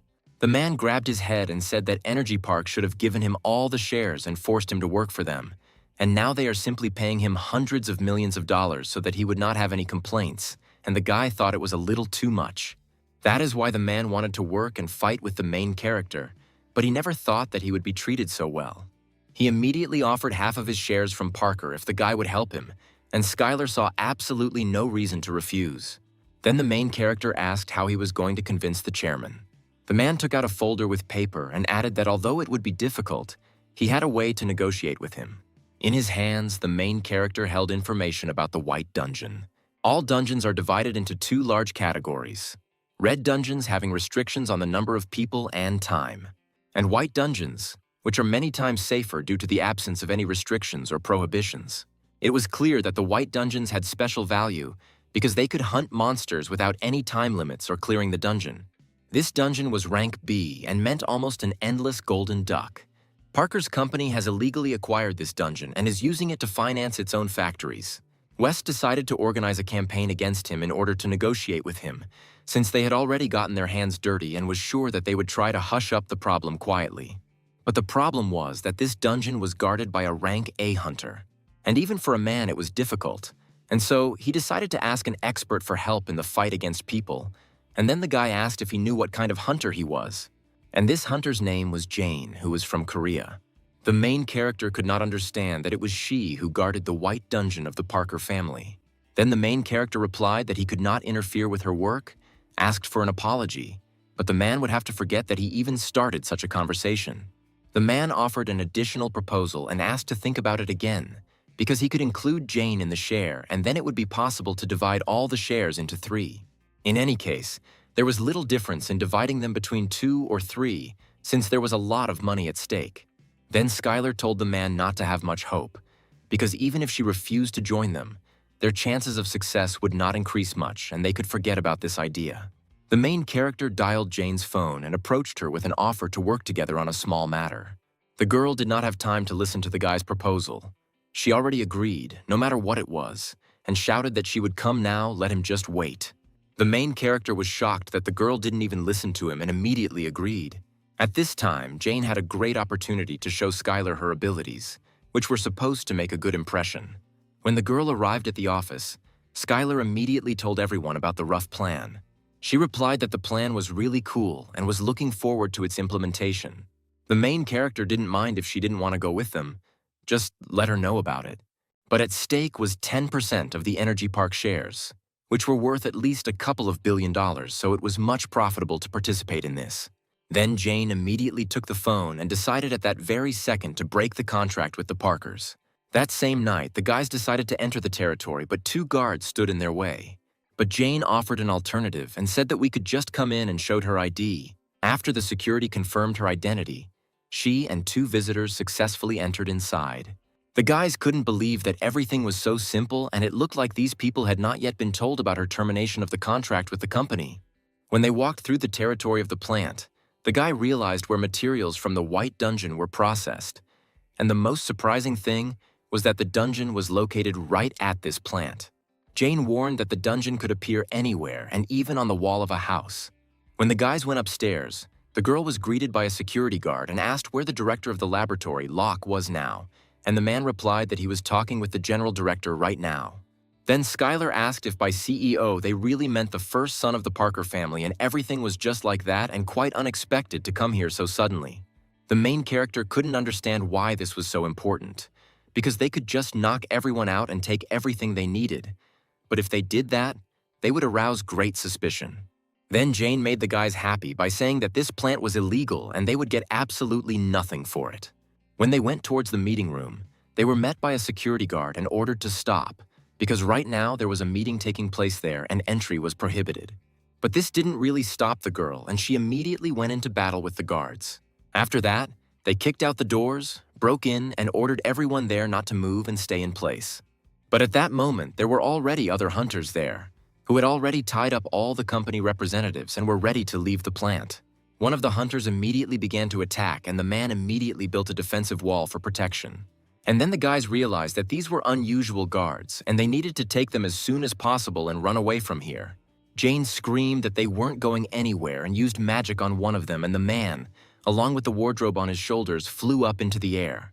Then the man took one of the chairmen of the company hostage and threatened that he would kill him now. But the girl did not appreciate such a threat, because she did not care about some 2 old men. Then Skylar joined the dialogue and asked why they needed this closet, but as it turned out, this was a dungeon and the spatial gate was in this closet. The guy assumed that there were industrial spies in front of him, and he said that he would save their lives if they gave him the cabinet. Skylar said that they also came here for him and said that they should do whatever they want with them because they only need a dungeon here. Suddenly, at the same second, a powerful explosion occurred throughout the entire territory of the plant. The guys shouted that this was the work of those hunters, but they denied it. Because they were going to get out of here quietly, they had no need to cause such a powerful explosion. Skylar noticed a strange slime that was dripping down the windows, and he thought it was a monster, and asked how they ran the factory to have such creatures in it. And it was really a monster, and the main character shouted that he was coming after them and ordered everyone to follow the exit. When they successfully got out of the building, they were slightly shocked, because he could not have expected liquid slime. Jane decided to attack first and summoned an advanced wolf, who immediately rushed at the monster. The girl couldn't believe it, but there wasn't a scratch on the monster. She didn't want to embarrass herself in front of the guy and warned him that she was not that weak and wanted to try again. But at that second, Skylar shouted carefully and miraculously managed to save her from the poisonous mucus. The main character told the girl to concentrate. He himself did not understand who he was, because even in the abyss, he had never seen him. Then he suggested that this was another attempt by another constellation to cause a disaster for the city. This monster absorbed energy from the core of the refinery and became stronger and stronger every second. At that moment, West approached Skylar and said that something terrible had happened, because all the nuclear factories around the world were attacked at the same time. The main character did not know who was behind all this, but this man was very smart, because the summoned monsters became stronger if they were called to the core factories, and something had to be done about this. But for this, it was necessary to quickly finish with this monster. Then the main character decided to cut him until he died. Skylar immediately rushed straight towards the slime to deal crushing blows to it. Unexpectedly, other hunters came running to help, but they were too late, because the guy had dealt with him a long time ago, and for him it turned out to be surprising, because in other regions there was a fierce battle. Jane approached the main character and showed the main news at the moment, and it said that all factories in China, Korea, and other countries were attacked by monsters. At that moment, Sam called Skylar and asked if the guy knew anything about these monsters, but no one fully knew where they came from, and the man suggested that some idiot could have done this, and the stock prices flew into some kind of abyss. Sam simultaneously talked and fought with the slime, and he realized that in order to defeat them, it was necessary to burn them until they stopped regenerating and asked the guy if he had tried this. Then the man asked where Skylar was fighting now, but in response, he heard that he was a little busy and would call back a little later. Jane invited the guy to go to Korea, and he thanked her for her help and added that he would send her share as soon as he finished dealing with all this mess. The girl was embarrassed by this, and she replied that she was not here at all for the reward, but would gladly accept it. As the guys loaded the closet into the pickup truck, Skylar said that he never thought that a dungeon could be in the closet. Then the men heard some mooing from the side, and it turned out to be those hostages, and then they remembered that the representatives had not yet been released. The representatives asked how they knew that this would happen. Skylar replied that they quickly received information through their own sources and came to help for joint defense. The man was glad that Wes saved him. He was really sorry that he was delayed so much and promised that he would definitely be able to convince the other directors to give him all the shares. But Skylar whispered to him that most likely it was just dust in the eyes, because sincerity was not felt even a single inch. And it was all true, because Skylar was a constellation and he was able to recognize Jacob's lies as soon as he said those words. After all, advanced martial arts users were able to read the thoughts of their opponents, and this seemed amazing. Then West turned to Skylar and said that they were done with everything here and they needed to move on. And after that, they left in a pickup truck. And the company representatives remained in the same place, because everyone had completely forgotten about freeing their hands, and they had nothing to do but just look at the car driving away. After all these events, Skylar returned to the Union of Minor Constellations and said hello to the girl and the cat. The main character was called here because there was a big commotion among the constellations. The kitten added that there was a bounty on the head of the constellation that caused all this mess. Skylar dreamed for a second that soul stones were not so easy to get, and it would be great if he managed to catch this constellation. The main character asked how they were going to look for him, or whether he would have to do the search himself. But this was not necessary, because the constellation participating in the agreement non-stop sent him an invitation to the Battle of the Constellations. But the constellation avoided these battles for too long and risked losing the chance to stay on Earth. Skylar thought at that moment about fighting him head-on, but in the abyss that was too rare. After all, no one would agree to put their own life on the line, which was great stupidity, and the constellation would not turn out to be arrogant or reckless. Then the girl introduced the guy to some information. It looked like one of the most cruel constellations, and for a monster, the guy thought he knew the Earth too well and suggested that perhaps there was some kind of constellation from the Earth helping him. Then the guy decided to try to view some information through the constellation channels and saw that everyone was only talking about him.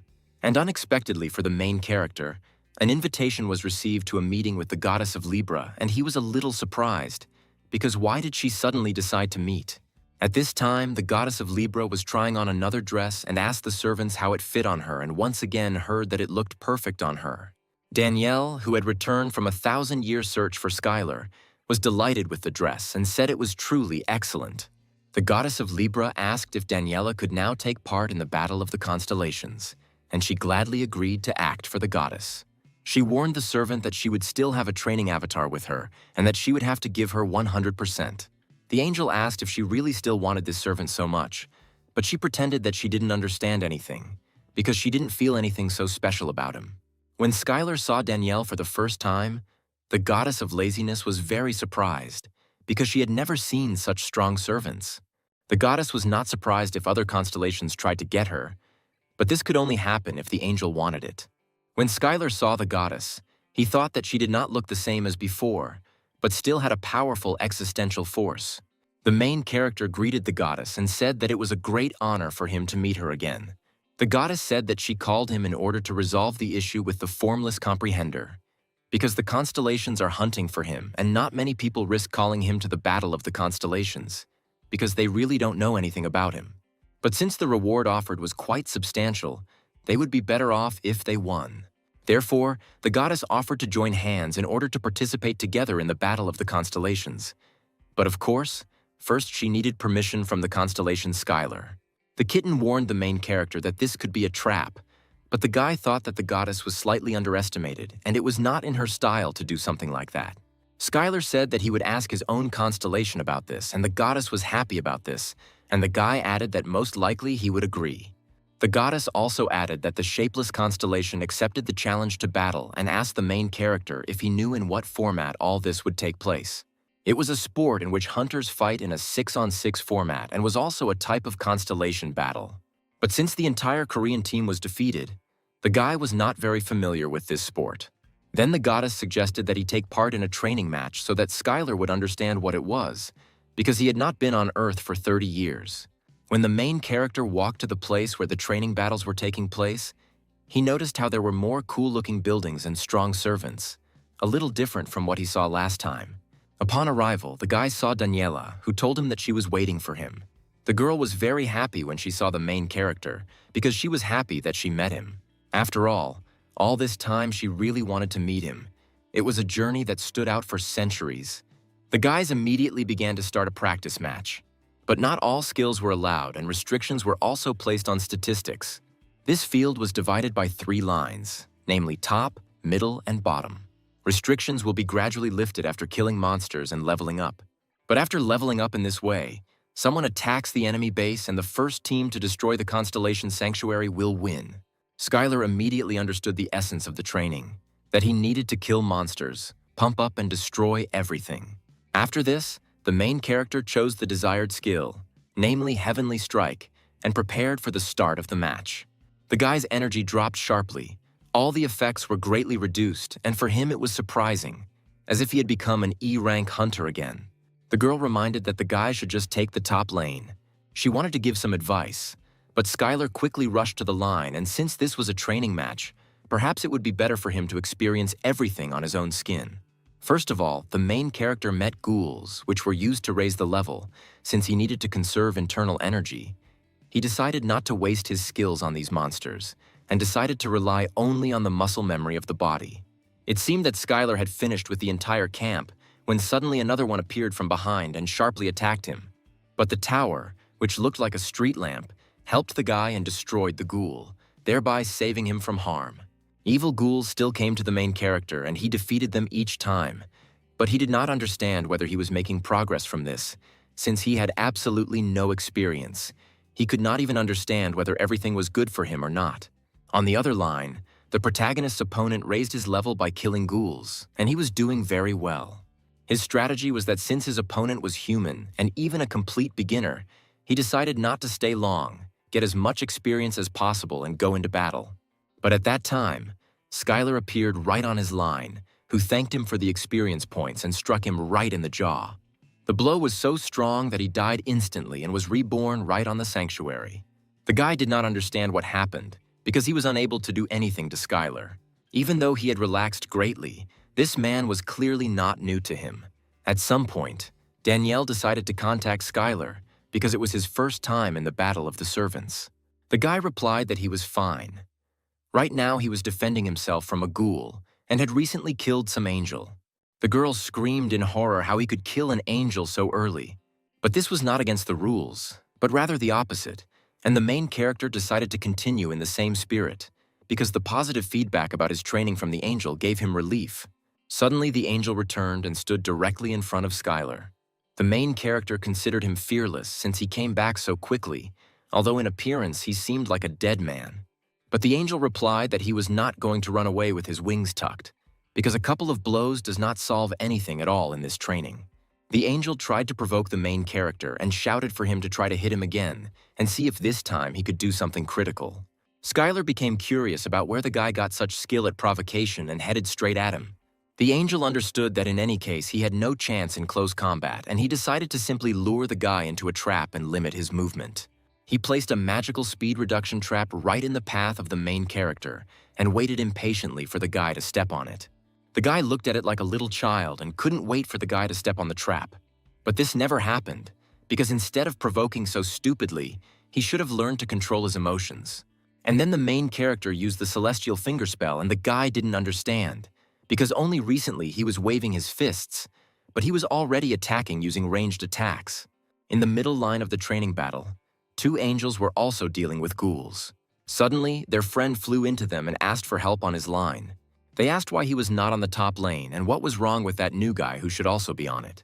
At this time, Skylar was already moving towards them and said that it would be difficult for him to answer this, because when he asked him to show the way, he refused him. The main character was here because he had already captured the top lane and was moving on to the next one. The angels did not understand why such crazy energy was coming from the guy, because it was impossible to reach a high level so quickly.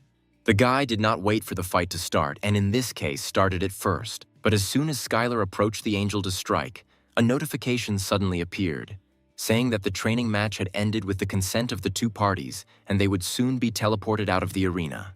Suddenly, the servant of the Libra goddess appeared, and the main character asked him why the training match ended so abruptly and what happened.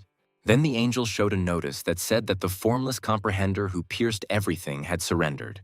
The guy asked if this really happened, and the angel replied that no, and most likely this could be some kind of plan of the goddess, because she is the best in this matter. No one could have expected such an outcome. But suddenly Skylar received a notification that a formless comprehender was requesting a meeting, and the guy did not understand what he was up to and what he needed. The kitten suggested that this might be an attempt to negotiate due to the feeling of being squeezed into a corner, but the main character did not think so.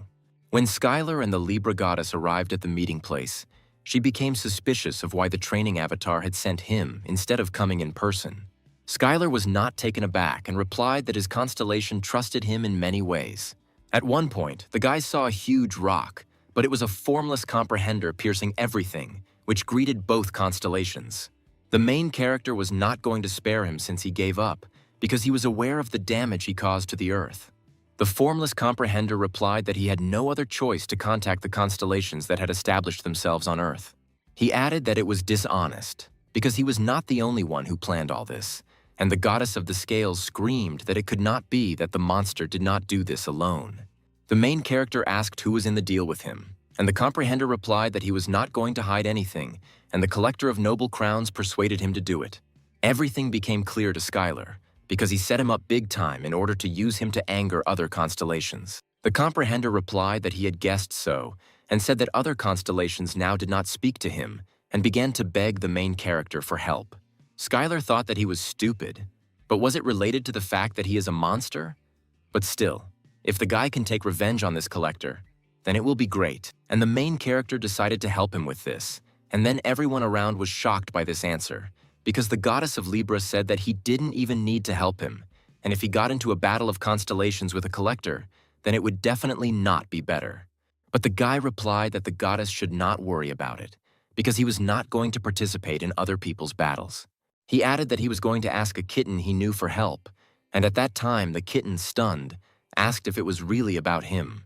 When the guy returned back, his rank was currently 98%, and he was glad that he finally had a double-digit number and would soon be able to target high-ranking constellations. The goddess of laziness warned the guy not to rush to go to Olympus. Otherwise, other constellations would not be happy with this, and it would be better to take a short break. And the guy really thought about it and therefore decided to look at the territory that belongs to him.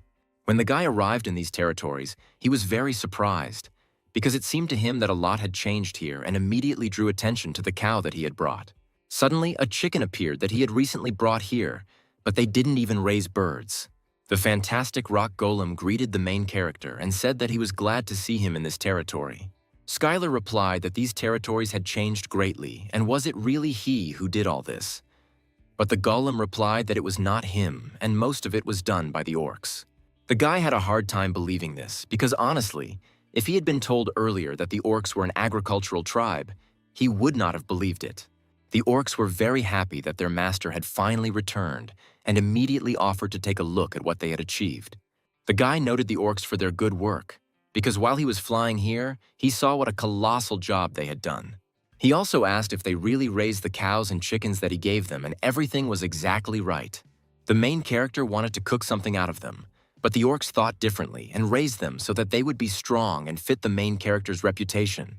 But as soon as they heard that they could kill them, they were quickly overwhelmed by the rage of the berserker, and all their efforts went down the drain. This was not very normal, because soon they would eat all the livestock that they had raised for such a long time. But this did not stop them in any way, and a few minutes later they were already eating the delicious bull and thanked the owner for such a divine taste. But at some point, the main character suspected something strange with the orcs, because they began to release stronger energy than before and did not understand what was happening here. The guy decided that this was all due to the fact that they were his servants, and under his influence they became stronger while they worked and ate delicious food. But he was not a farmer. Although it was not bad, it was still a little strange, and unexpectedly a portal formed. He was a traveling merchant selling destinies, and he was looking for a meeting with the main character, and also congratulated him on his victory in the Battle of the Constellations. He added that to celebrate his victory, he could buy something that would give him a new building, and showed him a golden box of buildings. But there weren't very many soul stones. And then the goddess of the scales reminded him that it was still time for him to take care of the defense territory, and it would be nice to acquire some kind of building. But the guy lacked several thousand stones to complete the transaction, and then he asked for a discount. But the traveling merchant was unhappy that he was constantly trying to reduce the price. The merchant realized that it would be difficult to make a deal with this guy and said that next time it would not work, and with tears in his eyes agreed to it. This chest looked quite ominous, considering that the guy gave all the money he had and perhaps he was in a hurry with the purchase. The main character decided that he already bought it anyway and would soon find out, and threw away the chest, and now his fate is decided as chaos flows out of it. And suddenly, a barrier of a great warrior appeared from the chest, which shone with a bright golden light right above the head of the main character. The barrier of the great warrior protected from the storm in the abyss and granted strength to all servants, and it was also possible to transfer this skill to followers. This barrier was really good and useful, because thanks to it the main character could defend his own territories even when he was not around. The goddess of laziness added that what could be better for her busy receiver, who constantly feeds on other constellations from the earth, and for the guy it felt like she was insulting him. But in any case, it was a sin to complain about a good subject.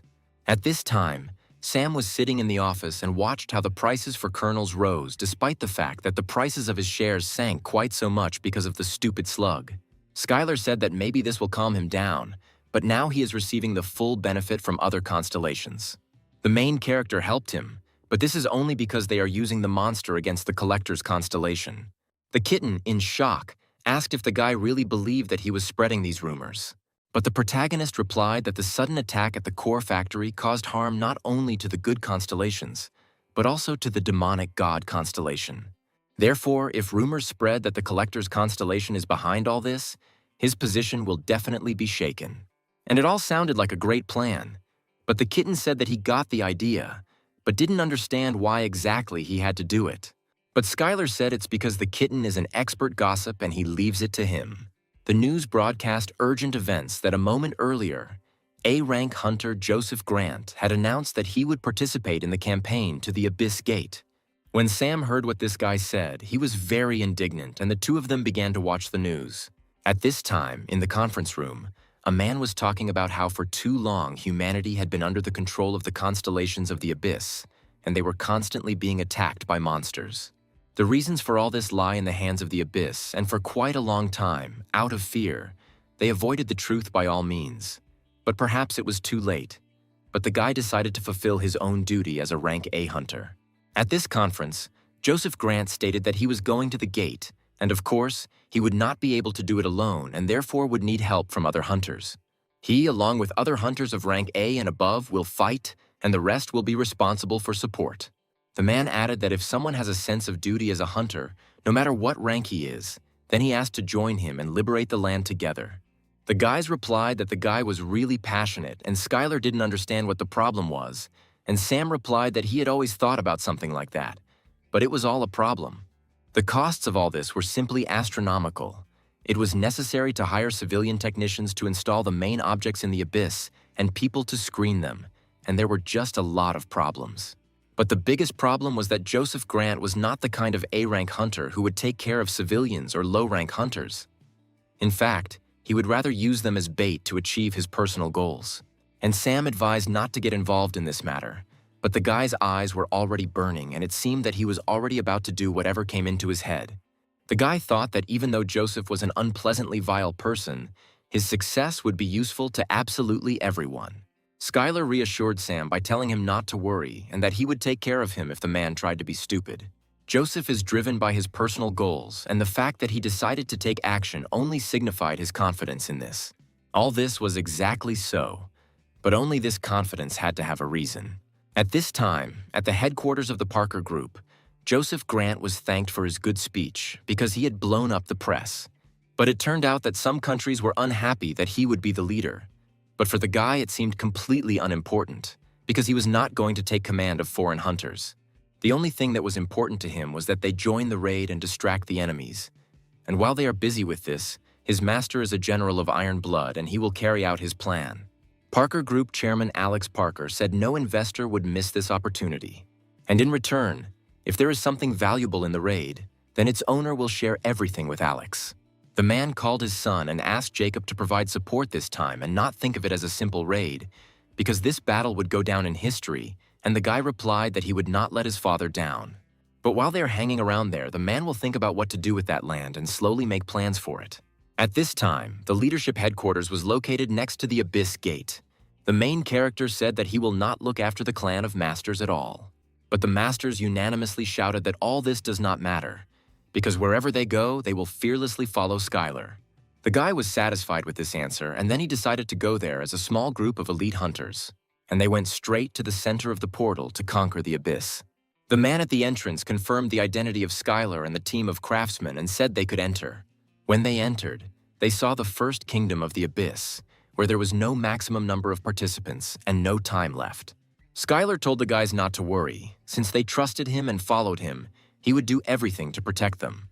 Not far from the entrance, the guys saw the Icarus base, which was built by Sam's company. The main character was glad that the team of masters had a place to gather and ordered everyone to come with him for training. At this time, at the command base of the American expedition, Joseph was asked when the campaign would begin. The man asked everyone to wait because the time had not yet come. There were many more other expeditions here than they expected, which meant there would be many people he couldn't control, and it was better to let them act on their own. They can take care of the orc forts in the surrounding area, and as soon as all the obstacles are cleared from their path, then they will appear here. At this time, at the Dragon Base, Skylar observed hunters from other countries who showed strength better than he thought. The Icaros clan joined Skylar a little later, and they immediately asked if it was normal for them to just be here doing nothing, because there were some useful items in this location, and it would be too late if everything was snatched up before them. But the guy did not think that there would be anything valuable in the orc forts. The main character had a plan, and he wanted to watch it a little and wait. They decided with Sam that the best thing would be to covertly observe what Joseph was doing and then use it against him, because this way they could reduce the number of victims, even though it seemed sneaky. Skylar said that in any case, now it would be better to wait, and if anyone hears anything about the Korean expedition, they should immediately report it to him. Suddenly, the system sounded the alarm. It turned out that the monsters had united and were heading straight for the hunters.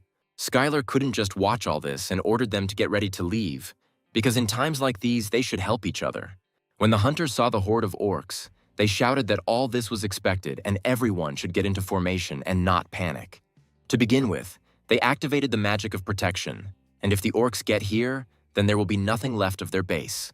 But despite the fact that this was indeed expected, there were too many of them, and the hunters were still in a panic and did not know what to do in such a situation. And then Skylar appeared and said that a team of masters would support the formation, because on the other side, the monsters were too weak to break through their defense. And at this time, Skylar said that he would take care of their leader, and if the man wants to fight with him, then let him get into formation and continue to support the magic. It was easier for the guy to go alone, and for the man it turned out to be complete madness. But Skylar didn't see any point in delaying it. And the main character found himself right in the epicenter of the battles. And after he had scattered several orcs, he menacingly asked where their leader was. But the orcs did not listen to him, and then the guy decided to deal with them and use the heavenly finger.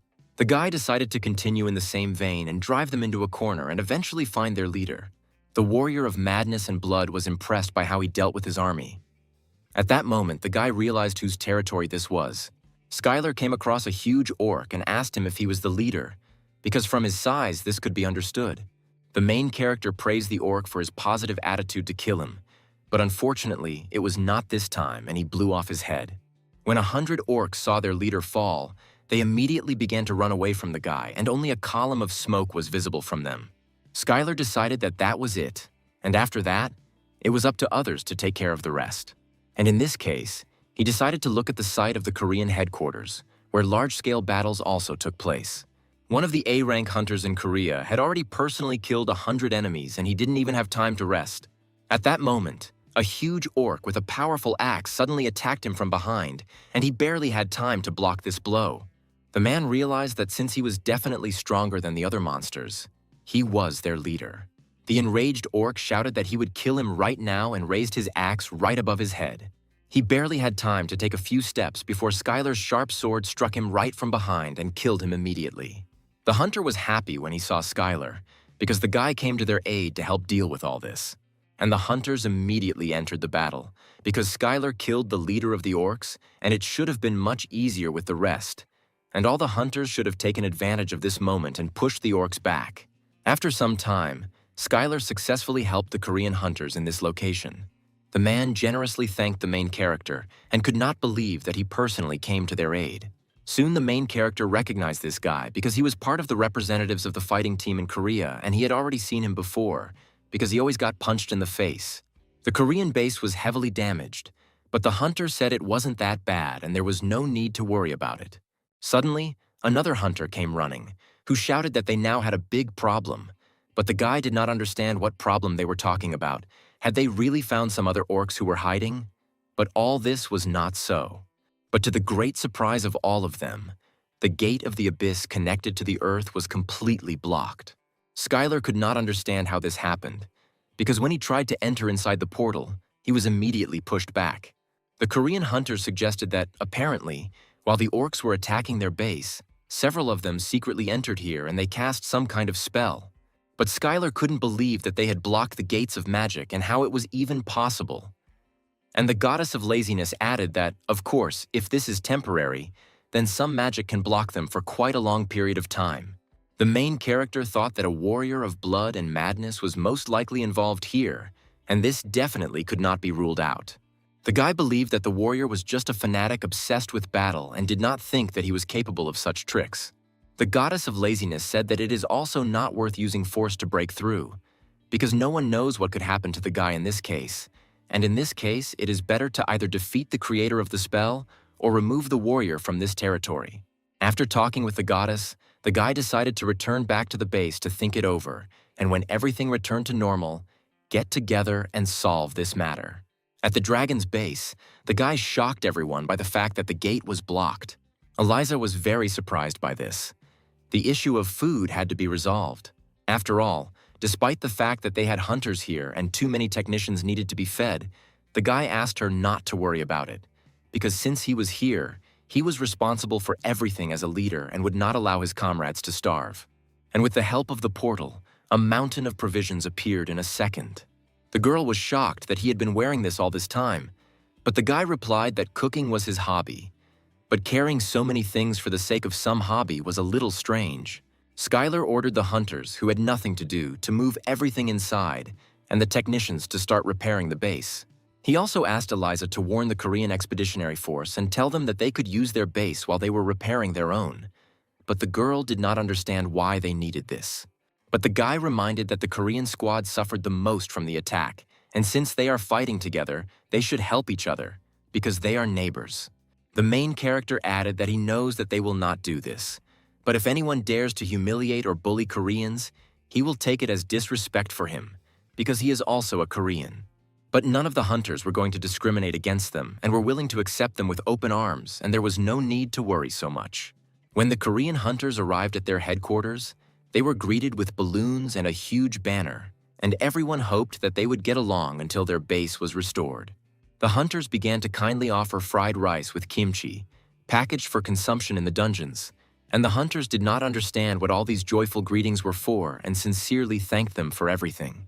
They did not understand why the Americans greeted them so well, but in any case, they needed to rest and explore the entire base. The man was wondering how well everything was arranged here so that they were able to receive hunters from other countries, and this place was truly gigantic because he wandered around it contentedly, but there was no end to it. Suddenly, the man reached what he thought was the training center. Suddenly, Skylar appeared, who was delighted at such a meeting and did not expect to meet him here. The man thanked them for their invitation, since he should have gone to greet him as soon as they arrived here. But Skylar told him not to take it to heart, because they only invited them to share resources and asked them not to worry about it, and added if he really came here to train. But the hunter replied that he had wandered here by mistake, and he was not one of those who train a lot. Skylar didn't understand what the guy meant and why he didn't train. As it turned out, he was already quite strong even without additional training. Then the main character said that he always wondered why their squad constantly failed and why people criticized him, and it was all because of people like him.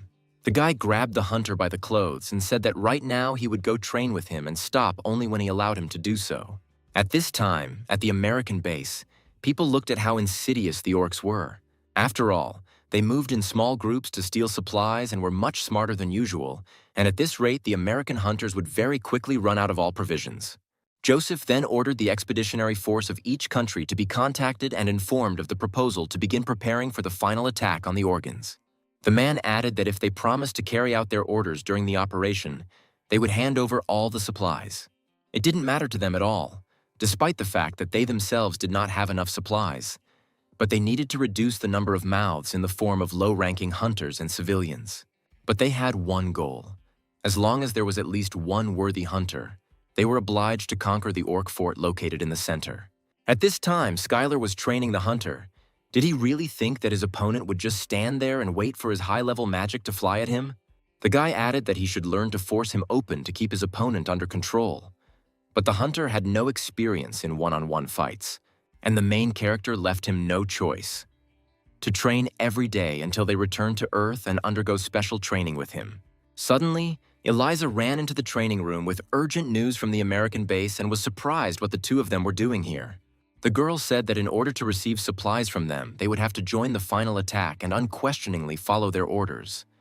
And all this sounded more like a reminder of the threat slipped under the guise of an offer. Skylar decided that they must be slightly underestimated, because he would never have thought that he would be so openly treated like a non-entity. The main character turned to Eliza and said that since an offer had been made, it was worth giving a respectful answer and asked to make sure that all the words were conveyed exactly as he said, word for word, and to send someone to watch him in reconnaissance. At this time, at the American base, the men accepted positive offers from troops from other expeditions. Everyone seemed to be seriously affected and almost immediately responded to the offer, and the offer of help worked perfectly. Even hunters from Germany and France, whom they contacted through a special channel, accepted their special offer and everything went just fine. But they did not receive a response only from China, Korea, and the Dragon Company. But for them, this was absolutely expected. Unexpectedly, the dispatcher said that they had just received a response from all of them, and everyone immediately rushed to see the response to their proposal. Skylar recorded a video message where he said that they would join the final attack, but since they already had enough supplies, they would not listen to orders from someone like them. The guy also added that if they did not want to follow them, then they would show mercy and consider such an opportunity. The man was skeptical about their proposal and said that they could do whatever they wanted, because nothing would change if someone like them refused to join them. He also added that the dispatcher should tell all the expeditionary forces who accepted their proposal to gather and bring all the hunters here. And as soon as everyone gathers, they will begin the final attack. The main character paid attention to the orc fortress and realized that they had quite a lot of people. Then he looked at the exhausted hunters and realized that they would not be able to fight in this state. The protagonist's team said that everyone had finished preparing and were ready to move out. The main character asked Eliza if there was any other intelligence news. And at that moment, a powerful explosion thundered. This sound came from the great fortress. One of the hunters ran up to Skylar and said that the Expedition Alliance had begun their operation. But the guy didn't understand how they could start the operation if they hadn't even moved out yet. But it turned out that this was a bait and switch strategy, and the low-ranking hunters making up the vanguard would lure the orcs. And as soon as the orcs are surrounded, everyone else will deal with them at once, and they will soon move out to set up an ambush. But with this strategy, most of the vanguard hunters would die, but this was their own choice and there was nothing to talk about. Orcs were fairly simple creatures, so it could work, but they were also too quiet despite the fact that the fortress gates were under such attack. The main character suggested that it felt like there was no one inside, and everything was exactly like that. On a high mountain, the main orc watched all this and laughed at the stupid people, because their master said that they would all gather at one point. And the great warrior orc shouted about the start of the operation, and his master's devoted servants ran after him to kill every last one of the hunters. At this time, the vanguard of the hunters heard a loud stomp on the ground. When they turned around, they saw a horde of orcs that were rapidly approaching them. They could not understand why the orcs were here, and after a few seconds they realized that it was an ambush and the orcs had already arranged it for them. The constellation watched all these battles and did not understand how stupid people were that they could think so about the orcs, that they lay so openly in ambush and relaxed their vigilance so much.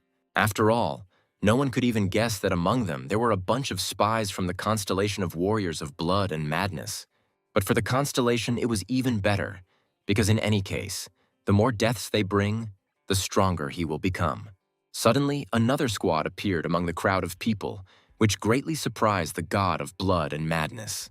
He saw the main character and immediately recognized him and realized that now everything would not go according to plan. In this situation, it was reasonable for everyone to retreat. But then all the hunters who were in the ambush were lying, and Skylar began to go forward with the squad. The guys walked around the battlefield, because since ancient times the house should be stormed while it was empty. The hunters did not understand why the barrier was so strong and they could not get inside. After all, if they fail or escape, the detachment will not only not receive supplies from Joseph, but will also be obliged to issue compensation for insubordination and violation of the contract. It was necessary to destroy at least the gates of the fortress, since they could not lure the orcs out. At that moment, Skylar appeared and asked the hunters that they still could not break through the gates of the fortress. The man said that they attacked as much as they could, but the barrier was too strong. Then the main character thanked them for their efforts and offered to rest while he finished everything here. Gathering powerful force into one fist, he launched a heavenly strike that destroyed the barrier in one blow. The main character said to follow him, because now they had to destroy the gate and quickly break through, and in comparison with the barrier, it was nothing. The guy asked not to worry about the other hunters, because he was also going to help them so that they could rest. At this time, on the battlefield, Joseph was already fighting with a large army of orcs and did not understand how they knew about their plan. The retreat might not work, because their base was too far away, and by the time they got there, they would all die and no one knew what to do. But thanks to Skylar, who used existential power and captured the great fortress, he was able to reach out to everyone below.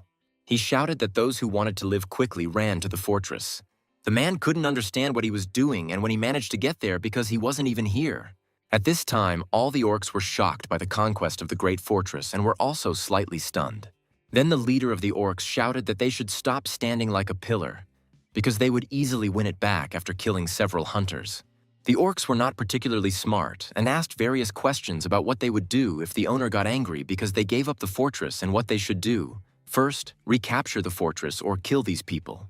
And the man made a strong-willed decision and gave the order to everyone to immediately stop fighting and retreat to the great fortress before the orcs came to their senses. When everyone arrived at the fortress, Joseph was glad to meet the hunter Skylar. He thanked the guy for the fact that while they were fighting, he was able to secretly and brilliantly capture the great fortress. But just gratitude was enough for him, because at such a time in such situations, everyone had to help each other. The man asked what they would do next, but the guy replied that he had nothing to do with it, and he would assign a region to each country and asked him to make sure that they defended their own well. The man was furious, because Skylar really wasn't going to take control of the fortress despite the fact that he captured it. But he didn't need it at all, because no one here wanted to listen to him. But the main character also added that he needed something from Joseph. Namely, he heard from the hunters in the vanguard that the reason they were risking their own lives was because he threatened them with fines of an astronomical amount. But the man replied that someone dared to set him up, and this operation was completely agreed upon. And then Skylar warned that if he tried to somehow deceive him, he would throw the man out of the fortress at that very moment. Then the guy shouted for everyone to take their places. He knows that it was hard, but he doesn't think that now there is time to rest. But at that second, the whole earth shook, and this meant only one thing: the advance of the orcs, who decided to attack with everything they had. None of the hunters had any strength left for the next attack of the orcs. They fought non-stop all day and didn't even eat anything. Skylar approached the guys and asked if anyone here was hungry. The main character used the portal where he always kept prepared food and offered to try the rice balls, which he constantly made as a hobby. The hunters were surprised that the guy did so much because of a simple hobby, and the rice in these balls was special because it restored mana. One of the hunters could not understand why the guy was sharing something so valuable and why he needed it, to which the main character was very surprised. But the guy has already said this many times before, that at such moments they should all help each other. Joseph and his partner looked at all this from the side and did not like that this hypocritical guy was playing some holy man.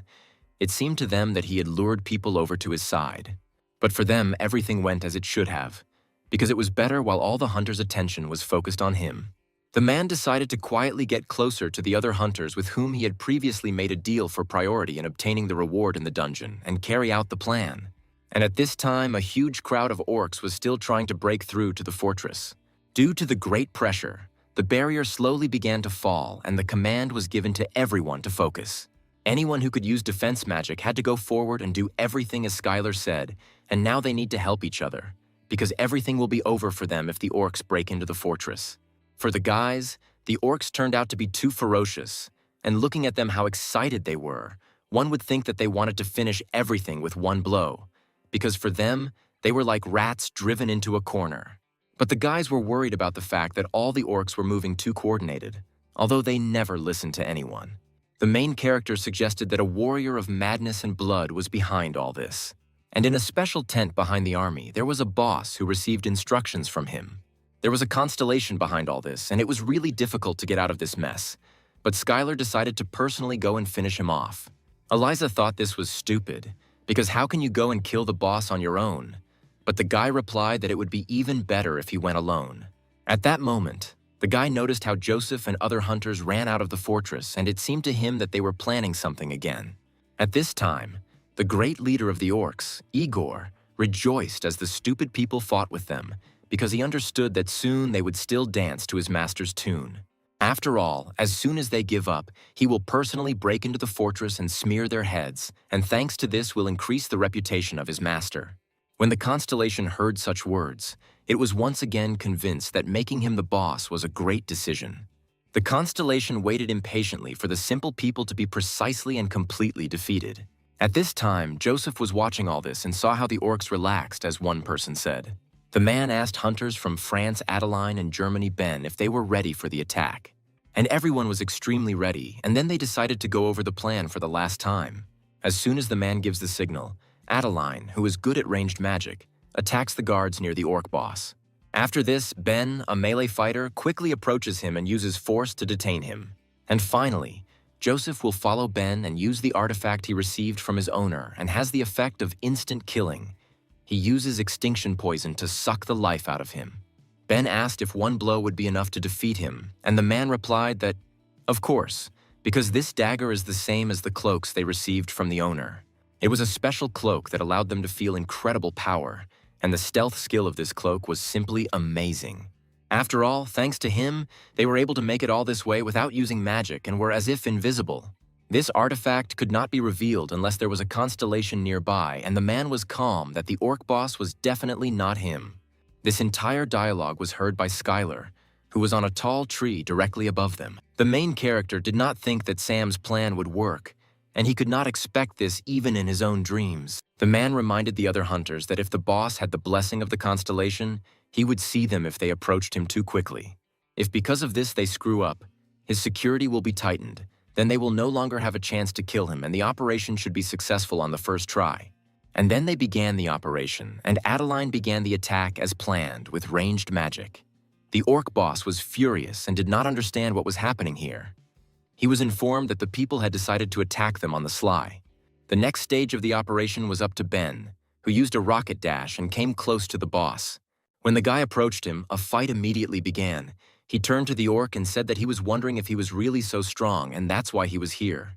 The orc boss was shocked that such a vile rat began to compete with him in strength and said that the man had no bounds of arrogance and immediately began to surpass him.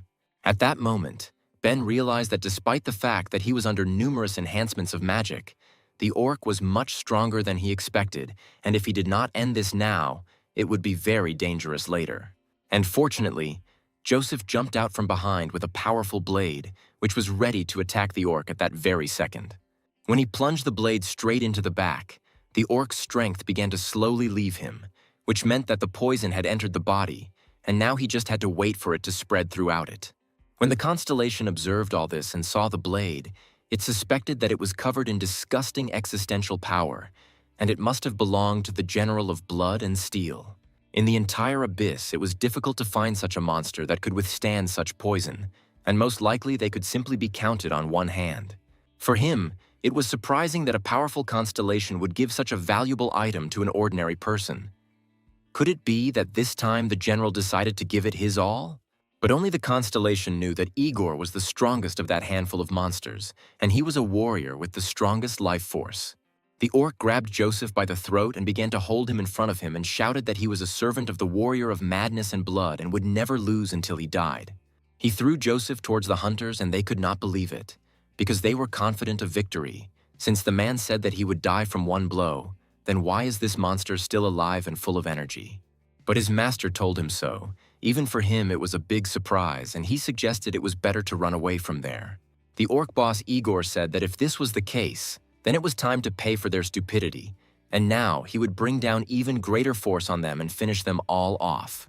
The mad orc ran towards them, and in gratitude for the blessing that his master had given him, he would cut off the heads of these rats and present them as an offering. And at that moment, the hunters realized that they had no choice but to simply start running away from here. But Skylar suddenly appeared and asked the orc, because he was the one who said that he would not lose until he died. He presented the sword directly to the orc's neck and added that now he could fall with peace of mind.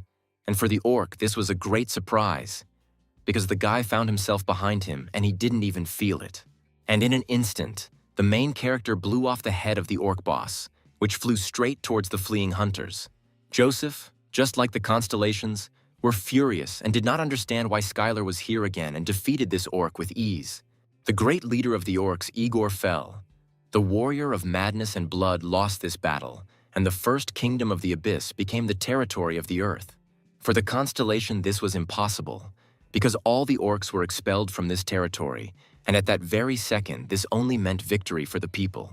At this moment, the orcs, one after another, began to disappear and disappear from this land. But Joseph was not very happy with this turn of events. He did not understand how Skylar got here. The guy replied that apparently they were both thinking about the same thing, and thanks to his distracting maneuver, it was much easier for him to convince him. But the man didn't want to admit it, because according to him, he just snuck in and took all the cream. Joseph could not let the main character take the title of clearing the first territory of the abyss alone. After all, this meant only one thing: to give away the rights to all the resources of this territory. The man had only one plan left, which was to intimidate him with their force in order to share these rights, since he was here completely alone. But none of the other hunters shared this point of view, and moreover, they had no claims against the main character. Then Ben recalled that because of the irresponsibility of the owner, Joseph, they were seriously screwed, because if it weren't for him, they would all be dead already. The hunters did not agree that the main character took all the cream and said that Joseph was completely ungrateful. Ben turned to Skylar and asked for an apology that he was a little late with his gratitude, and today was not the first time he found himself in his debt. The main character was surprised why not for the first time, because had they really already met? But it turned out that the man ate one of the rice balls that he shared with him, and thanks to this, he was able to significantly replenish all his energy. Also, a large number of Adeline's comrades survived only thanks to this food. The man wanted to repay when the opportunity presented itself, and he was incredibly glad that he could help him right now. Joseph was perplexed that Ben was really ready to give up rewards for going to the dungeon because of some rice ball. But the man was categorically against cooperating with someone who threatened others with supplies.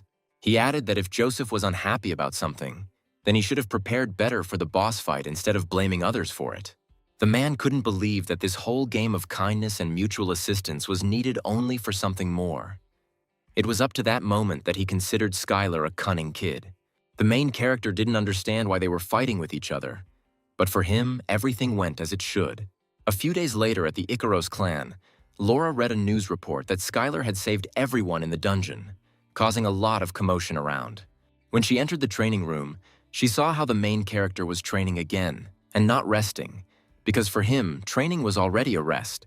The guy asked what the girl was doing here and shouldn't she be doing business, but she came to him to invite him to dinner. Skylar wondered if she felt lonely because she was eating alone, but as it turned out, dinner was not just for the two of them. It was about an ordinary banquet where the directors of the Dragon Company gather. And since Skylar was one of the SEOs, she did not invite him until now, because she was not sure that he and such meetings were a good combination. But he accomplished one of the greatest feats, and because of this, people became more interested in the artifacts of their company. But the main character thought this was an opportunity to see if he could be an SEO or not. The girl warned that as soon as he sat down, a lot of aggressive questions would fly towards him, and she tried to refuse until the very end. But Skylar calmed him down and said that everything was fine, and he would start preparing right now. He already had everything planned, and Laura didn't have to worry about it. At the banquet, one of the company's SEOs congratulated the chairman on his successful trip to the gates of the abyss. Sam suspected that all they were doing was just raising the issue of efficiency and bickering, calling it all business advice. But today, they suddenly became quiet. And were they really all on the same side? The man added that the recently successful campaign is truly a huge opportunity, and now they can dominate the market for the next 20 years. And one cannot help but agree that the hunter Skylar made the greatest contribution to this. It was incredible to think that such a hunter could do such a thing for them, and he was delighted with it. But the man was also interested in whether his skills would be useful in business, and they should find out this, since they were his colleagues, and everyone was aware of what happens to a business when people trust the reputation of a famous hunter and hire him as a CEO. Sam replied that this happens in the case of small and medium-sized businesses, and it is very different from their situation. After all, their branch was the main one responsible for the equipment needed by other industries. They needed a professional, and if something happened to the company, it could cause serious damage throughout the corporation, and they asked Sam to think again. But at this time, Skylar was operating in someone else's kitchen and preparing another masterpiece. The chefs did not understand what was happening here. They knew who was in their kitchen, but did not understand why the A-rank hunter was cooking here. Suddenly, there was a knock on the banquet hall and said that the food was ready and they could set the table, and Sam was surprised that they prepared everything so quickly. Everyone was a little excited because they hadn't eaten anything yet, and the man suggested continuing the conversation after eating. The men, one after another, said that they had no appetite or that the chef's skills were not so good, and that, to put it mildly, they did not like the food here. When the cooks were allowed to enter, they wheeled in large cast-iron pans. Sam asked the chef why he suddenly decided to bring them, because he asked to cook some Western dish, but the man replied that it was not he who cooked all this. Then Skylar came into the hall and shouted that it was he who prepared all these dishes, because it seemed to him that coming empty-handed would be completely wrong. Sam was shocked to see the main character here and loudly asked what he was doing here, as if hinting that he shouldn't be here. The man asked why he was preparing this when he didn't ask to do this, but he just had to come here right away. But the main character replied that it was all because of the directors who had gathered here. But they didn't understand why Skylar was late because of them. Then the guy began to list various diseases, such as anemia, hypertension, chronic fatigue, insomnia, and asked if there was anyone who did not have at least one thing. The directors were surprised that the guy named these diseases and did not understand where he learned all this from, because information about their health and diseases was strictly classified. But there was nothing to be surprised about, because when you study martial arts, it becomes easier to obtain information about the environment and people with just one glance. But since he found out all this, he simply could not leave it as it was, because the future of the company directly depends on their health. And therefore, to capture the first meeting, the main character prepared dishes that could help with their problems, and it was spicy beef soup, which could be called a unique medicine. After all, bracken helps with insomnia and heart problems, and bean sprouts remove toxins from the body, while beef strengthens the immune system and prevents anemia. And if you add to all this rice, which the main character specially grew, it will create an ideal combination with spicy beef soup. The main character recommended that we hurry up before the food gets cold and let us know if anyone wants more. One of the directors thanked Skylar for his concern, but they weren't here for the food. Skylar understood what kind of person approached him and advised him that since he occupies such a significant position, he should first of all take care of his own health. The guy continued to convince the man that if something happened to him, their company would suffer huge losses, and he hoped that he would eat everything, and they were doing all this in order to continue to live and eat. Despite the fact that the director loved Korean cuisine, he smelled an unusually pungent smell that began to fill his nose, and the man simply began to salivate from such an aroma. He replied that it smells really good, and despite the fact that he has no appetite, he eats it because the guy put a lot of effort into it. Having eaten 1 spoon of the spicy soup, he screamed from the taste because the vegetables were incredibly soft, and the tender beef complemented this charming aroma. And all this, together with the hot soup, fell straight into his mouth and caused an explosion of unprecedented spiciness. It was really spicy, and so the man decided to eat it all with rice so that it wouldn't feel so bad and it would be incredibly tasty, because the rest of his colleagues also couldn't stop eating it. Their reaction was much better than Skylar imagined, because he knew that the cows and plants that the orcs grow have a mana restoration effect. But just think that they also help ordinary people restore energy, and most likely the taste was really excellent, since even the picky rich people ate it with great pleasure. Thanks to all this, the guy had a lot of useful information, and it was great that he had prepared all this and was able to learn something. Sam thanked the guy for the delicious food, because he had not eaten like this for a long time, and the main character was glad that everyone liked it. One of the directors said that the guy is the director of the dragon artifact and lacks simple cooking skills, so they decided to find out about his future plans. Then Skylar replied that of course they were all worried that the company would fall in value if it was headed by an ordinary hunter like him. And if you dive deeper and deeper into the details, then the rest would be meaningless. And so he would promise one thing. If the new artifact that they will soon release does not take first place in sales, he will personally resign from his post, and for everyone this turned out to be a very bold decision, because no one thought that the main character would be indifferent to business. Sam couldn't suspect that this guy had an ace up his sleeve, because he didn't think he could convince them otherwise. But still, the first place in this industry is not so easy to get, and he didn't understand what Skylar was thinking. At this time, a meeting was also held in Parker's office, and they discussed Joseph Grant's failure in the dungeon. They suggested discussing some countermeasures that they had prepared in advance and were based on research into Parker artifacts. Recently, the number of walker hunters in order to gain combat experience has been growing steadily. Representatives assume that there will soon be a high demand for artifacts, and therefore, based on this information, they are going to release new products. Parker was interested in all this and asked what exactly they were going to create, and his colleagues were in the process of discussing this issue. It was impossible to give an exact time. There was also no information about the advertising strategy, when everything would be ready, and what about the production timeline, and there were still too many factors to consider before they could all come to a common decision.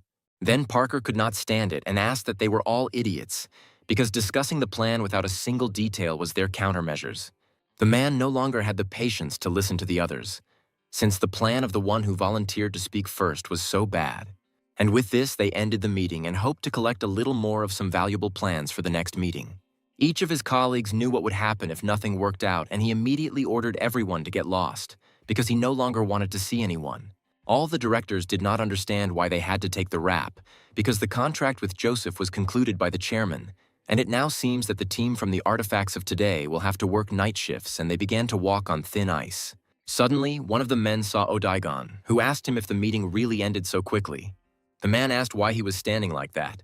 Odaigon said that he doesn't know how much longer to protect him, despite the fact that his master ordered to watch him, because so many days had already passed and the man screamed in horror that he couldn't just leave, because who knows when the traitor will come for him. Odaigon was appointed Jerry Cooper's bodyguard after he betrayed a traitor holding a poisonous dagger. The goblin wanted to follow Skylar everywhere and was very dissatisfied, but he could not disobey his master's order, because for him it was simply unthinkable. The man was ready to steal all the company's top-secret files just so that the guy wouldn't leave him alone. And Odaigon only agreed that he would get away from him, because he should participate in great battles with his master, but he was forced to be here. Meanwhile, in Sam's office, Skylar said that that whole shrill speech to the directors was just a bluff.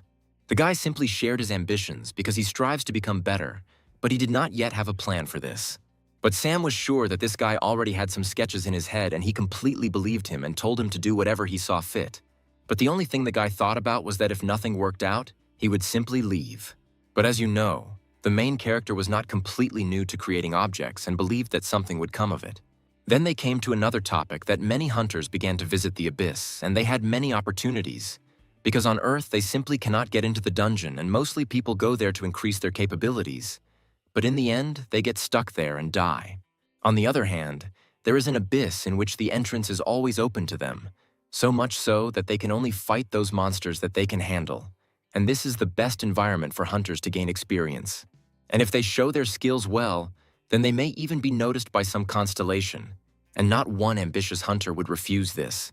The guy didn't understand that they really shouldn't stop them, because underestimating the abyss was not a very good idea. Sam replied that he had ever seen hunters take advice, and so he suggested sending their hunters there so that they could gain combat experience there. And he offered to go with them and said that Skylar didn't have to worry about finances, and that sounded really tempting to him. But first, the main character needed to check something, and he saw 99 unread messages.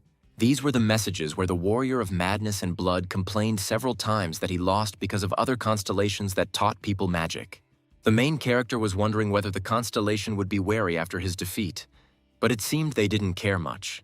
Suddenly, the kitten's rumors began to take effect, and the six-winged dragon-hunting angel asked the collector to explain the rumors that he was behind the attack on nuclear plants. After all, it was one of the most powerful good deities in the constellations, which had an aggressive character, and it truly took the bait. The collector tried to come up with an excuse and said that he knew nothing about it, but the angel asked him not to avoid the question and answer clearly.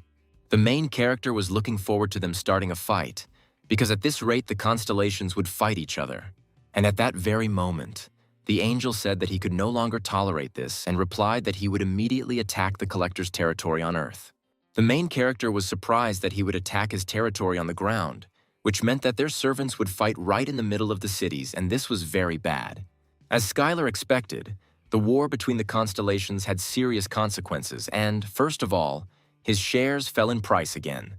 At this time, anxiety was growing on Earth, because at this rate the Earth could be destroyed, and many problems bordering on a global crisis occurred. But the worst thing about this situation was that because of this, no one went on dungeon trips between the constellations, and the monsters that came out of them began to rage and attack civilians. The first sparks of this general catastrophe were in England on the territory of the Collector, to whom war was declared. Many people thought so, but in fact they started in France.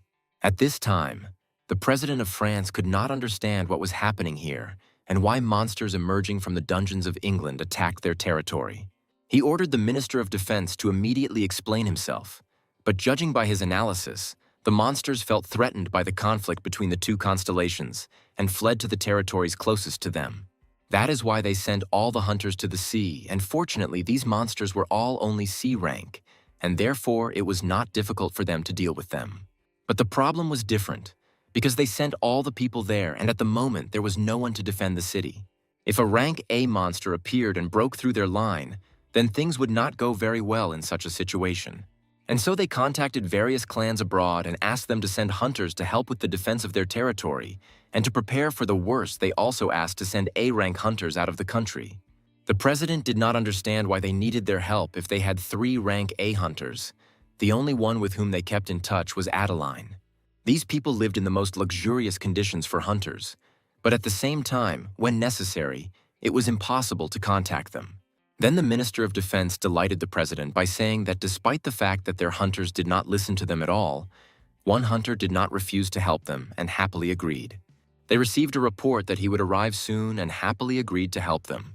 He was a man who achieved great success, who combined competence and great character and is now more popular than ever.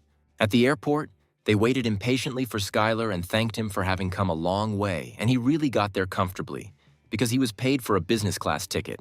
The main character immediately apologized for not being able to take his clanmates, but they were too busy in the Abyss territory, and so he had to go alone.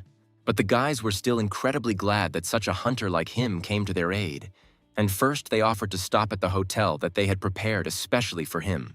The guy didn't understand why he should go to the hotel if only a strategic meeting would be held there, because it seemed to him that he was required to destroy monsters. When the main character arrived at the hotel, he saw this mess, because all the hunters were relaxing and drinking alcohol, and he didn't understand that they weren't getting paid for their help, why they were all having fun and not working. Suddenly, Skylar saw a second acquaintance, who also recognized him and greeted him and could never have thought of meeting him here. The guy offered to drink a couple of glasses and talk about life, but Skylar was not interested in drinking and wanted to ask one more question. Why don't they all kill monsters? But the guy answered that they are the rescuers of this country that made a great decision to help them. And if we were talking about special monsters from which they can get excellent materials, then this would be a different matter. But about weak monsters, rank C France can take care of it on its own. Therefore, they can only kill those who penetrate the city. The French government will be furious when they find out about this, and it won't end so easily. Suddenly, on the streets of France, a monster appeared in the sky, and numerous portals formed next to it. The dead began to appear from these portals and entered this world, and it turned out to be an ambush. After all, in front of them was the collector's servant Markel, who asked where their king was now. The president summed up that they were able to get the support of foreign hunters, and he also has one hunter of rank A. They thought that they had taken care of all the pressing problems, and now everything would be fine, and there was no need to discuss anything else. The president wanted to end the meeting as quickly as possible, because from all these thoughts, his head was bursting at the seams. But suddenly a portal appeared right behind him, and his colleagues shouted to him to be careful. A huge and powerful shot rushed towards him, which destroyed half of the building, and the Minister of Defense miraculously saved the president from death. And right in front of the King of France, there was a servant who turned to him, saying that his master had business with him, and it would be great if he humbly listened to him. As the guard ran into the room where the hunters were, he shouted loudly that there was an emergency and all the hunters needed to prepare for battle. But they were not inspired by this, because they understood that it was not worth making all this farce because of C-rank monsters, and now monsters are not a problem at all. Then the man could not stand it and shouted that their president had been taken hostage by the collector's servant. This excited the hunters a little, and they decided that now was the time not to fool around and began to quickly get ready to return back to the country as quickly as possible. The president's assistant began to tearfully beg them to stay, because before they left, they first had to save the president. But the hunters understood that they were doomed to failure, because he himself said that there was a servant sent by the constellation, and there was no way to fight with him, since he was on a completely different level. The hunter added that if they want to send someone, then let them send their own, and left, because it was no longer his business. And suddenly their savior appeared. It was Skylar. Because he had rank A, this was not a problem for him. Then the main character asked if he was on the front line. Would they be able to fight him? And the second hunter did not believe that he was going to understand this situation. It seemed to the hunters that even an A-rank fighter would be dangerous to confront the servant of the constellation, because they did not come here to give their lives. Then the main character realized that these guys were even more unscrupulous than he thought, and he needed people to take care of the small monsters. And unexpectedly for everyone, an angel appeared in the air, who asked people to fight and not run away, because her owner saw with his own eyes the hard work of these lands and personally sent her here. It was a servant of a 6-winged angel hunting dragons, and, on the orders of her master, she came to them to help deal with the collector's servant. And then the hunters realized how extensive this battle would be since the constellation sent a second servant here. She asked the hunters to take care of the little ones, and in the meantime, she would independently fight the collector's servant. But the hunters were not very happy about this, because even though she was a servant of the constellation, she could not give orders to do anything. And then the girl told them not to worry, because she had prepared an impressive reward for them for their help. And at that very second, she strewn the room with the most precious artifacts, and all the hunters felt mana from just looking at them, and for each artifact they could buy an entire building. She invited them to join, and then she would give these treasures to her owners. The servant added that in return, she would choose who would be the first to choose items in the order in which they would swear to fight her. And a few seconds later, all the hunters immediately swore allegiance to the servant, because they were ready to save France, since they were here. The servant thought that people were too simple, just as her master said, because they were blinded by their own greed, and if she used these people to get rid of the collector's servants, then they would be able to greatly reduce the ranks of opponents without much loss. And at that moment, he asked one question. What exactly was the angel going to do? Because the president was being held hostage by the collector. He asked what plan she was talking about, since she was so actively inviting hunters to join, and the servant was worried that the man was too calm in front of all the master's treasures. She saw that this man was too different from everyone else here and always remains a man. And then the soldier said that there was no need to worry about this yet, and rather than explain in words, it would be easier for her to show everything. This was the current situation in the Elysee Palace, where a barrier was installed by the collector's servant. He was needed to use the return magic, because he absorbed a lot of mana to connect the earth and the abyss, so he uses it to buy some time. And then Skylar said, whether he likes it or not, he will have to stay here. Suddenly, the president's assistant ran into the room and shouted that new monsters had appeared in the city. The crazy dead attacked the entire city, and the main character did not understand where they came from, and most likely they were brought by the collector's servant. The guy decided to get rid of them first, rather than go to the Elysee Palace, because if left as is, there would be numerous casualties. And the servant shouted that he should not make her laugh, because it was much more important to get rid of the collector's servant, and not to protect anyone. At one point, Skylar could not stand it and turned to the angel, saying that she was a servant of a six-winged angel, and he was an avatar of training, and he was not going to listen to her orders and asked her to get lost for a while, because she was starting to get on his nerves. And then the angel began to feel pressure from an ordinary person, because his aura was very strong. The other hunters couldn't believe their eyes that Skylar had just defeated an angel whom the constellation had personally sent to Earth.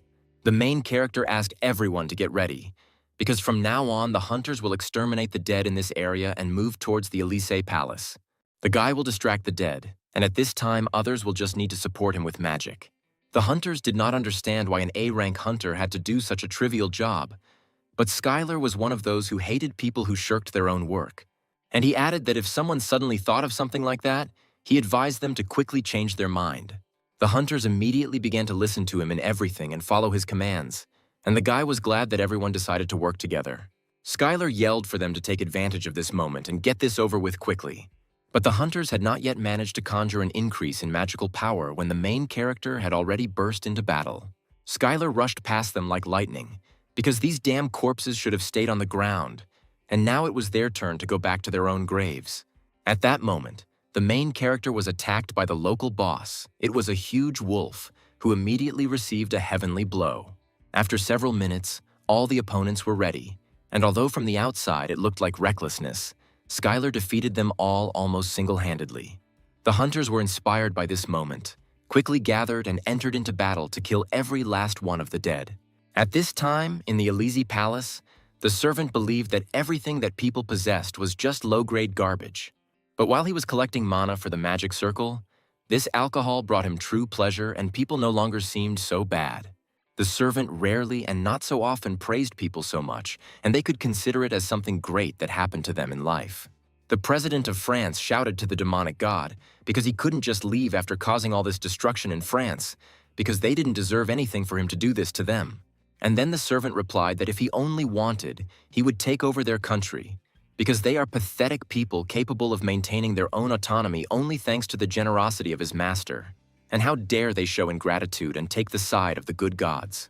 After all his master wanted was to just talk to the king of these lands and wash his brains to get rid of these obscene thoughts. The president of France was surprised what it meant to rinse, and in this case, the servant gave him a little taste of it. The servant asked to stop resisting and just accept this magic, because the effect is still incomplete, because he temporarily borrowed power from his own master, and this is how he will become much quieter. The president was trying to say that he couldn't get away with it so easily, because right now the hunters and servants of the constellations of their allied countries were already heading here. But it didn't matter to the servant how many pawns would come here, because the barrier covering the palace drew the existential power of its owner. And inside this barrier of the ominous night, he had absolute power, and even he wondered what kind of warrior would come to his aid. After all, whether they are low-grade hunters or servants of arrogant gods, you can call them here as much as you like. Until the real constellation of the current servant appears here, no one can defeat him. At that moment, Skylar was fighting the dead, and something itched in his ear, and, according to an old saying, he thought that someone was remembering him right now. Regional news channels carried urgent information for the residents of Paris that the Élysée Palace was currently closed by a barrier installed by the collector's servant. Presidents and other important people are being held hostage, and new monsters are also emerging from this place and are attacking people right now. If anyone is in the threat zone, they must evacuate immediately. If they cannot get out on their own, then wait for the hunters to rescue them. Luckily for the civilian, Skylar was there just in time and managed to protect him from the attack of a ferocious monster. The main character turned to the man and said that it was too dangerous to walk the streets now and recommended going into the building, and he immediately ran there. At that moment, other hunters ran up to Skylar and reported that they had studied the entire situation here. It was a great surprise for the guy that they followed his instructions perfectly, because he considered them much lazier. And then the hunter replied that they initially began to follow because they were a little scared, but killing monsters and saving people without counting profits and losses was not so bad. And the guys were optimistic about this situation. That is, since they got involved in this matter, they stand and carry it to the end as professionals. Angel didn't understand what was happening here, because just recently they were drooling over her treasure. She couldn't believe that people didn't put their own comfort before others, and yet they followed Skylar doing useless things and didn't even complain about the man. Then the girl flew up to the guy and asked how much more time he was going to waste, because she did not feel the energy of the dead in this area at all. Skylar replied that her character was too vile for an angel, and he heard her and asked her to calm down. He would proceed to the instructions of her master. Soon, the barrier of the ominous night was discovered, and everyone felt a strong existential force from this barrier. The goddess of sloth thought that it would be more difficult than she expected, because in order to defeat the servant inside this barrier, the main character needs to use existential power and quite a lot so that people can understand that he is a constellation, and this will put him in a difficult position. The barrier was so powerful that it seemed to block the vision of the constellations from the outside except for the collector, and she figured that if the guy used the power inside, the other constellations would not know about it, but he would need to avoid being caught by that angel. And just at that time, this angel found Skylar and asked why he was standing and idle. At one point, the guy just wanted to gouge out her eyes, but unfortunately, it was impossible to do that. And since it was impossible to lose more time, the guy decided to enter the barrier. The servant immediately sensed the new guest, and he was wondering, since he was the new owner of this place, whether he should follow all the formalities and meet him personally. At this time, the bewitched president sat still and asked the owner to be extremely careful. When Skylar went inside, he was surprised that it was much quieter than he expected because he suspected that there might be some kind of trap here. But the angel screamed that there were no traps here, and she would now just go to the servant and ask the guy to follow her and cover her. The servant suspected the vile Mana because she was one of the servants of the six-winged angel, and he decided to get rid of her first. The girl didn't even feel the presence of the servant's power, and first decided to get rid of it as soon as possible and tried to fly higher. But the servant was not so weak and could not allow her to simply fly away. The angel could not move, and at that moment the main character shouted for her to duck down immediately because he was ready to deliver a powerful blow. And the collector's servant shouted loudly that he dared to challenge him like an ordinary little man. He could not believe that he was losing in strength to some person, and it was completely impossible. When Skylar threw it into the distance, the moment came to use a ranged attack, because it was the ideal distance for the Skyfinger. And to avoid this, Markel used the shadow of a collector of noble crowns. He could not believe that such a person existed, because in addition to incredible strength, he also had an excellent sense of battle and was not at all open to attack. For him, the angel's servant was never a problem. All this was too unexpected, and the collector's servant needed to retreat, and in an instant he disappeared. Skylar realized that he quickly assessed the situation, and he fought quite well, and it would indeed not be easy to deal with him, as expected from a servant of the abyss. But at the moment there was a more complicated problem, because there was something wrong with the angel. The servant's mana was rapidly absorbing her mana, and although he was much stronger than she expected, this ominous energy was definitely the control magic of a necromancer. If this continues, then she may become a puppet of this servant, and all the hunters around are scared because of this. One of the hunters approached Skylar and suggested that if she was right, then maybe it would be better to kill her right now. After all, if she becomes a dead man, then they will have one more problem. The angel heard this and added that the man was right and asked to kill her, and she spoke in all seriousness. She is a servant serving the six-winged angel, and she will die if necessary. But she will never become a toy of the constellation of the demonic god. The guy was happy, because it was cool that she made an incredibly strong-willed decision. But as he said, he does not intend to obey her orders and will do as he sees fit. He suggested using even greater power to erase that bastard's mana from her body. The angel felt that it was not so simple, because even she could not do anything with this mana. And then the main character began to use his own internal energy and try to do something. He warned that there would be a clash of completely alien forces in her body, and therefore she might experience excruciating pain. But in any case, it was better than dying, and she had to just endure it. All this healing was observed by the collector's servant and was shocked that this man was refining his mana. Although it was just a part of his master's power, it still contained his existential power. He needed to have a strong body to use the Dark Knight, and he did not believe that someone like him could exist, because Skylar was only a mortal and he would do anything to get him. After some time, the main character was able to heal the angel, although it turned out to be incredibly difficult, and she was infinitely grateful to him for this. After all this, the girl promised that she would listen to him in everything and asked what he was going to do next. The main character replied that since their goal was first to free the hostages, they would simply break into the central zone where this bastard was located. And at that moment, Skylar felt strong magic behind his back. It was a servant who thanked the people for the journey they had made, and now he wants to make them a very tempting offer. The servant said that since they were here to save the king and his subjects whom he had captured, he would release them right now so that they would not risk their own lives. But for this, he will have one special condition. He wants them to sacrifice the person who just fought him, and that was Skylar. After all, if they give him up, then he swears in the name of his own master that he will return the hostages and all the others back safely, and then everyone will become heroes for saving the king of these lands. The servant was pleased to see the shocked face of the protagonist, because this was his ideal strategy for defeating people using their own ambitions, and now he was waiting for his comrades to be captured and thrown into a terrifying hell as a living sacrifice. And the servant will simply have to look down on all this and look forward to victory. But everyone unanimously said that this was nonsense and he would not receive any consent, because it was too brazen to exchange politicians of another country for a hunter of rank A. Even a truckload of these politicians is not enough to buy even a fingernail from the hunter Skylar. He couldn't believe that the king really wasn't important to them, and that Skylar was a being superior even to the king. The hunters immediately began to argue that frankly their president is still a bastard, and someone heard that half of France can't stand him. It has reached such a point that perhaps it will be easier and better for the French to elect a new president. But all this time, Skylar carefully analyzed and came to the conclusion that he agreed, and he was ready to agree to the servant's proposal. The angel shouted that this was nonsense and that in this way he would fall straight into his trap. But for the guy, it seemed like an excellent solution to end it instantly. This was too dangerous for the main character, because this was an unusual servant and even he would have problems. He asked the girl not to worry too much because he had a plan, but she was not worried and did not want to show it that she would worry about some person. Then the servant turned to him and said that he had noticed a faithful man and he was very impressed with him, because this is how heroes must sacrifice to save the king.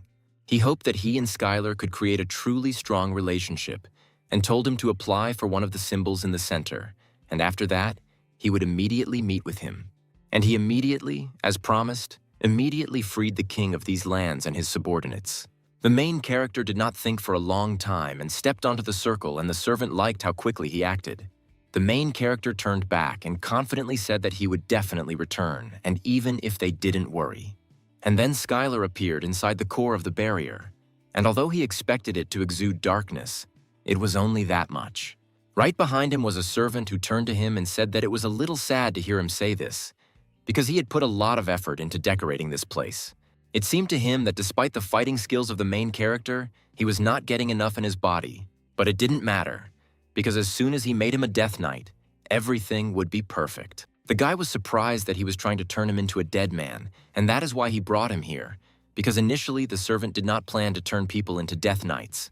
But it was all due to the fact that Skylar was able to surpass even the warriors of the Abyss. And it was from that moment that his power attracted him so much, and because of this, he decided to free the hostages just to bring him here.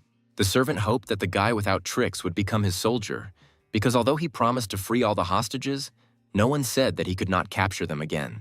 Then the guy asked what would happen if he refused, and the servant was greatly amused by his audacity, because of course he could refuse. But this place was created thanks to all the power given to him by the Master, and it was created especially for him. Because even the constellations cannot look here, and the guy is completely isolated here, and he will have no choice. He silently ordered to give his own body to Skylar and accept all the conditions. But the main character liked the fact that this surrounding world was completely isolated, and for him, it was just great news. And then he used all the existential power that he had, and the servant could not believe that he had removed all the shadows created by the power of his master.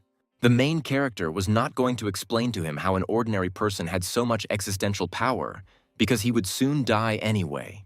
Without the servant, everything happened completely differently than he expected, and he decided that it was time to retreat. But Skylar was so fast that even shadow teleportation could not allow him to escape. And then the guy dealt a powerful blow, and in that moment he realized that he had used too much existential power after a long break.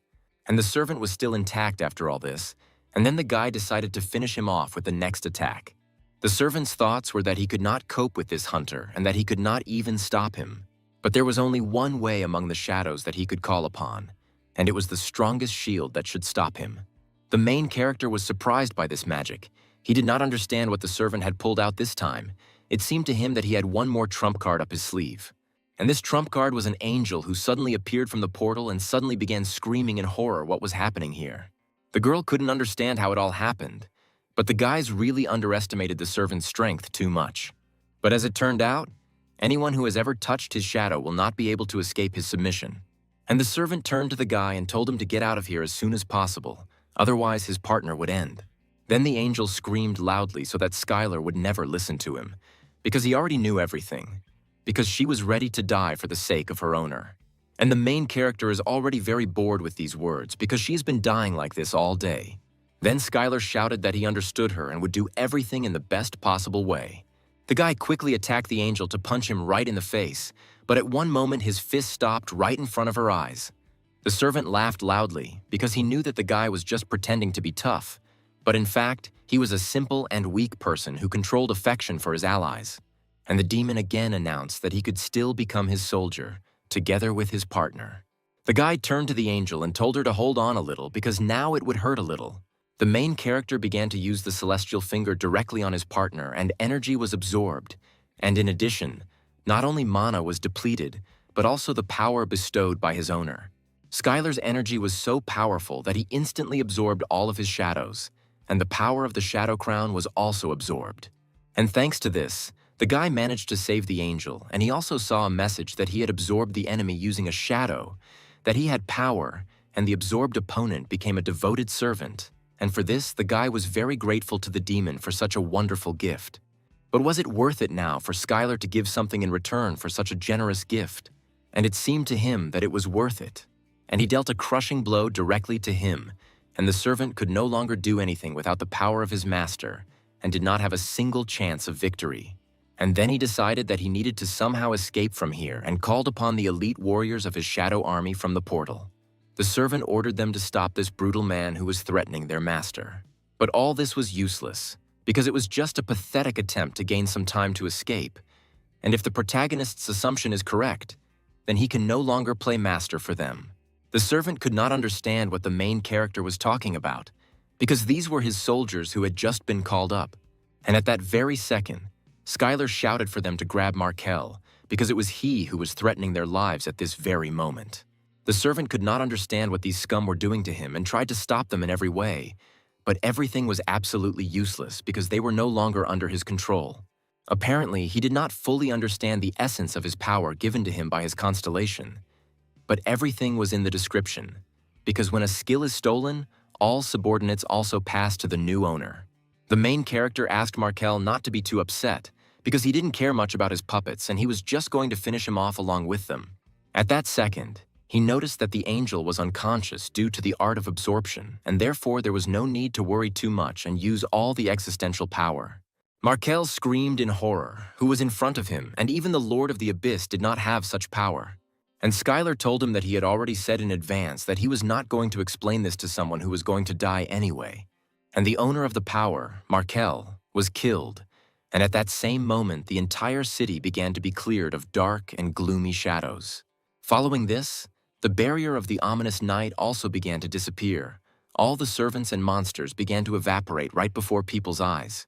Suddenly a man came out of the palace, holding a girl in his hands, and all the hunters paid attention to this and looked there. As soon as the silhouette approached, they saw that it was Skylar, and they shouted joyfully that the main character had returned, and could he really defeat the servant of the abyss alone? At that same second, the angel woke up and began screaming that she remembered that something had happened to her, how she was grabbed by the collector's servant, and the main character calmed her down and asked her to relax, because he had already defeated him. But the girl did not relax and asked the guy to let her go right away because she could walk on her own. One of the hunters was glad that everything was fine with the guy, and he returned to them safe and sound.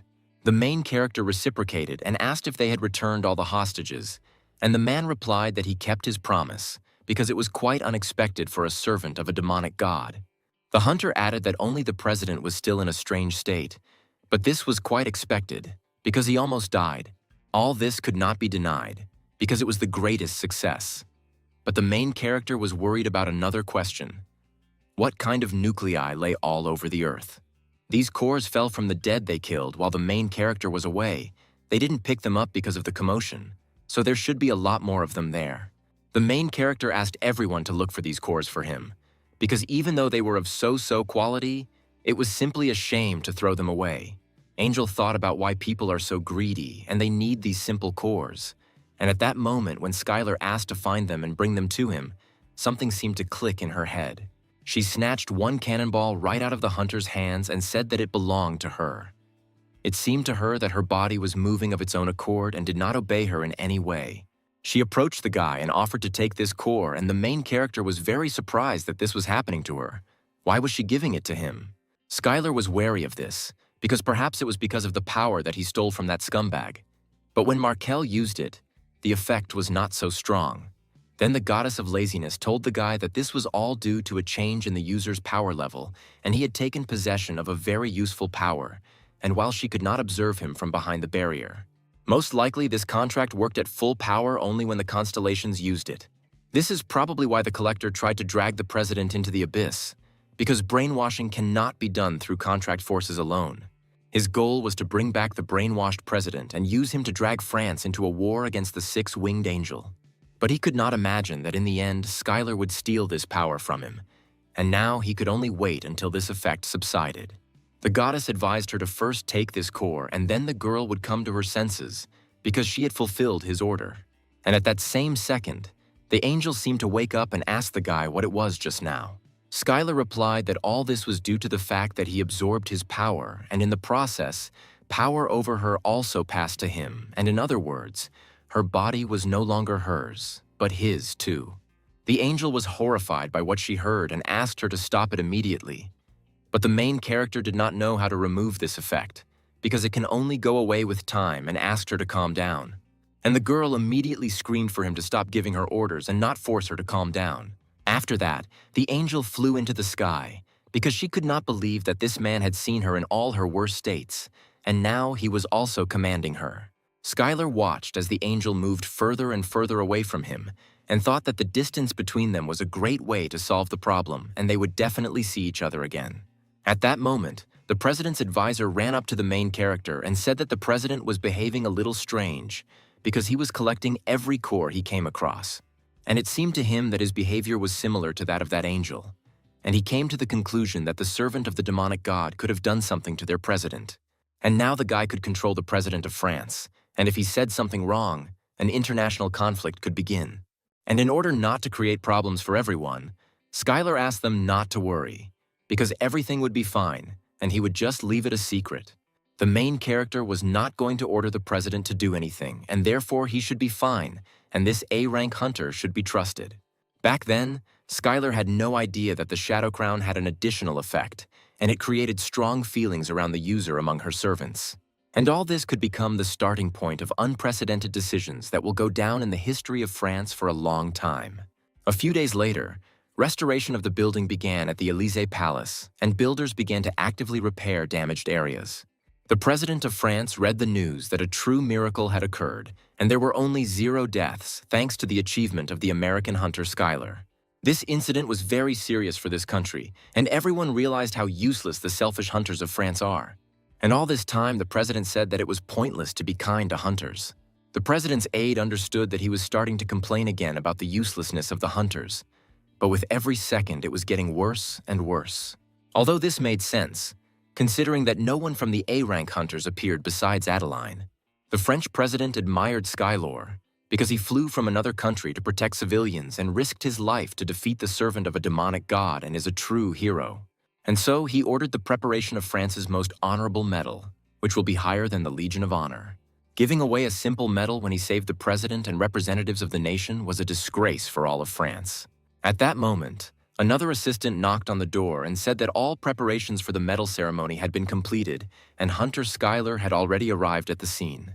The French president proudly presented the medal to Skylar as a thank you to all the foreign hunters who protected French citizens. From the monsters that occurred in the incident, they awarded the representative of the hunter Skylar this medal. The president did not have enough words to describe the guy's entire character and brave deed, but despite all these words, the main character simply did the job. The president added that the guy is very modest because he cannot be compared with hunters from France, because now the entire internet is teeming with similar comments and texts. And the main character also felt this, because now he is famous throughout France and therefore his existential power has increased several times. The president added that this incident is that the hunters of his country are inferior, and he decided to offer Skylar a business on which the future of France will depend. The man wanted the guy to take responsibility for building a French base in the abyss.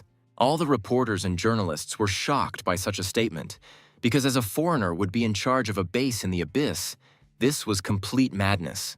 And although Sam asked not to create problems, the matter already smelled of kerosene for the main character. Building a base for any country in the abyss was of great importance, be it a clan or a business.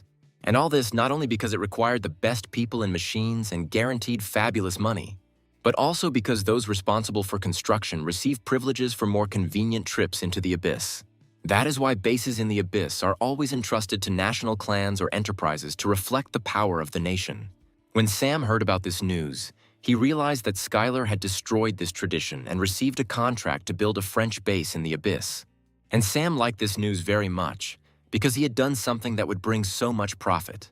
Thanks to his tricks, several of their branches will not have to do anything at all to survive due to so much money. Then the main character added that perhaps he should have refused some gifts, because the offers were too strange. After all, the president took him to the museum and took out several things and gave them to the guy.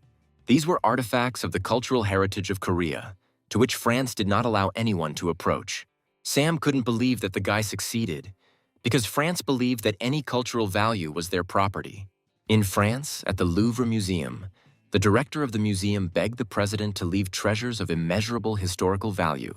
But the president believed that these were the jewelry of Korea, and the only right decision would be to give them to the Korean hero.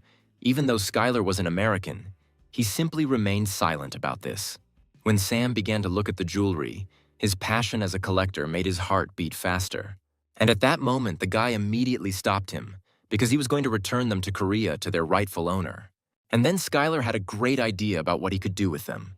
The main character decided to return the image of the Korean fighting team, because he was not so good, and as soon as the match starts, he will definitely be criticized by Korean citizens, and thanks to this, all this criticism will fade away at least a little. The man didn't like this idea, because the guy knew how much he loved antiques and did everything to prevent them from falling into his hands. The guy added that he did the wrong thing considering how much profit was received from the station in the abyss. And then he thought about going to another company. But Sam stopped him and said that his side of valuing relationships truly made him beautiful. Then Skylar was glad that Sam was not against him giving everything to the Korean clan. Speaking of the station, the outpost of their base was already completed and the man invited him to take a look at it. At the entrance to the station, the man personally checked Skylar, and for him, it was an honor to meet him, because it was his first time arriving at the temporary station. This was the first station where one could use a teleport, and to do this one just had to go into the magic circle and then name the place where he wanted to be sent. When the guy entered the teleport, he asked to be transferred to the Dragon Company outpost. And then at that moment, teleportation occurred from one place to another.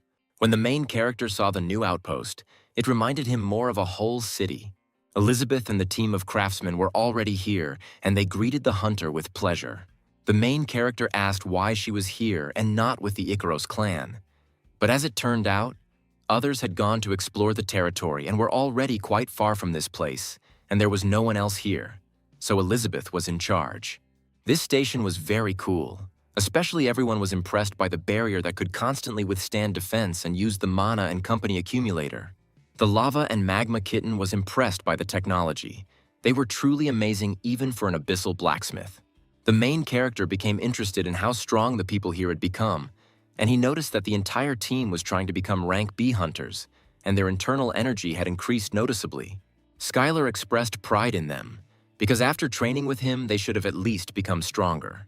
And since everything was fine with the station and he didn't see any problems, he asked why they needed him here. But as it turned out, it wasn't the station at all, but the visitors who came to see it. The problem was the inhabitants of the abyss who came here, although traveling through the lands of the abyss was difficult, but not impossible. And since they saw human civilization for the first time, there was nothing surprising in their curiosity. But the problem was not this at all, but the fact that they constantly got into fights and were at enmity with the Earthlings. Not long ago, they secretly entered some establishments and tried to rob them, and if it were her will, she would completely forbid them to leave. But this would deprive them of the opportunity to learn about the abyss and their technologies. In truth, brawling robbers were not as big a problem as information traders and scammers. There were too many of them here. At first, they purchased information about the location of the dungeon from the inhabitants of the abyss at a fairly high price. And when they came there was nothing there at all. And now, although they do not fall for such tricks, they were still afraid of deception. Then the guy asked her not to worry about it anymore because he knew one person for a similar problem. He promised that she would see him soon, because he was the best person to know the abyss than anyone and was also very obedient. At this time, Oregon did not understand what he was doing on Earth, because he had to travel through the abyss with his master and participate in endless battles. He couldn't believe that he had to protect this pathetic fool. At this time, the director did not understand why he had to do all this alone, because how could it be his fault? The financial hole arose due to stupid waste of funds and accounting fraud. But the guy understood that it was his fault, because he was stealing all this money and he did not understand how this man could become the owner of this company. Suddenly, Oregon's phone received a message from the main character in which he asked if he was busy now. The guy was delighted and turned to the director and said that it had been very difficult until now, but of course not for him, but for the man. And the guy at that very second broke the glass and said that from this moment it was all over and he was leaving. The man tearfully screamed where he was going without him, but Oregon replied that he had already said everything and he needed to hurry. He showed the phone with a message and said that he was returning to the abyss to its owner, or rather to the hunter Skylar, who was waiting for him for a great battle. The president did not want to let the guy go because he could not do this to him, but Oregon shouted to him that he could continue to steal money the same way he had stolen before. Then the man asked if Skylar, whom he loved so much, had not told him to protect him, and how he could abandon such a mission so irresponsibly. The director added that if he really needs to go, then he will go with him. The guy didn't understand how a member of the board of the Parker Group could go to someone else's outpost, because he might get caught there. But the director added so that the guy wouldn't worry, because he could dismiss it as a business trip. Oregon underestimated him, because he was really cunning and dragging him there in any case was not so difficult and it was quite possible to do so. And then at any moment, at the behest of the owner, he will be able to get rid of it, and perhaps he will finally be able to get rid of this burden. Otagon decided that the man would go with him, but he would behave quietly and below the grass. And most importantly, if he dared to stand out in front of the hunter Skylar, then punishment would await him. The director replied that he didn't want to attract attention at all, and the guy didn't even have to worry about it. At this time, Skylar was looking at information about the Parker Group company, and he could not believe that the manipulation of financial statements, theft of funds, and all the stolen money went to shares of other people's companies. He turned to the director and said that he was much more talented than he thought. But in any case, he thanked Cooper for coming to him, because now he would provide him with housing and security, and offered to stay here as long as he wanted. Cooper thanked the guy for the opportunity and said that he would go get some fresh air and think about a couple more ideas. Otagon turned to the owner and asked if he should just throw him out, but the guy didn't think so because he was a spy for their competitors. And then Skylar said that's enough about this and it's time to get on with the real thing. Otagon was very happy about this and began to list what they could do. Perhaps it was a trip to an unknown dungeon or maybe a raid on a super powerful boss, so that it would not be his servant who was ready to give his life for him. All this was too encouraging, and the guy was the only one to whom he could tell this. And this was an incredibly important mission on the outcome of which the future of their station may depend. Otagon could not believe that the main character was entrusting such an important mission to him. The guy replied that his master could entrust him with any task and he would do absolutely everything, and Skylar ordered him to get rid of the traitors. The next day, a line of traitors lined up straight to Otagon. One of the sellers convinced the guy that this was a fire spirit crystal buried here and that he really didn't need it. And in return, he asked to give him their mana battery, to which the guy replied that it was just ridiculous. After all, how can a spirit crystal be underground and all this was like an ordinary fire lizard gallstone, which is worth nothing? The merchant was very surprised that such a simple little man could know this. And then Otagon took a stick and hit it hard on the head and ordered this swindler to disappear. The guy ordered to immediately throw him out and blacklist him and prohibit him from entering here. He didn't understand how it was even possible that everyone who showed up with excellent offers turned out to be scammers, because there were about 42 of them on his account. Otagon already had a trigger for the word sentence that brought him out, and when once again a new merchant approached him with an excellent offer for Skylar, and it was about the possibility of mutual assistance. But the guy couldn't stand it and didn't even listen to him and hit him sharply right on the head, because to him, they all seemed like idiots of the abyss who decided to show up here and he didn't understand why there were so many of them. But the man started shouting that he was a fraudster and that he was an official from China and that he was an ordinary person. Otagon immediately stopped and apologized for all this, because he thought that the man had simply disguised himself as a person and should have reported this earlier. But he did not have the opportunity, because the guy did not let him begin the sentence. When Skylar walked towards him, he wondered what the official from China had forgotten here. The main character apologized that his subordinate showed disrespect to him and asked him to treat it normally, because he was a little overworked. But the man started screaming that the guy had attacked him and that he would file a complaint with the American government. Then the guy replied that perhaps this would not be enough and offered to talk about his proposal over a cup of tea. The conversation was about the fact that they had made a deal with a distant tribe and received information about a rank B dungeon, and they were going to organize a raid with it and share the rewards. The man added that this is all exactly so, and the contract is very profitable because they bear all the losses. But for the main character, all this was too suspicious, because the Chinese Hunters Association, which he knew, would never accept personal losses. And at that moment, Skylar became incredibly interested in what these scum were up to. In the current world of hunters, there is a customer whose requests will be rejected by even the most money-obsessed hunters, starting with false information to attract unknowing newcomers, and ending with a contract leaving them with a bare thread. Infamous and strange requests coming from the Chinese Hunters Association. The Chinese government is behind all this, and they still agree to such a proposal, and there was a smell of something strange here. But it would be a shame for a guy to just give up a B-rank dungeon without any evidence. In addition, this was a good opportunity to find out how strong the team of masters had become. And the main character accepted his offer, but warned that if he tries to pull something off, he can immediately prepare for the worst. The man replied that they could not do this to an A-rank hunter, because it was simply unthinkable, and asked not to worry, because such a thing would never happen. At Skylar's request, the entire team of masters gathered in one place. They discussed how to go on a hike, and the girl assumed that they were plotting something against them or the elves. And this was also possible in principle, but in this case they would create enemies and a chain of first-class American hunters, and therefore they would be afraid to take such a step. That is why the main character asked the girl and the whole team to focus on gaining real experience. Suddenly, the guys heard the sound of buses and Chinese hunters, who practically represented the whole of China, arrived at this place. These were hunters of the Shaolin clan, and they unconditionally carried out any order that came to them from above. They were like the watchdogs of the Chinese government. One of the guys approached the girl and said that they had not seen each other for a long time, and she was spreading such vile rumors about her former comrades and all this, only because she had gone to America and turned her back on her homeland. The guy added that he was very surprised that she achieved some success, considering that she was included in such an important mission. The girl replied that everything was fine with her, unlike the government dogs who combine some kind of pseudo-magic and not real martial arts. The guy didn't really like these words, and he replied that such a policy had been an excellent help for them for quite a long time, and thanks to it, they were able to learn both magic and martial arts. The main character has never seen Iris so excited, as if they were each other's worst enemies. Skylar decided to intervene in the dialogue and told them to stop empty chatter, because they needed to get to work, and the man apologized for such rudeness, because a rank A hunter should not see this. The young guy introduced himself as the leader of this expedition and added that their client was not far from here, and they could discuss all the details on the way. And as it turned out, their clients from the Abyss are elves, because they recently arrived from another territory and planned to settle in this forest. But they realized too late that there was a dungeon in the center of the forest, and although they wanted to make a trip to it, they did not have enough resources for this.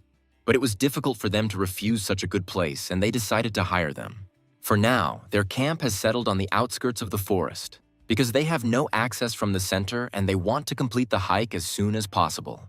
But the Shaolin clan also had something to do, and there weren't enough hunters for this, and that's why they turned to the main character. It was strange for the guy that they tried so hard to please others. Perhaps they wanted to make an alliance with the elves. After all, the elves were still one of the strongest races, given their extensive knowledge and superior magic, and if China could form an alliance with them thanks to this opportunity. The reward for the dungeon will seem like baby talk. Skylar asked how reliable this information was, because he had heard a lot that the inhabitants of the Abyss were full of scammers. The guy replied that it was so, and because of them they had to sweat. So usually they do not take requests from the inhabitants of the Abyss, unless it is 100% reliable, like this time. It was strange for the main character that they were too sure about him, because there was some reason for all this. But as it turned out, they had already talked about it earlier. It turned out that their clients were elves, and Skylar was very surprised at this, because they really didn't know anything at all. The guy added that the elf race values honor above all else, and they definitely wouldn't lie, and everyone knew about it. Skylar was perplexed and did not understand what this guy was saying, because among all the elves he met in the Abyss, you can count the honest ones on the fingers of one hand, because the true appearance of the elves without a drop of doubt deceive any other races, just as they deceive foreign hunters. The head of the clan said that it was nothing like that, and for the hunters of the Republic of China, it was absolutely nothing, and asked everyone to hurry up, because he was sure that the elves already knew that they were here. And the main character knew that not all elves are scammers, so he could relax a little, although this situation stressed him a little. At this time, in the elf camp, information was received from a patrol that human hunters had arrived in their forest. The head of the elves was happy about this and asked to greet them personally, because they are very important guests. After all, for the sake of the home of their new tribe, they will enter the dungeon on their behalf, and they would sacrifice their own miserable lives. And therefore these guests had to be regarded as very important. Upon arrival at the camp, the tribal leader greeted the entire Shaolin clan. He asked to accept their gratitude for what they do for them, because it was difficult to express everything that he was experiencing, and for the Chinese hunters, it was nothing. The guy asked before going into the dungeon whether he would keep his promise about the rewards, and everything was exactly as they had previously agreed if they cleared it successfully. To the main character, the elves still seemed very suspicious, and he continued to wait for the guy from the moment he said that he would go to represent them. The guy discovered that the warriors near the elder were pleased to be strong, at least comparable to rank B hunters. Besides, there were several of them, and did they really ask for help from other races? Because they themselves do not have enough strength to clear the rank B dungeon. All this led to the idea that this dungeon was fraught with something more dangerous. In any case, it was a great opportunity to train a team of masters. The eldest elf asked the guy what kind of person was standing in the distance, and he was told that he was reinforcements and they should not worry about him. The elf noticed how this man had incredible energy, because even in the abyss, this could not always be found, and therefore everything would go better than he thought. Soon, the elf added that when they explored the dungeon, they discovered something, as they had said earlier. Mainly animal-like monsters lived there. For the most part, they liked to attack from the rear, and although they turned out to be ordinary monsters, they made very cunning ambushes. And so the elder warned them that as soon as they go into the dungeon, they should put the Chinese hunters in the vanguard so that everyone can preserve their strength and succeed in the campaign. The guy thanked the elf for his advice and promised that he would never forget his help, and added that they were going to the dungeon and told the elves to prepare to move to the center, because they would return soon. One of the elves asked why the leader told about attacks from the rear, because usually these dogs attacked directly in the forehead. But the reason was that the weaklings in front would become bait, and this was precisely the Shaolin clan. The main character did not understand why there was such a rush, and the clan quickly ran forward. Skylar didn't like this and turned to them again and shouted why they were so far away from them. Then the guy shouted that he shouldn't shout so loudly because monsters might hear them. The main character replied not to worry, because he would take care of everything, and asked the question again why they were so far ahead. The guy decided to answer that since they were the main team of the trip, they should take the main risk.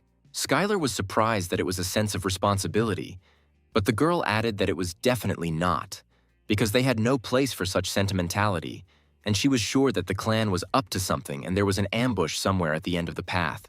The main character understood that it was no longer possible to lag behind in any case, because dangerous situations would be much more difficult to cope with.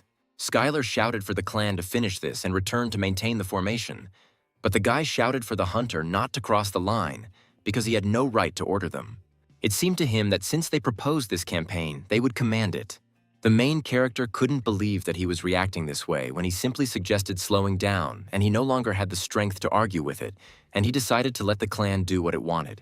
At one point, Skylar noticed that there was something strange under them and asked him to listen and come back.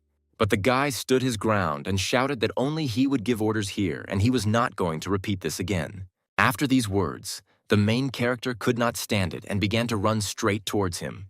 The guy was surprised, because despite the fact that the hunter had rank A, he couldn't even keep up with him with his own vision. But all was not lost yet, because his clothes had high rank spell protection, and therefore he could withstand one blow with ease. But how sad it was to realize that everything did not work out as he planned, and he received a powerful blow to the stomach, and his plan did not work. Hunters from the Shaolin clan were surprised how their captain could lose so quickly, because he was carrying expensive artifacts, and at that moment Skylar said that he would order them all. And he immediately ordered everyone to immediately return back if they did not want to die. But unexpectedly, numerous tree roots appeared from under the ground, which immediately tied up all the hunters. Skylar realized that he was already too late, because he knew that the elves were really hiding something. After all, right in front of him was a rank A monster, which was called like a carnivorous tree. This monster had combat abilities of about rank B+, but its marching class was raised to A, and one of its abilities allowed it to steal the energy of living organisms that came into contact with it, and after which it began to regenerate. When the tree grabbed all the hunters from the Shaolin clan, it immediately absorbed all their energy. The main character could not understand why the elves hid such information, because were they really afraid that China would not take on this because of the complexity? At this time, the goddess suggested that most likely they needed bait. Although the carnivorous tree was a monster, it was surprisingly quite cautious and would never appear in front of an enemy who was stronger than her. If the elves revealed the real level of the dungeon, that an A-rank squad could come to this place, and the carnivorous tree wouldn't even show up, and this hike wouldn't make any sense. Most likely they walked ahead precisely because the elf told them to, since the elves had planned to use them from the very beginning. One hunter from the Shaolin clan shouted for everyone to prepare for a general attack and destroy this vile tree. They activated the summon of sword and fire and immediately attacked the monster. The main character wondered what they meant by combining magic and fire, although it looked bizarre, their martial arts were garbage because they moved in a straight and predictable territory. The entire clan ran straight towards the enemy as he attacked from underground. At that moment, his students ran up to Skylar and thanked him for the training in energy detection and footwork, because thanks to it they were able to avoid death. Then the guy offered to show what they had learned over such a period of time and take it all as a real training session. They decided to show these pseudo-freedom what real martial arts are like. The hunters no longer had any strength left, and the strong branches hid their throats and exhausted them with every second. And then they saw Skylar and her squad running to save them. The guy shouted that in order to defeat the tree, you need to deprive it of the ability to use energy absorption. Otherwise, it will simply regenerate endlessly. In other words, they needed to first cut off those branches with Shaolin fighters, and only then the roots that absorbed energy from the ground, and then kill the tree.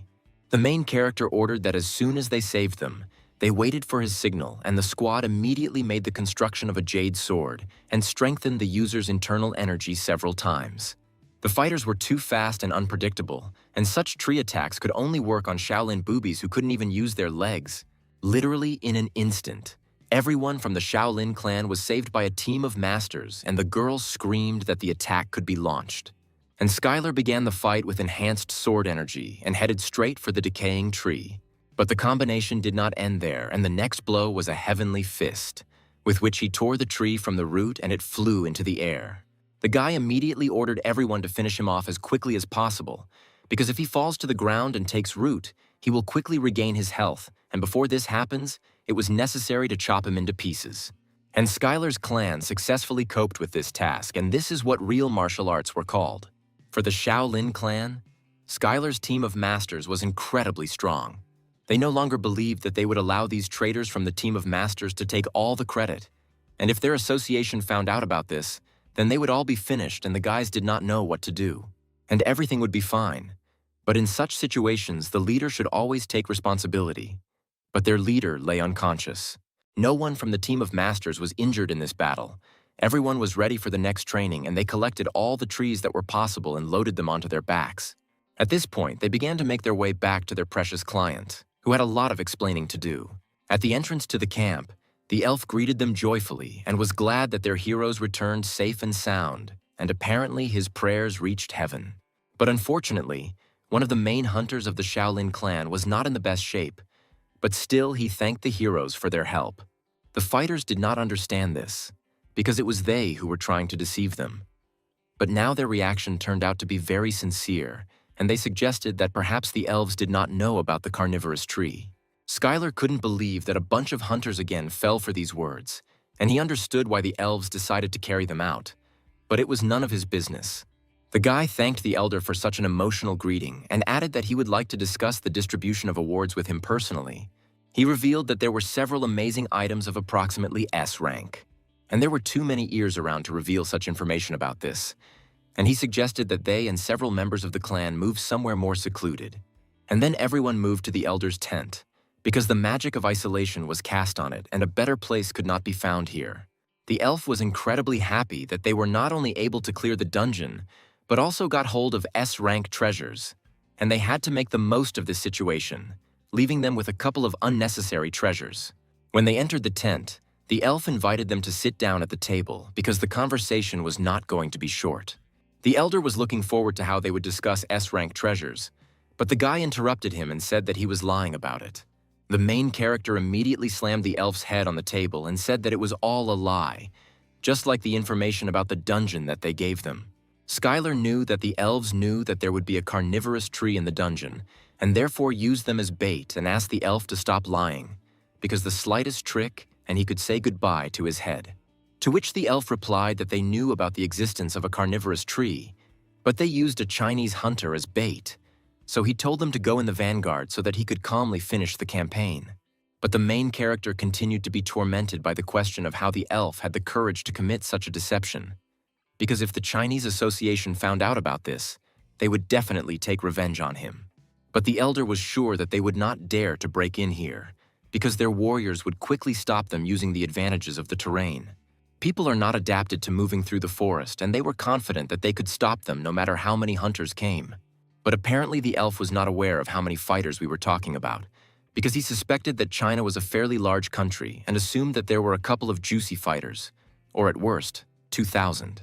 Then Skylar said that if it were some kind of tribe from the abyss, it is unlikely that a couple of thousand warriors would have come for their heads.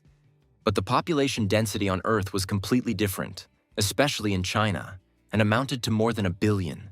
The main character warned that after this they would have to deal with about 1 million hunters, and this was not a joke at all. The elf screamed in horror that it was impossible to give birth to so many people, but Skylar replied that this is how people are. The elder began to think that even if they mobilized everyone they had, and if only hunters were brought here, then his tribe would end. And then Skylar offered to help them defend against them, although his clan was against protecting such deceivers. But they could be used well. After all, if they could monopolize their knowledge of magic and artifact production, they would become an extremely useful asset. And since they went through such hardships to cover up their lies, then it was worth taking the reward, and it made sense. The elf was interested in this proposal, because if they protect them, they will share everything they have. And it seemed to him that this man was so strong that he could be used for personal purposes, and he would definitely become more useful than the Chinese hunters. But Skylar immediately warned him not to even think about being cunning just because it's a contract with people. As he said earlier, if he dares to do something like that, then his head will say goodbye to his body. At this time, one of the Shaolin clan told the commander that while he was lying unconscious, everything was over, and as a result, the hunter Skylar and the team of masters took all the honors for the campaign. And judging by the way Skylar spoke with the leader of the elves, it seemed to them that he was trying to monopolize relations with him. And then the guy shouted in horror that they should get out of here because they are stupid weaklings, they can't do anything about it. But all these were just his thoughts, and perhaps he wanted to say so. But it was better to refrain, because everything could turn against him. Then they decided to go back and think carefully about what to do and then return to this issue. The guy didn't know what they were up to there, but no matter what they did, they would still remain in his palm, and for such situations he placed listening devices in their artifacts. He was sure that a lot would spill out before him, so it would be impossible to use it in the report, but he needed to listen to everything. The guy couldn't believe that while he was passed out, his guys plotted against him and betrayed him. He was furious, and he decided to let them know that he was not some idiot, and soon there would be nothing left of them. At this time, Skylar carefully studied the contract that he would have to conclude with the elf. Suddenly, guys from the Shaolin clan burst into the tent and tearfully began to ask the main character to save them. Their commander demanded that they all take responsibility for the failure of the campaign and accused them of disobeying his orders during missions and abandoning the battle. The guy asked why they couldn't just give it up because there were many of them and he was only one. But they were sure that their commander-in-chief had contacted the association and told them a couple of stories, and they were already expected there for desertion. The girl added that this could have happened because this guy was capable of this, because he sucked up to his superiors quite a lot. The guys kept asking him for help and to talk to him because they were on a hike together, because the association would not be able to ignore a rank A hunter.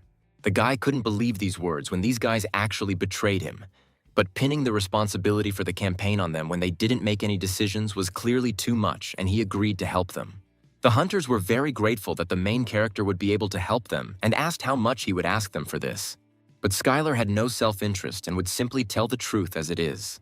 Although he was certainly infuriated by all their antics, they simply followed his orders and also fought with this carnivorous tree to save their comrades. The main character didn't need anything because he would simply tell the truth, and if the guys really wanted to repay him with something, they could help him at the station. The guy turned out to be some kind of holy man, nothing was even needed in return. And at that moment, he saw a notification that he had received existential power. That's how the hike from the elf village came to an end, and Skylar acted as a witness and refuted the story of the commander-in-chief of the Shaolin clan, which he told the Chinese association. The association was looking for someone to put all the blame on and made him a scapegoat and blamed him for everything, and no one knows what happened to him later. A few days later, everything calmed down and a new legend began on Earth. At this time, in the laboratory of Con Energy headquarters, a man thanked quite famous hunters for their time. Indeed, 2 highly renowned rank A hunters came to this meeting. They were invited here to test one of the artifacts. After all, the procedure was such that before putting an artifact on the market, the laboratory usually invited hunters to check it. Jane wondered why shouldn't the manufacturer be testing it and why should they do this? But this was a different case. This company has more than just one main production facility. In addition, they also had a bunch of contracts, where they selected and conducted a test in order to get a better contract. Even though Jane was one of the successors of this company, she was not particularly interested in it, and only came here because of her grandfather's request. And the man announced that they could start the show, and this time their precedents would be these two. He showed some artifacts from the Parker group, which were always good. One of the artifacts was a bracelet, and the other was completely new and was called the Dragon Artifact. The hunters were very surprised by this because they were aware that Skylar had become the new director, which means this was the first artifact he made. The girl was glad that the Dragon Artifact won because Skylar was now incredibly popular. But the man did not want to rush and suggested that he just watch it because this time he would pass the test to remain objective. This artifact was tested for the first time as ordinary people were unable to test its power. The products were selected by the candidates based on the technical specifications stated in their documents and because they had the best contract terms. The man immediately put on one of the bracelets and decided to test its functions, which he was looking forward to. He was invited to go into the testing room, where dummies had already been prepared, which had the strength equal to Class B monsters, and they should have been perfect for artifacts. And everyone else had to watch from the observation post. First of all, the man started with an artifact that was created by the Parker group. This artifact was truly better than he expected, and it simply incinerated almost all the mannequins that were right in front of them in just an instant. Only the main targets were partially destroyed, but the rest of the dummies remained unharmed. Such power required a small amount of mana, and the process of activating the skill was quite stable, and it seemed to him that Parker Group had gone out of their way this time. The scientists added that this issue can now be considered resolved and noted that even though this is Skylar, it will be difficult for him to show the best result. Skylar was truly an incredible person, but the creation of artifacts was a different matter. Jane, who was crazy about Skylar, couldn't help but agree that this artifact from Parker Group was truly magnificent, and she didn't understand how much money they threw into it. But despite all this, it was necessary to finish testing the weapons of Skylar's artifact. The girl shouted that the man should not be greedy and should use as much mana as possible and show all his strength. But no matter what she said, the man would be decisive and fair. Suddenly, the man felt the power of some other dimension. It was a hurricane whirlwind that flew out of the sword and was directed towards the mannequin. The girl thanked the man for listening to her and using a lot of mana, but he replied that he did nothing of the kind and used the same amount of mana as in the previous artifact. All the laboratories were incredibly surprised by this and thought there was nothing more to discuss here, because this time they should have concluded a contract with the Dragon Artifact. And on this day, the company announced that it was entering into an exclusive agreement with Skylar's company. Afterwards, the two companies were able to successfully cooperate without any problems, and thanks to this, Skylar's artifact successfully went into mass production. Soon, Skylar's epic work began to appear on the hunter market. At this time, at the headquarters, Skylar was reading the news and was not particularly sure that in the end they were dealing with the company that had always ranked first in the artifact market, namely Parker Group. When they received an exclusive contract, he was already pleased with the result. But his artifact ended up in the top sales with a stunning result. The guy wondered why this happened and whether someone had bought a bunch of artifacts without his knowledge. But the girl replied that of course not, and if he really wanted to know the truth, then she would assume that 80% of the matter depended on him. After all, many hunters left reviews on social networks, and this was an incredible case, because usually hunters do not share an opinion if it is not sponsored, and therefore they carefully studied this issue, and the reason turned out to be Skylar. From those with whom he shared food during the last expedition to the hunters of the Shaolin clan, everyone who left feedback is the hunters who fought alongside him. It might sound a little strange, but all his good deeds paid off, but the main character still wasn't very proud of it, because it was most likely a huge pile of money and he knew that she would have a similar reaction, and so moved on to the next question. And then there was an urgent call from Ikaros, where Eliza screamed where Skylar was now. Despite the important meeting, she interrupted it with the fact that something had happened, and there was a warning about the discovery of a large wave of monsters. And that location was in his homeland, right in Korea. When abyssal monsters invade the Earth through a crack in a dimension, the phenomenon is similar to a dungeon breach. The only difference was that the monster emerging from the cracks was at least S-class, and one such sign of such a wave was discovered in the Yellow Sea right in Korea. The Korean government has promised to generously reward every corner of the world that sends them hunters.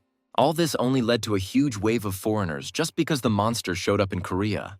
But as it turned out later, most of them were here because of monetary rewards from the state or because of a thirst for fame. But Skylar came here even before the government made a request, and even gathered the elite of their clan and brought them here. The girl suggested that most likely he was doing everything possible because this was his homeland. But this was not the case, because he was simply taking part in the cleanup. He wanted to take the opportunity for the guys to gain experience. Suddenly, other hunters appeared on the beach, one of whom was Jane, who was incredibly happy to see Skylar, and he reciprocated. The girl ran to Skylar in her arms to announce that the artifact he had put on the market was simply amazing. She was crazy about him, and even in this matter he was good, and she gave 5 stars when no one asked for it. She also took a photo and uploaded it to social networks and forced all the hunters she knew to buy it. Her partner could not understand that this was really the Jane who fought like a dog when she got even a little upset and knocked all the anger out of everyone who caught her eye. She had changed since the last meeting, and it was no longer a mad dog, but rather a tame one. Then she turned to her partner and said that if he dares to do something stupid and gets in the way of the hunter Skylar, then he will not leave her even in Class A. The main character also recognized the second hunter, and he was very surprised that he came to him without permission, because he was a little guilty before him. After all, if you look back, he was too rude to him, so he admitted that he would be uncomfortable when meeting him. But if he came himself, it means he liked the main character's methods of education. But in the end, everything was not as Skylar thought. In the clan of the Six-Eyed Demon, the guys attached themselves to Skylar in this wave of the monster. The CEO of the company and his father did not understand why his son was so surprised by this. He wanted the guy to fight alongside the most competent hunter class in modern times. He hadn't forgotten how the guy had complained about how difficult Hunter Skylar's training had been during his last trip into the abyss. The guy wanted to prove that he is not a slob and is not afraid to go through these trainings again, and he promised that he would try. He added that after he went through his training last time, he realized how lazy he was. That's why he wanted to be with them and watch them fight and learn how to do it. And Skylar thought that Chuan would be glad to hear this. Suddenly, the guy saw the bets on the monster wave, and it was like a competition to see which of the servants participating in the campaign would make the greatest contribution. And since all the servants of the constellation will be involved this time, it will be a big event, because they want to take advantage of the opportunity to see whose servant is the strongest. The main character did not understand that they were really bored with life. Although this was not bad, considering how passionate they were about this bet, they bet a fairly large number of soul stones, and the invincible training avatar also joined the bet. The rare opportunity to get a bunch of soul stones could not be missed. He invited everyone to gather here, but now they have more people, and so they need to discuss strategy again. Suddenly, the main character had a vision that one of the monsters would appear during this wave. But all this was quite strange, because this place was not even close to the sea, and if this was Korea, then why were people on the ground and, as it turned out, they were Chinese hunters? When the guy returned to his normal state, everyone around was scared and did not understand what had happened to him, but he said that he had just seen something. And at that moment, there was a sharp earthquake on the beach, and there was no time to be distracted by outside things. After all, a really huge turtle monster appeared, which no one here could have expected. It was a mountain turtle with an extremely strong shell covering all vital organs. It had a huge body that could destroy a building and was a Class A monster. She wasn't a Class C monster because she didn't have any special attack skills and moved quite slowly. But anyway, all the hunters who fought her complained about her category due to her incredible size. It was quite difficult to fight with her at close range, and therefore they tried to attack her with long-range magic, and together they tried to do this at the same time. But unfortunately, this method did not work. At most, it could have gained some time for further attacks, and the turtle began to attack people. After this magic, not a single scratch remained on it. And besides, monsters lived in the holes of the shell and pounced on frightened prey. The hunters were not prepared for such a development of events and began to run away from the monster. The main character heard that when she appeared before, even the hunters blessed by the constellations and leading the attack experienced difficulties. But they did not have such combat strength comparable to this, and hunters of higher classes began to play it safe and run away from the monsters. It was important for Skylar to study the situation at least a little more, but at this rate, everyone would die. The guy ordered the clan members to deal with the birds. This could lead to colossal casualties, and a Class A monster will be dealt with by hunters of appropriate rank. Everyone fought these idiotic pigeons with all their might and did not know how to stop this turtle. Skylar, along with a team of Class A hunters, helped them with the birds, and they went straight to the main boss. On the one hand, the hunters were glad that the A class began to somehow move, But on the other hand, they did not understand what the three of them could do against such a monster. But the main character knew that killing the mountain turtle was easier than it seemed, because the source of energy moving its huge body was a vital organ that was hidden deep in the shell. And after the legs stop moving, they will deliver a powerful blow to one point and break through the defense. The guy wanted each of them to take a leg and immobilize it for a while, and he would do the rest. Everyone understood Skylar's order, but the guy didn't understand how he was going to break through the turtle's shell alone. Then Jay couldn't stand it and screamed that Skylar had a plan and that the guy should stop complaining and do what he was told. The girl used high-class fiery wolf magic and immediately summoned him, while the guy was using the dimension sword art. And thanks to teamwork, they were able to inflict significant damage on the turtle's legs. Skylar used aerial steps to climb right above the turtle, as mountain turtle trekking was not a new experience for him, because he had fought her in the abyss so many times, and now it was his turn to attack. Of course, he never had any difficulty fighting her, and with a little extra existential strength, he became so strong that he could break the shell with one blow. This time, he exerted too much force and therefore decided to combine it with his own martial arts and used the art of energy to protect the body and infuse power into it. He increased the weight of his own body by increasing his mass and increased the speed of his fall several hundred times. On the way, he shot down annoying pigeons, and one could say that Skylar had already become a projectile that was rushing straight into the turtle's shell. The hunters watched all this. The guy single-handedly killed the turtle with one blow. The guy showed everyone what kind of power lies in martial arts. After this victory, the guy saw a message that his trust in martial arts and faith in him had increased significantly, and his existential power had increased, and his current rank became 61. Because of this, he had gained martial arts territory, and from now on, any faith and trust in martial arts would be converted into his strength. The territory whose medium becomes the source of the constellation's power, it can be a sword, a spear, or any other weapon, even something like magic or magical arts. What they have in common is that the more people believe in the power of a medium, the greater the power of the constellation he will have.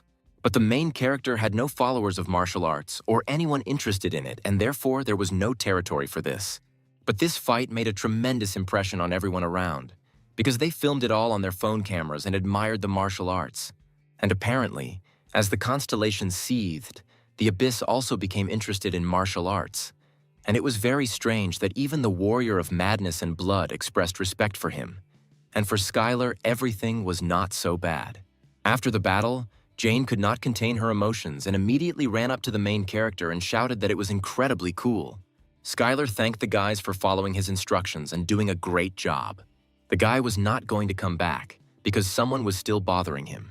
Suddenly, Eliza came running to them, screaming that they had problems because she had just received a report. At this moment, a wave of monsters was also discovered in China, which was larger than in Korea. Skylar didn't understand how this was possible because just recently the monsters were here. But the girl replied that there were cases when breakthroughs happened in several places, and this shouldn't be particularly surprising. But this situation was unprecedented because there were two waves, one after the other. Surprisingly, the Chinese Hunters Association also sent a request for help. The waves did not appear at the same time as they were discovered, and it seems that they wanted to better study the situation, and the hunters were also doing this. During the monster wave was a good opportunity to increase their own value. They knew that it would be difficult for them to fight someone like the mountain turtle several times in a row. Eliza added that it was even worse that the help was needed by a Chinese association that is known for exploiting hunters unless they promise a truly attractive reward. The Chinese association was not going to take the initiative, and he saw this introduction as only Chinese hunters lay on the ground. And then the guys came to the decision that they should also wait and deal first with the monsters that came out with the turtle and take a short break. At that moment, the warrior of madness and blood made an offer and asked Skylar for a personal conversation, and the guy did not understand what was happening with the constellation of the demonic god. Considering that he didn't have a very positive attitude towards him after the last expedition into the abyss, he still needed something from him. The main character replied that he was very busy and did not understand what trick he wanted to pull off again this time. But the constellation replied that there would be no games, and this offer would be just as profitable for him as for his owner, if he really did not trust him. And the warrior swore with his own real name that he would not cause him any harm. While it was normal for the constellation to not keep promises to people, swearing a name was a completely different story. but it was a guarantee tied to their existence. If they break the oath, they will lose a huge amount of existential power, and all this turned out to be serious. The warrior said that if the guy agrees, then he uses his own existential power to invite him into his own territory. When the girls approached him and asked what was wrong with him, he turned away and said that everything was fine and it was time for a break, and he needed to clear his head. After some time, Skylar found himself in the territory of the constellation to meet with this madman.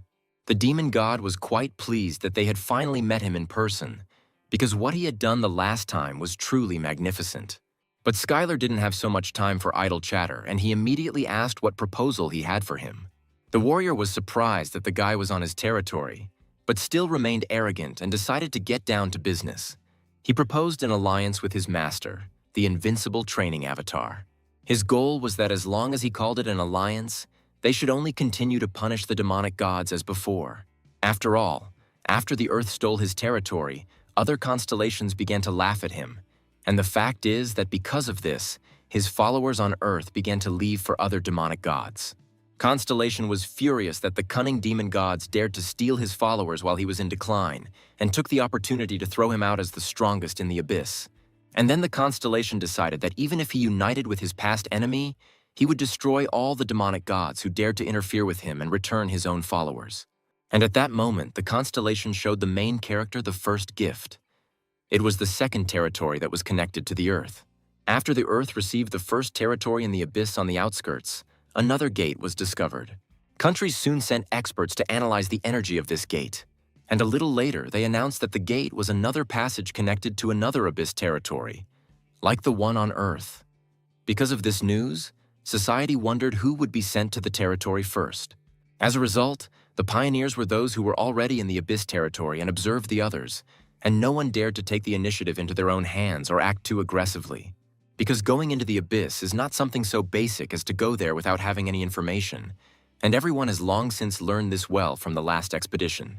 And the main character thought that if he wants to get more territory of the abyss, then first he needs to collect data, and this is the job of the hunters. But no one could have thought that he would be able to get these lands in this way. Most likely he created this landscape using magic, and it was incredibly amazing. This was indeed the territory of the second abyss of the Earth beyond the second gate, something that was curious to all Earthlings. This was the territory of the demon of contracts and orders. It was a powerful constellation of a demonic god that ruled the African contingent, and it turned out that this time the territory was very difficult. Skylar was surprised and said that for the land of the demonic god, everything turned out to be quite normal, because he was expecting something like burning sulfur. Then the demon invited the guy to take a closer look at the jungle and pay attention to the demon in the suit, who was a servant and collected contracts from monsters, with one condition: to give permission to drink from the pond, because all demons loved a contract, but this one was very obsessed with them, so everything on his territory must be sealed with a contract. And then the constellation added that his first gift would be this spectacle, because he had already spent a lot of effort on the next one. The identities of the other constellations of demon gods with whom they entered into a contract, he provided complete information from their contracts. There were a lot of them. The main character even recognized a Class A hunter from China, and no one would have thought that such a famous person served a demonic god. And this knowledge about another territory was already a lot for him, and he could not believe that the demon shared this with him as well. Apparently no one expected that he would betray his own colleagues so much, and the mere thought of other demon gods going through something like this made him already excited. The guy was sure that this demon was absolutely crazy, but despite this situation could play into his hands. A few moments later, the main character returned back to Earth and was immediately greeted by Eliza. She asked what was wrong with his face and whether he really went hiking alone or what. But the guy replied that he was at a meeting, which took all the energy out of him. Skylar asked who was standing next to her, and the girl added that these were guests who came because they wanted to talk to him about something. These were the servants of the six-winged angel, and the guy was wondering what business they might have with him.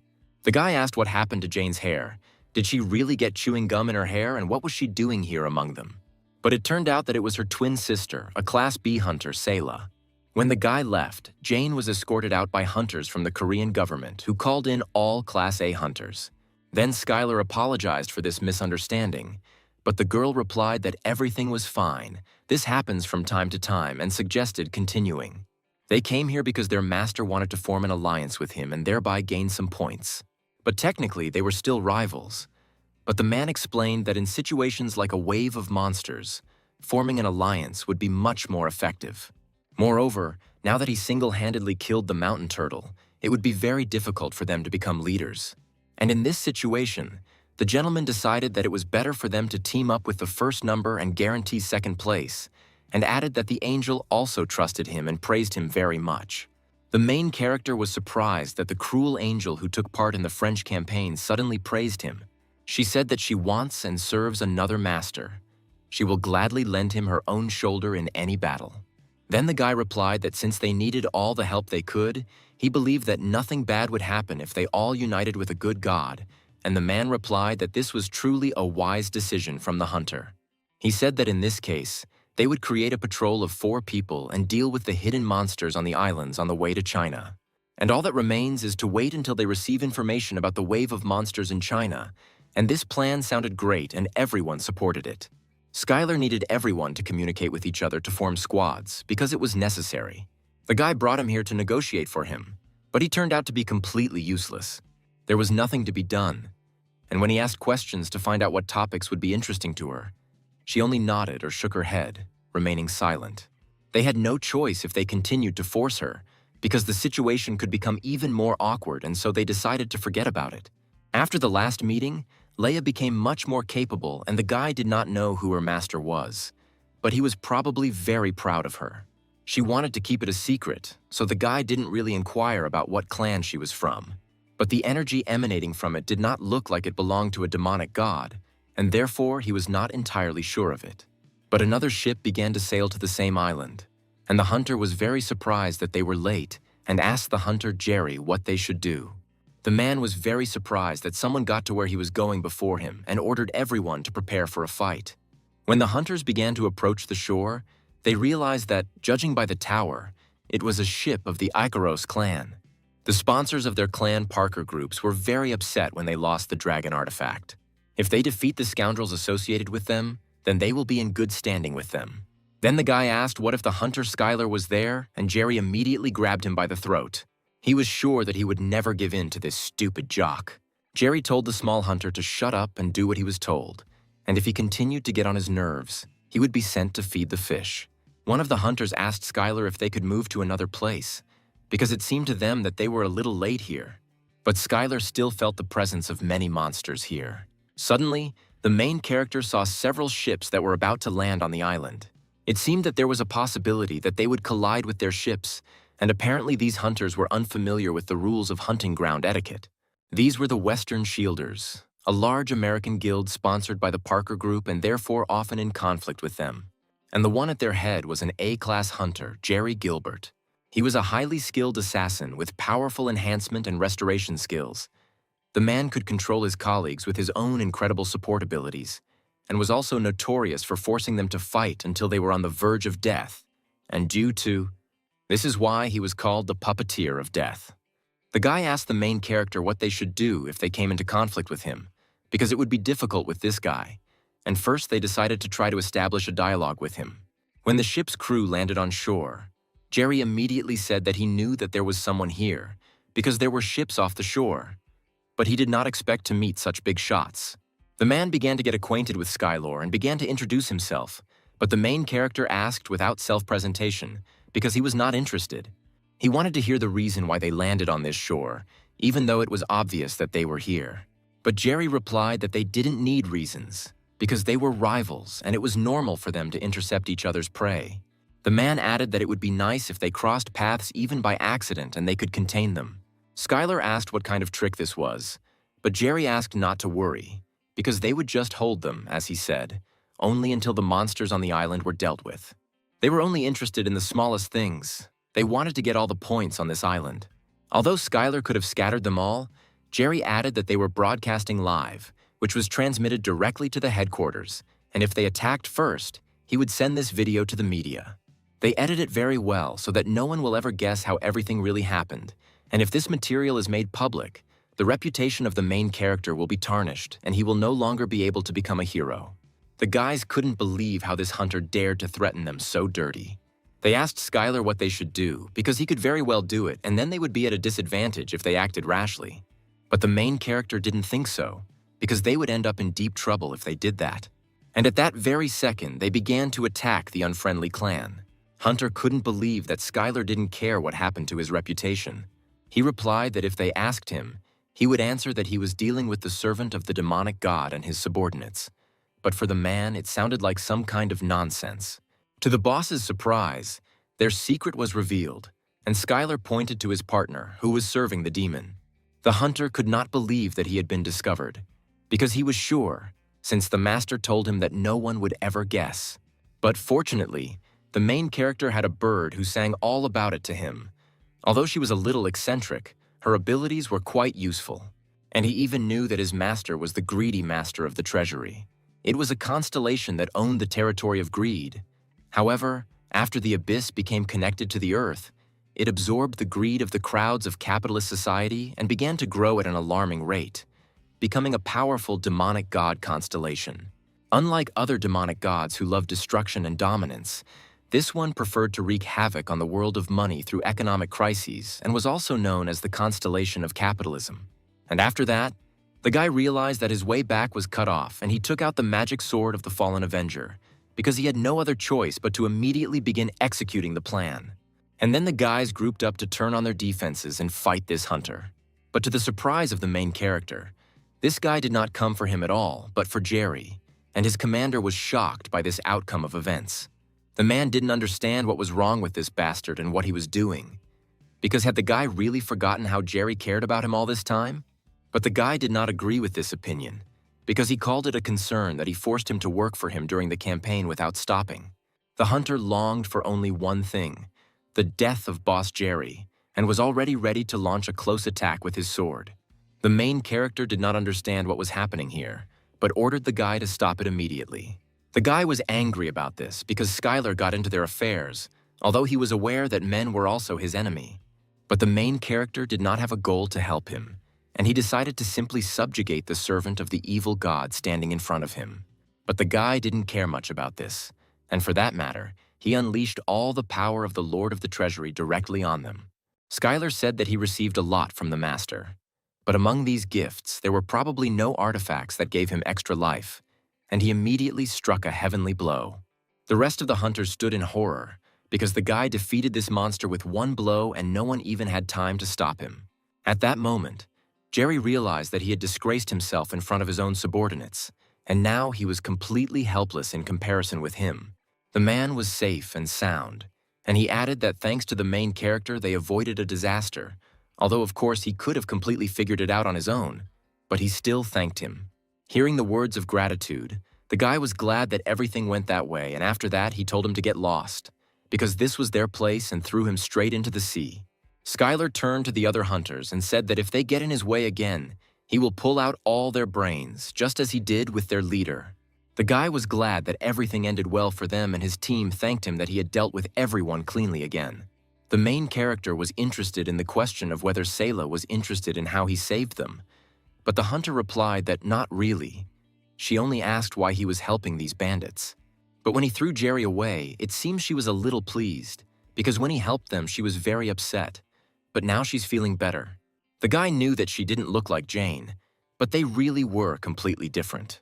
The main character decided to deal with the remaining monsters and quickly return because they needed a break. But the man replied that most likely the guy would not have time for both, because there was an urgent call on the radio. He added that China had finally contacted the overseas clan and other countries, and they had promised a very attractive reward and wanted Class A hunters to be sent to them. At this time, in the office of the head of the Chinese Hunters Association, the head of the Tao Association could not believe that they had to bow to other countries because of some monster. This was a great shame for them, but nothing could be done, because the monster that appeared during the wave was none other than an S-class dragon monster. This dragon torch had already destroyed more than 10 villages and was not going to stop there. And if that was all there was to it, they would have managed it without any problems. But the real headache was that he was going to where the foreign corporations were. It was about the heart of the Chinese market of Suzhou, which was famous in the economic market and was one of the 10 best cities in the world. If not for this, They would have allowed him to destroy as many villages as he wanted and head to other countries. But everything was getting worse every minute. The man asked what the countries and clans they contacted responded to and whether they sent Class A hunters. The countries were willing to accept the proposed reward, but wanted them to be sincere first. Since they were sending Class A hunters, everyone wished that they would equalize the efforts and send him. And in this situation, they had no choice, and the head asked to convey to the countries that put forward such a demand that if they send hunters, they will reciprocate. And they will send the strongest hunter, who was the symbol of the first-generation hunters, the S-class hunter Chan. At this time, in the center of Suzhou City, the meeting point for overseas hunters, no one could have thought that so many A-rank hunters would gather here, when usually there would be none. The guy thought that this was normal, because in China they not only offer an attractive reward, but also the opportunity to meet Chan. Jane asked if he was really that good, because she had only heard his name, and the guy added that this hunter was exceptional among all the first generation. The guys were amazed at how Skylar praised this hunter, and he must really be incredible. But the main character heard that his whereabouts have been unknown for more than 10 years, and the Hunters Association could simply be hiding him. But it was difficult to imagine who the Class S hunter needed to be protected from. Suddenly, all the hunters paid attention to the approaching motorcade. It seemed to them that it was just him. The long-awaited hunter of all times, Hunter Chan, came straight out of the car. It was really him, despite the fact that there were rumors that the man was dead. But he looked completely healthy. The main character could not believe that he was seeing the legend of the first-generation hunters with his own eyes, because, to be honest, he considered him much weaker. But despite this, the enormous amount of mana he emitted was the same as in his heyday. And it was very strange for the guy that he used protection when he was so strong, and perhaps there was something they didn't know about. When the man came out, he immediately drew attention to the hunters and asked what they were doing here, because he had never seen them before. One of the hunters replied that they were sent here to help deal with the Dragon Torch monster. The hunter did not understand what they were talking about and what monster they were talking about. Then he began to look around and noticed that he was really in China. While he was speaking, a security guard was already running behind him, who kindly asked him to just be silent and wait 1 minute. But there was a feeling that this great hunter was not here, and he immediately asked if anyone had any goodies. S-class Hunter Chan had heightened senses so that no one could follow him, as well as a strong and modern body from endless training. On top of that, he had a noble heart and put other priorities in life, and some could argue that all of his characteristics reached the pinnacle, but he remained a legendary hunter of the first generation. The main character couldn't wrap his head around the fact that his idol had dementia and was not in his right mind. None of the guards understood what happened to him, because in the morning everything was fine and why he fell into madness again. One of the guards could not stand it and shouted at him and reminded him that he had come to take part in a campaign against the monster on the orders of the Chinese Hunters Association. But these words made him very angry, because how dare he lie to him? Because Chan did not look like the one who would listen to these rotten bastards. And now he understood why there were so many unfamiliar faces here. They must all be spies from the Hunters Association, sent to kidnap him. And the old hunter could not allow this to happen, and wanted only one thing, so that all the spies around would die and begin to use magic against them. The main character did not understand what this crazy grandfather was doing, because he was in a completely terrible state, but he could still move so perfectly. It seemed that this hunter was on a completely different level. But it was clear how strained his relationship was with the Hunters Association. And at this rate, all the hunters who were going with great difficulty could die at the hands of an S-class hunter, and not a monster. Skylar managed to stop him slightly and immediately asked Hunter Chan to calm down a little, because they were not kidnappers from the Hunters Association. The guy added that they were rescuers from abroad who had come to get him out of here. The historian could not believe that they had come here for him. Skylar continued that he had killed many hunters, and there were many foreigners here, and if you looked closely, many had huge noses. He quietly whispered that they, under the guise of a squad fighting the monster, would take him back after the battle, and therefore asked him to cooperate with them, because they would not only save him, but also feed him delicious food. The old man liked it and said that first they would kill the torch dragon and then have a delicious dinner. The security could not understand what happened there and what the guy said to the hunter, which is why he calmed down so quickly. Suddenly, one of the security guards received an urgent call from the department. He was told that the first Chinese detachment that was sent to stop the torch dragon had been defeated. The Chinese Hunters Association developed a plan to defeat the dragon with a torch, which on paper was incredibly simple. They wanted to use world-class anti-aircraft weapons, and also by gathering high-ranking hunters in China and beyond, who were divided into the first, second, and third squad for attacks. To gradually weaken him without leaving a single chance, however, this plan failed even before the foreign hunters got together. After all, the first detachment that promptly set off with the goal of stopping the dragon torch was completely destroyed. The main character did not know whether this was good or bad, because he thought that all the hunters were dead. But some of them were captured alive and held by some powerful magic, which was called spatial imprisonment. It was one of the most powerful spells and captured the victim and absorbed his mana. No one could believe that a dragon was capable of using it on multiple targets at once, and this monster was definitely on a completely different level. Skylar was asked what they should do, because there were a lot of hostages and Class A hunters would not be able to attack, and China would not be able to use anti-aircraft weapons. And at that moment, the main character regretted 1,000 times that he took these hemorrhoids and probably should not have accepted their offer. As it turned out, an hour ago, men from the Hunters Association ordered Skylar to take control of the campaign against the monster. Undoubtedly, it was strange for a foreigner to command the operation, and it was truly an unprecedented case. But they had no other choice, because the Chinese hunters had already been eliminated. And while they didn't know what to do, he was the only one who was able to keep Chan in line. That is why the Hunting Association in China decided that he was ideal for this task and asked him to take up this trek. And the main character had no choice but to agree. And first of all, he said that they needed to free the hostages and only then they could focus on the dragon. First, they will get closer and remove the spell and deal with this all together.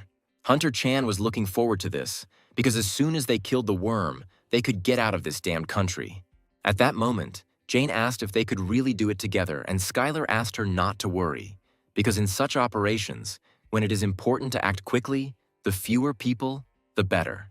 Anyone who could use flight magic, they should catch the hostages.